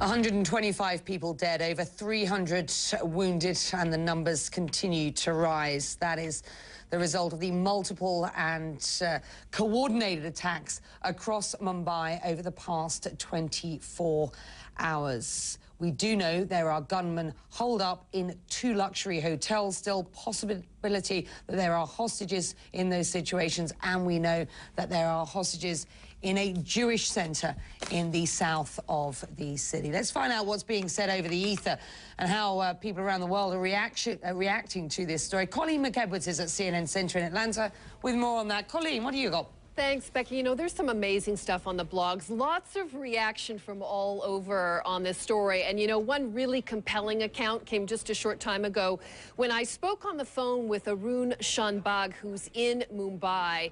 And, you know, he grew up just a few blocks from that Taj Hotel. He took some amazing photos today that you can actually see on his blog. It's great stuff. And he told us how he felt when he saw that hotel burning.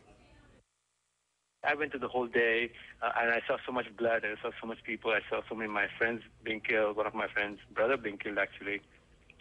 Blood and everything. Nothing fazed me. You know, I was just like calm and composed.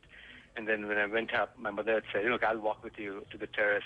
And then we saw this whole dome, just like a huge bonfire in the sky here.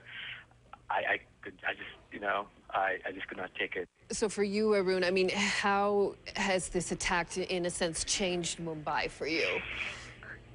You know, I just don't know. I think I'm still in a state of shock, sort of. I'm waiting till tomorrow. I'm still very cold today. I'm just like, want to take pictures, and I just want to like document this today. I think it has changed me. I hope it does not. I just hope we don't, this doesn't change us long term. But even today, I went to the Taj in the evening, and there are crowds of people, and everybody's hushed, everybody's calm. There was no anger, which was kind of sad in a way. And I was like, wait a second, this major tragedy. I was hoping people would just like burn a few buses, I don't know, overturn a few cars and light them afire. I mean, I'm not saying they should do that, but you would expect something like that, you know? Some but rage. People are stunned. Yeah, there's no rage. I mean, and I'm worried, you know, is it going to come out in a few days in some other form? That was kind of, you know, I mean, that sadness is there. I'm like, wow, people are taking this internally. And I can, you know, people, when you start talking to them, you see that they are really hurt, but they're just kind of keeping it quiet. And, you know, lots more of Arun's thoughts on his blog and pictures as well. We've also heard from some more people who were right at the center of these attacks as they were unfolding. Listen to this. When it started in the beginning, I was asleep, and you just sort of wake up to the sound of firecrackers. I basically heard, you know, sort of consistent gunfire and grenades and, you know, smashing glass and all sorts of commotion. The hotel shook with an immense blast. About 3-4 minutes later, there was another large blast. The whole building was shaking. I looked outside. I could see crowds running. There was chaos, gunshots. It looked all very, very nasty. We heard gunfire, which at the time we didn't realize was gunfire, and my colleague actually saw someone running towards the glass doors of our restaurant, and he shot a gentleman just outside the doors, and at which time we proceeded to run. Lots of bloggers focusing on this as well. Here's what one from Bangladesh says. The helplessness of those innocent victims keeps playing in my mind. Where are we heading in the name of civilization? And Sonia Falero shared some thoughts that she's having now, was having even before this happened. She said, I don't want my children to live here in this city, maybe in this country. And you know, Becky, that's what you see a lot of on the blogs, a lot of emotion from people about where the city of Mumbai is headed, both before and after these attacks. People really likening it to the September 11th attacks on New York and the way people felt about their city after that, and also just a huge sadness.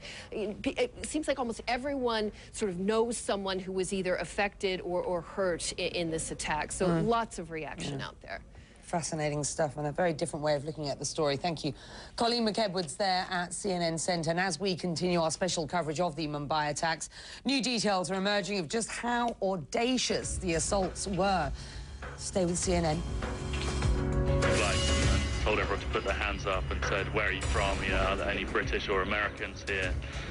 Show us your ID and all this. So people started getting out their business cards or ID cards or whatever. And my friend said, you know, tell them you're Italian or something if they come up to you, you know. So I was there with my hands up just thinking, you know, basically I was in, you know, serious trouble.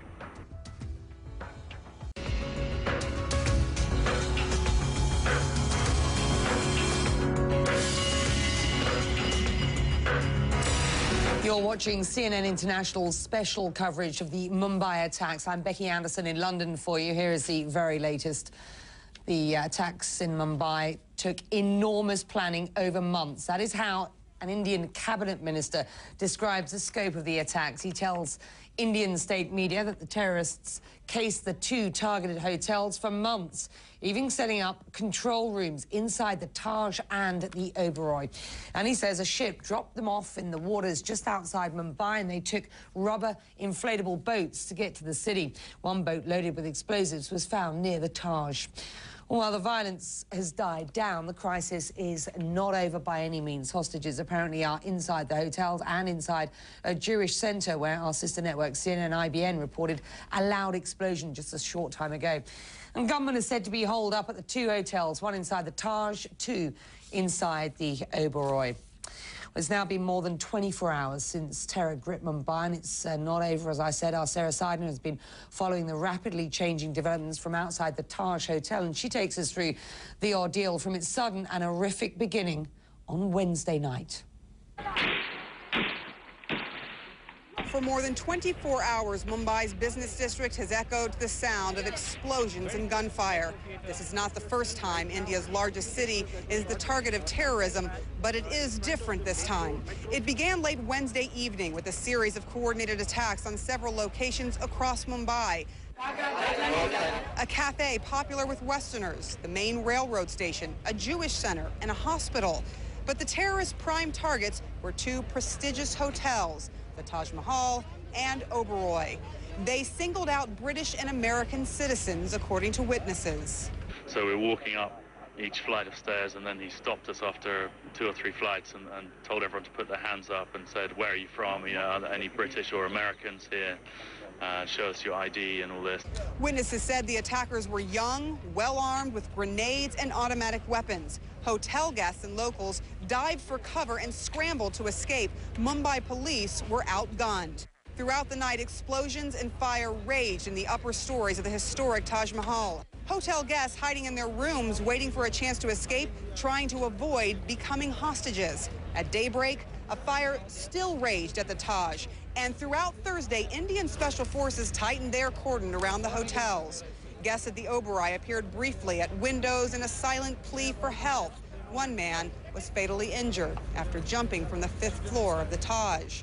Eventually, Indian commandos were deployed many hours after the siege began. They advanced floor by floor, wary of explosive booby traps. Late Thursday afternoon, several hostages or guests were seen leaving the Oberoi many hours after the attacks began. In this mixed city of Hindus and Muslims, feelings ran high among local people, briefly forcing me off the air. I gotta get out of here.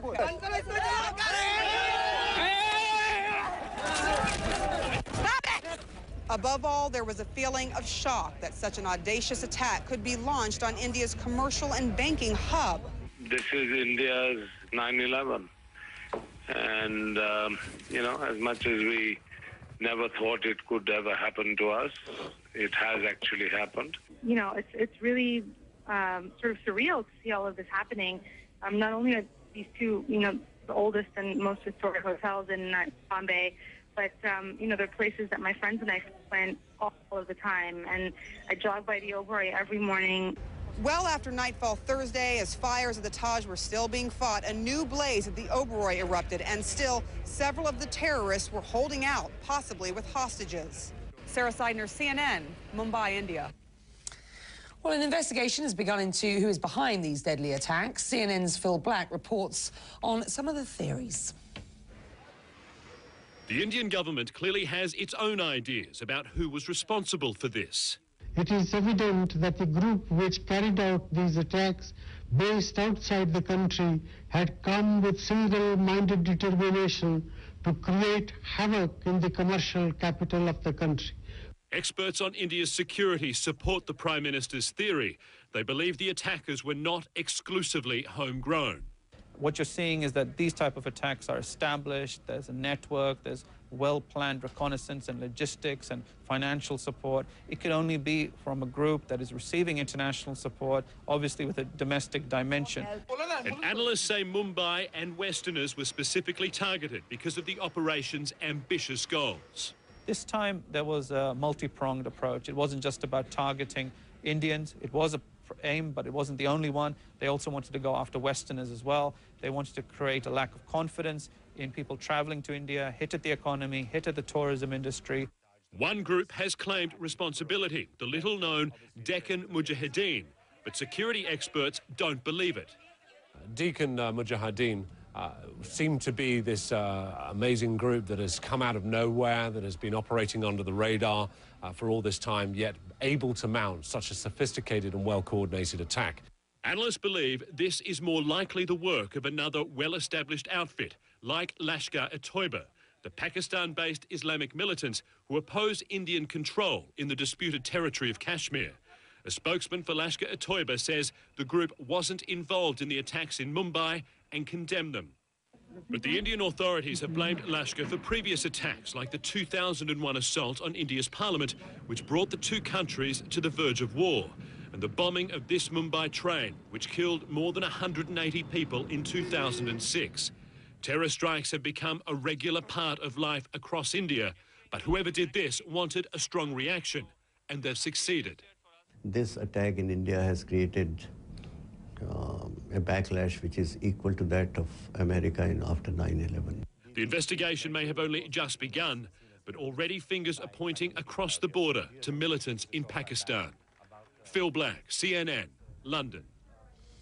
We've been reporting that this is a fairly unique attack. Let's take a closer look at the tactics, the strategy and possible goals of these attackers. For that, I'm joined in the studio by Amit Channa. He's the head of the Indian subcontinent practice with what's known as the Risk Advisory Group. Who were they?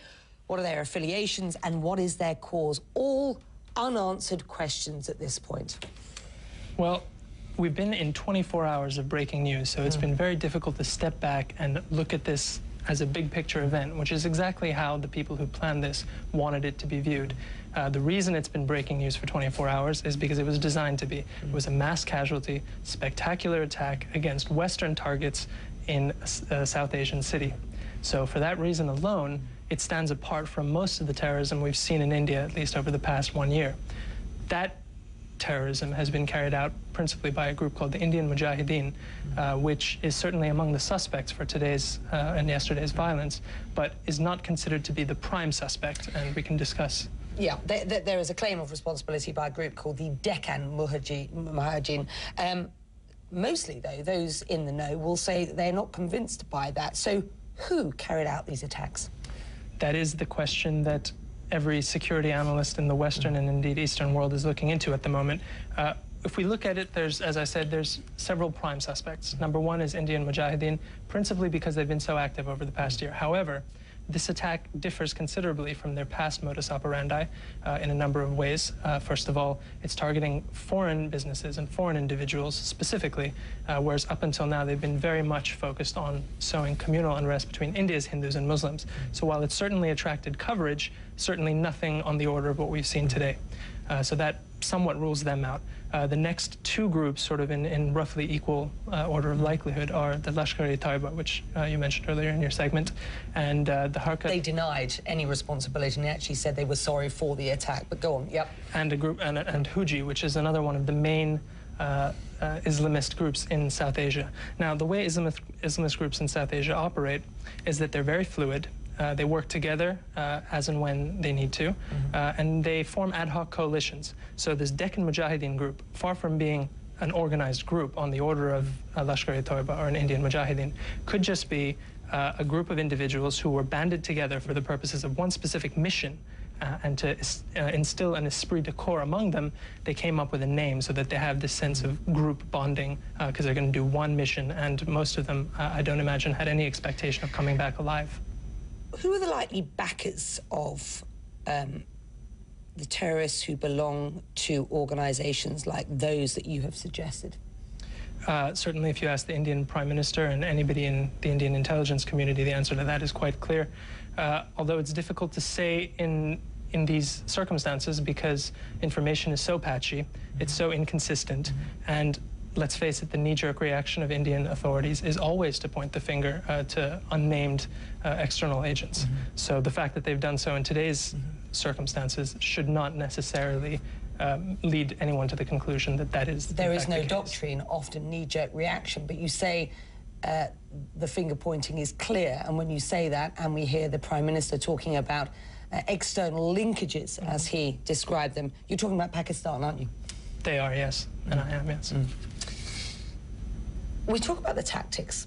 They are different from those that we have seen before, and therefore we are calling this a fairly unique situation. They also bear the hallmarks of, but are not particularly similar to, or not exactly like, the sort of activities we've seen in the Iraqs and the Afghanistans in the past. And I'm talking, therefore, about any associations that you might see with Al-Qaeda, for example.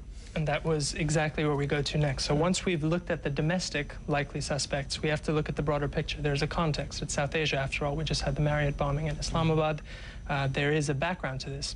And certainly elements of this attack have Al-Qaeda hallmarks. Certainly the fact that it was such a mass-scale attack on an international stage, and it was innovative. We've never seen attacks carried out by marine amphibious craft before. That's new, and that very much has the distinctive signature of an Al-Qaeda operation. Is the likelihood we are talking about a group of men who are probably in their teens or 20s at this point, trained somewhere else, they've come into Mumbai and they've created this sort of havoc, and it is ongoing, as we know. One gunman believed to be in one of the hotels still, and two in another, and possibly hostages being held in the Jewish centre. We've talked about where we think we might go with our, and surmised who we believe might be involved. We have no idea at this point about the causes, their causes. Certainly the most immediate thing that comes to mind, and it's only because of the timing, is something to do with Kashmir, because of the elections that are underway there at the moment, and the fact that one of the callers mentioned it. I believe the individual named Imran, who called from the Jewish Center in Nariman House, mentioned Kashmir and the suffering in Kashmir. So instinctively you think it must have something to do with the Kashmir elections, but beyond that, there's no anniversary, there's no major political development, there's nothing, no religious festival, nothing that would obviously stand out as a high priority target. So you were not looking at Mumbai as a particularly dangerous place to be on what was a Wednesday in November? Absolutely not. Let's face it, India faces a medium risk of terrorism at the best of times. Certainly nothing on the scale anybody in Bombay probably ever imagined.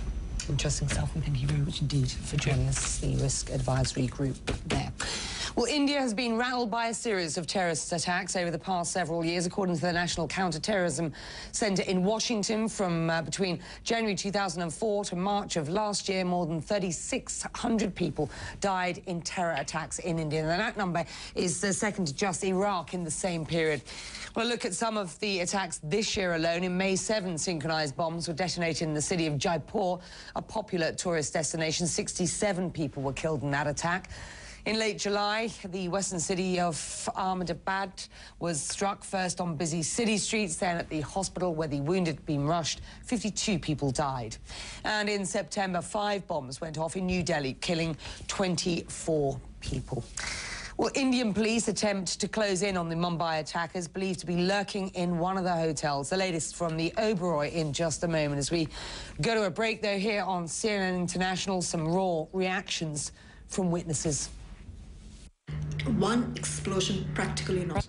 A lot of smoke, could barely see anything. I had to use a light on my phone to see anything.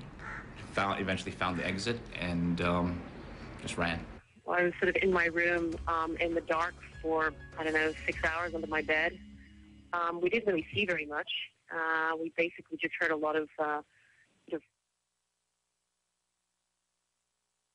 towards the end of the 6 hours, I heard there was a fire on the 5th floor, which is above my room. So that's basically what I heard for 6 hours.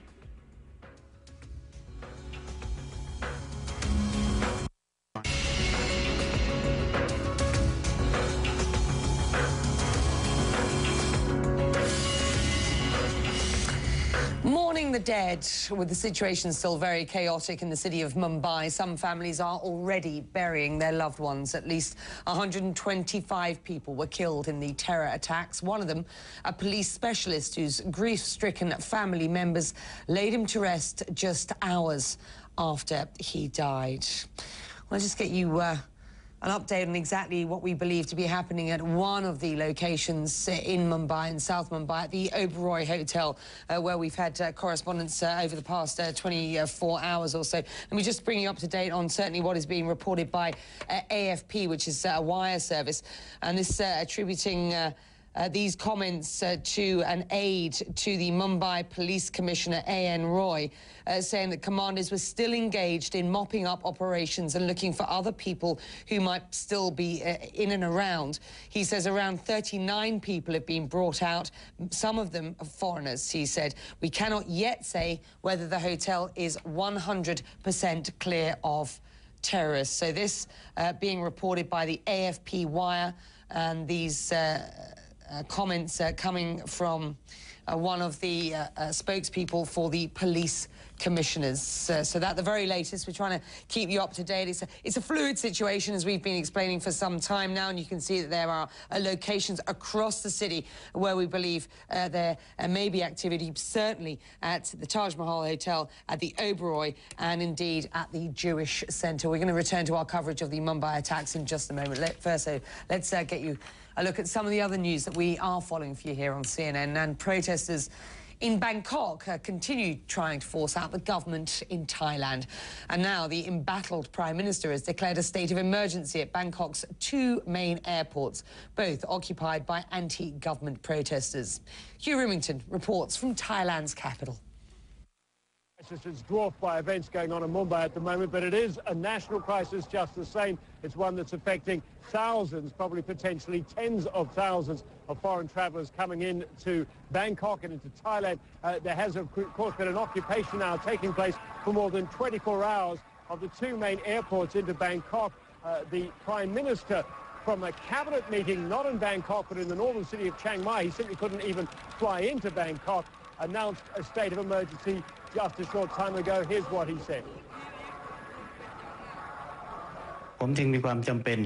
As head of government, I have to do something to restore order. It is necessary for me to declare a state of emergency in some areas. In doing this, I do not have any intention to hurt members of the public. I want to facilitate the work of security officials to create understanding for people who have misunderstood the situation. Now, he has given control of the situation to the Metropolitan and Provincial Police of Bangkok.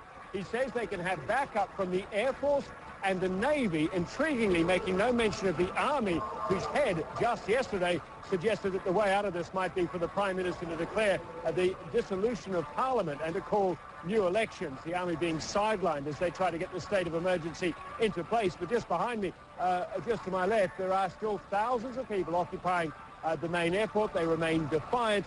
They say, the leaders have been saying, don't be afraid. They may come at us with water cannon, but we plan to keep our occupation in place. And off the coast of France, a jetliner has crashed into the Mediterranean Sea with 7 people on board. Rescue efforts are underway, but so far no reports of survivors there. The Airbus A320 reportedly belongs to Air New Zealand and was making a test flight when it went down. And at least one other important development this day, the Iraqi parliament has voted to approve a new sweeping security pact with the United States. The deal includes a firm timetable for the withdrawal of all U.S. troops from Iraq by December the 31st, 2011. Well, the Assembly was forced to postpone the vote on Wednesday due to last-minute negotiations among Shiite and Sunni factions. Well, as you know, CNN is covering the attacks in Mumbai in India from every angle, and the stories continue to come into CNN Centre. Just ahead, we're going to look at how developments in India are hitting the headlines in newspapers around the globe. You're watching CNN live from London. Stay with us.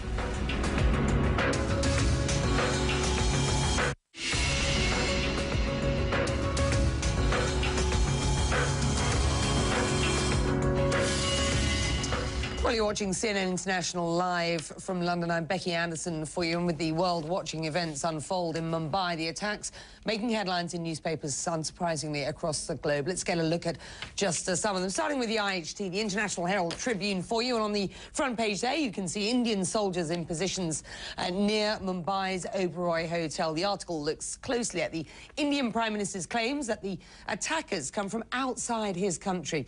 The report interprets that as a thinly veiled accusation that Pakistan was involved.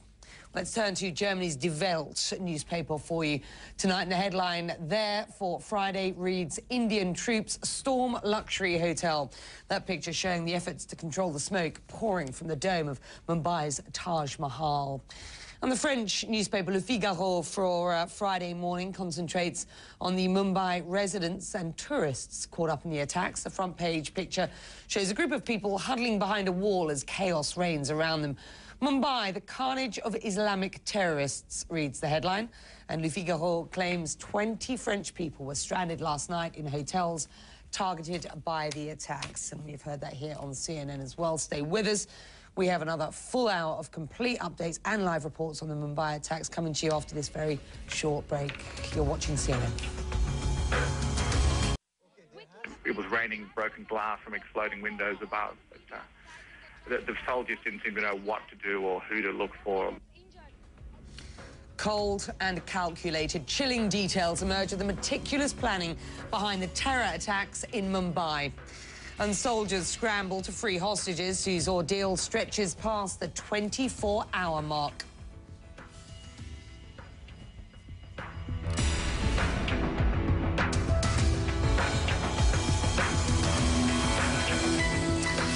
Welcome to our viewers in the United States and around the world. This is our special coverage of the attacks on Mumbai. I'm Becky Anderson in London for you. Well, a complex, coordinated operation, carefully selected targets, months of planning. That's the emerging picture that we are now getting of the brazen terrorist attacks around Mumbai. Here is the very latest this hour. An Indian cabinet minister tells state media that terrorists cased the 2 targeted hotels, even setting up what they call control rooms inside the Taj Mahal and the Oberoi. And he says on the night of the strike, the heavily armed attackers entered the city by sea in rubber boats after a mothership dropped them off. Well, confusion is the rule at the hotels and at a Jewish centre. Gunmen are reportedly holed up in all 3 locations, as well as a number of hostages. Well, Mumbai police say that they are combing the hotel rooms room by room, looking for remaining terrorists or victims. An Israeli rescue team is heading to the Jewish centre. Well, as for who is responsible, India's Prime Minister says that he suspects the attackers came from outside India, but he wouldn't provide any more specifics. 9 suspects are in custody right now. Well, the situation seems to change by the minute. Our Sarah Seidner is tracking developments, and she joins us now from Mumbai. Sarah? All right, so let me give you a rundown of what has happened so far, and then I'll let you know what's happening right at this hour. About 10 or 10:30 last night, Wednesday night, there was an attack on this hotel. Basically, several men went in. They had guns, they had grenades. They went in to terrorize the people inside the Taj and did just that. Basically, for the past 30 or so hours, there are still people apparently inside the hotel, and I say that because there are people who are sitting outside with us waiting, saying that they have family members and they're still waiting to hear from them. Still waiting to hear what is going to happen to them and when they'll be able to come out, who are apparently holed up in some of those rooms inside this hotel. However, at this point in time, since we've been standing here over the past few hours, we've heard several bomb blasts throughout the day. Blasts. I shouldn't say bomb blasts, but several blasts throughout the day. We've heard several rounds of gunfire throughout the day. And now it's eerily quiet. And some of the barriers have been moved. Behind me, you can get very, very close to this hotel right now. A journalist or an average person, though the area has cleared out a lot. There's only a few journalists here left. But it seems that a lot of the police vehicles that were here cordoning off some of us journalists and some of the public are gone now. And what we're seeing right now is a much more scaled back looking operation, although I can tell you there are plenty of vehicles to my right, all parked along the waterfront here. And some of those include ambulances, and some look like buses.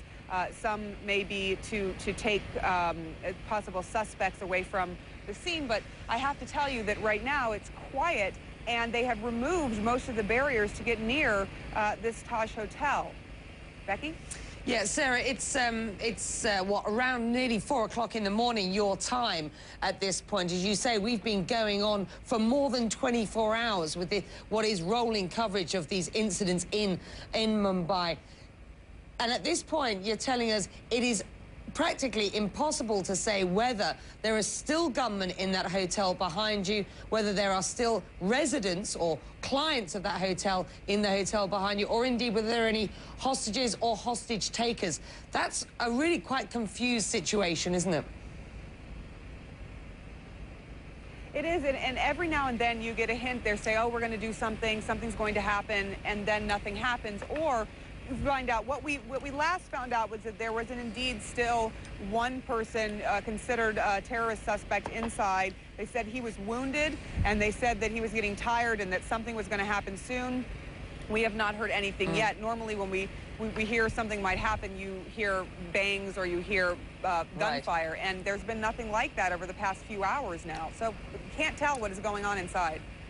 Yeah, Sarah Seidner there outside the Taj Mahal. You can see the notices we're putting up here on the below you, on below myself and Sarah on the screen, so keeping you up to date with exactly what is going on there on a running ticker for you. Sarah, thank you for that. Sarah Seidner there outside the Taj Mahal Hotel. Every so often we'll put some video up for you, and I'll try and reference it for you and keep you up to date on what you are seeing on your screens at any one time. Stay with CNN 24 hours for coverage on this story. In addition to our reporters in India, of course, we've got correspondents spread out across the globe tracking the latest developments for you. In London, Paula Newton's following the intelligence trail, trying to learn who may be responsible for the deadly violence and why India didn't see these attacks coming.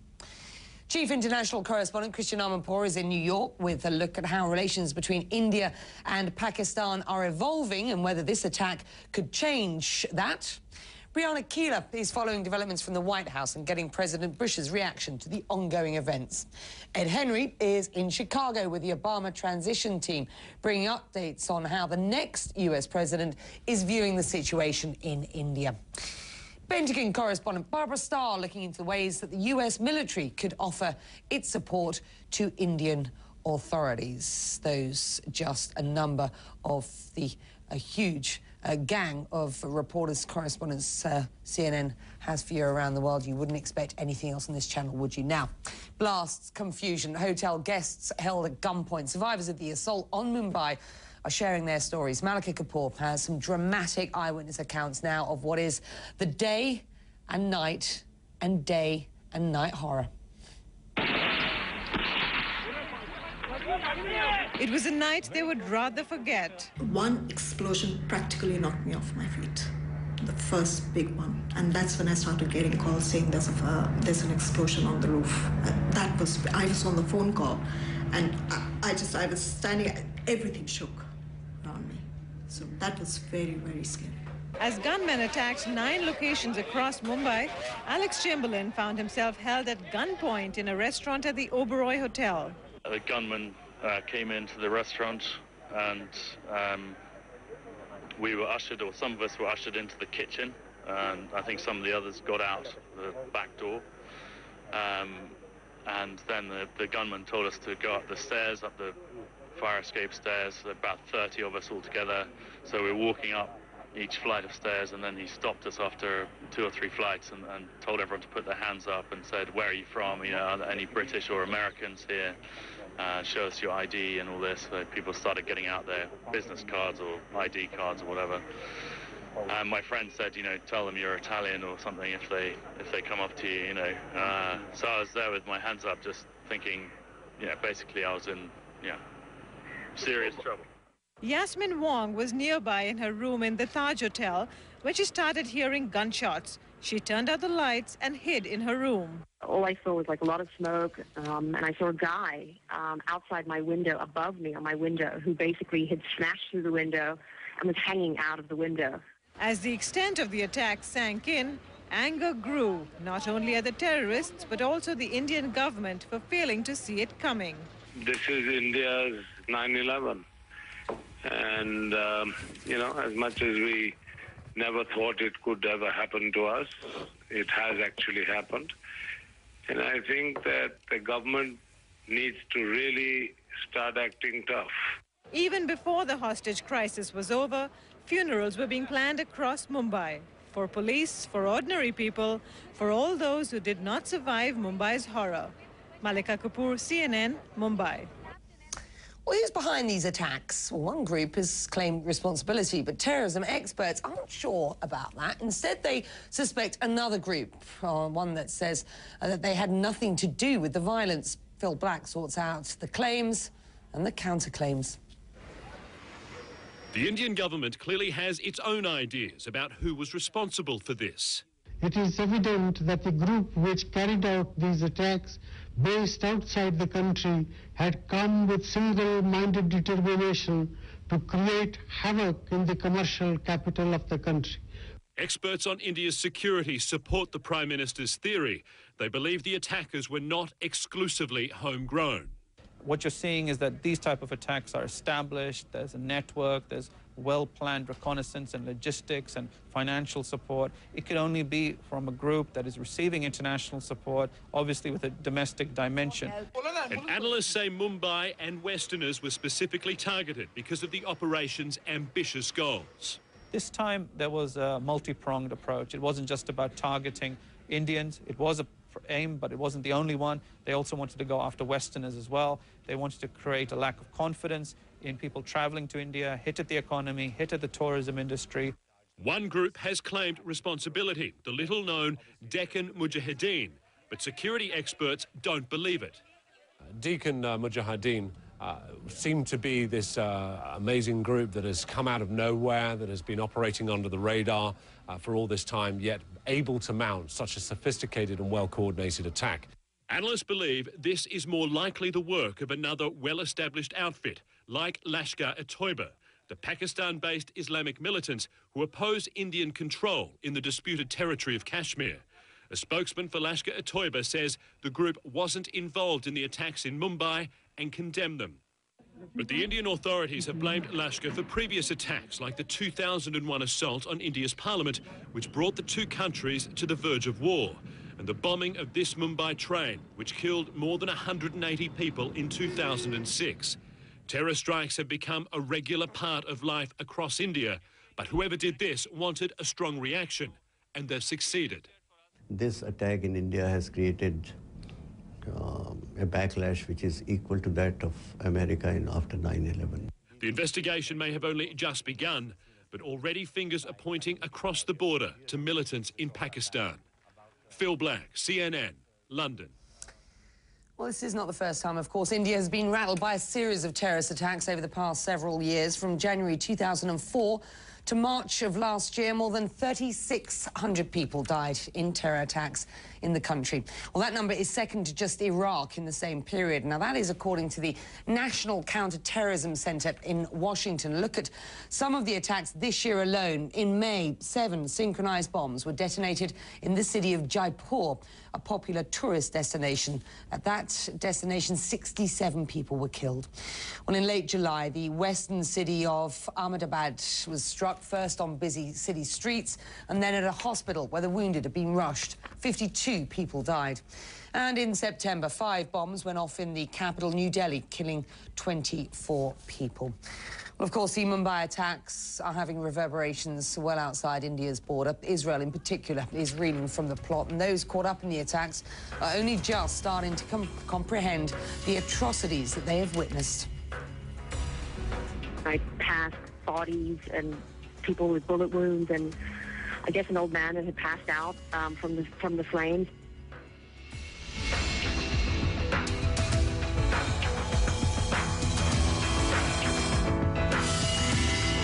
You're watching CNN International with me, Becky Anderson, in London now, as the violence in Mumbai, India, is, we hope at least, nearing its end. We're slowly getting information on who some of the hostages might be. The Foreign Ministry in Paris, for example, has told CNN that 15 to 20 French nationals were trapped in the Oberoi hotel complex in Mumbai, including 15 Air France crew members. Well, some of the hostages have been held for more than 24 hours now. And while that may contribute to frustration for relatives, Indian Army officials say that they are following a very specific procedure in the room-to-room searches at the hotels.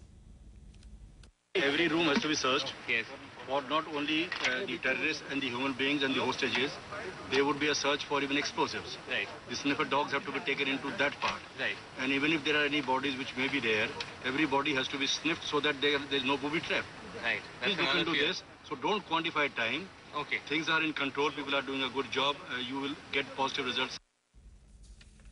An Israeli rescue team is rushing to the city. It'll try to resolve a hostage standoff at a Jewish centre in the southern part of Mumbai. Andrew Stevens is outside that building right now, and he joins us by phone.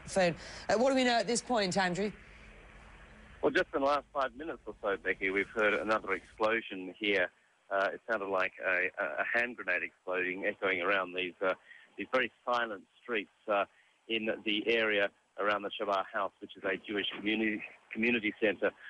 The area is pretty well cordoned off. We can't get that close to it at all. It's probably about 30 metres away from where I am, up a maze of winding streets. This is the predominantly Muslim area of South Mumbai, and it really is. It's a warren of streets and little shops running right through this whole area. Now, what we understand at the moment is that there is 4, perhaps 5 hostages still held in the community centre. They include the rabbi and his wife and 2 guests from Israel and possibly a younger family member of the rabbi. Earlier today, Becky, the grandson or son of the rabbi was led out by a helper, a domestic helper. They evidently evaded the gunman and got out early in the morning, and they are safe and well. There has been 3 explosions now since I've been here over the past 3 or 4 hours. That's all we can report at the moment. There hasn't been any sound of gunfire. We don't know how many gunmen are actually in the building, but people here have been telling me that any approach to the building is met with hand grenades being thrown from the Chabad House by the gunmen. Becky? Andrew Stevens reporting there from one of the Fluid situations ongoing in Mumbai as we speak.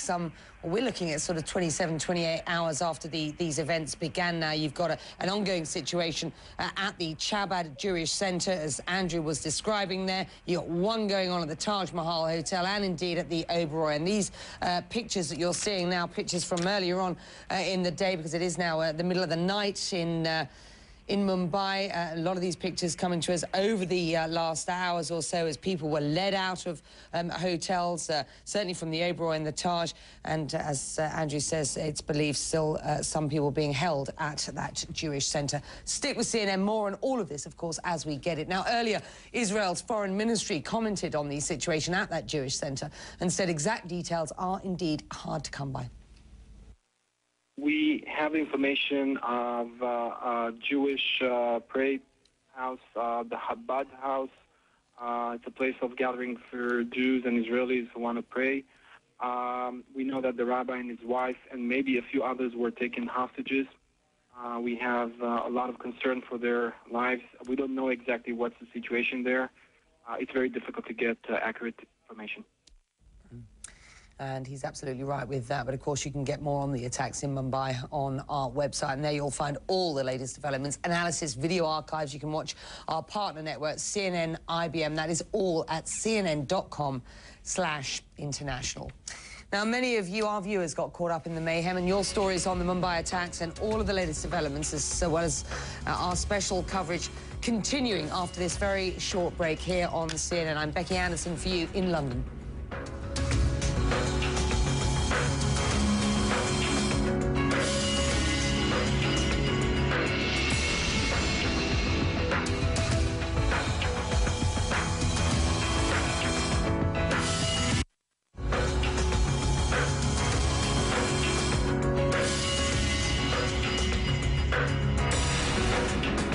It was terrible to wait outside. It seemed like a lifetime before we could do anything. All that we were hearing was gunshots and bomb blasts. And it makes you feel angry at these senseless killings and very, very helpless. Well, you're watching our special coverage of the Mumbai attacks here on CNN International. I'm Becky Anderson in London for you. Welcome back. Some of the most powerful images from Mumbai are being sent in by the city's own residents, trying to make sense of the chaos unfolding around them. 26-year-old reporter Aaron Kadri, for example, sent us these images of a charred Cafe Leopold, a Mumbai landmark, and the Taj Hotel. He writes, "It's high time the Indian government learns a lesson from all the terrorist attacks which have been inflicted in the past. Being an Indian and hailing from the city of Mumbai, I would agree that the security in Mumbai is appalling." A Mumbai student, Vinet Pandit, submitted these iReport photos from the city's luxury hotels. His pictures show reporters and anxious relatives waiting for the very latest news as the hostage situation unfolds at the Oberoi Hotel. And the pictures show the smoke pouring from the dome of the Taj. You can see it there to the left of the domes. Well, CNN has a separate website, especially for you to submit video and images. It is ireport.com. Check it out online. You'll find lots of viewer submissions, many of which have been airing on CNN. Do tell us about how you are dealing with the crisis if you are indeed in Mumbai. But first and foremost, do remember to stay safe. Remember, this is an extremely dangerous situation. There are gunmen still in those hotels and indeed possibly hostages there as well. But if you can, however, get out there. We do want to hear from you. Again, that's ireport.com. Now, engaging the enemy, the search for gunmen hiding out in Mumbai's luxury hotels. As world leaders express their condemnation of the attacks and their condolences to the people suffering the crisis, we're there covering the story from all angles for you here on CNN.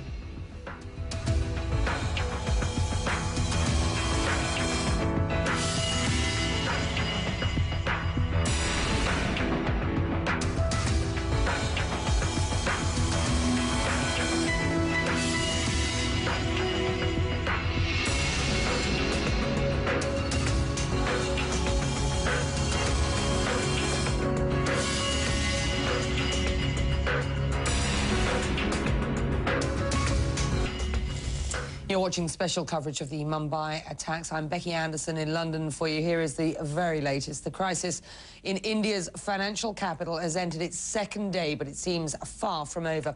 In a televised national address, Indian Prime Minister Manmohan Singh implied that the attackers were foreigners, but he stopped short of blaming any particular country. Meanwhile, police are searching for terrorist holdouts and those behind Wednesday night's attacks. India's National Security Guard are reportedly trying to engage gunmen still holed up in two five-star hotels, the Taj and the Oberoi. Some guests and hostages are also inside, but how many is unclear at this point. Well, Indian authorities say 2 or 3 gunmen are believed to be inside the Chabad House Jewish Center, where several hostages, including the rabbi, are still apparently being held. And explosions have been echoing throughout the area in the last few hours. Well, state media reports that the killers planned the attacks months in advance, arrived by boat and had even set up control rooms inside the targeted hotels. The death toll at present stands at 125, with more than 300 wounded. Well, there is now a tense calm outside the Taj Mahal Hotel, the scene of one of the carefully coordinated attacks. Our Sarah Seiden has been following developments hour by hour from outside the hotel and has the very latest on the situation there for you. After a series of explosions and a series of gunshots, the area here outside the Taj right now is quiet at this hour.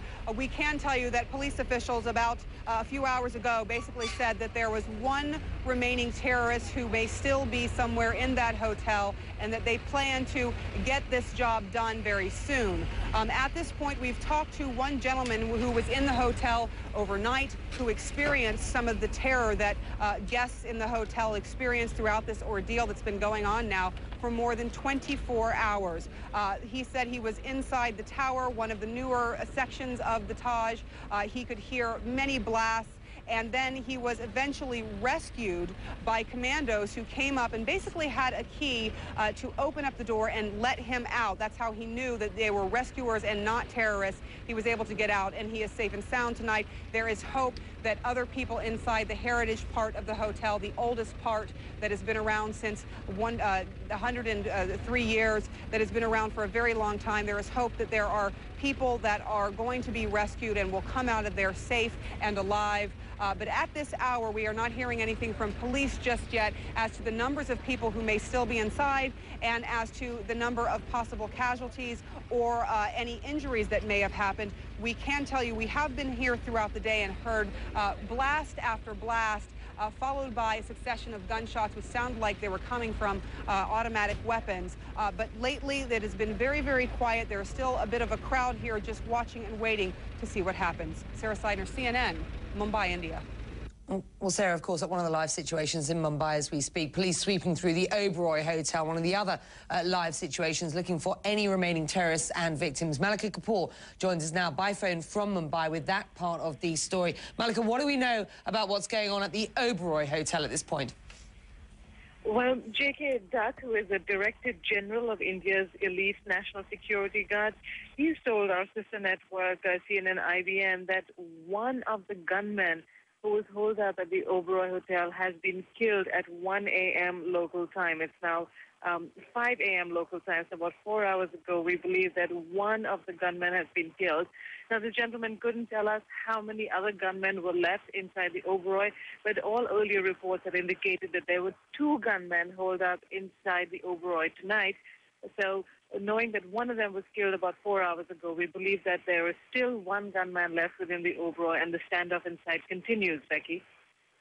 Yeah, we're about, what, 26, 7, maybe 8, 9 hours into this now, maybe even 30 hours into this. Malika, you've been covering this story right from the beginning. Can you just describe for our viewers who may just be joining us and just learning of these events for the first time, what the city feels like to you, given that you are a resident of Mumbai? You would expect certain characteristics of this city on a, Friday morning. What's the sense in the city tonight, early morning? It's very, very quiet. It's strangely quiet. Mumbai is a city of 19 million people. You can imagine just what sort of pulse the city has. It's a very vibrant city, a city with a lot of buzz. It's a city that's known to never sleep. But of course, the city has been wide awake for the last 2 nights for all the wrong reasons, because of a very palpable sense of fear, of tension across the city. The roads are deserted. There is an eerie calm and quiet across the city. People are really just wondering, when is this going to be over? When can they put this behind them? And more than 30 hours into the standoff, there is no sign of it coming to an end, Becky. Yeah, and an undetermined number of hostages remaining inside both of those hotels and indeed inside the Jewish centre. Malika, we thank you for that. Malika Kapoor there, the Mumbai correspondent in Mumbai, reporting live for us from the situation as it unfolds. Still, let us tell you, quite confused, the information coming out of some of these locations, but all we can say is that they are still live situations. Some observers are concerned that the attacks could reignite tensions between Hindus and Muslims. The disputed region of Kashmir is a long-standing flashpoint for tensions between the two communities. To give you an idea of the religious makeup of India, here's some of the figures from the 2001 census, which might be useful to you. There are more than 827 million Hindus in India. That is about 80% of the country's populations. Well, Muslims are in the minority, making up around 13% of the population. But there's still about 150 Muslims. It's the second largest Muslim community in the world. In fact, there are also 24 million Christians in India, about 2.3% of the country's religious demographic, and another 2% of India's people are Sikh. Well, world leaders are speaking out on the terror attacks. Sasha Herriman is that in a roundup of global reaction. Political leaders around the world are expressing shock at the horrific carnage that's engulfed the city of Mumbai. In time, we'll assess which group has been responsible. We don't have all the details, what the implications are for the rest of the world. Even the Pope spoke out. A statement on the Vatican website saying he was deeply concerned about the outbreak of violence and urgently appeals for an end to all kinds of acts of terrorism. There have been promises of help from the British. At the same time as giving support to the Indian Prime Minister, we're sending police emergency teams that are well versed in dealing with terrorism, and we will try to give what support we can through British police and security officials. From the Australians, we also express our fundamental solidarity with the Indian government and its people. And from the Japanese. Japan and India will continue to work closely to fight against terrorism. President-elect Barack Obama said the United States must continue to strengthen partnerships with India and nations around the world to root out and destroy terrorist networks. Even the President and the Prime Minister of Pakistan, the country Indian authorities claim is the home of the terrorists, strongly condemned the attacks. But even as the worldwide declarations of disgust rang out, emergency services in India had begun the gruesome task of identifying the dead. It may be the task of some of the same world leaders who address the world today to address the heartbroken friends and families of the deceased tomorrow. Sasha Herriman, CNN, London. Well, the voices of the leaders there. Let's take a look at some of the world's newspapers then and find out how they are dealing with the tragedy unfolding in India. Let's begin for you with the front page of The Guardian for Friday, and it reads, "Massacre in Mumbai." The picture, blood spattered security staff escorting one of the victims of the attacks from the city's streets. Now, the article claims, quote, "It was clear that foreign targets, especially those from the US and the UK, had been singled out." Well, fears for Israeli lives dominate the front page of the Jerusalem Post, and there's no real surprise there, is it? An Israeli rescue team is rushing to Mumbai as we speak, hoping to resolve a hostage situation at a Jewish centre in the southern part of the city. The toddler shown there was brought to safety there. You can see on the right-hand side in the picture there, in fact, from the Chabad house, but there was no word from other Israelis believed to have been held in the building. Front page of the Jerusalem Post for Friday for you. And it's another personal story that hits the headlines in the Independent newspaper back here in London. As soon as we sat down, we heard the machine guns. They took us into the kitchen. There must be 1,000 people here. All we know is that the bombs are next door and the hotel is shaking. Everybody is living on their nerves. Those were the last words of Briton Andreas Liveris, amongst those who lost their lives in Mumbai.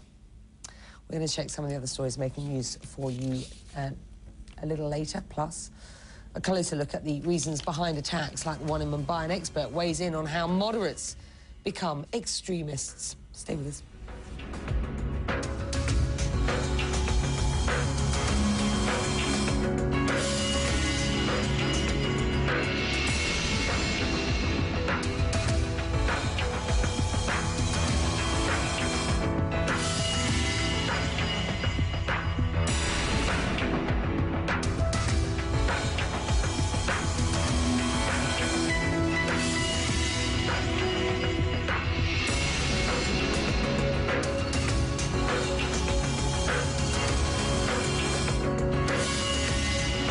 Reaction to the Mumbai terror attacks is springing up around the world, and that includes in cyberspace and on our own website, of course. We can go to CNN Centre now and bring in Guillermo Arduino, who's been checking the ether for us. What do you got? We have a lot on CNN.com. In fact, you can see live coverage of what's going on right now on live television. At the same time, you can interact with the website. You can go into each individual story. Commandos raid Mumbai hotels is one example.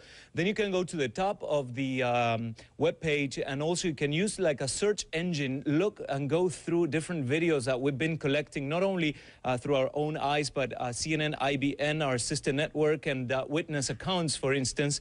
That's basically all you can do, and much more on CNN.com. Very easy. It's the front page of our website.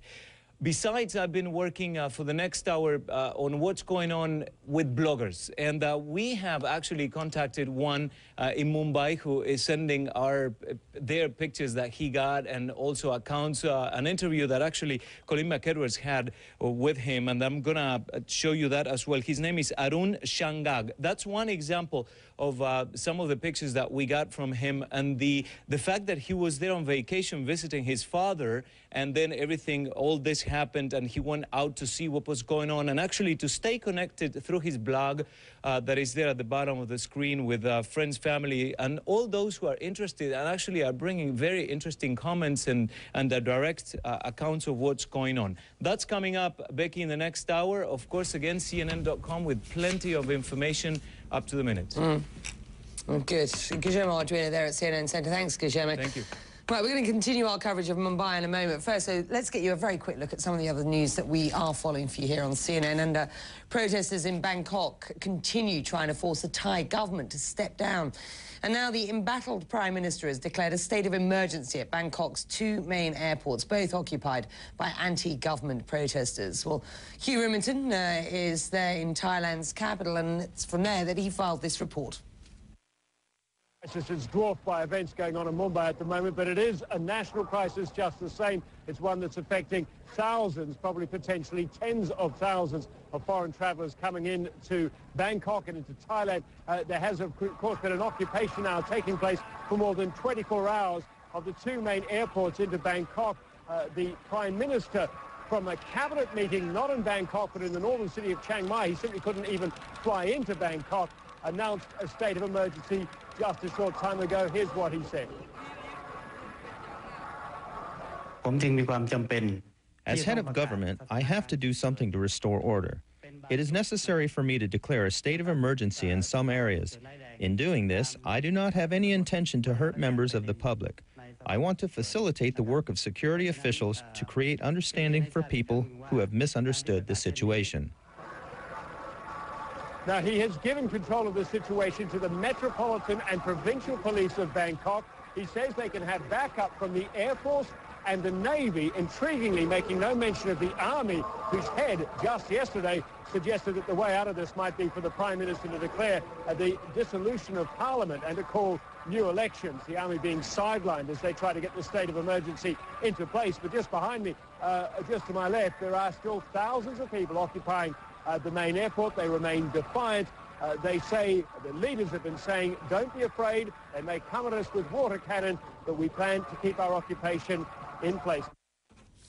Hugh Rimmington and off the coast of France, a jetliner has crashed into the Mediterranean Sea with 7 people on board.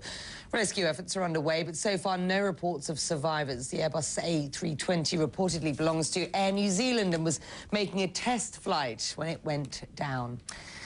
Well, India has been forced to shut its stock, bonds, currency and commodity markets with no clear sign as to when trading might resume.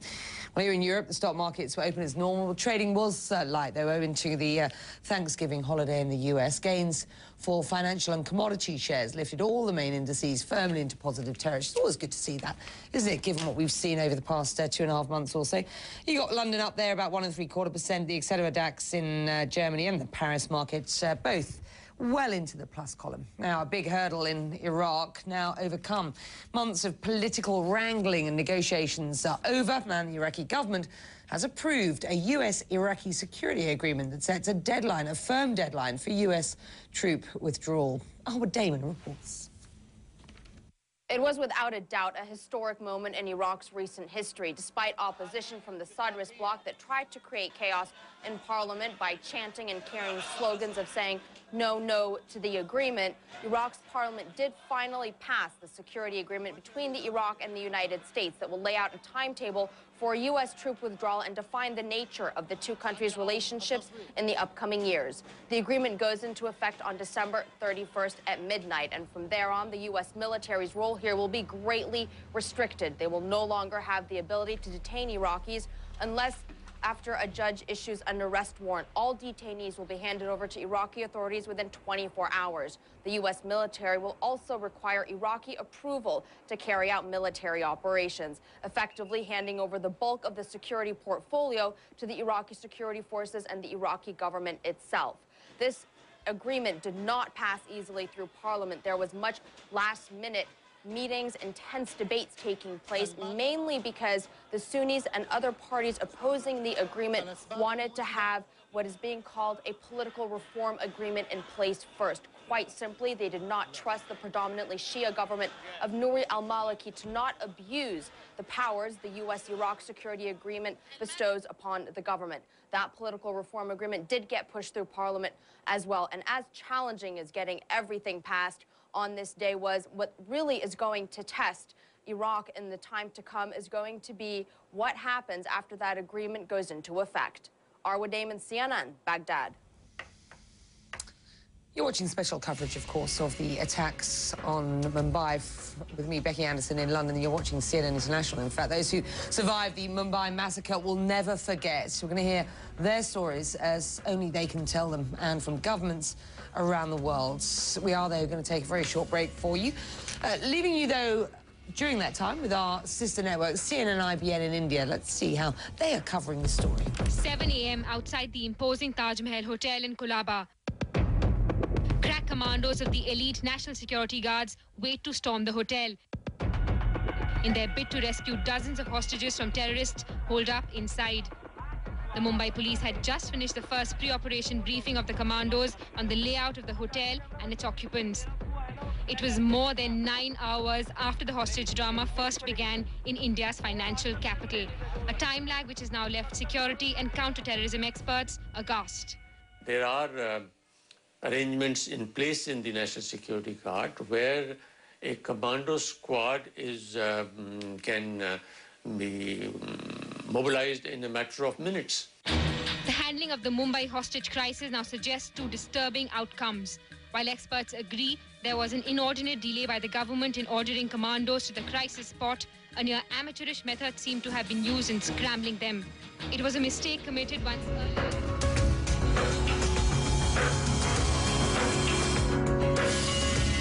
Fire, and we heard grenades, and there was a lot of panic.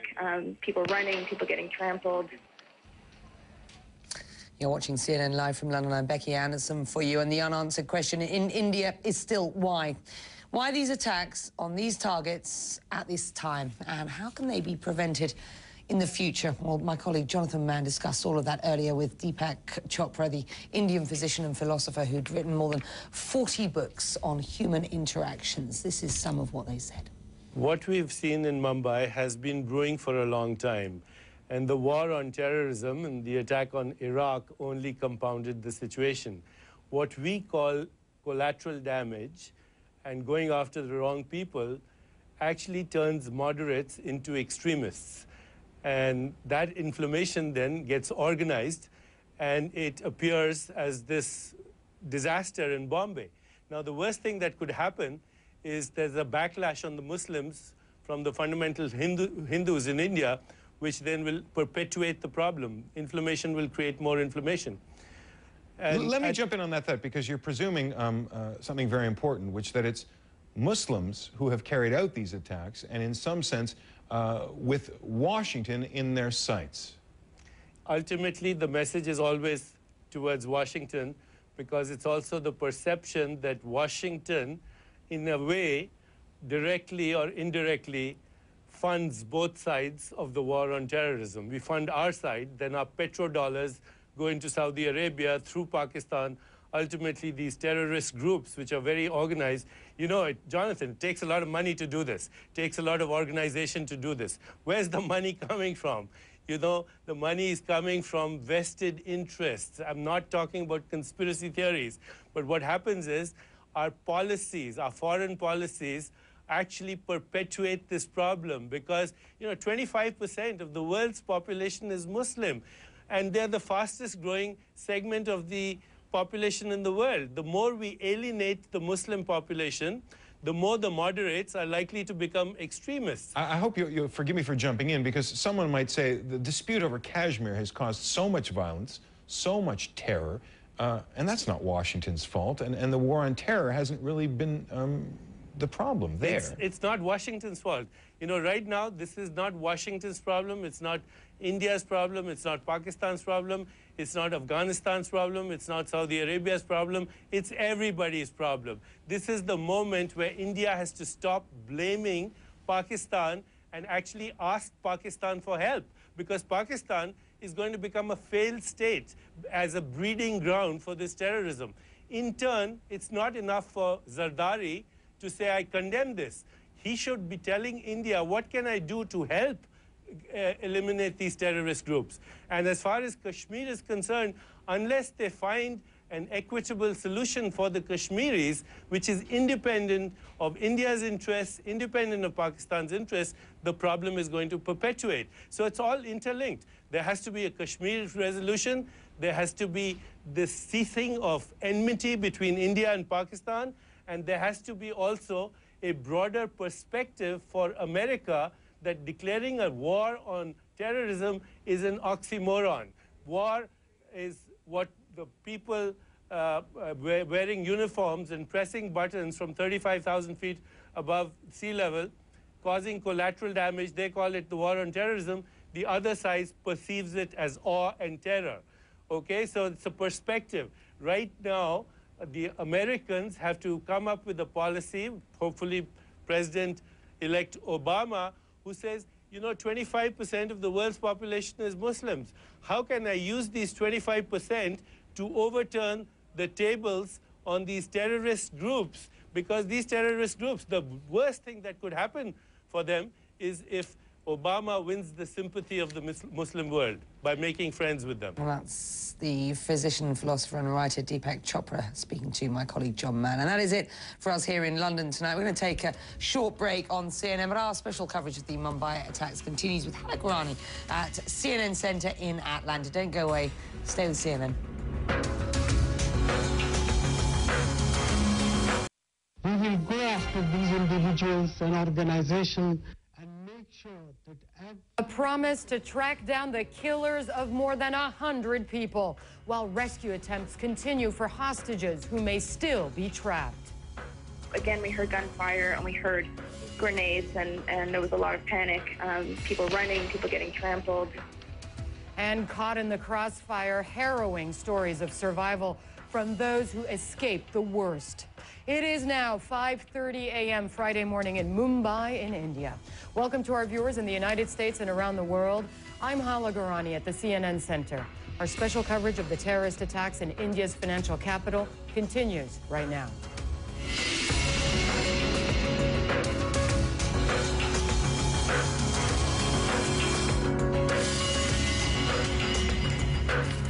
It has been more than a day now since the brazen terrorist attacks in Mumbai, and the situation, more than 24 hours later, is still far from being resolved, with militants still believed on the loose and hostage situations uncertain. Let's get the latest for you. In a nationally televised address, India's Prime Minister implied that the killers were foreigners, but fell short of blaming Pakistan or any other country. State media report the suspected Islamic militants planned the attacks months in advance. They arrived by boat and had even set up control rooms inside the targeted luxury hotels. Police are scouring the wreckage of the Taj and Oberoi, searching for the plotters of Wednesday night's attacks. India's National Security Guard are reportedly trying to engage gunmen still holed up in the hotels. One gunman was reportedly killed at the Oberoi in recent hours. Some guests and hostages are also inside. How many, though, at this late hour, still unclear. Reports say there are 2 hostages trapped in the Chabad House Jewish Center. Several explosions have rung out there just in the last few minutes, and Indian authorities say 2 or 3 gunmen are believed to be inside. Since the attacks began, at least 125 people have been killed and more than 300 wounded. In a sign of how the violence is affecting Indian culture, we've learned that the country's cricket board has postponed the final 2 matches in England's one-day series in India. Now, CNN has correspondents spread out across Mumbai and the region for reaction and coverage, bringing you the latest updates to a still very much developing story. We have Andrew Stevens. He was right in the heart of the targeted area when the deadly attacks began. Malika Kapoor, she is in Mumbai. She offers a unique perspective on the chaos. This is her hometown. And Sarah Seidner brings us the latest developments from outside the Taj Mahal Palace Hotel. Let us go straight to Sarah first. For more than 24 hours now, Sarah Seidner, some people have been holed up in their rooms, absolutely terrified at that Taj Hotel. And Sarah, you've spoken with people who have friends and loved ones inside the hotel. The wait must be absolutely gut-wrenching for them. It is. It's excruciating, and nobody knows, just like we aren't being able to get a lot of information. The family members are not able to get any information, except for they have been able to talk to some of their relatives. I'm going to let you meet now Renu, whose family is here. They came to visit from the United States. Renu, you're from here in Mumbai. Yes. Tell me what is happening with your family now. Have you been able to speak with them, and who is inside still? My sister and niece are both in the hotel. They have been guests here, and I have been in constant touch with them. However, rescue operations were being carried out till around 1:30 in the morning. Now it is 5:30. On Friday, I have been here since 3 o'clock in the morning on Thursday. That's nearly 30 hours. And as of now, I have whatsoever no information about what is being done to rescue them. And I believe there are many such people in other rooms too who need to be rescued. In front of the Taj, there seems no operations being carried out, no police, nobody except for the media. I don't see how media will help in the rescue operations, but we are really worried, and we want the people concerned to work on this and make us comfortable, see that the people are rescued at the earliest. If there is a terrorist, which I believe there is, as earlier it was said that there are no terrorists, it's not right. There is somebody inside who is preventing the rescue operation, so that has to be taken care of. You had mentioned the state of your sister who is there. Tell me what's happening with her mentally. Is she okay? No, she is already over with her mental stability. Now she is very panicky, and she's been throwing up since the last 6-7 hours. I can understand her frustration because it is not easy to be in that kind of a situation. Do they have food, water? What are the availabilities of things to keep people feeling a little bit better, at least having something to eat? Yes, there is some kind of little bit food in the fridge, which I suppose is not enough to be there and survive in the best of environment. But I hope that food is not going to be the major concern. It's the mental stability which is important as on now. They should take action and let us know what is happening so that we are also in the comfort zone. Okay, thank you so much, Renu. I appreciate it, and good luck to your family. That's the latest from some of the families who are out here. There are just a few sort of left wondering what is going on inside this hotel. But I can tell you, Hala, that the scene has changed drastically from earlier today when there were more barricades and many more cars, ambulances, trucks, police vehicles. Those have all been pushed aside, and you can basically get a clear shot from here. You can look straight into the Taj, and you can see into some of the rooms now. And it's a little odd that there really isn't any cordoning off. The media is just standing and doing live shots here, but really there isn't a lot of action going on inside. Though, as you just heard, there are still people holed up inside for certain at this hour. And this tells us that there is still at least one of the attackers inside the Taj, or are we not even sure of that? Well, that is what we heard about 3 hours ago, and that still has not changed as far as we know, that there was one person, one suspected terrorist who was still being sought after inside the hotel. There was word from the police sources. They basically said that they believed he was wounded and getting very tired, and that there was going to be some sort of action soon. But again, that was about 3 hours ago, and we haven't heard or seen anything yet, except for the fact that some of what looked like security measures outside the Taj have now been sort of pulled back a bit. Hala? Right, and we've heard several times that the situation was on the verge of being resolved at the Taj, and that hasn't happened in any case. Our Sarah Seidner, thanks so much. She's been following that story for several hours now, and we would be reconnecting with her a bit later. Now, the Taj and Oberoi hotels were not the only landmarks targeted in Mumbai. The gunmen hit several other locations frequented by tourists in India's commercial capital. They opened fire at the Cafe Leopold. That's a popular hangout for Westerners, an institution in Mumbai. You can see it there halfway between the two hotels on that Google Earth map. To the north, the gunmen also targeted a major landmark, the Chhatrapati Shivaji Terminus. That's the Victorian building that houses one of the busiest railway stations in India. It was carnage there about 24 hours ago.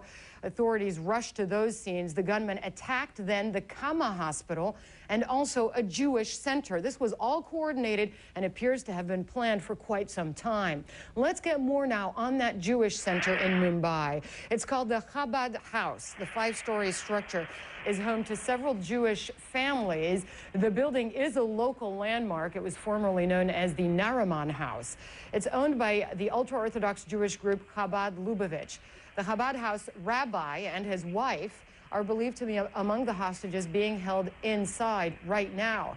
Members of an Israeli rescue team are on their way to Mumbai to assist in freeing the hostages. Now, our Andrew Stevens is near Mumbai's Chabad House. He joins us now by phone with the latest. Who is still inside that Jewish center? Do we know, Andrew? We don't know for sure, Hala, but a lot of reports have been saying it is the rabbi and his wife and 2 guests visiting from Israel and perhaps another younger family member of the rabbi. But just in the past 5 minutes or so, there's been a sharp increase in activity in the street. This is the main street that runs through Colaba, which is only about 3 kilometres or so from the Taj Mahal Hotel and the Oberoi Hotel. It's a much poorer end of town, though. And off this main street is Chabad House. We can't get any closer to it, but certainly in the last few minutes there have been several jeep loads of police arrived, fire trucks have arrived, more military figures have also arrived. Now, if I look behind me, I can see 1 or 2 ambulances also taking up a position. Now, what we know at this stage is that the gunmen are still in the house. This is a 5-story house. It's been said that the hostages may be on the 2nd and the 3rd floor of that house. That anyone who approaches the house is met with a hand grenade, which is tossed from the house. There's been 3 explosions just in the last 4 hours, which sounds very much like hand grenade explosions here, Hala. The streets are filling up, so it does appear that there is some sort of activity about to happen. Obviously, we can't see with our own eyes the house. We're probably 50 metres from it, but it's behind several crumbling sort of low-rise offices by the looks of it. We'll have to wait and see, but certainly there is something going on now. Well, Andrew, earlier we saw people released from that Chabad house. Do we know why they were released? Well, there were 2 separate releases. The one was another younger family member and two of the staff in the house managed to slip out of the house early this morning, evading the gunmen. Now, the other ones, there's been a little bit of confusion about this.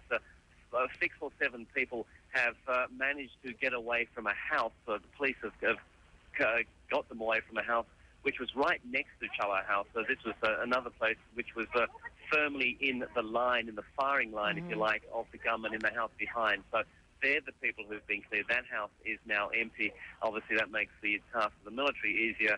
Less chance for any innocent bystanders being caught up in any sort of rescue attempt. But I presume some of those who left the housing complex there were able to speak with authorities. Did we get any information from them, or is that information just not being released? Well, I saw them as the last couple left, and I tried to speak to them, but they really weren't speaking at all. All they were saying is there was no one left in the house, and they were whisked away by the police. The authorities are obviously speaking very closely to them. But Harlan, you know, one of the keys of this entire sort of unfolding crisis has been a complete lack of hard information, hard numbers, exactly what is going on where. The authorities have been very, very careful about giving too much away. Numbers they put out have then been retracted, and there's an awful lot of speculation, as you can imagine. There's lots of rumours that ripple through the crowd of the slightest provocation. So it really is quite difficult to get a firm handle on this. Yeah, it is indeed, and thanks very much for keeping us up to date there. It is a puzzle. We are missing many pieces to this puzzle in order to get a complete picture, but little by little, we are able to understand what has happened in Mumbai, India's commercial capital. 10 sites attacked, including this Jewish center. Well, earlier, Israel's foreign ministry spokesperson, deputy spokesperson, commented on the situation at the Jewish center and said exact details, as Andrew Stevens was just saying, are very hard to come by. We have information of a Jewish prayer house, the Chabad house. It's a place of gathering for Jews and Israelis who want to pray. We know that the rabbi and his wife and maybe a few others were taken hostages. We have a lot of concern for their lives. We don't know exactly what's the situation there.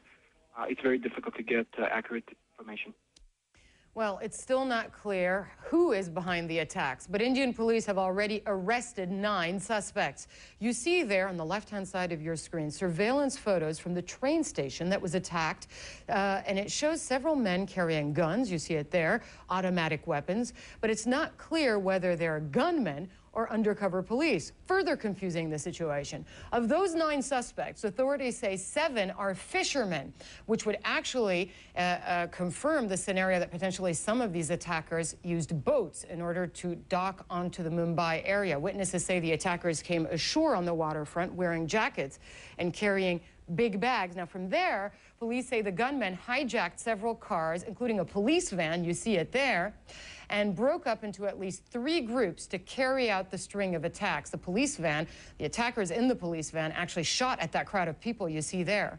A Mumbai spokesman says no one has claimed responsibility for the deadly attacks, but several Indian news outlets say they've received emails from a group calling itself the Deccan Mujahideen that really nobody's ever heard of, saying they were the ones who carried out the violence. And of course, you can get more on these attacks in Mumbai at our website, CNN.com and CNN.com/international. You'll find all the latest developments, analysis, and videos. And you can also watch our sister network, CNN IBN. That's all at CNN.com/international. A short break. When we come back, people around the globe have watched with horror and empathy as Mumbai reeled from the audacious attacks. We'll tell you what world leaders are saying, and we'll take a look at what's on the blogs as well. Stay with CNN. Our special coverage of the Mumbai attacks continues.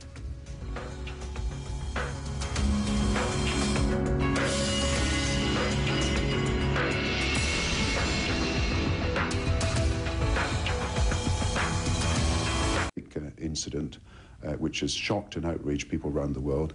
This is the loss of innocent lives, people just going about their daily business who've been caught up in a web of terrorism. And I believe that we've got to do everything we can now to help the Indian authorities as they deal with what is a terrorist outrage which has become all too common in their country. The UK Prime Minister there, Gordon Brown, reacting to the terrorist attacks in Mumbai. Well, the president-elect of the United States, Barack Obama, also releasing a statement saying that the people of India, whose democracy will prove far more resilient than the hateful ideology of the groups that perpetrated the attacks, among many reactions from world leaders. Well, Guillermo Arduino is keeping an eye on websites and other sources for reaction. He joins us now from the newsroom. Okay, what's going on out there in the blogosphere? We have a lot. We have a lot. And on Twitter particularly, things are going very, very fast. People file so many posts. Some are worried that this may just be the beginning of more attacks. People are concerned about their relatives in Mumbai, but perhaps the highlight is that they insist that many critical parts of this story remain uncertain. Now, I've been monitoring coverage on some newspapers online as well. The Italian Corriere della Sera has the Mumbai story in its front page. They highlight that one Italian citizen is among the more than 100 deaths after the attacks. They cite 3 names of the 7 hostages of Italian origin still inside the Oberoi Trident Hotel, according to the newspaper. And the Toronto's Globe and Mail has this title, Canadians Among Hostages, and they mention a US-based group saying that 2 of injured are Canadian. Also, the press quoted government officials saying 6 Canadians were among hostages, but the Foreign Affairs Department says they have no confirmation of it yet. Now, a few hours ago, CNN Collins McEdwards spoke with Arun Shambhag in Mumbai. He's been updating his blog and posted some pictures of what he saw there as well. Arun grew up a few blocks away from the Taj Hotel, and he told CNN he saw so many bullets as he was walking around and noticed that people were in a sort of a haze, giving opinions on where these attackers came from. Colleen asked him how this had changed Mumbai. I just don't know. I think I'm still in a state of shock, sort of. I'm waiting till tomorrow. I'm still very cold today. I'm just like, want to take pictures and I just want to like document this today. I think it has changed me. I hope it does not. We have come back from so many terrorist attacks in the past. I just hope our city can just say, you know what, this happened, fix the system, get the politicians, you know, to do the right thing. The police are great, and then just give them the resources to do their work, do their jobs. I just hope we don't, this doesn't change us long term. Now, Arun added that he's afraid that people may simply have a delayed reaction to the attacks. Kala. And also, we've been hearing from our viewers all over the world. You mentioned Canadians, other nationalities, all affected by these attacks because the targets were hotels frequented by foreigners and tourists. What about our viewers? What have they been saying? Well, one from Pakistan, Adil Hafez Abbasi, says, without an investigation, it's unfair to blame the attacks on Pakistan. This is not the time to point fingers, but for Pakistan and India to unite and fight terrorism. Also, Ashwin Sinya from India emails us and says, India needs to stand up and once again show how well it can maintain its fragile relationship with Pakistan. And both countries should fight back the common problem they face together. And lastly, Taran Besov writes, I'm beginning to hate the word resilience. We Indians may be resilient, but more than that, indifferent. We need to stop ignoring and start acknowledging that this is totally unacceptable. So you see, Hala, how this last guy actually mentions more or less what Arun said in his blog. Well, for our viewers, email us your thoughts. The address is yourviews@cnn.com. Be sure to include your name and where you're writing from. All right, and we'll read a selection of your notes and emails a little bit later. Thank you, Guillermo Arduino. A short break. When we come back, terror grips one of the busiest financial capitals in the world. We continue our coverage. Usually bustling Mumbai comes to a standstill after armed gunmen strike. How will the deadly attacks affect the city and the way it does business around the world? We'll take a look at that angle after this.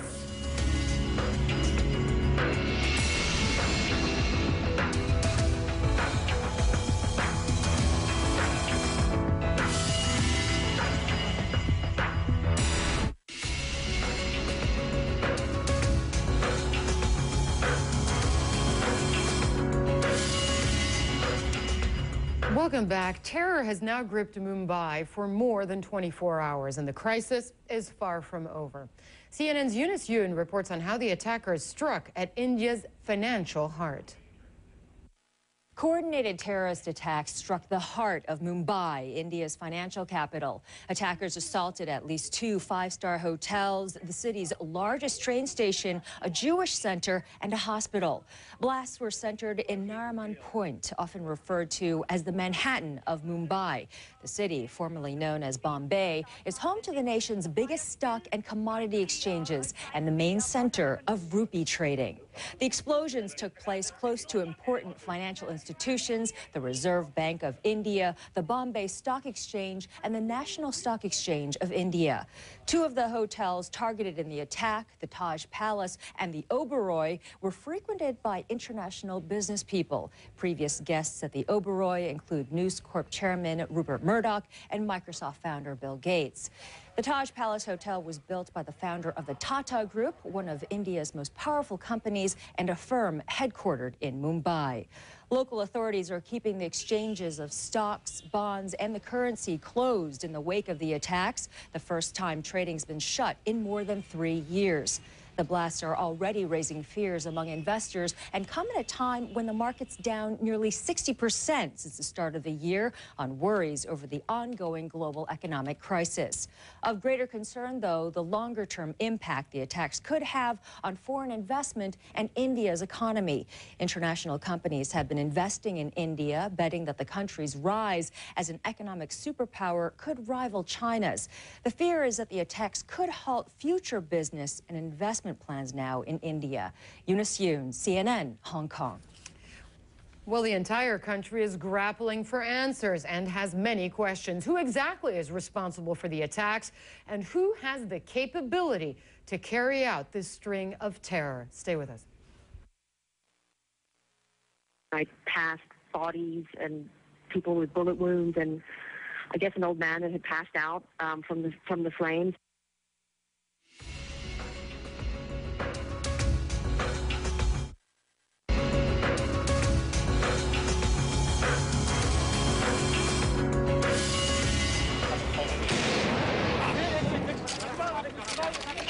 Fighting for control of 2 besieged hotels and a Jewish center more than a day after terrorists struck Mumbai. Welcome to our viewers in the United States and around the world. Police are still trying to oust a few stragglers from their positions. Gunfire and explosions have echoed throughout the day and night. It's been more than 24 hours. Authorities scouring the 5-star Taj and Oberoi hotels, hoping to capture the plotters of Wednesday's deadly attacks. Hostages and hotel guests may also be inside. India's National Security Guard says 1 gunman was killed at the Oberoi a few hours ago. We don't know for certain whether captives are trapped in the Chabad House Jewish Center, though reports say several gunmen are holding 2 hostages there at the very least. India's Prime Minister says he believes the killers are foreigners. Indian media report one of the arrested terrorists is from Pakistan. Since the attacks began, 125 people have been killed and more than 300 wounded. Now, India's Prime Minister has arrived in Mumbai. He's there right now to assess the situation firsthand. He addressed his nation before leaving and promised that authorities will track down the terrorists. Listen. It is evident that the group which carried out these attacks based outside the country had come with single-minded determination to create havoc in the commercial capital of the country. We will take the strongest possible measures to ensure that there is no repetition of such terrorist acts. We are determined to take whatever measures are necessary to ensure the safety and security of our citizens. Manmohan Singh, they're the Prime Minister of India. Well, Mr. Singh used the phrase external forces to describe the attackers, and that phrase is sometimes used to refer to Pakistani militants. But Pakistani officials caution against a rush to judgment in all of this. Earlier, we heard from Pakistan's ambassador to the United States, Hussein Haqqani. Pakistan's elected government, and this government was elected on a platform of opposing terrorism. The leader of the party that now rules Pakistan was herself a victim of terrorism because of her strong stance against terrorism.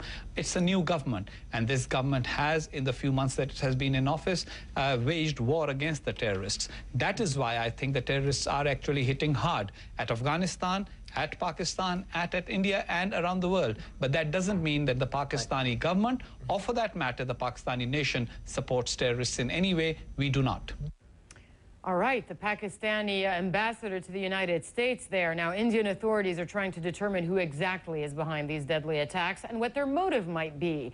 Award-winning columnist Eric Margolis joins me now from Toronto to talk more about this. He's the author of War at the Top of the World, The Struggle for Afghanistan, Kashmir, and Tibet. Eric, thanks for being with us tonight. What goes through your mind? What do you make of what's happened over the last 30 hours or so in Mumbai?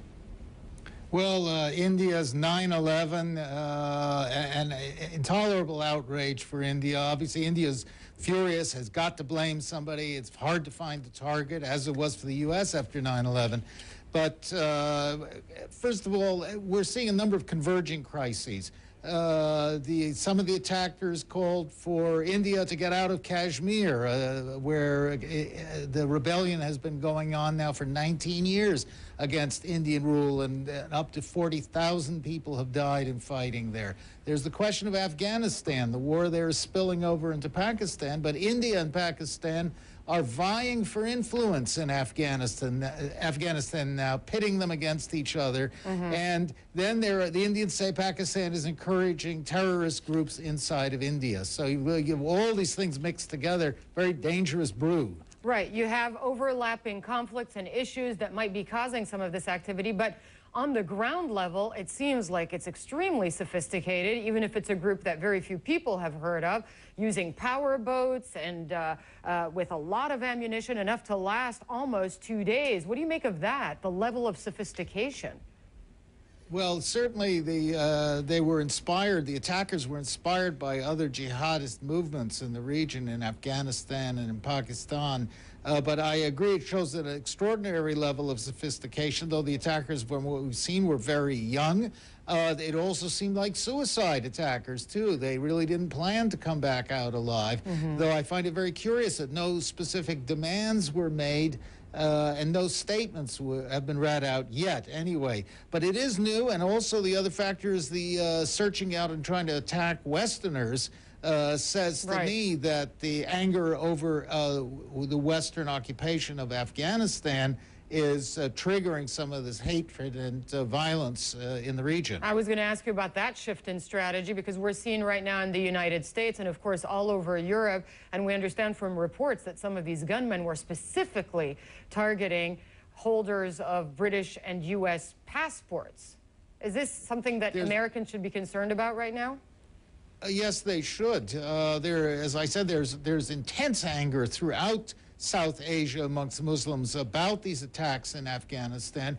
Even the president, President Karzai, an American-supported president in Afghanistan, has called for a cessation of American bombing in Afghanistan, and also inside Pakistan, which is enraging Pakistanis. So it's a very volatile issue. It does not excuse any of these attacks, but we have to understand what's motivating them. Right, it explains the motives. Now let's look a little bit forward to the next couple months and an Obama administration. What needs to happen for this kind of terrorist activity, specifically targeting Westerners, the kind of terrorist activity also that destroys the fabric of a city like Mumbai and others around the world, to stop? What needs to happen? Well, we can't stop all terrorist action or violence. India's big cities are racked by violence of all different types. We've seen recent examples of Hindu gangs attacking Muslims and Christians. So there are a lot of problems in India. Certainly a diminution or a diplomatic settlement of the war in Afghanistan would go a great distance to ending a lot of the regional tensions, and so would that other major problem in the area, which is the Kashmir issue, which has gone on since 1947 and caused. I was going to say that's like saying you need to resolve the Arab-Israeli conflict. I mean, people almost end up saying, you know what, if you need to wait until that conflict is resolved for there to be calm, then you're in trouble. This may be tougher to resolve than the Arab-Israeli conflict, but it needs to be done because it's the world's most dangerous dispute. Nuclear-armed India and Pakistan, their nuclear arsenals are on a 3-minute hair trigger alert. They're fighting all the time along the border. A flare-up like this, if Pakistan was to prove to be behind these attacks on Mumbai, the Indian army would be very tempted to go and attack Pakistan. Well, This could result in a nuclear confrontation. That's right. Well, that would be the worst case scenario. But Manmohan Singh, the Indian Prime Minister, sort of hinted that he thought Pakistanis were behind this. I mean, it was a thinly veiled reference to Pakistan. Oh, it sure was. But the Indians always accuse the Pakistanis of being behind what they call cross-border terrorism. And there may be rogue elements in Pakistani intelligence who are, in fact, behind it. I really don't think anybody senior in Pakistan would decide to go and kick India in the shins like this and risk getting a thrashing with and enrage in nuclear power. Right. But India has a homegrown people. India's younger Muslims. There are 155 million Muslims in India. And in the past, they've been very passive and quiescent, but now some of the younger generation there feels they're third-class citizens, and obviously some of them have taken a page from the Bin Laden book and are starting jihadist actions in spite of efforts by the Indian government to help Muslims and to uplift them. It's a very disturbing situation. All right, Eric Margolis, thanks so much for your thoughts. An author and award-winning columnist joining us live from Toronto. Thank you very much. Well, we were talking, thank you for that. We were talking about that group. It's little known. Very few people have ever heard of the name. It calls itself the Deccan Mujahideen, and it's the one that claimed responsibility for the Mumbai attacks. Security analysts, though, are saying we don't know much about this group. Analysts say they aren't sure if the Deccan Mujahideen is affiliated with anyone else or if they may be an offshoot of another group that we know. Intelligence analysts in India and the U.S. think the Mujahideen may be affiliated with one of two organizations that have carried out attacks in India in the past, even if their MO was different. The Indian Mujahideen and Lashkar-e-Taiba. Those are the two groups. Now, Indian Mujahideen is a Muslim militant group that emerged about a year ago, but analysts say they do have the organizational capability to carry out attacks such as the ones we've seen. Lashkar-e-Taiba, which means Army of the Pure, is an Islamic extremist group that's claimed responsibility for several attacks on Indian troops and civilians in recent years. They are suspected of being behind the string of bombings that hit Mumbai commuter trains and platforms during rush hour in July 2006. You'll remember that. The U.S. State Department calls Lashkar-e-Taiba one of the largest and best trained groups fighting against Indian authorities. The horror in Mumbai is by no means over.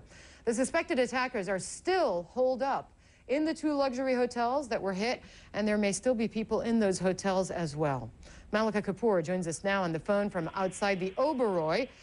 What's happening right now inside the Oberoi? Are there still hostages in there or people who are too afraid to leave their rooms? What do we know right now, Malika? We know that there is one gunman still inside the Oberoi. Now, as far as hostages or residents who are too afraid to leave or employees of the hotel, we don't know if any of them are still left inside the hotel or how many are left. We do know that police forces have managed to evacuate about 40 people in the last day or so, but that doesn't tell us how many people are still left. We knew that there were two gunmen about 6 hours ago and about 5 hours ago. One gunman has been killed, so we know that the standoff is still continuing inside, and authorities have yet to nab one more gunman, Hala.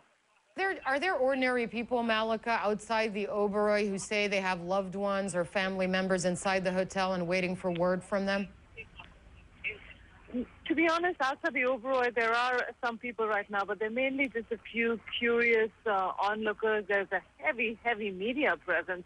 But no, we really haven't come across people outside who are waiting for their loved ones. Those people, I think, are at a home or, desperately trying, or, I think in most cases, people are trying to reach people in the police forces and see what information they can get. Outside, though, there are just curious onlookers and a very heavy media presence at the moment. And also just, it's now 6 o'clock in the morning, 10 past 6, and people are starting to come out for their morning walk and going for a jog. The Oberoi is located right by the ocean, and people are, coming out for their morning walks and morning runs outside. Are you still hearing gunfire, explosions, the sound of grenades going off, anything like that in the last few hours at the Oberoi? No, the last 6 hours that I've been here, it's been actually very quiet. It's been strangely a calm, like an eerie calm and an eerie quiet over the city. Certainly outside the Oberoi, it has been very, very calm. Also, interestingly, some of the lights in the hotel were on, which wasn't the case before. When you look at it, it's, from the outside, standing where I am, it actually looks strangely normal, apart from all the people and satellite trucks around it. Even the hotel with the few lights on, you can't really tell what's going on inside, Hala. Right, so what we know regarding the Oberoi is potentially a few attackers in there, at least one, but no word really on any guests or hostages. That's exactly correct. One gunman apparently still left inside. No word on how many hostages or residents who were too scared to come out or employees of the hotel. All right, Malika Kapoor, live in Mumbai, part of our team of reporters on the ground there. Thanks very much for your report. Stories of fear, anger, sorrow, and survival coming out of Mumbai will bring you powerful eyewitness accounts of the attacks and the unfolding aftermath. You're with CNN. Our special coverage continues.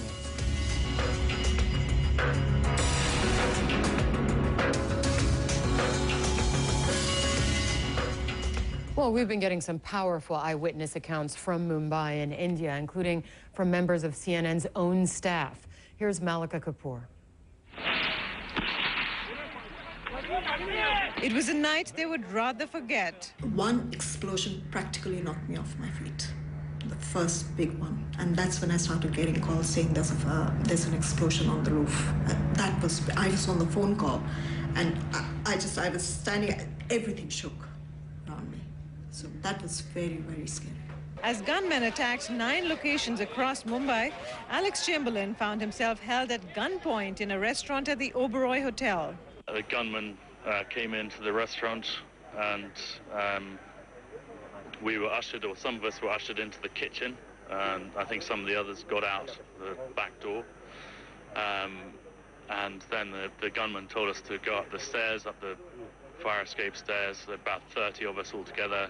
So we were walking up each flight of stairs, and then he stopped us after 2 or 3 flights and told everyone to put their hands up and said, "Where are you from? You know, are there any British or Americans here? Show us your ID," and all this. So people started getting out their business cards or ID cards or whatever. And my friend said, you know, tell them you're Italian or something if they come up to you, you know. So I was there with my hands up, just thinking, yeah, basically I was in, serious trouble. Yasmin Wong was nearby in her room in the Taj Hotel when she started hearing gunshots. She turned out the lights and hid in her room. All I saw was like a lot of smoke, and I saw a guy outside my window, above me on my window, who basically had smashed through the window and was hanging out of the window. As the extent of the attack sank in, anger grew, not only at the terrorists, but also the Indian government for failing to see it coming. This is India's 9/11. And, as much as we never thought it could ever happen to us, it has actually happened. And I think that the government needs to really start acting tough. Even before the hostage crisis was over, funerals were being planned across Mumbai. For police, for ordinary people, for all those who did not survive Mumbai's horror. Malika Kapoor, CNN, Mumbai. The unanswered question in India and around the world is still why? Well, Jonathan Mann posed that question to Deepak Chopra, the Indian physician and philosopher. What we've seen in Mumbai has been brewing for a long time. And the war on terrorism and the attack on Iraq only compounded the situation. What we call collateral damage and going after the wrong people actually turns moderates into extremists. And that inflammation then gets organized, and it appears as this disaster in Bombay. Now, the worst thing that could happen is there's a backlash on the Muslims from the fundamental Hindus in India, which then will perpetuate the problem. Inflammation will create more inflammation. And let me jump in on that because you're presuming something very important, which that it's Muslims who have carried out these attacks, and in some sense, with Washington in their sights.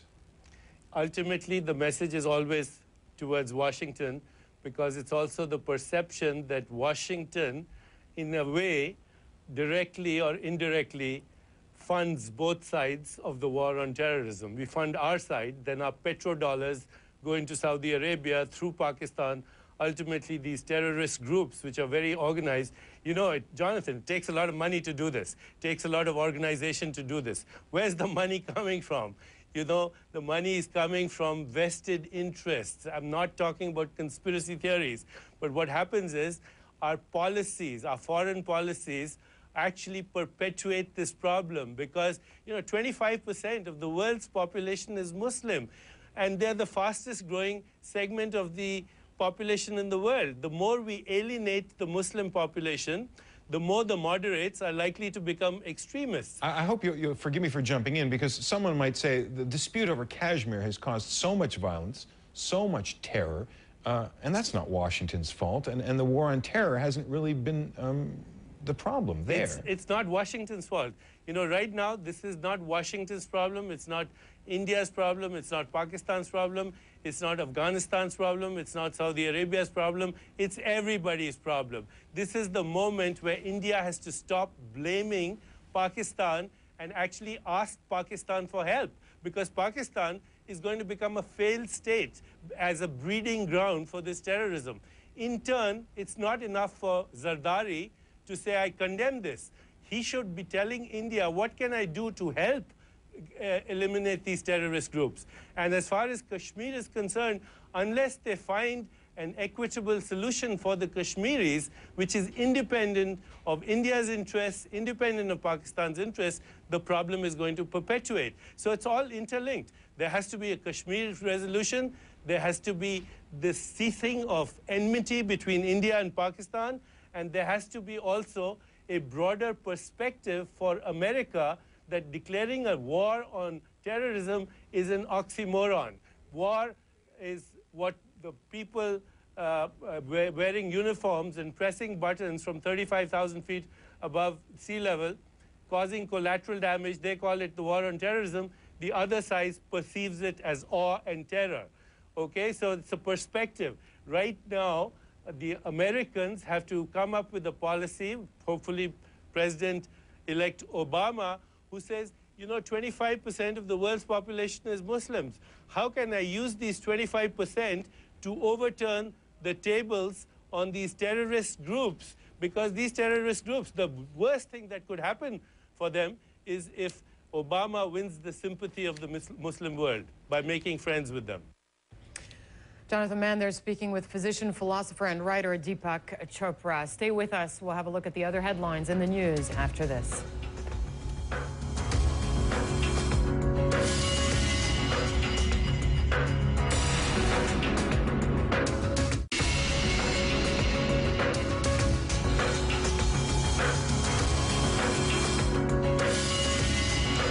We'll get more from Mumbai in just a moment, but first, here's a glimpse of how Asian stocks are doing this Friday morning. Let's put up the board there.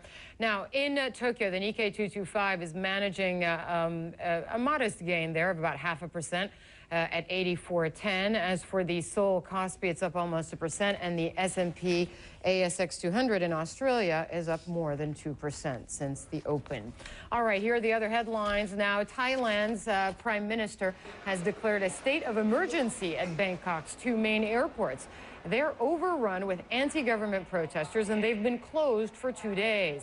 Thousands of passengers are still stranded there. The demonstrators belong to the People's Alliance for Democracy, and they've been leading protests since May. And at least one other important development this day. The Iraqi parliament has voted to approve a new sweeping security pact with the United States. The deal includes a firm timetable for the withdrawal of all American troops from Iraq by December 31st, 2011. The Assembly was forced to postpone the vote on Wednesday due to some last-minute negotiations among Shiite and Sunni factions. A nightmare still not over. From eyewitness accounts to the terror, to live reports on the ground and all of the latest developments. In a rapidly developing story, more of our special coverage of the Mumbai attacks after this.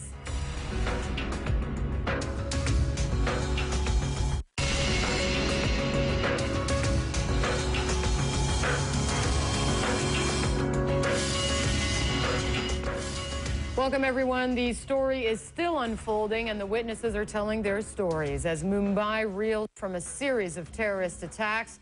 Security is high, and some attackers are still under siege. Welcome to viewers in the United States and around the world.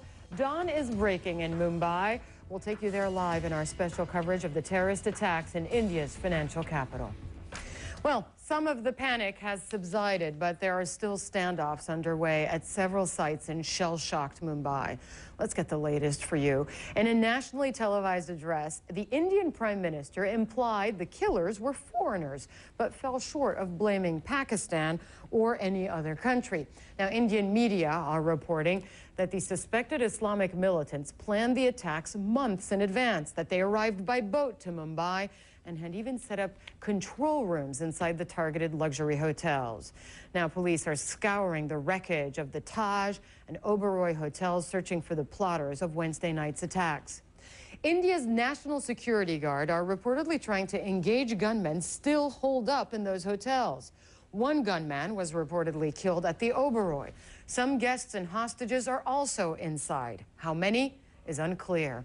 Reports say there are 2 hostages trapped in the Chabad House Jewish Center. Several explosions have rung out there, and Indian authorities say 2 or 3 gunmen are believed to be inside. Since the attacks began, at least 125 people have been killed and more than 300 wounded. Now, in a sign of how the violence is affecting Indian culture, and compare this, for instance, to the World Series in America, the country's cricket board has postponed the final 2 matches in England's one-day series in India. Now, we at CNN have correspondents spread out across Mumbai and the region, bringing you the latest updates to this developing story. Andrew Stevens was right in the heart of the targeted area when the deadly attacks began. Malika Kapoor is in Mumbai. She offers her perspective on the chaos gripping her city. And Sarah Seidner brings us the latest developments from outside the Taj Mahal Palace Hotel. Let's begin with Andrew Stevens. He is near Mumbai's Chabad House. That's where gunmen and hostages are thought to be inside. He joins us now by phone. Andrew, what's the latest there at that Jewish center? Still increase in activity here, Harla. There has, in the last hour or so, been a steady stream of ambulances coming in, of fire engines and jeep loads of police. The military has also been turning up in bigger numbers. As yet, though, we've seen no indication that they are moving into the actual Chabad House at this stage. We can't actually see it from where we are. We're about 50 metres away from it. The whole area around it has been cordoned off. It is in the middle of a labyrinth, a maze of little alleyways. It does stand out because it's 5 stories tall, and it's a sort of a sandy colour. But the police have made a very thorough job of making sure that the media can't get anywhere near it. In the last 4 hours or so, there's been a series of 3 what sounds like hand grenade explosions, and this fits in with stories I've been hearing saying that any of the security forces who have been approached or who have tried to approach the house have been forced back by a gunman who've thrown hand grenades at them. At this stage, we understand there are 4 people, perhaps 5 people inside that building, an unknown number of gunmen. The elite Black Commandos unit, as they're known, they're a part of the National Security Guard, are there in force. They set up a command centre quite close to the house, but as yet have not moved on it.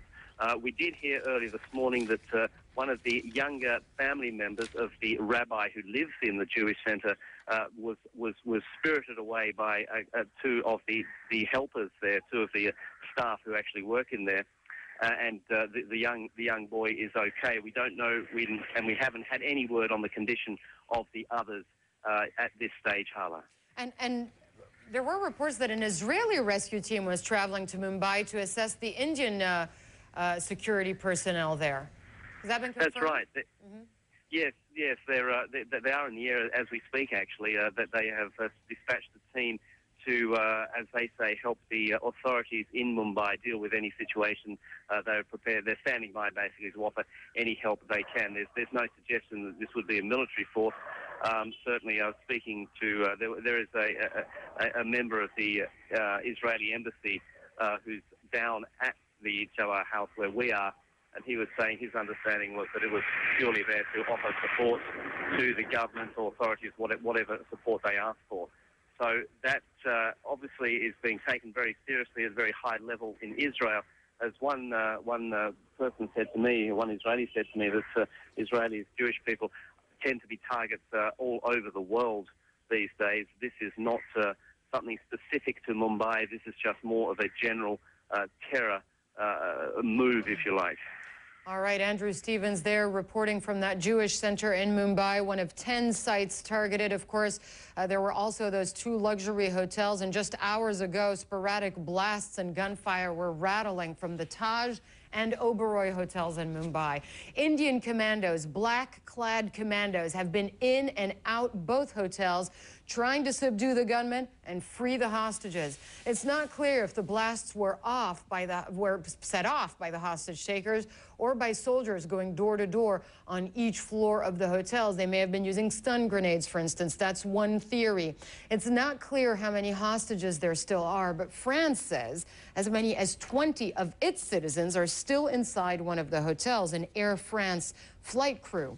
Now, in a nationally televised address, Indian Prime Minister Manmohan Singh indicated that he believed the attackers were from outside India, but he didn't name a specific country. He said the attacks were well planned and very orchestrated, and that those behind them would be brought to justice. Listen. We will go after these individuals and organizations and make sure that every perpetrator, organizer, and supporter of terror, whatever his affiliation or religion may be, pays a heavy price for these cowardly and horrific acts against our people. Manmohan Singh, the Indian Prime Minister. Earlier, we got some perspective on the Prime Minister's address to the nation from our Christiana Amanpour. She talked with Carol Costello. He talked about some of them coming in from boats. He talked about how they had targeted the real financial hub of India, the gateway to the nation, which Mumbai is, and its cultural hub as well, including its international face. But he's also put out the speculation that it could be included some motivation from abroad, but we don't know. Usually that is code for Pakistani activity, but we don't know. And the thing is, this does come at a time when the president of Pakistan, the new president, Zardari, has made the single most warm outreach to India in decades, talking about wanting to bring full peace between the two countries, wanting to renounce potentially the first nuclear strike that no other Indian leader has said before. And officials from both countries just yesterday meeting and deciding to cooperate, they say, on combating terrorism. Christiane, I want to ask you about the aspect of the situation that these terrorists were targeting American citizens and British citizens, and why that would be, because India has suffered these kinds of terrorist attacks before, but they haven't really centered on American visitors or British visitors. Well, precisely that. We heard that from some of the eyewitnesses, that they said that they were coming into the hotels, calling rooms, asking for Americans or British to come down. We've heard the stiff condemnations from the President of the United States, from the Prime Minister of Great Britain, also from the Prime Minister, the new President of Pakistan. This is a chilling, a new development. The question is why. Some of these groups have said that they, for instance, Indian Mujahideen, have said that not only do they want their own rights in India, but that they oppose India's close relationship with the United States. Still, that is unclear exactly why they would do that. But the fact is that India, according to the State Department, is the nexus for so much terrorism and so much of these groups that one finds in the South Asia region. All right, our Christiana Amanpour there with analysis on the situation and the complicated geopolitical landscape out there in that part of the world. Amid all the chaos, Mumbai is already beginning to mourn its dead. What you're seeing here is footage from our sister network, CNN, IBN, showing the clamor as the body of Mumbai's anti-terror squad chief is carried to his funeral. City southeast of Mumbai in Pune. Hemant Karkare was among those killed at the Hotel Oberoi yesterday evening. As many as 11 other police officers died in the attacks. It was carefully planned and dramatically executed. It got the world's attention. But who was behind it? We will have more on the search for answers and suspects in the Mumbai attacks. Stay with us.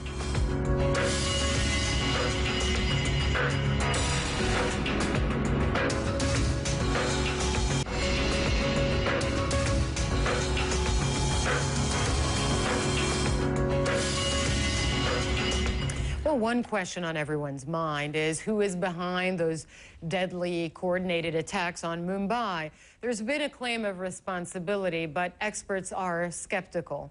Phil Black tells us which way a lot of fingers are already pointing. The Indian government clearly has its own ideas about who was responsible for this. It is evident that the group which carried out these attacks based outside the country had come with single-minded determination to create havoc in the commercial capital of the country. Experts on India's security support the Prime Minister's theory. They believe the attackers were not exclusively homegrown. What you're seeing is that these type of attacks are established, there's a network, there's well-planned reconnaissance and logistics and financial support. It could only be from a group that is receiving international support, obviously with a domestic dimension. And analysts say Mumbai and Westerners were specifically targeted because of the operation's ambitious goals. This time there was a multi-pronged approach. It wasn't just about targeting Indians. It was a aim, but it wasn't the only one. They also wanted to go after Westerners as well. They wanted to create a lack of confidence in people traveling to India, hit at the economy, hit at the tourism industry. One group has claimed responsibility, the little-known Deccan Mujahideen, but security experts don't believe it. Deccan Mujahideen seem to be this amazing group that has come out of nowhere, that has been operating under the radar for all this time, yet able to mount such a sophisticated and well-coordinated attack. Analysts believe this is more likely the work of another well-established outfit, like Lashkar-e-Toiba, the Pakistan-based Islamic militants who oppose Indian control in the disputed territory of Kashmir. A spokesman for Lashkar-e-Toiba says the group wasn't involved in the attacks in Mumbai and condemned them.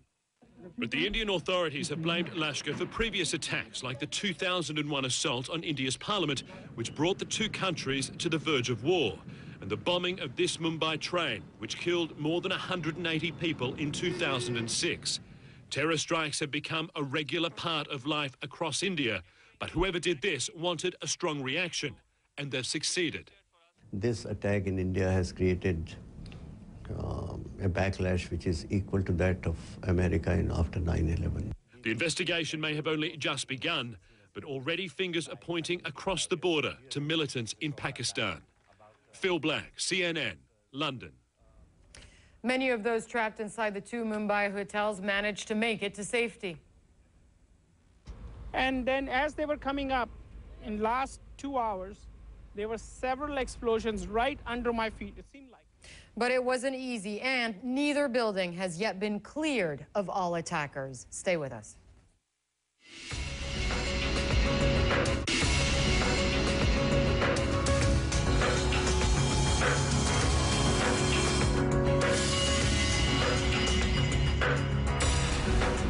There were about 25 people in my room, and everybody was just lying still, lying under tables, lying under furniture, and just, you know, being very quiet and just hoping it would pass. But we could just hear it all. We could hear it when we knew when the army were in, because we could hear the army running through the hotel, and we just heard all the gunfire and we heard all the blasts. Most definitely the worst experience of my entire life, and you know, it was just horrendous. It was absolutely horrendous, and never experienced anything like it, and hope I never do again. Well, that's just one of many terrifying accounts from people caught up in the chaos of the attacks. Deepak Datta was dining in his room at the five-star Taj Mahal Hotel when gunmen stormed the building Wednesday night. He talked earlier to CNN's Sarah Seidner about his frightening ordeal. It started after 9:30 last night. I was having dinner, and I got a call from downstairs to immediately get up and turn all my lights off and shut the blinds, and turn my, if I have a mobile phone, to turn it on silent. So I immediately knew something was serious. Then I started getting some phone calls, and they say, oh, some people have run into your hotel, my friends, you know, because they were showing on the TV. Then the TV was, cable was cut off, and so then I got a call from US, that's where I'm from. So I got a call saying, oh, you know, because they have Indian channel over there, so they're saying, oh, they're showing on the Indian channel your hotel, and there is some firing going on. I say, yeah, I heard some firing outside. and then there was explosion. So from that time till now, you know, I have not been able to sleep a wink. And 7:30 this evening, I was rescued by the commandos in U.S., like we call them the SWAT team. So they basically came in, and they got me out of the room, and there were about 11 people they rescued from my floor and a floor above. In my tower, I heard that some people have been kidnapped and they're taken hostage, and they were taken on the 18th floor in the old wing. And I knew the old wing cannot be 18th floor because it only has 8 floors. So I say, uh-oh, that's my building. And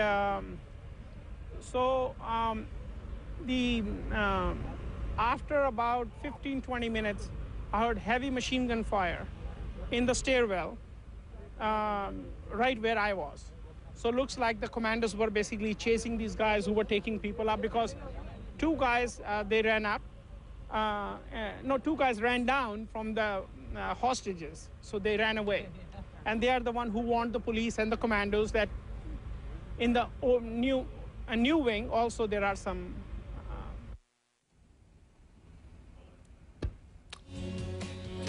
And don't go away. 40 minutes from now, we'll bring you a CNN Worldwide special presentation, CNN Heroes, an all-star tribute hosted by Anderson Cooper. That's in about 40 minutes from now on CNN and CNN International. More news after the break.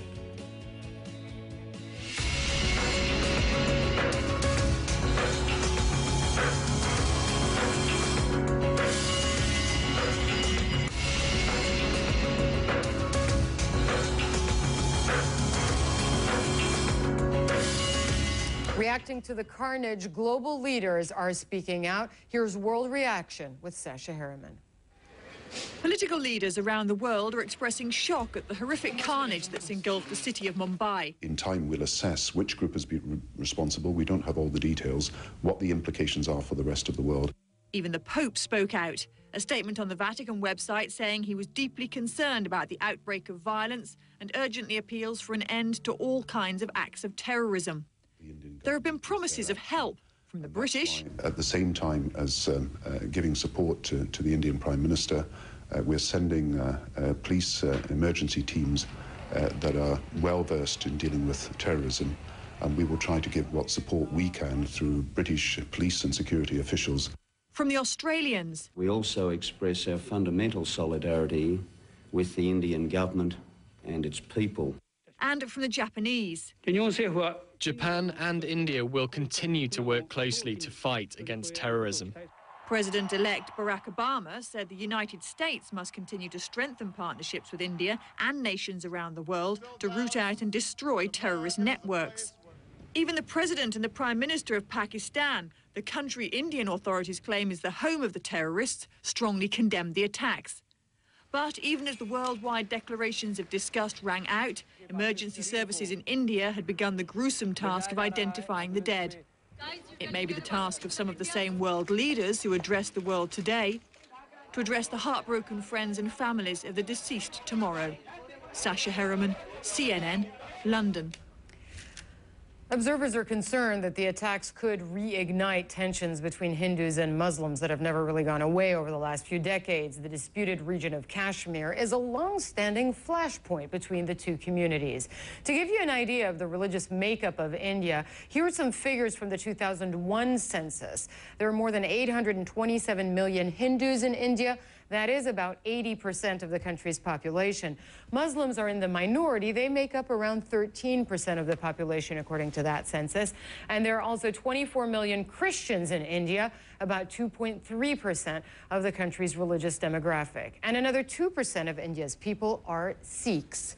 All right, now for a look at some other stories we're following around the world. Thailand's prime minister has declared a state of emergency at Bangkok's 2 main airports. They are overrun right now with anti-government protesters and have been closed since Tuesday.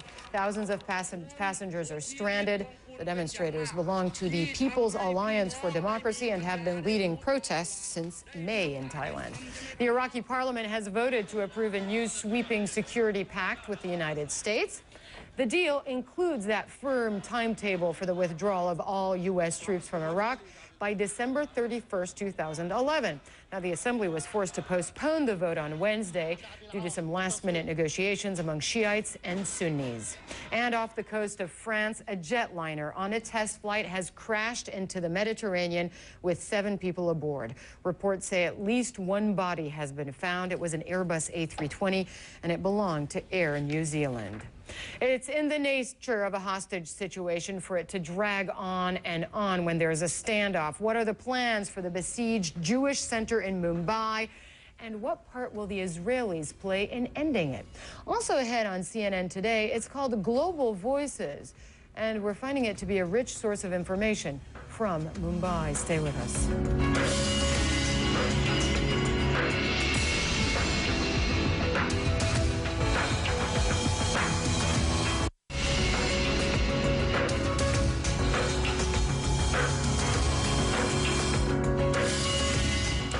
Very early morning in Mumbai. The streets of the city seem relatively quiet at this hour, but sporadic explosions rang out during the night. India's National Security Guard have been tight-lipped about what's going on at the standoff sites. Here's what we know. Some hostages and guests have been rescued from the Taj Palace and Oberoi hotels, but it's believed others are still inside with some terrorists. One militant has reportedly been killed in the Oberoi, where operations appear to be ongoing. Several gunmen are also thought to be inside Chabad House. That's a nearby Jewish center. Now, no official word on captives there, but a rabbi spokesman says another rabbi and his wife are trapped inside. India's state-run media say the terror attacks were well coordinated by small bands of gunmen who arrived in the port of Mumbai by boat. We're going to look now at how the response to the mayhem developed and why the response was delayed at first. CNN IBN's Simi Pasha takes us through that. 7 a.m. outside the imposing Taj Mahal Hotel in Colaba. Crack commandos of the elite National Security Guards wait to storm the hotel in their bid to rescue dozens of hostages from terrorists holed up inside. The Mumbai police had just finished the first pre-operation briefing of the commandos on the layout of the hotel and its occupants. It was more than 9 hours after the hostage drama first began in India's financial capital, a time lag which has now left security and counter-terrorism experts aghast. There are arrangements in place in the National Security Guard where a commando squad can be mobilized in a matter of minutes. The handling of the Mumbai hostage crisis now suggests 2 disturbing outcomes. While experts agree there was an inordinate delay by the government in ordering commandos to the crisis spot, a near amateurish method seemed to have been used in scrambling them. It was a mistake committed once earlier in 1999 while trying to block the path of Indian Airlines IC-814 when it took off for Kandahar. Sources tell CNN-IBN that the go-ahead for airlifting commandos came well past midnight. It took over 3 hours for them to scramble and take off for Mumbai. Commandos were brought to the encounter spots in best buses. The commandos had no precise maps detailing hotel layouts and access points. All this while the Mumbai police struggled to figure out the unprecedented situation. I think there was a certain degree of confusion. Then this decision, whether NSG should come in, is the decision of the state government. And they will go by what they feel is the ground situation. The NSG, the Marine Commandos and the Army Special Force units are the only ones equipped to deal with hostage rescue. Sources tell CNN-IBN that it took the killing of Chief Hemant Karkare for the Maharashtra ATS to realize it had underestimated the terror threat. It therefore decided to bring in the NSG. An early morning coordination meeting decided that the Navy Commandos also be brought in. Anti-terror and commando units are now grappling with a new scenario. Unprecedented hostage situations in high-profile enclosed buildings, never encountered in metropolitan India. With Mansi Sharma in New Delhi, Simi Pasha. All right, let's go straight to that Oberoi hotel site where one gunman is still believed to be inside. Malika Kapoor is keeping watch there and joins us now on the phone. The latest, Malika, please. The latest is, as you mentioned, we know that there is one gunman inside the Oberoi Hotel. One other gunman, the second gunman who'd been holed up there for the last couple of hours, he was killed at about 1 a.m. local time. It's now 7 a.m. local time. He was killed by members of India's NSG, National Security Guard, which is India's elite commando squad. So we do know that one gunman is still left inside the Oberoi hotel. We don't know how many hostages there are, if there are any being held up there as well, or any residents of the hotel who were too scared to come out or who just couldn't make their way out in time, or any employees of the hotel. But overnight, essentially, it's been rather calm at the Oberoi. What are the security personnel telling you that means? I mean, does that mean that the standoff is pretty much over and that they're just waiting to catch that one lone gunman, or what does it say? Security personnel aren't really telling us anything, but it does look like things have calmed down a bit. Certainly, there is indication that the members of this NSG squad are making progress. They are the ones who are really combing through each and every floor, we're told, of the hotel, scouring the building for survivors, scouring the building for that one gunman as well. So it does look like they've made some progress, because they did manage to nab one gunman, and we are down to just having one in there. But security personnel otherwise being quite tight-lipped, not even telling us whether there's any communication with the gunman inside, what the demands are, or what they're asking for, Hala. All right, Malika Kapoor is right outside the Oberoi Hotel, one of two luxury hotels that were stormed by gunmen with automatic weapons and hand grenades. It appears as though the standoff in both locations is still ongoing. We're going to take a short break. When we'll be back with more news, but don't forget, in just about 25 minutes, this year's top 10 CNN heroes will be honored. Stay tuned for CNN Heroes, an all-star tribute hosted by Anderson Cooper. These are extraordinary accomplishments by ordinary people, and it starts right after this program. You're with CNN.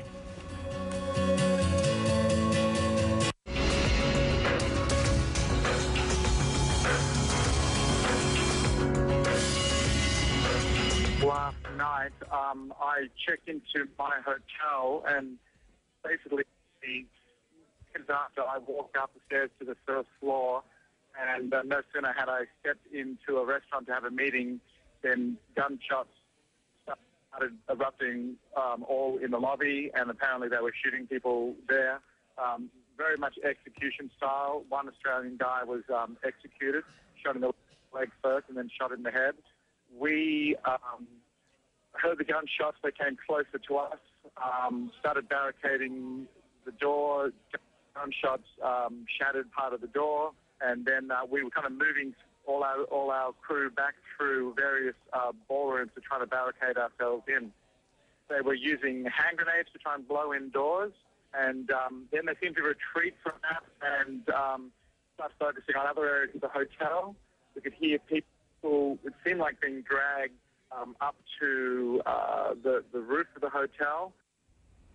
Life was normal 1 minute. The next minute, ordinary people were jumping over bodies and running for their lives.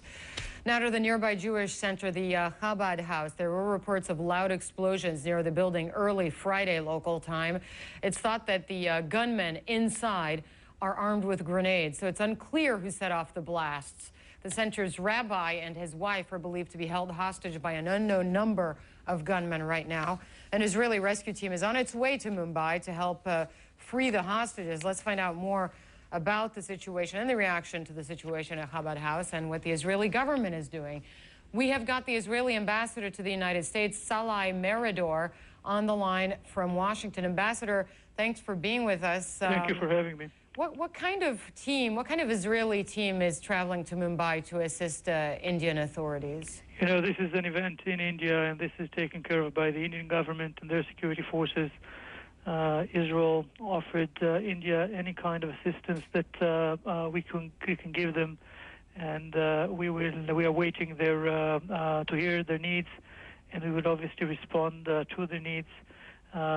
This is a terrible event, a terror attack on India, on Westerners in India, amongst them Israelis, but many other nationals. This is a very, very sad reminder of the nature of the threat we are facing from extremist terrorists, Islamist terrorists, and of the need of all of us, Americans, British, French, Indians, Israelis, to work together in protecting our lives and our values and our way of life. Is your understanding that there are several Israelis still trapped in that Jewish center? And how many total Israelis, to your knowledge, were victims, either trapped as hostages or injured or killed in these attacks? Well, a working assumption that is based on partial information is that there are a few Israelis in the Chabad house, which is the Jewish center there, which is serving over the year many young Israelis who are traveling into India. And we are concerned that there may be some Israelis in one of the hotels. The information is still very partial, and we are watching it with great concern, and we are standing shoulder to shoulder with the Indian people. In many ways, I think all of us in the democratic world should feel like we are all Indians tonight. By the way, Ambassador Mirador, I just want to bring our viewers up to date with what they're watching right now. These are live pictures around Nariman House. This is the Chabad center there, and we're seeing a helicopter hovering above the scene as well. So you're really, essentially, the Israeli team is on standby, and then depending on what the Indian authorities ask for, you're willing to provide that assistance. Is that correct? Our Minister of Foreign Affairs and the Minister of Defense has been in touch today with the Indian government, and we have offered not only our solidarity, but any assistance the Indian government may need. Our hearts are with them, our concerns are with them, and we will continue together to protect the very values and the lives of our people. What do you make of the statements coming from the Indian Prime Minister in his speech to the nation that outside forces are probably responsible for these attacks? What did you make of that? Well, we do not know yet, and I think everybody should wait for the findings of the investigation of the Indian authorities. At any rate, this event looks a very serious one, coordinated one, and in a way at a level or a league that is extremely dangerous and worrying. Exactly who was behind it, what were the motivation, is something we'll have to wait for the facts. But at any rate, this is not the first one. And we have to all be together, cooperate, all nations that care about the same values in order to protect ourselves from this evil terrorism. Has Israel advised its citizens not to travel to India, or has no such travel advisory been issued? Well, I'm not aware of such travel advisory at this stage. India is, as you know, a great country, both in size and in history and in spirit.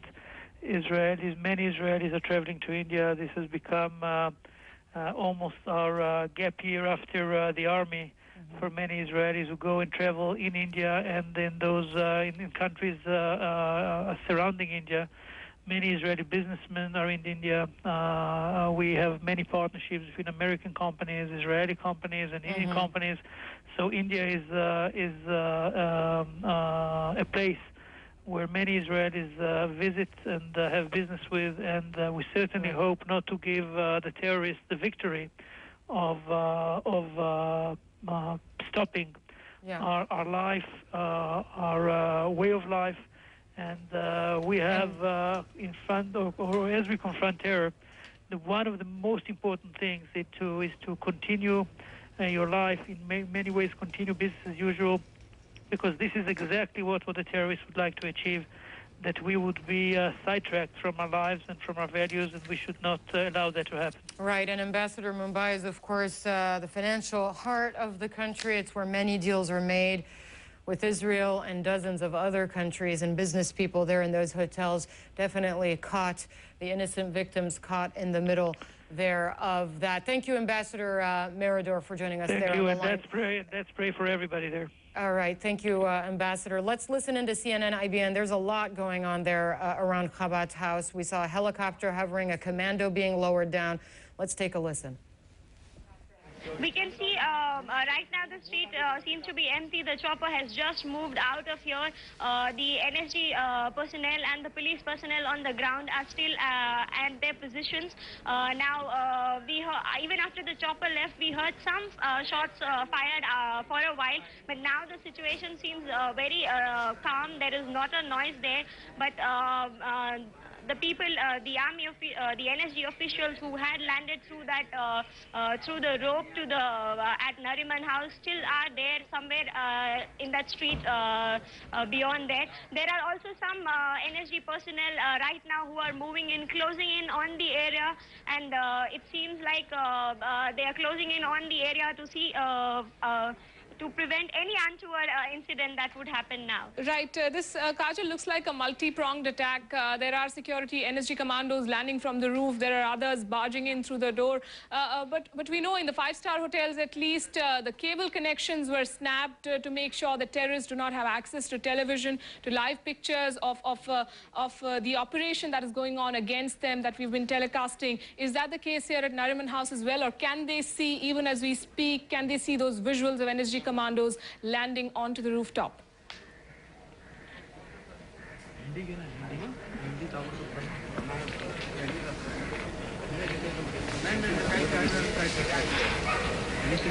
Kajal, if you're still with us, all right, we're going to break away there from that coverage. It's our sister network, CNN, IBN there in India, that's been covering the activity and the operations around Chabad House. That's the Jewish center where we believe Israeli citizens are being held. Let's rejoin now. I understand we have the audio back. Let's rejoin the coverage of our sister network. Able to view view the televisions right now, but we do not know if they have any other source of information. We do not know about their mobile phones or any wireless or any such connection that they might have. But as far as TV is concerned, it doesn't seem likely that they would be able to watch TV because the power in the area has been cut off since yesterday at night. Right, Kajal, just describe to us what you see around yourself right now. I know the streets are deserted. There are police officials everywhere you see, and no gunfire being heard, at least in the last couple of minutes.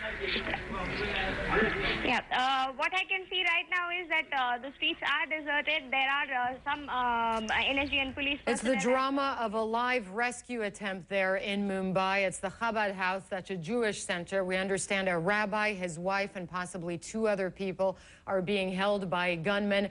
This is one of 10 sites that was attacked just about 30 hours ago in Mumbai by armed militants with automatic weapons and hand grenades at sites all across the southern part of Mumbai, the commercial heart, the financial heart of India. Our coverage of the Mumbai attacks continues, but we are also standing by at the top of this hour for a CNN special presentation, CNN Heroes, an all-star tribute. It begins in about 10 minutes' time. It's hosted by Anderson Cooper. It's coming up in just a few minutes. Don't go away. Stay with CNN.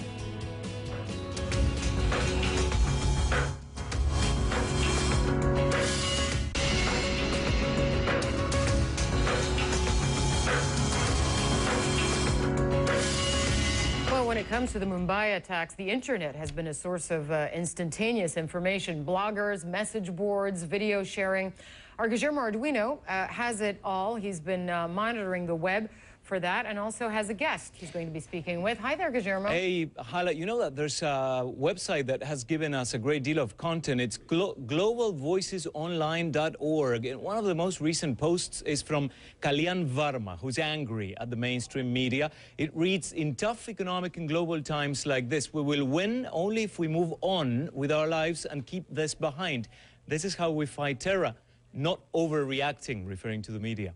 While Smoke Signals posts this, the rational corner of my mind tells me that there's no security measure, no multi-core security plan that can permanently inoculate me and my fellow Mumbaikars against what is becoming a gory ritual. Also, I've been monitoring coverage on some newspapers online. We're going to start with this. The Italian Corriere della Sera, that has the Mumbai story in its front page. They highlight not only Italians, the one Italian city is among the more than 100 deaths after the attacks. They cite 3 names of the 7 hostages of Italian origin still inside the Oberoi Trident Hotel, according to the newspaper. And an interesting article by Yakov Lapin on the Jerusalem Post cites a senior Indian defense source stating that the Mumbai attacks were aimed at halting India's increasingly close relationship with the United States, Britain, and Israel. In fact, joining me now from New York to provide some perspective is Mumbai native Suketu Mehta. He's the author of Maximum City, Bombay Lost and Found. Let's talk a little bit about the coverage. And also, Suketu, what I want to do is give perspective to this story. What do we have behind all this? And there are many critical parts that we still don't know. What can you tell us? That's right. It's still not entirely clear who these men are and who is masterminding them. But what seems apparent is that the scale and scope of this attack is something that Mumbai has never seen. These men have been professionally trained to be able to come to the city in boats with all these weapons and hold off the police forces for 2 days running. This is not something that homegrown boys from the slums can do. Now, a minute ago, one of the comments were about Mumbai. But why Mumbai? Because it's a commercial center, it's busting a city that is growing like crazy economically. Why?